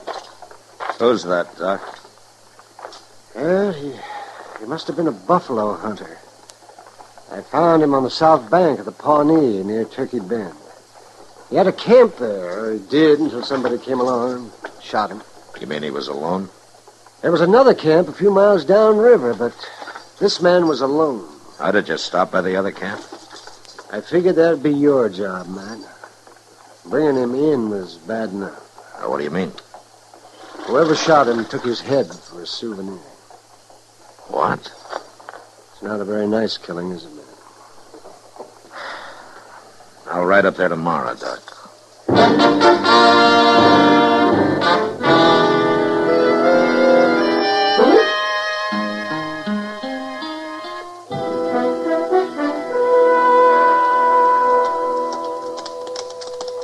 It don't look like nobody much is around, Mr. Dillon. There's a man coming out of the wagon now. Well, now, there is the one longest, skinniest buffalo hunter I ever seen. He looks like a plucked crow. Well, he isn't very handsome, is he? Well, there must be out hunting, huh? Hello. Where's the rest of your outfit? There ain't but 3 of us. That's counting the woman. Oh, you got a woman out here? Abby. She belongs to Ben Seipel. Now, what's your name? I'm Earl Tix, but I ain't sure I care to do any more talking. You'll talk. And you can start by telling me if you know anything about the hunter who was camped a couple of miles upriver from here. I don't know nothing about nobody, mister. That man was killed, Tex. He was shot. And somebody ran off with his head. Oh, he done that, huh? My name's Dillon, Tex. I'm a U.S. Marshal. Don't turn around, mister. In the wagon behind you, Mr. Dillon. He's holding as sharp as 50. It'll shoot, too. It'll make an awful big hole in a man. You just stand steady. Get the gun sticks. Sure. It's better. You can turn around now. Ben Seifel, huh? I'm an alligator, mister. I can treat people terrible. Like cutting their heads off? Ain't nobody gonna come into my camp and start saying murder. Not to Ben Seifel, they ain't. If you didn't do it, you got no cause to worry, Seifel. I got no cause to worry. You standing there with a big 50 aimed at your belly. He ain't no marshal anyway. Now, you look here. You two stop acting so crazy. Didn't you never hear of Marshal Dillon? There's no sign on him. Where's his badge? I don't happen to be wearing a badge, Tex. Go carve some thong out of one of them hide sticks and put it to soak. We'll tie these two up for the night. Tie them up? Do what I tell you, Tex. Sure. Hello, Abby. What's going on, Ben? You get the wash done? Yeah. I strung it in the brush to dry. And get to cooking supper. I'm hungry. We feeding them, too? No, we ain't feeding them. Well, then what are they doing here? They come talking of murder. I feel like shooting them for it. No, Ben. I kill them. I make you watch, Abby. Ben, someday somebody's going to kill you. They got to. You cook a good supper, Abby. I'm real hungry.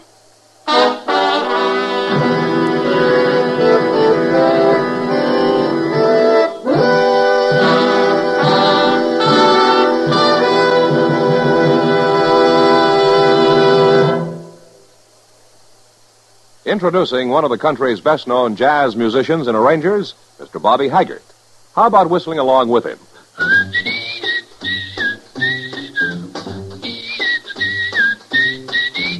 Packs more pleasure, packs more pleasure. Chesterfield packs more pleasure because Chesterfield's more perfectly packed.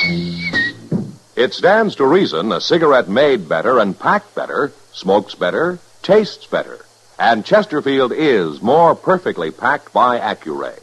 This electronic miracle removes human error in cigarette manufacture. So Accuray Chesterfield is firm and pleasing to the lips, mild yet deeply satisfying. Yes, Chesterfield gives you something no other cigarette can give you. Chesterfield packs more pleasure because Chesterfield's more perfectly packed. To the touch, to the taste, Chesterfield packs more pleasure because it's more perfectly packed. By Chesterfield, mild, yet they satisfy the most.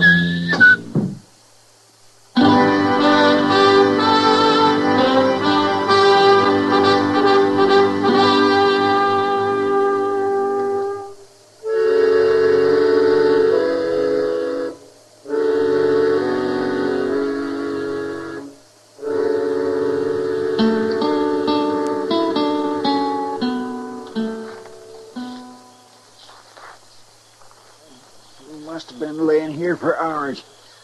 I just can't hardly move, Mr. Dillon. Tex is pretty handy at tying people up. Yeah, but it ain't him bothers me as much as Ben Seifel. That man is crazy. I'd known how crazy I'd have taken my chances when he first started talking. Yeah, we're in a bad spot here, Chester. Maybe Abby can do something. She sure hates him. Yeah, I know. Now, she's been looking over this way. Hey, wait a minute. She's leaving the fire now. I hope we don't see her. Look, she's coming here, Mr. Dillon. Yeah. You must be right hungry. It's not food we need, Abby. I know. But if I cut you loose, he'd kill me. We wouldn't go off and leave you to face him. You wouldn't. Abby, all men aren't like Ben Seifel and Earl Tex. You can trust me and Chester here. You really a marshal? I am. I'll do it, Marshal. When he's asleep, I'll do it. I knew she would. I told you. Abby! He's seen me. Hey there, Abby.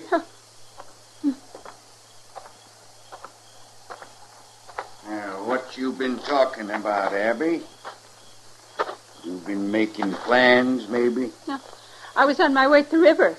I wasn't talking. You wasn't, huh?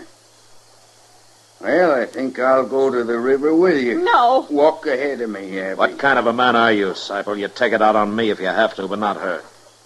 I'll take it out on both of you. You dirty dog, Sipel. Oh, shut up. Get going, Abby. Mr. Dillon, you hurt? Mr. Dillon? No, I'll be all right, Chester. That man's got a big foot. Kick a man in the face that way? He ought to be hung. I'll hang him myself if we ever get out of this. It don't look too good for us, does it? No, not now. That poor Abby. What does she stay with a man like him for? Yeah, maybe she's never had a chance to get away. It'd be a miserable enough life without being tied to a murderer. Be quiet, Chester. Here comes Earl Tix. Where's he been all this time? I don't know, but he's moving pretty fast. And what's the rifle for? Where's Sipel? Tell me where he went. What's the trouble, Tix? Where is he? He went down to the river. What for? Sipel! Go ahead, Sipel! I'm coming. You better hurry. We got to get out of here. What? What are you yelling about, Chicks? We got to get going, Sipel. Right now. Get going? What for? Injuns. I heard 'em out there yapping at each other like coyotes. You sure? I know Injuns when I hear 'em. We can't get out of here with that wagon, Chicks. You ain't fighting no Injuns over a wagon. Where's the woman? Never mind her. Let's get our horses and ride. Oh, what about these two? Leave 'em for the Injuns. And their horses, too? I ain't no horse thief. Come on.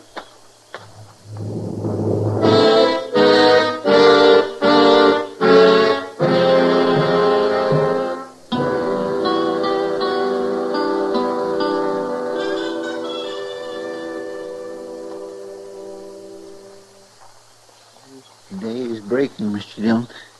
Yeah. I guess them Injuns will be coming soon.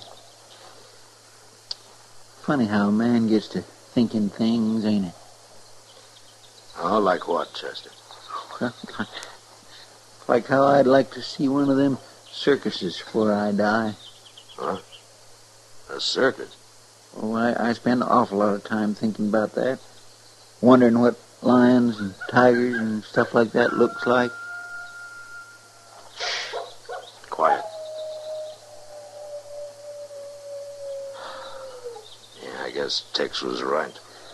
I just hope they see we're tied up and helpless before they start planting arrows in us. Look over there. Just beyond the wagon.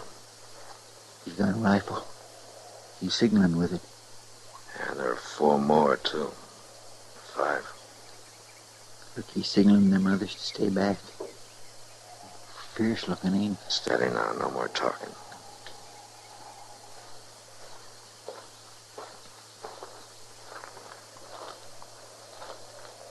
No understand. You hunt buffalo? Mr. Dillon. Buffalo hunter gone. Leave us like this. Leave you for Pawnee to kill?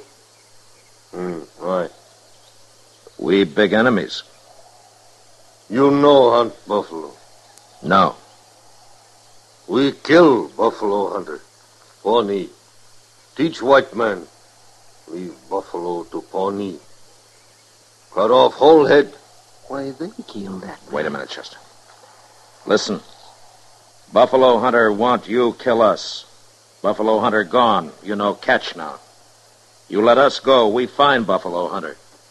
Big enemy. We take care of Buffalo hunter for you. Where's he going? He's going to have a talk with the others, I guess. That was awful smart of you, Mr. Dillon. Maybe, if it works. It makes sense. Well, it does to us, Chester. I just hope it will to them. Looks like they've decided. And at least it didn't take them long. Oh, here he comes. Got his knife out.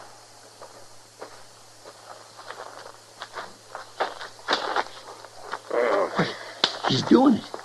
He's cutting us loose. Yeah.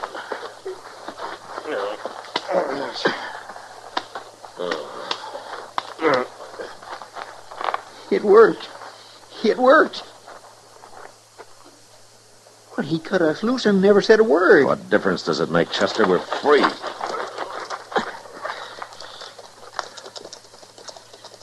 There they go.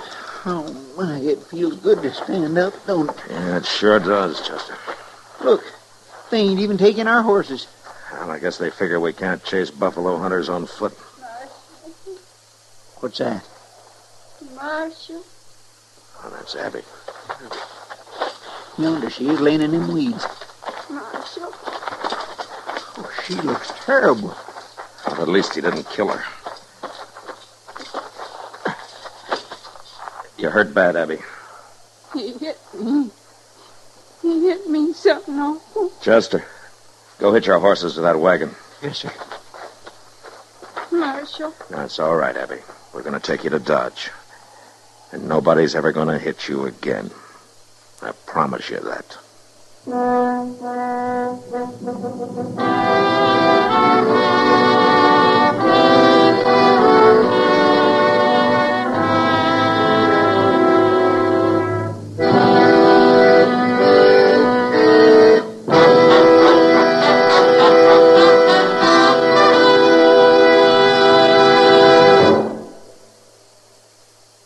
Where are you listening to Gunsmoke?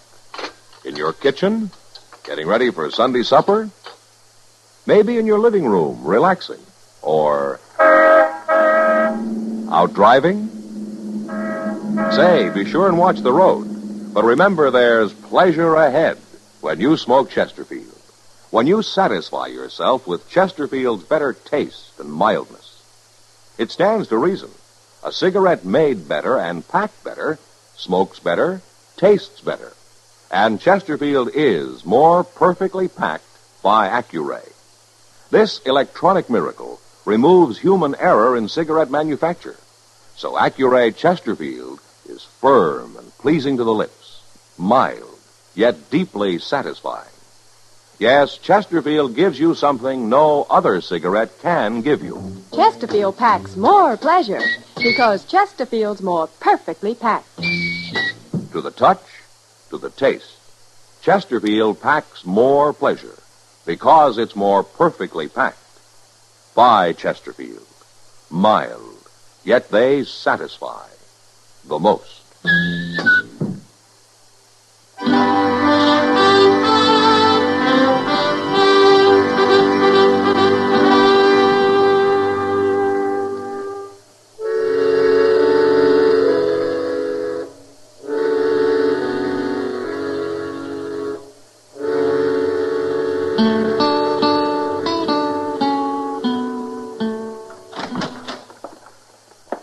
Hello, Matt. Come in, Doc.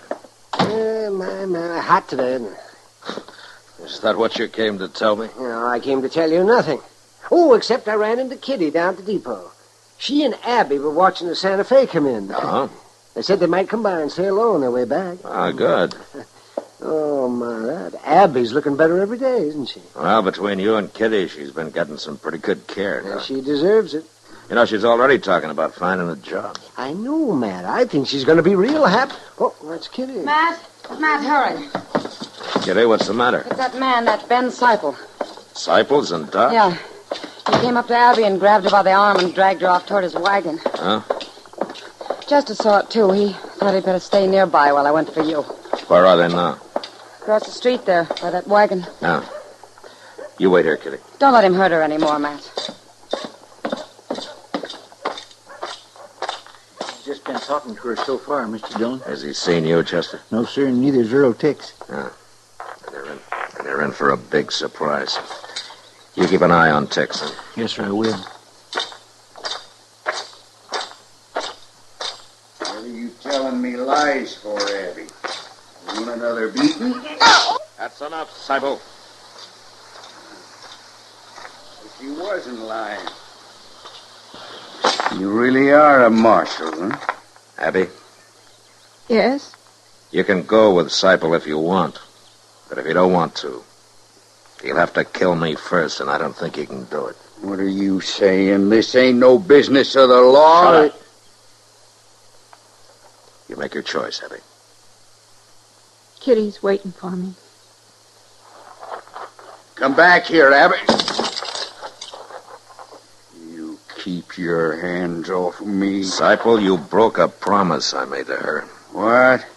I told her nobody'd ever hit her again. You interfering with my right to beat her when I want? Yeah. You're talking awful big, Marshal. Has everybody always been afraid of you, Sybil? They have. And for good reason. And you're about to lose that reputation, Sybil. For good.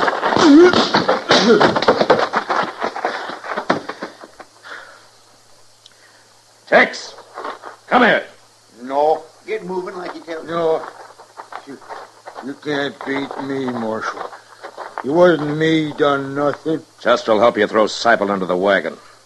Then you drive him out of Dodge, and you keep on driving, Tex. Oh, I will. I don't mean for a few days. I mean for weeks. You're through on the prairie, Tex, you and Sybil both. So say goodbye to this land. If I see you on it again, you'll rot.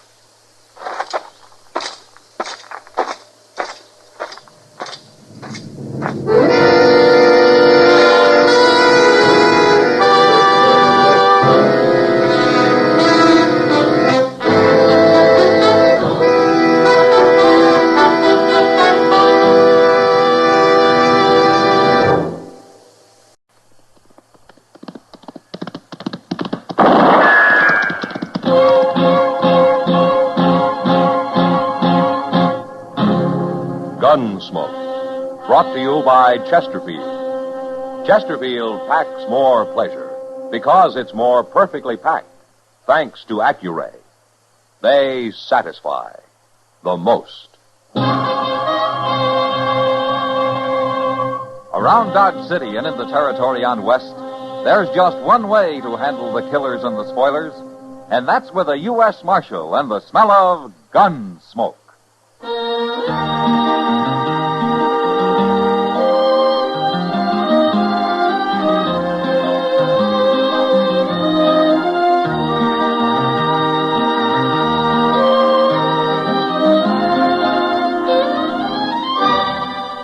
Gunsmoke, starring William Conrad. The transcribed story of the violence that moved west with young America.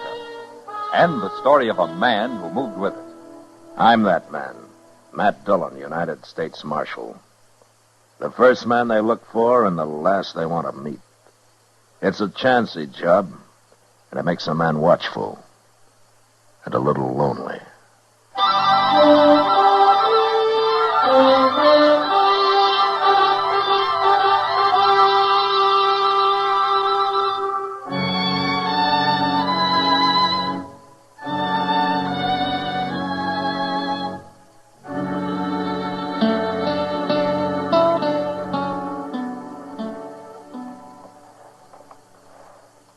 You know this fellow riding in, Morgan? He's a stranger for sure, Abe. That brand on his horse, I can't even read it. Good horse, though. So? Get down, stranger. Who are you men? Well, we're the Curry brothers. We own this ranch. How far is it to Dodge? 60 miles, if you ride in a straight line. I want some grain for my horse. Where is it? Look, stranger, we got no grain. We're fresh out. Now, Abe, if he wants a little grain... And then he can act more polite about it.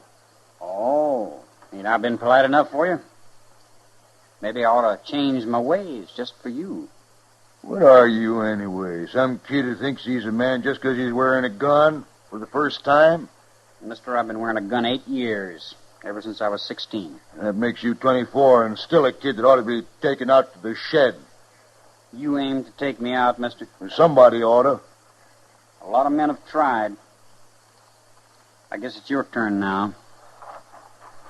Go ahead, you're wearing the gun. Oh, now, we won't have any fighting. You watch your temper, Abe. The kid don't mean nothing. The name's Tom Clegg. I ain't a kid. All right, Clegg. Forget it. You too, Abe. Well...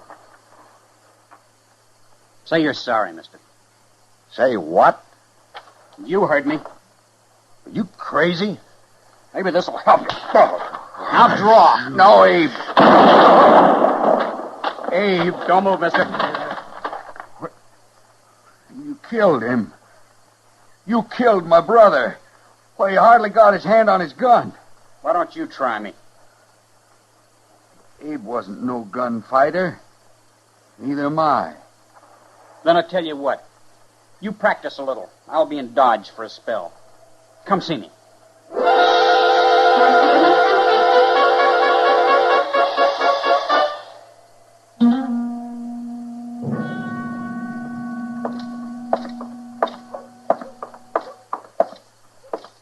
Oh, now, say, there is a good-looking horse, Mr. Dillon. Oh, which one, Chester? That big bay that young fellow's just getting off of there. Oh? Well, ain't he? Well, I wasn't looking at the horse, Chester. Oh, you know that fellow? Yeah, maybe.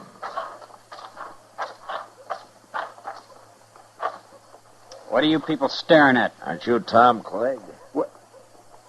Matt Dillon. At Las Cruces about 8 years ago, wasn't it? Exactly 8 years ago. I've changed some since then, Marshal Dillon. Yeah, I'm a marshal. This Chester Proudfoot, Clegg. How do you do? Hello. Marshal, I suppose you're remembering how I didn't dare draw on that fellow in Las Cruces. You were smart not to. He'd have killed you, sure. I left there. I went out by myself. I practiced for 2 years, every day. I got pretty good with a gun, Marshal. Did you? That fellow's dead now. I went back and I killed him. There wasn't much of a quarrel, Clegg. I don't need much, Marshal. Oh, I've killed a lot of men since then. But don't you worry about me. They always draw first. Are you telling me you've turned gunman, huh? I've got me a pretty fair reputation in New Mexico. And now you want to be known in Kansas. That's why you came here. I didn't say that. I know you're kind, Clegg. I ought to. I've killed enough of them. Not me, Marshal. You ain't gonna kill me. I'm too fast for you and I'm too smart. I'll show you someday.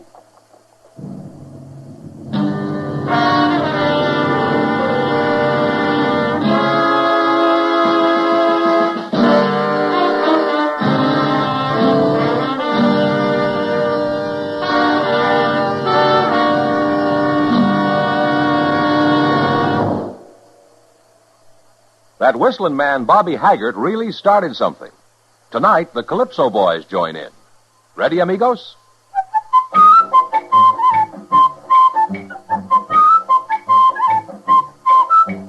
Packs more pleasure, packs more pleasure. Chesterfield packs more pleasure because Chesterfield's more perfectly packed. It stands to reason a cigarette made better and packed better, smokes better, tastes better. And Chesterfield is more perfectly packed by Accuray. This electronic miracle removes human error in cigarette manufacture. So Accuray Chesterfield is firm and pleasing to the lips, mild yet deeply satisfying. Yes, Chesterfield gives you something no other cigarette can give you. Chesterfield packs more pleasure because Chesterfield's more perfectly packed. To the touch, to the taste, Chesterfield packs more pleasure because it's more perfectly packed. By Chesterfield, mild, yet they satisfy the most.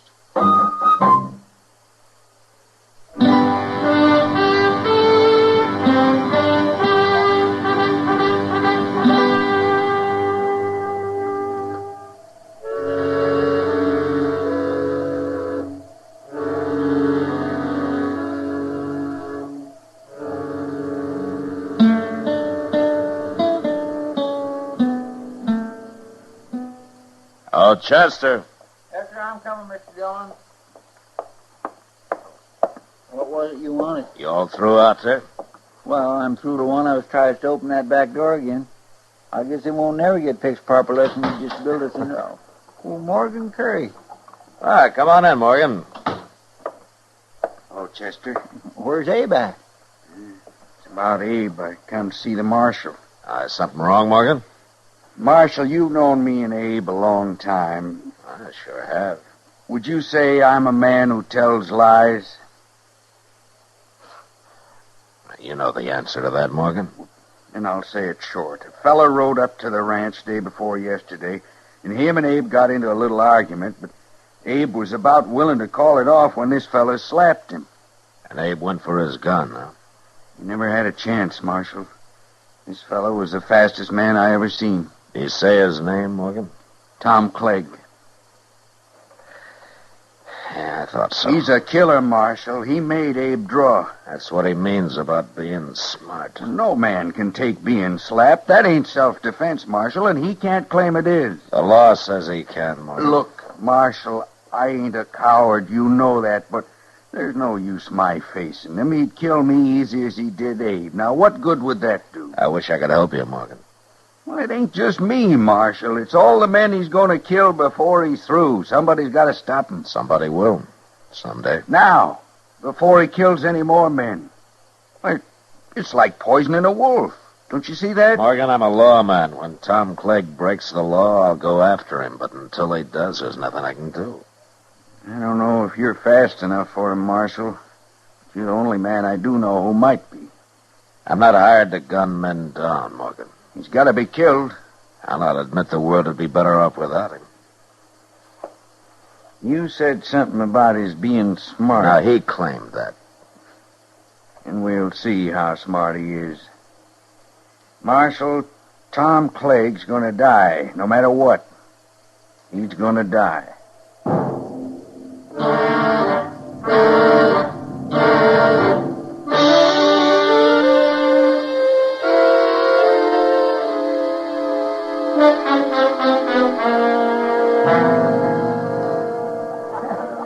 You want another beer, Matt? No, one's my limit, Kitty. One? Oh, you're expecting trouble. I didn't say that. One beer said it. You know me too well, Kitty. Bet you're right about my expecting trouble. Well, I already knew about that. I've watched Morgan Curry following Clegg in and out of here for 2 days now. I don't know what Morgan has in mind, Kitty, but I'm sure he doesn't plan to shoot Clegg in the back or anything like that. Well, he isn't even carrying a gun. Yeah, I know. He just stands around at a distance and sort of keeps an eye on Clegg. It's driving him crazy. But Morgan's not carrying a gun has made Clegg helpless to do anything about it. Maybe he's trying to get him into a fist fight, Matt. Clegg wouldn't fight him, Kitty. He knows he'd get torn apart. Beats me what he's up to. Well, I wish Morgan would go home and forget about it. Maybe it's you he's trying to shame, Matt. Me? What for? For not doing anything about Clegg murdering his brother. It wasn't murder, Kitty. Abe drew first. The way I heard it, Clegg made him draw. And I don't care what the law calls self-defense. Well, I have to, Kitty. I have to care. Yeah, I know, Matt. Well, there they are. What? Clegg. He just went to the bar. Morgan will be along directly. Yeah. Oh, you keep an eye on him, Kitty. Me, keep an eye on him. I got to ride out into the country tomorrow. I'm leaving before dawn so as I can get back early in the afternoon. Oh, then you better get to bed. Good night, Matt. I'll see you tomorrow, Kitty. Sure. Marshal! I want to talk to you. I'll go ahead, Clegg. Talk. It's about him. Huh? Oh, Morgan. Hey, Morgan. What are you calling him for? You want me, Marshal? Yeah. Clegg here wanted to talk to me about you, Morgan. I thought maybe you ought to hear it, too. Sure, he can hear it. I want him to stop following me around, that's all. Oh, why tell me that, Clegg? Because you've got to stop him. Me stop him? He isn't breaking any law. He ain't wearing a gun. A dirty coward. There's no law that a man has to wear a gun. It's making me jumpy. I don't like being stared at all the time. You got a guilty conscience about something, Clay? You shut up. Why don't you take your gun off and shut me up, Clay? You hear him, Marshal? You see what a coward he is? I can't help you, Clegg. Lock him up, Marshal. Go on, lock him up. You heard me. Yeah, I heard you. Then do it. Not very likely. All right. You're wearing a gun. Are you a coward, too, Marshal? Morgan, come outside. I want to talk to you. Okay, Marshal. You're both cowards. That's what you are, cowards. Why didn't you kill him in there, Marshal? That was your chance. I'm not a gunman, Morgan. I'm a lawman. Won't you ever understand that? Maybe I'm beginning to. Look, Morgan, it's no use. I'm not going to fight Clegg. Now, you can't use the law for your own revenge. That's not what it's for. Now, why don't you forget this and go back home? Marshal, do you think I'm a coward because I won't put on a gun and let him kill me? I don't know what to think, Morgan. You seem to be doing all the thinking these days. My brother Abe was murdered, Marshal. He was murdered. I'm sorry, Morgan, but there's nothing I can do. Now, good night.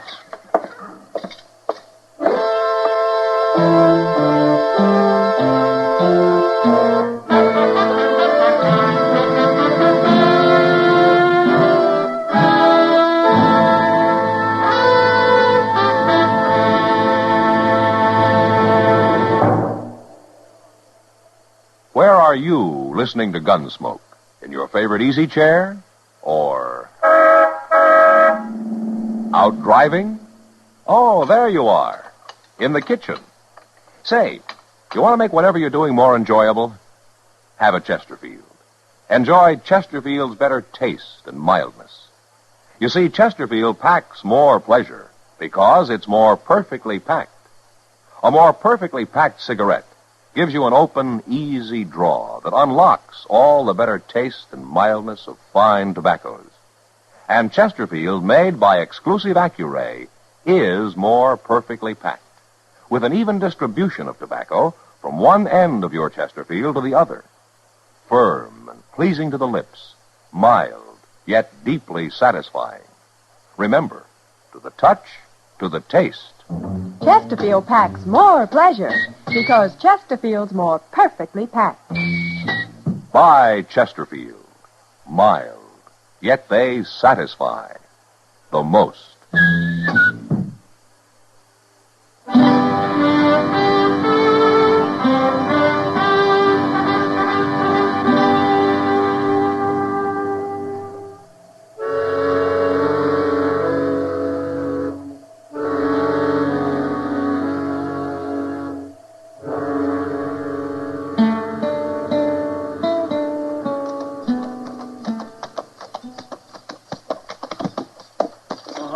Dillon? Oh, where is everybody, Chester? Why's the town so quiet this afternoon? Everybody seen you riding in, I guess. Huh? They've been waiting for you to get back. Waiting for me? Why? I told them you'd be back early afternoon. There's trouble here this morning, Mr. Dillon. You mean a shooting? Yes, sir. Morgan? Yes, sir, it was Morgan. Yeah, so he put on a gun after all, huh? No, sir, he was unarmed. What? He ain't dead, though. At least not yet. He's up at dock. Where's Clegg? Clegg must have saw you ride in, too. He's standing across the street now. Behind you there. Ah. Well, I won't keep him waiting.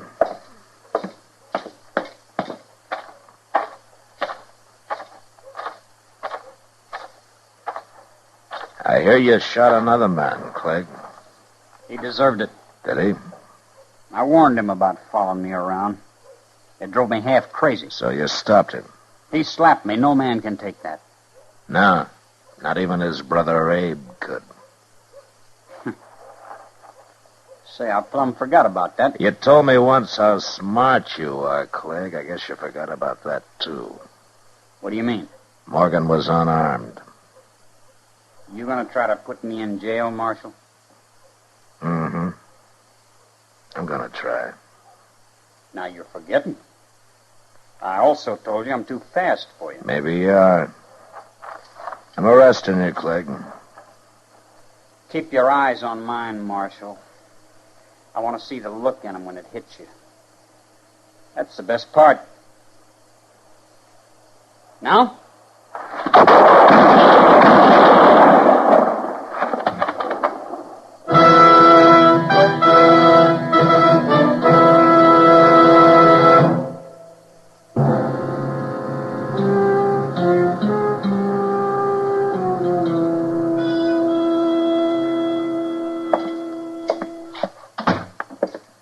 Hello, Matt. Doc. I heard the shots, Matt. I see Clegg still lying there. And if he's got any friends, they can move him. I doubt if he has. A man like that. I guess not, Doc. You did it the only way possible. I was trying to arrest him, Doc. I didn't walk out there to shoot him down. How's Morgan? With 2 bullets in him, he's doing as well as might be expected. I don't mean in what? He's dying, Matt. Yeah. Now, let's go see him. Matter of fact, there's no reason at all he should have lived this long. I can't understand it.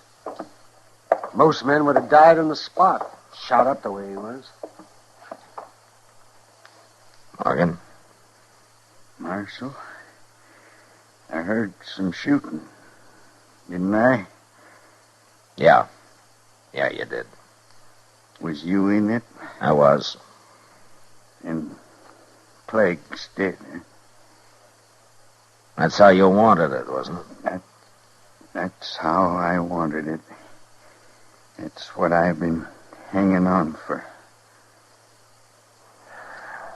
Morgan, you knew he'd shoot you when you slapped him, didn't you? I had him on edge, Marshal. I planned it that way. Yeah, I thought so. And you were willing to die just to get me to face him, huh? There wasn't no other way.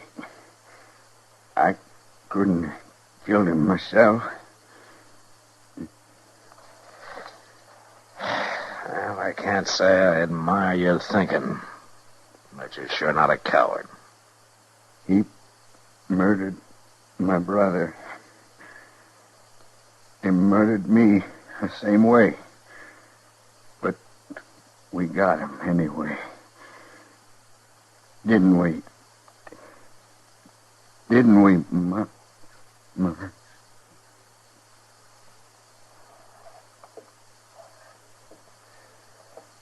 Well, he was right.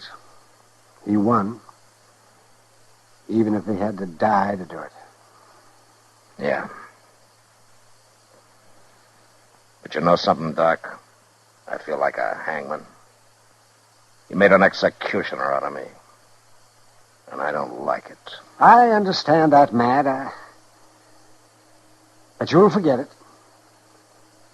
You'll forget it. In time. Yeah, sure. One more thing to forget.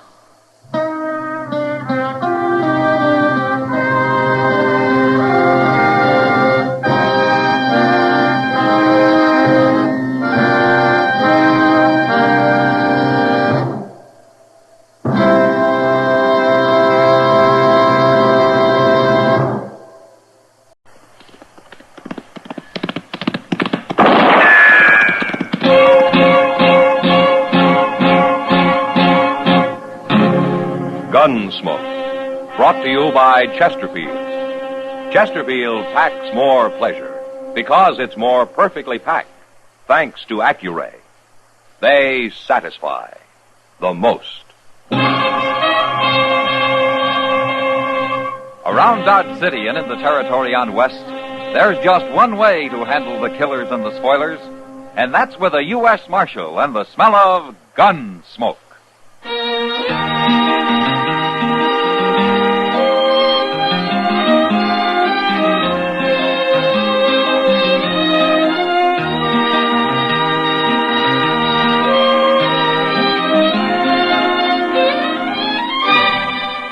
Gunsmoke, starring William Conrad.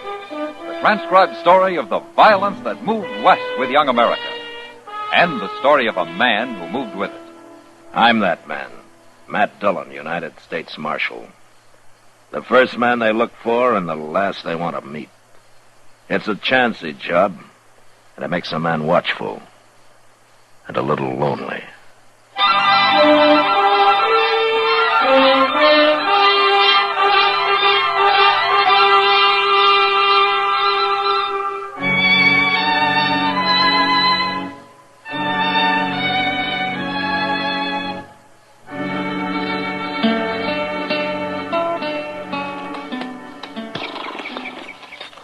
You stay with the horses, will you, Chester? Yes, sir. I won't be long.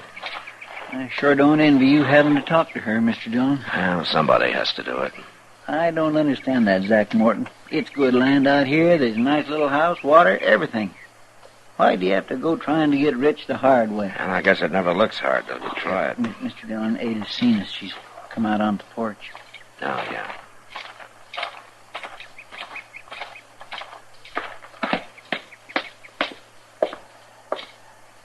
Hello, Ada. Marshal Dillon. Ada, I sent a man out here a few days ago to tell you what happened to Zach. He told me.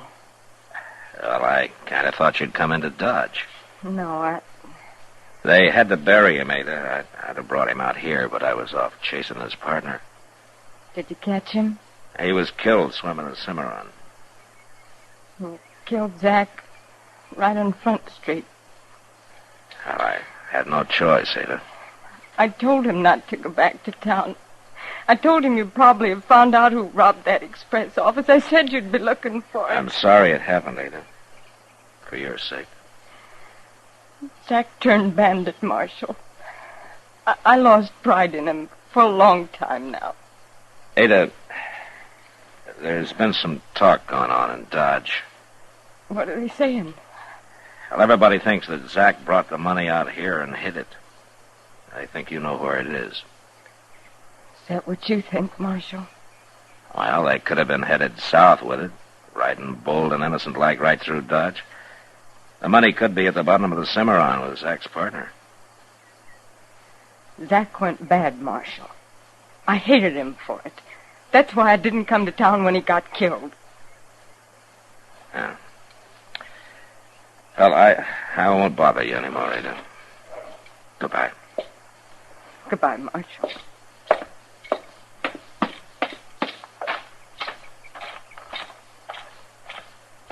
What'd she say, Mr. Dillon? I don't think Ada knows anything, Chester. Well, he buried that money out here somewhere. No man would be fool enough to ride back into Dodge with it. I think that woman's fooling you, Mr. Dillon. I think she knows where the money's at. Chester, let's ride back as far as the creek and build us a fire, huh? I'm hungry.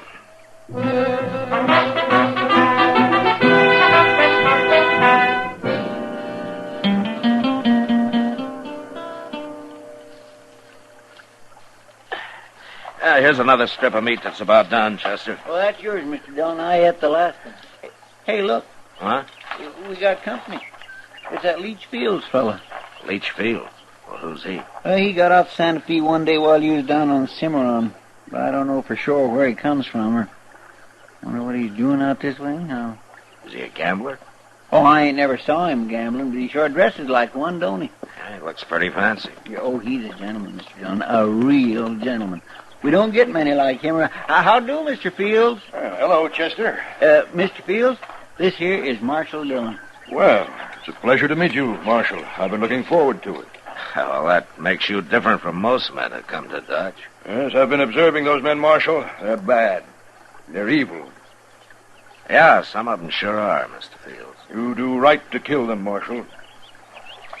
And when I kill somebody, it's because I have to, not because it's either right or wrong.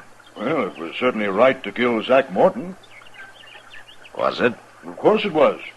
I'm on my way now to console his widow with that same thought, Marshal. Oh? Yes, we're old friends, even though I haven't seen Ada in years. Where did you know her, Fields? Back in St. Joe. Oh, that's right. She is from St. Joe. I've heard her talk about it. I'll buy you a drink when I return to Dodge, Marshal. Bye. Goodbye, Chester. Bye, Mr. Fields. There. See what I mean about him being a gentleman, Mr. Dillon? Your meat's burning, Chester. You mean you don't think he's a nice fellow? I said your meat's burning.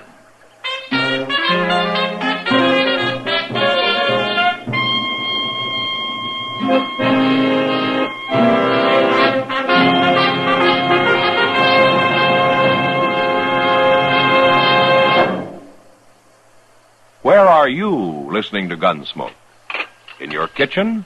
Getting ready for Sunday supper? Maybe in your living room, relaxing? Or out driving? Say, be sure and watch the road. But remember, there's pleasure ahead when you smoke Chesterfield. When you satisfy yourself with Chesterfield's better taste and mildness. You see, Chesterfield packs more pleasure because it's more perfectly packed. A more perfectly packed cigarette gives you an open, easy draw that unlocks all the better taste and mildness of fine tobaccos. And Chesterfield, made by exclusive Accuray, is more perfectly packed, with an even distribution of tobacco from one end of your Chesterfield to the other. Firm and pleasing to the lips, mild, yet deeply satisfying. Remember, to the touch, to the taste. Chesterfield packs more pleasure because Chesterfield's more perfectly packed.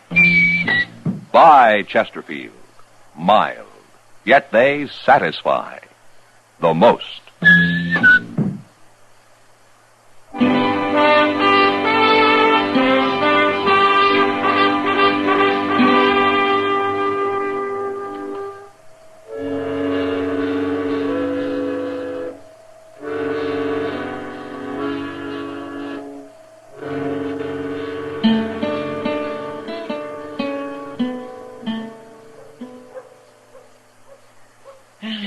Front Street sure is deserted today, ain't it?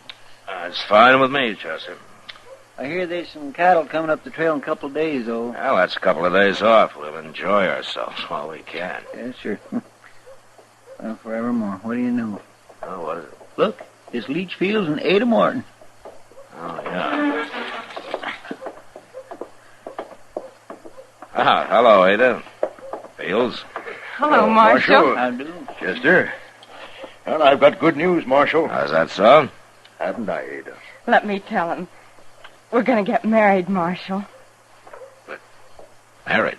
Tomorrow, right here in Dodge. I brought Ada in today so she could buy some clothes and things. Ah, I see. I know what you're thinking, Marshal. You're thinking it's awful fast with Zach gone only a couple of weeks. Oh, it's no business of mine, Ada. Well, it's not so fast considering how we knew each other back in St. Joe and all. Ada, you'd better run along now and do your shopping. I'll meet you at the Dodge house in about an hour. All right. Ada. I just wanted to wish you happiness. Thank you. Leach is a good man, Marshal. He's a good, God-fearing man. Well, that's quite a compliment, Fields, from a woman like her. She's endured a lot of evil in her life, Marshal. I want to help her to forget it. Look, Fields, the evil that you mentioned, it never brought her a thing. Not a thing. Well, of course not. What I mean is, it didn't bring her any money. Money? From Zach? That'd be tainted money, Marshal. I wouldn't touch it, and I wouldn't allow her to. Now, what about that drink I promised you? No, not today, Fields. I'm pretty busy. But I'll be waiting for you next time you come to town. Well,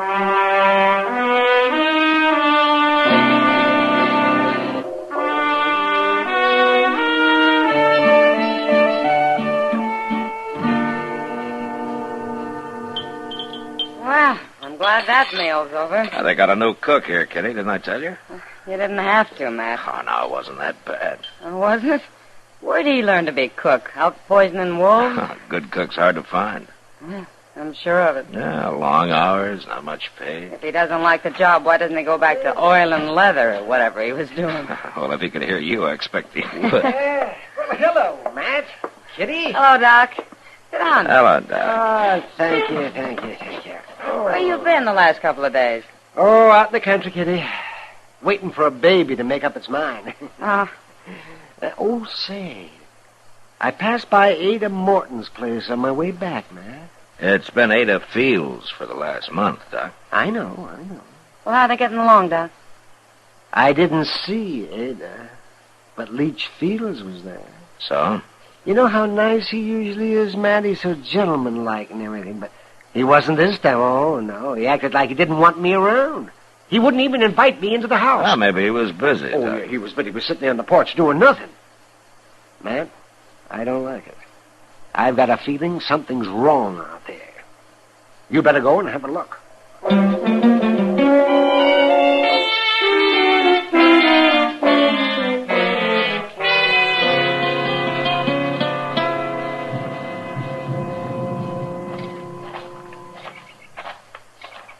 He's sitting right there on the porch, Mr. Dillon, just like Doc said. Yeah? Of course, I always did think Doc's just an old worrier.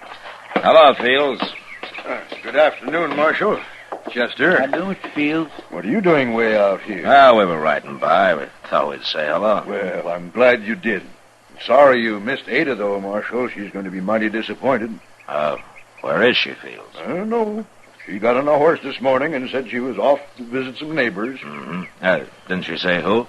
She wants to go visiting. I don't ask her where. I trust Ada. Yeah, sure. I'd ask you in, Marshal, but one thing she did tell me was if anybody rode by, not to let them see the house. She didn't take time to clean it up, and you know how women are. Well, we got to go back to Dodge anyway, Fields. You tell her hello for us. Yeah, I'll do that, Marshal. Goodbye. Goodbye. Bye, Mr. Fields. Goodbye, Chester.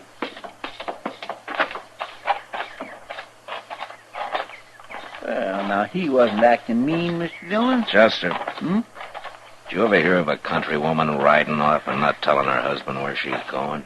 Well, no, sir, come think of it, I never did. You bet you didn't.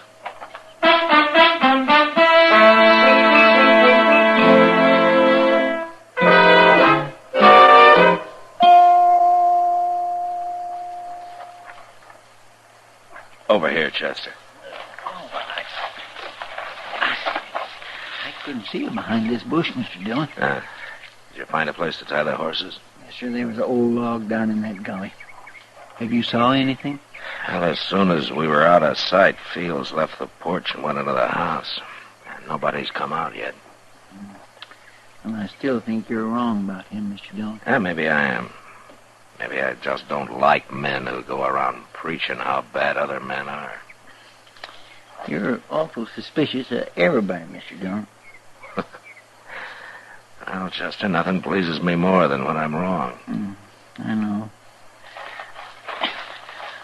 How long are we going to have to lay out here in this doggone dirt, Mr. Dillon? It'll dark, if nothing happens before. Then what? We're going up to that house, Indian style. It ain't hardly noon. We got an awful long ways. Say now, maybe I'll just... Wait a minute. Look. It's him. He had a horse around back. Yeah. He's riding north. We gonna follow him? Maybe. After we take a look in the house, let's get our horses.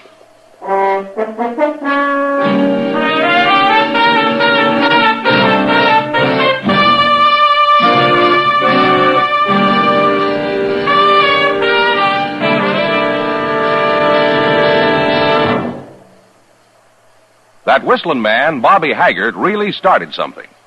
Tonight, we'd like to introduce a player piano that could have come right out of the Long Branch in Dodge City. Packs more pleasure, packs more pleasure. Chesterfield packs more pleasure because Chesterfield's more perfectly packed. The more perfectly packed your cigarette, the more taste and mildness are released for you. Chesterfield, made by exclusive Accuray, has an open, easy draw that unlocks all the pleasure of fine tobaccos. Now, Accuray ensures an even distribution of tobacco from one end of your Chesterfield to the other. Chesterfield is firm and pleasing to the lips, mild yet deeply satisfying. Chesterfield packs more pleasure because Chesterfield's more perfectly packed. To the touch, to the taste, Chesterfield packs more pleasure because it's more perfectly packed. Buy Chesterfield. Mild, yet they satisfy the most.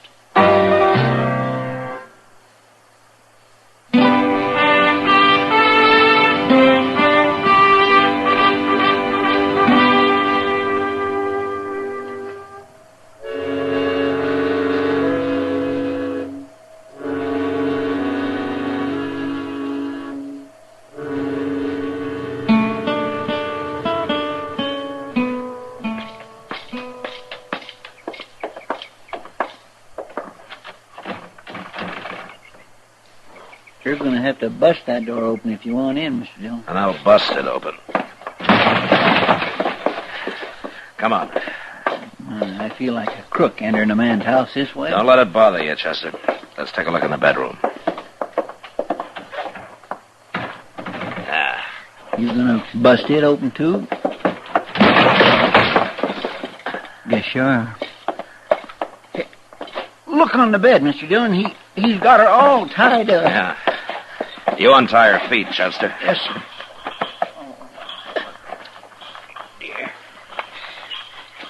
She looks sick. Oh, Marshal. You all right, Ada? Have you been hurt? No, Marshal. It's starved. Starved? Nothing to eat. Not for days. Weeks. Oh, my goodness. Take a look in the kitchen, Chester. See if you can find something for Yes, her. sir, I sure will. Where did Leach Fields go, Ada? We saw him right off. He wanted the money, Marshal. He starved me so that I'd tell him. And you finally gave in? You told him?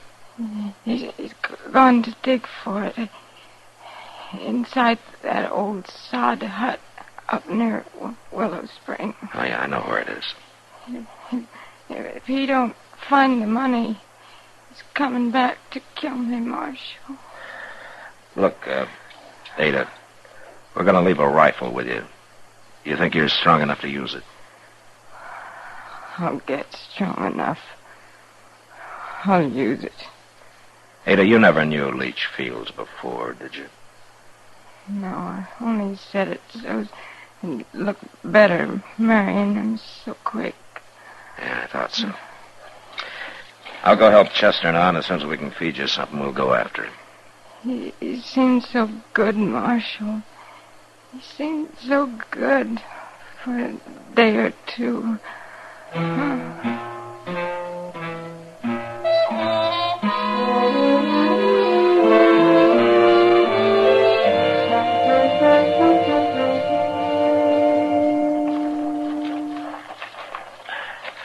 All right, this is far enough, Chester.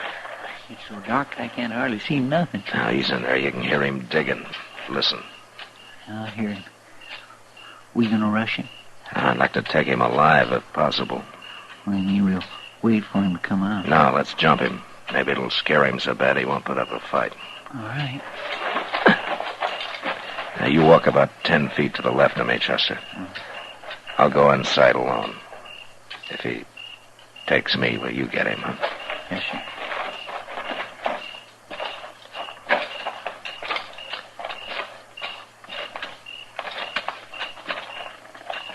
Okay, Chester.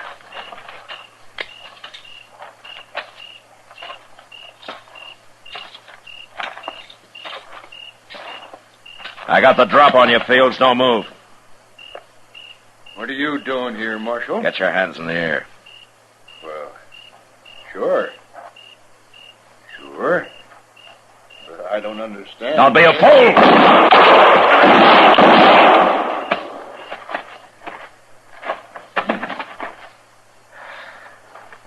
All right, Chester. You get him, Mr. Dillon? It's too dark in here. I tried for his shoulder the first shot, but I missed.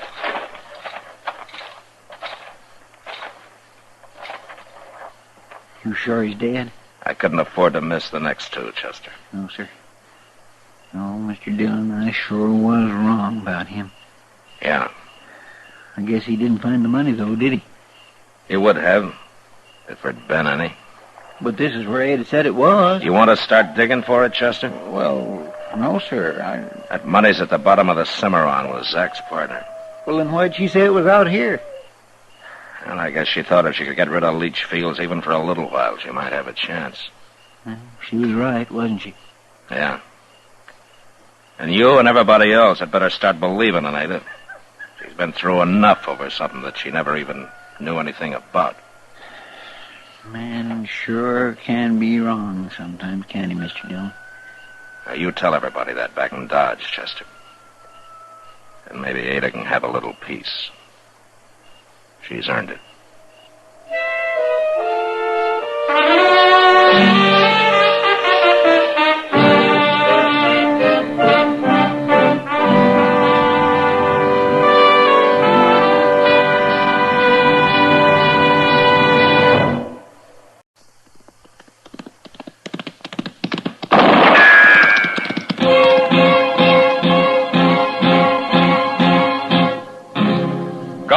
Gunsmoke, brought to you by L&M Filters. Make today your big red letter day. Change to L&M.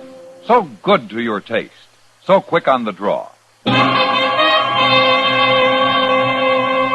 Around Dodge City and in the territory on West, there's just one way to handle the killers and the spoilers, and that's with a U.S. Marshal and the smell of Gunsmoke.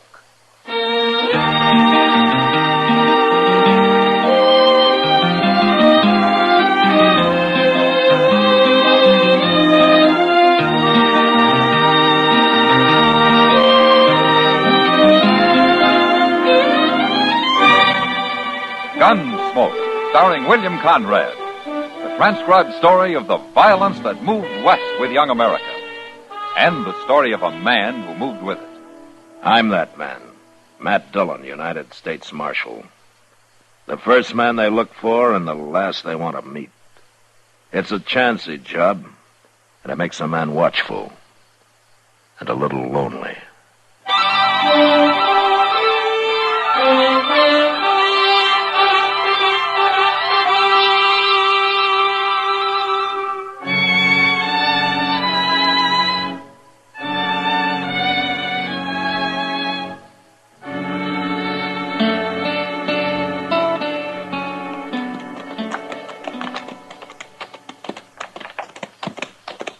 I swear this is the lonesomest looking ranch in the whole state of Kansas, Mr. Dillon. That's no place for a man who likes company, Chester. 3 days' ride from Dodge, 150 miles. It'd get me talking to myself. Now let's driven old Tub Claver a little crazy. Not so crazy he ain't finally selling out.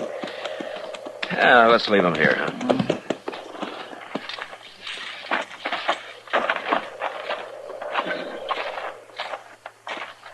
I ain't laid eyes on old Tup in over a year. Yeah, he hasn't changed any.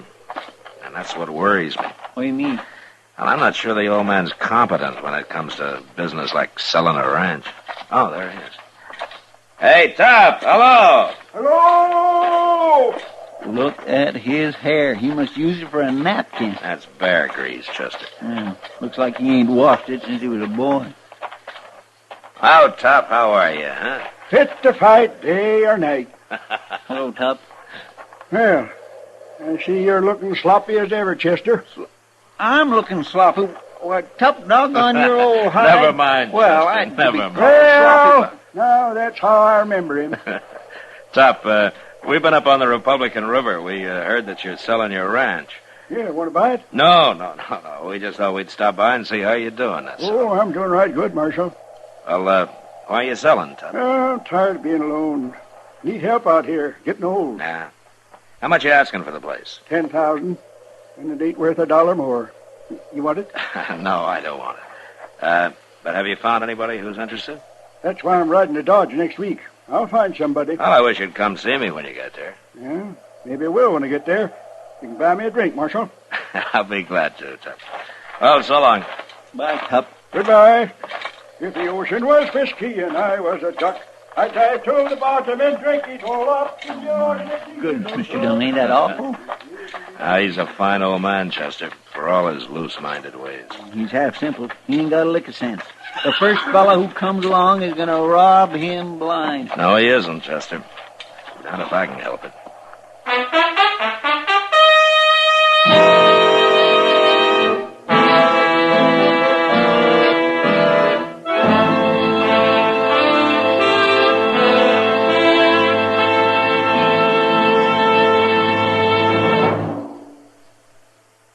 Make today your big red letter day, your L&M red letter day. Superior taste and filter, it's the miracle tip. Make today your big red letter day. Change to L&M today. L&M, so good to your taste. So quick on the draw. Get L&M today. What's the first thing you notice when you light up an L&M? It's that L&M is so good to your taste, of course. You'll like that rich taste of superior tobaccos. Then you'll notice that you enjoyed that taste with no effort on your part whatsoever. And that's because L&M is so quick on the draw.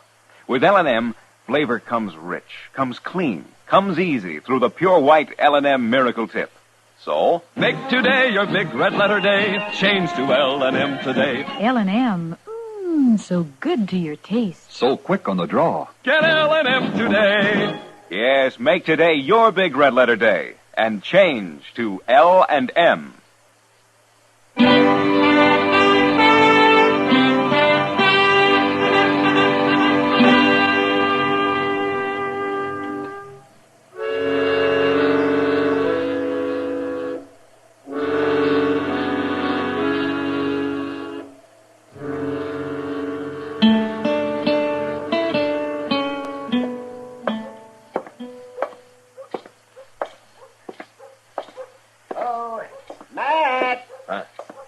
Hello, Doc. Well, sit down, my boy. No thanks, Doc. I had enough sitting last week. Oh, yeah. Oh, say, that was a long ride you made. Well, we didn't accomplish much, but we saw an awful lot of country. You know, that's what I like about your job. You get paid whether you accomplish anything or not. You know, you're complaining because you can't collect money off of dead men, Doc. Oh, that's so. Now, you talk easy, Matt Dillon. You're forgetting how you might get sick. I'm too healthy to worry about having to stay on the good side of you miserable little... Oh, all right, now you've done it. Yes. Now you're going to have to buy me a drink. My pleasure, Doc. Let's go to the Long Branch. I knew if I waited long enough, some conscience-stricken heathen would come along and ask me into a bar. I don't mind, Doc. It's some poor devil you might have to operate on this afternoon that I'm worried about. After you. Thank you. Well, now, shall we stand at the bar? Wait a minute, Doc. What? That's Tup Claver sitting over there. Oh, yes. I saw him on the street a while ago. Who's that with him? I don't know, man. Look, Doc, order me a drink, will you? I'll be with you in just a minute. Hello, Tup. Oh, sit down, Marshal. Sit down. I thought you were going to look me up when you got to Dodge. Oh, Marshal, this here's Mr. Wayne Ruttman. How do you do, Marshal? Mr. Ruttman? He's aiming to buy my ranch. Oh, is that so? Well, yes, he's from Kansas City. He wants to see the ranch before we make a deal, though, Marshal. Well, I can understand that. You want to see the money, don't you? Well, it was your ID. Well, of course. And you will see it. 2 weeks from now, I'll have it deposited in the bank here. Well, it'll only take a week to ride up and see the ranch and come back. No, I want to send for the money first. Why? I ain't going to sell without I get paid anyway. Evidence of good faith, Tup. I want you to know I have the money and that I'm ready to buy before I look the ranch over. Yeah, don't make sense to me. Marshal, do you see anything wrong in doing it my way? Oh, I don't see it makes any difference. There you are, Tup. I'll be going now, and 2 weeks from today I'll meet you at the bank. Agreed? Sure, I'll be there. Good. Bye, Marshal. Bye, Mr. Ruttman. Ho, ho, dead doe, you never know. My. What? Ho, ho, dead... never mind, Marshal. Nice feller, huh? Yeah. Well, where did you run into him? Oh, at the hotel this morning. I told everybody I was selling my ranch, and his eyes lit up, and he bought me a drink. Oh, I got to come to town more often. When do the ladies get here, Marshal? You never mind the ladies. But I'm going to be rich. $15,000 worth. What? Yep, $15,000, Marshal. But you were only asking 10. Well, I told him that. But he said that he's as rich as can be and wants to do right by an old man like me. Now, ain't he a nice feller, Marshal?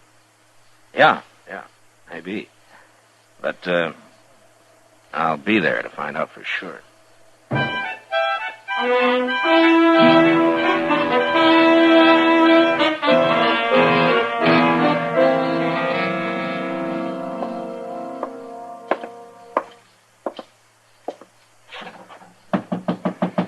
Come in.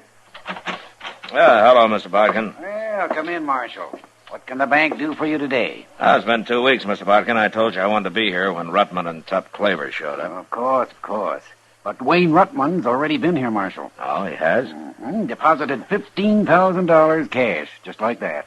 It's an awful lot of money. I wish there were more businessmen like him around. Well, morning, gentlemen. Here's Tup. Oh, it's you, Marshal. Hello, Tup. Oh, where's Ruttman? He said he'd meet you at the stable about noon, Tup. He'll be ready to ride up to the ranch with you, and the money's here, $15,000. It's been deposited. I'll take your word for it, Bodkin. If Rutman decides to buy, he'll give you a note for the money. All you'll have to do is come here and collect it. Well, sounds easy. Nothing to it. My. Well, I don't see anything wrong with the deal, do you, Mr. Bodkin? Certainly not. You're a lucky man, Tup. If he decides to buy him. Oh, he'll buy. Place looks fine. I just got back this morning. Ah, so that's where you've been. Riding and dreaming, Marshal. Dreaming of money. Well, good luck, Tup. There ain't no such thing, Marshal. Luck's for fools and sinners. You'll see. Oh, yes, you'll see. If the ocean was whiskey and I was a dog.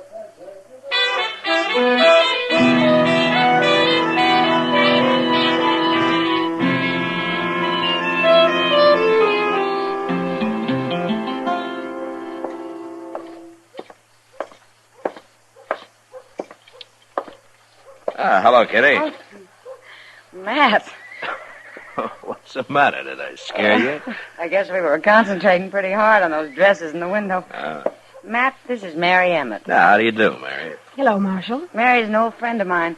She's just passing through on her way to Denver. Oh, why don't you stay in Dodge a while, Mary? They got enough pretty girls in Denver. Kitty's told me about you, Marshal. I don't believe a word you say. Oh. Well, then I guess you really are old friends. Oh, it's been 15 years, hasn't it, Mary? Ever since New Orleans. We were awful young then, weren't we? Well, you grew up pretty fast in that town. We sure did.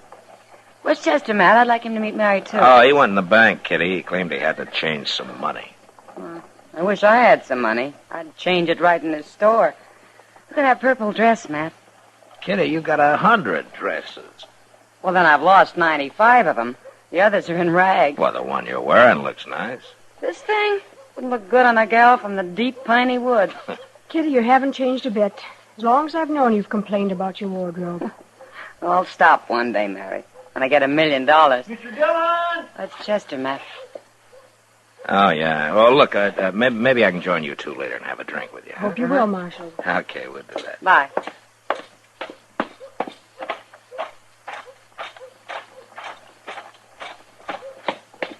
Hey, Mr. Dillon, they're having an awful row in the bank there. Oh, who is? Mr. Botkin and that fellow Rutman. Oh, is Rutman back? Got back this morning, he says, and he wants his money. He's decided not to buy Tup's ranch. Oh, what's the trouble? Well, Mr. Botkin says that... Well, you better ask him. There they are at the teller's window. You keep quiet a minute, Rutman. Marshal Dillon, you settle this. What's the trouble, Mr. Botkin? He won't give me my money, that's the trouble. You haven't got any money here. $15,000 is all. Here's your note, Rutman. You signed it. My note? Can I see it a minute, Mr. Botkin? Give whatever money I have in bank to Tup Cleaver. Signed Wayne Rutman. It's impossible. Well, isn't this your writing, Rutman? Of course it's his, Marshal. Tup brought it in 2 days ago. 2 days ago. Now, that's a lie. 3 days ago, I left him at his ranch 150 miles from here. Nobody could ride that in one day. Well, somebody's sure lying. He was here, and I gave him the money. Then it's up to the marshal to get it back. Right now. I'll be waiting at the Dodge House, Marshal. Mr. Dillon, Yeah, what, Chester? I got an idea where old Tup might be at. Well, let's go find him.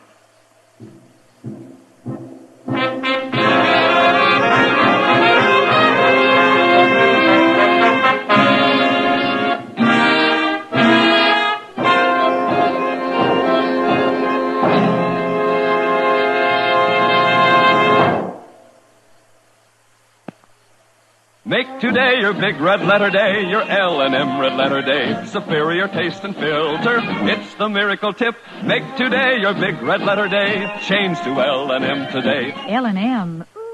So good to your taste. So quick on the draw. Get L&M today. Talk about good taste.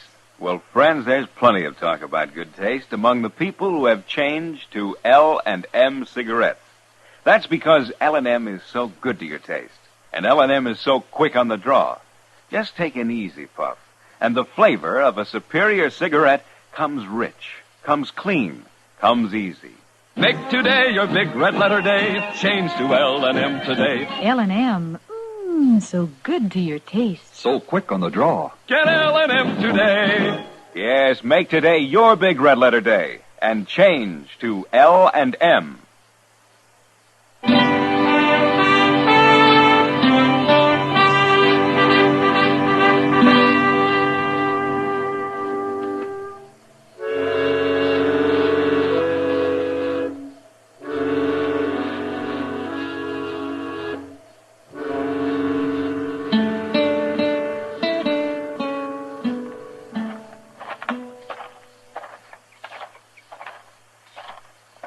By golly, there he is, sitting right on the porch. What's he doing way out here, Chester? Well, sir, he told me he didn't like the Dodge house, and he was going to board here at the Widow Clancy's. Oh? He mentioned that he'd have a shotgun across his lap? Well, now, what's he doing with that? Oh, hello, Marshal. Chester. Come sit a spell. Who's the gun for, Tup? Wayne Rutman? Can't never tell, Marshal. Man carrying as much money as I am. No, sir. Rutman's kind of upset about that money, Tup. He is? Mm-hmm. He wants it back. Wants it back? Well, I don't understand, Marshal. He gave me the note. Yeah, I know. I saw it. Well, is there something wrong with it? No, Mr. Bodkin says it's in his handwriting. Well, then what's the fuss? Marshal, I don't want to do nothing illegal. You know that. You, gave Rutman the deed to your ranch, didn't you? Of course I did. Why else would he be giving me that note for the money? Tup, how did you ride 150 miles in one day? Now, you ain't saying that's illegal, are you? No, it's not illegal, Tup. It's impossible.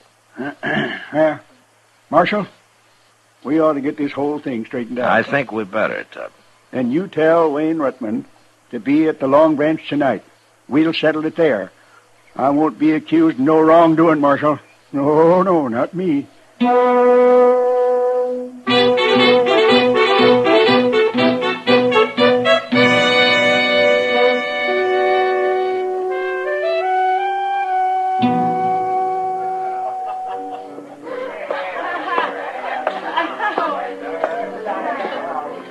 there he is, Rutman.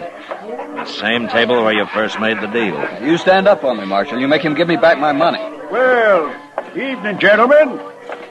Sit down. Hello, Tup. I hear you got a complaint, Rutman. What's wrong? I changed my mind. I don't want your ranch. You don't want it? Here's the deed. Now hand over the money. Oh, but we made a deal. I gave you the deed, and you gave me the note for the money. Well, I said I've changed my mind. No, it's too late, Rutman. You've already bought the ranch. It's yours. $15,000 for that place? Don't be a fool. And I didn't make you pay it. Rutman, why don't you tell me something? Tup only asked $10,000. Now, why did you offer him $15,000? Well, I'll answer that, Marshal. He wanted to make sure I wouldn't sell it to nobody else. He had it all figured out. He rode out to my ranch with me, and we made a deal. I gave him the deed, and he gave me the note. Then he said he had to go on to Hayes City and wouldn't be riding back with me. But I know that he aimed to get back here as fast as he could and draw his money out of the bank before I could get here with his note. That way, he'd have both his money and the ranch. He'd get the ranch for free. This whole thing is ridiculous. I'm giving you back your deed, Tup. You can have the ranch. I want that money. Wait a minute. I'll tell you what I'll do, Rutman. Now, the ranch is only worth $10,000. Everybody knows that. So I'll buy it back for 10. What? Yep. I got the money right here. You want it? No, I want the whole 15. I had to borrow 10,000 of it. I've got to return it within a week. I can't help that, Rutman. The ranch ain't worth more than $10,000, and that's all I'll pay for it. Now, you can take it or leave it. Marshal, are you going to sit there and let him cheat me out of $5,000? Mr. Rutman, you don't have to sell the ranch back. I've got to return that $10,000. There'll be trouble if I don't. Bad trouble. Well, there it is. Right there on the table. I'm going to go get me a gun. No, you don't, Rutman. I'll find him when you're not around, Marshal. Hey, Rutman, look over there at that bar. You see them 5 fellers? What about them? They're mighty good friends of mine, and they're staying right here in town as long as I do in case of any trouble.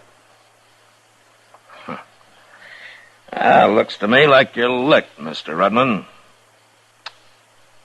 Now, you either pick up the $10,000 or the deed, and you get out of here. Now.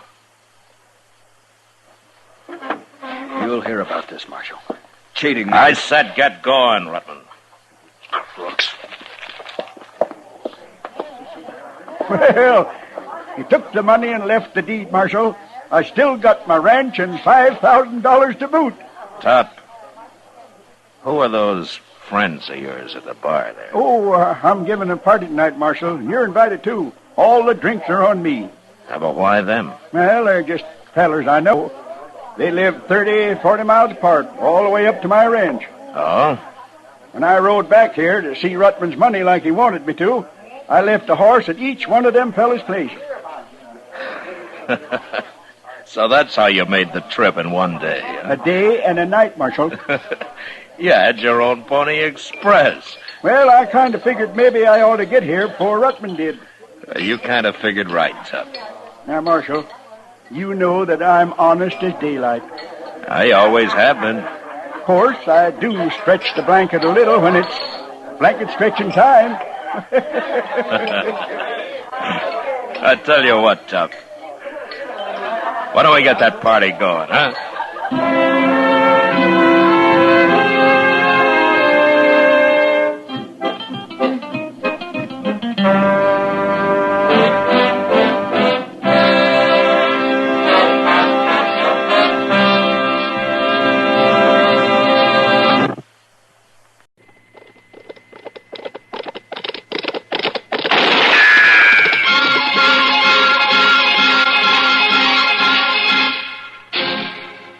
Dodge City and in the territory on West, there's just one way to handle the killers and the spoilers, and that's with a U.S. Marshal and the smell of Gunsmoke.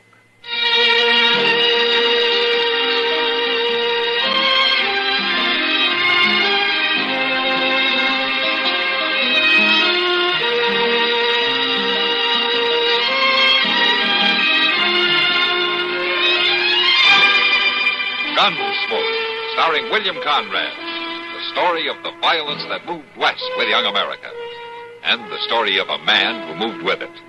I'm that man, Matt Dillon, United States Marshal. The first man they look for and the last they want to meet.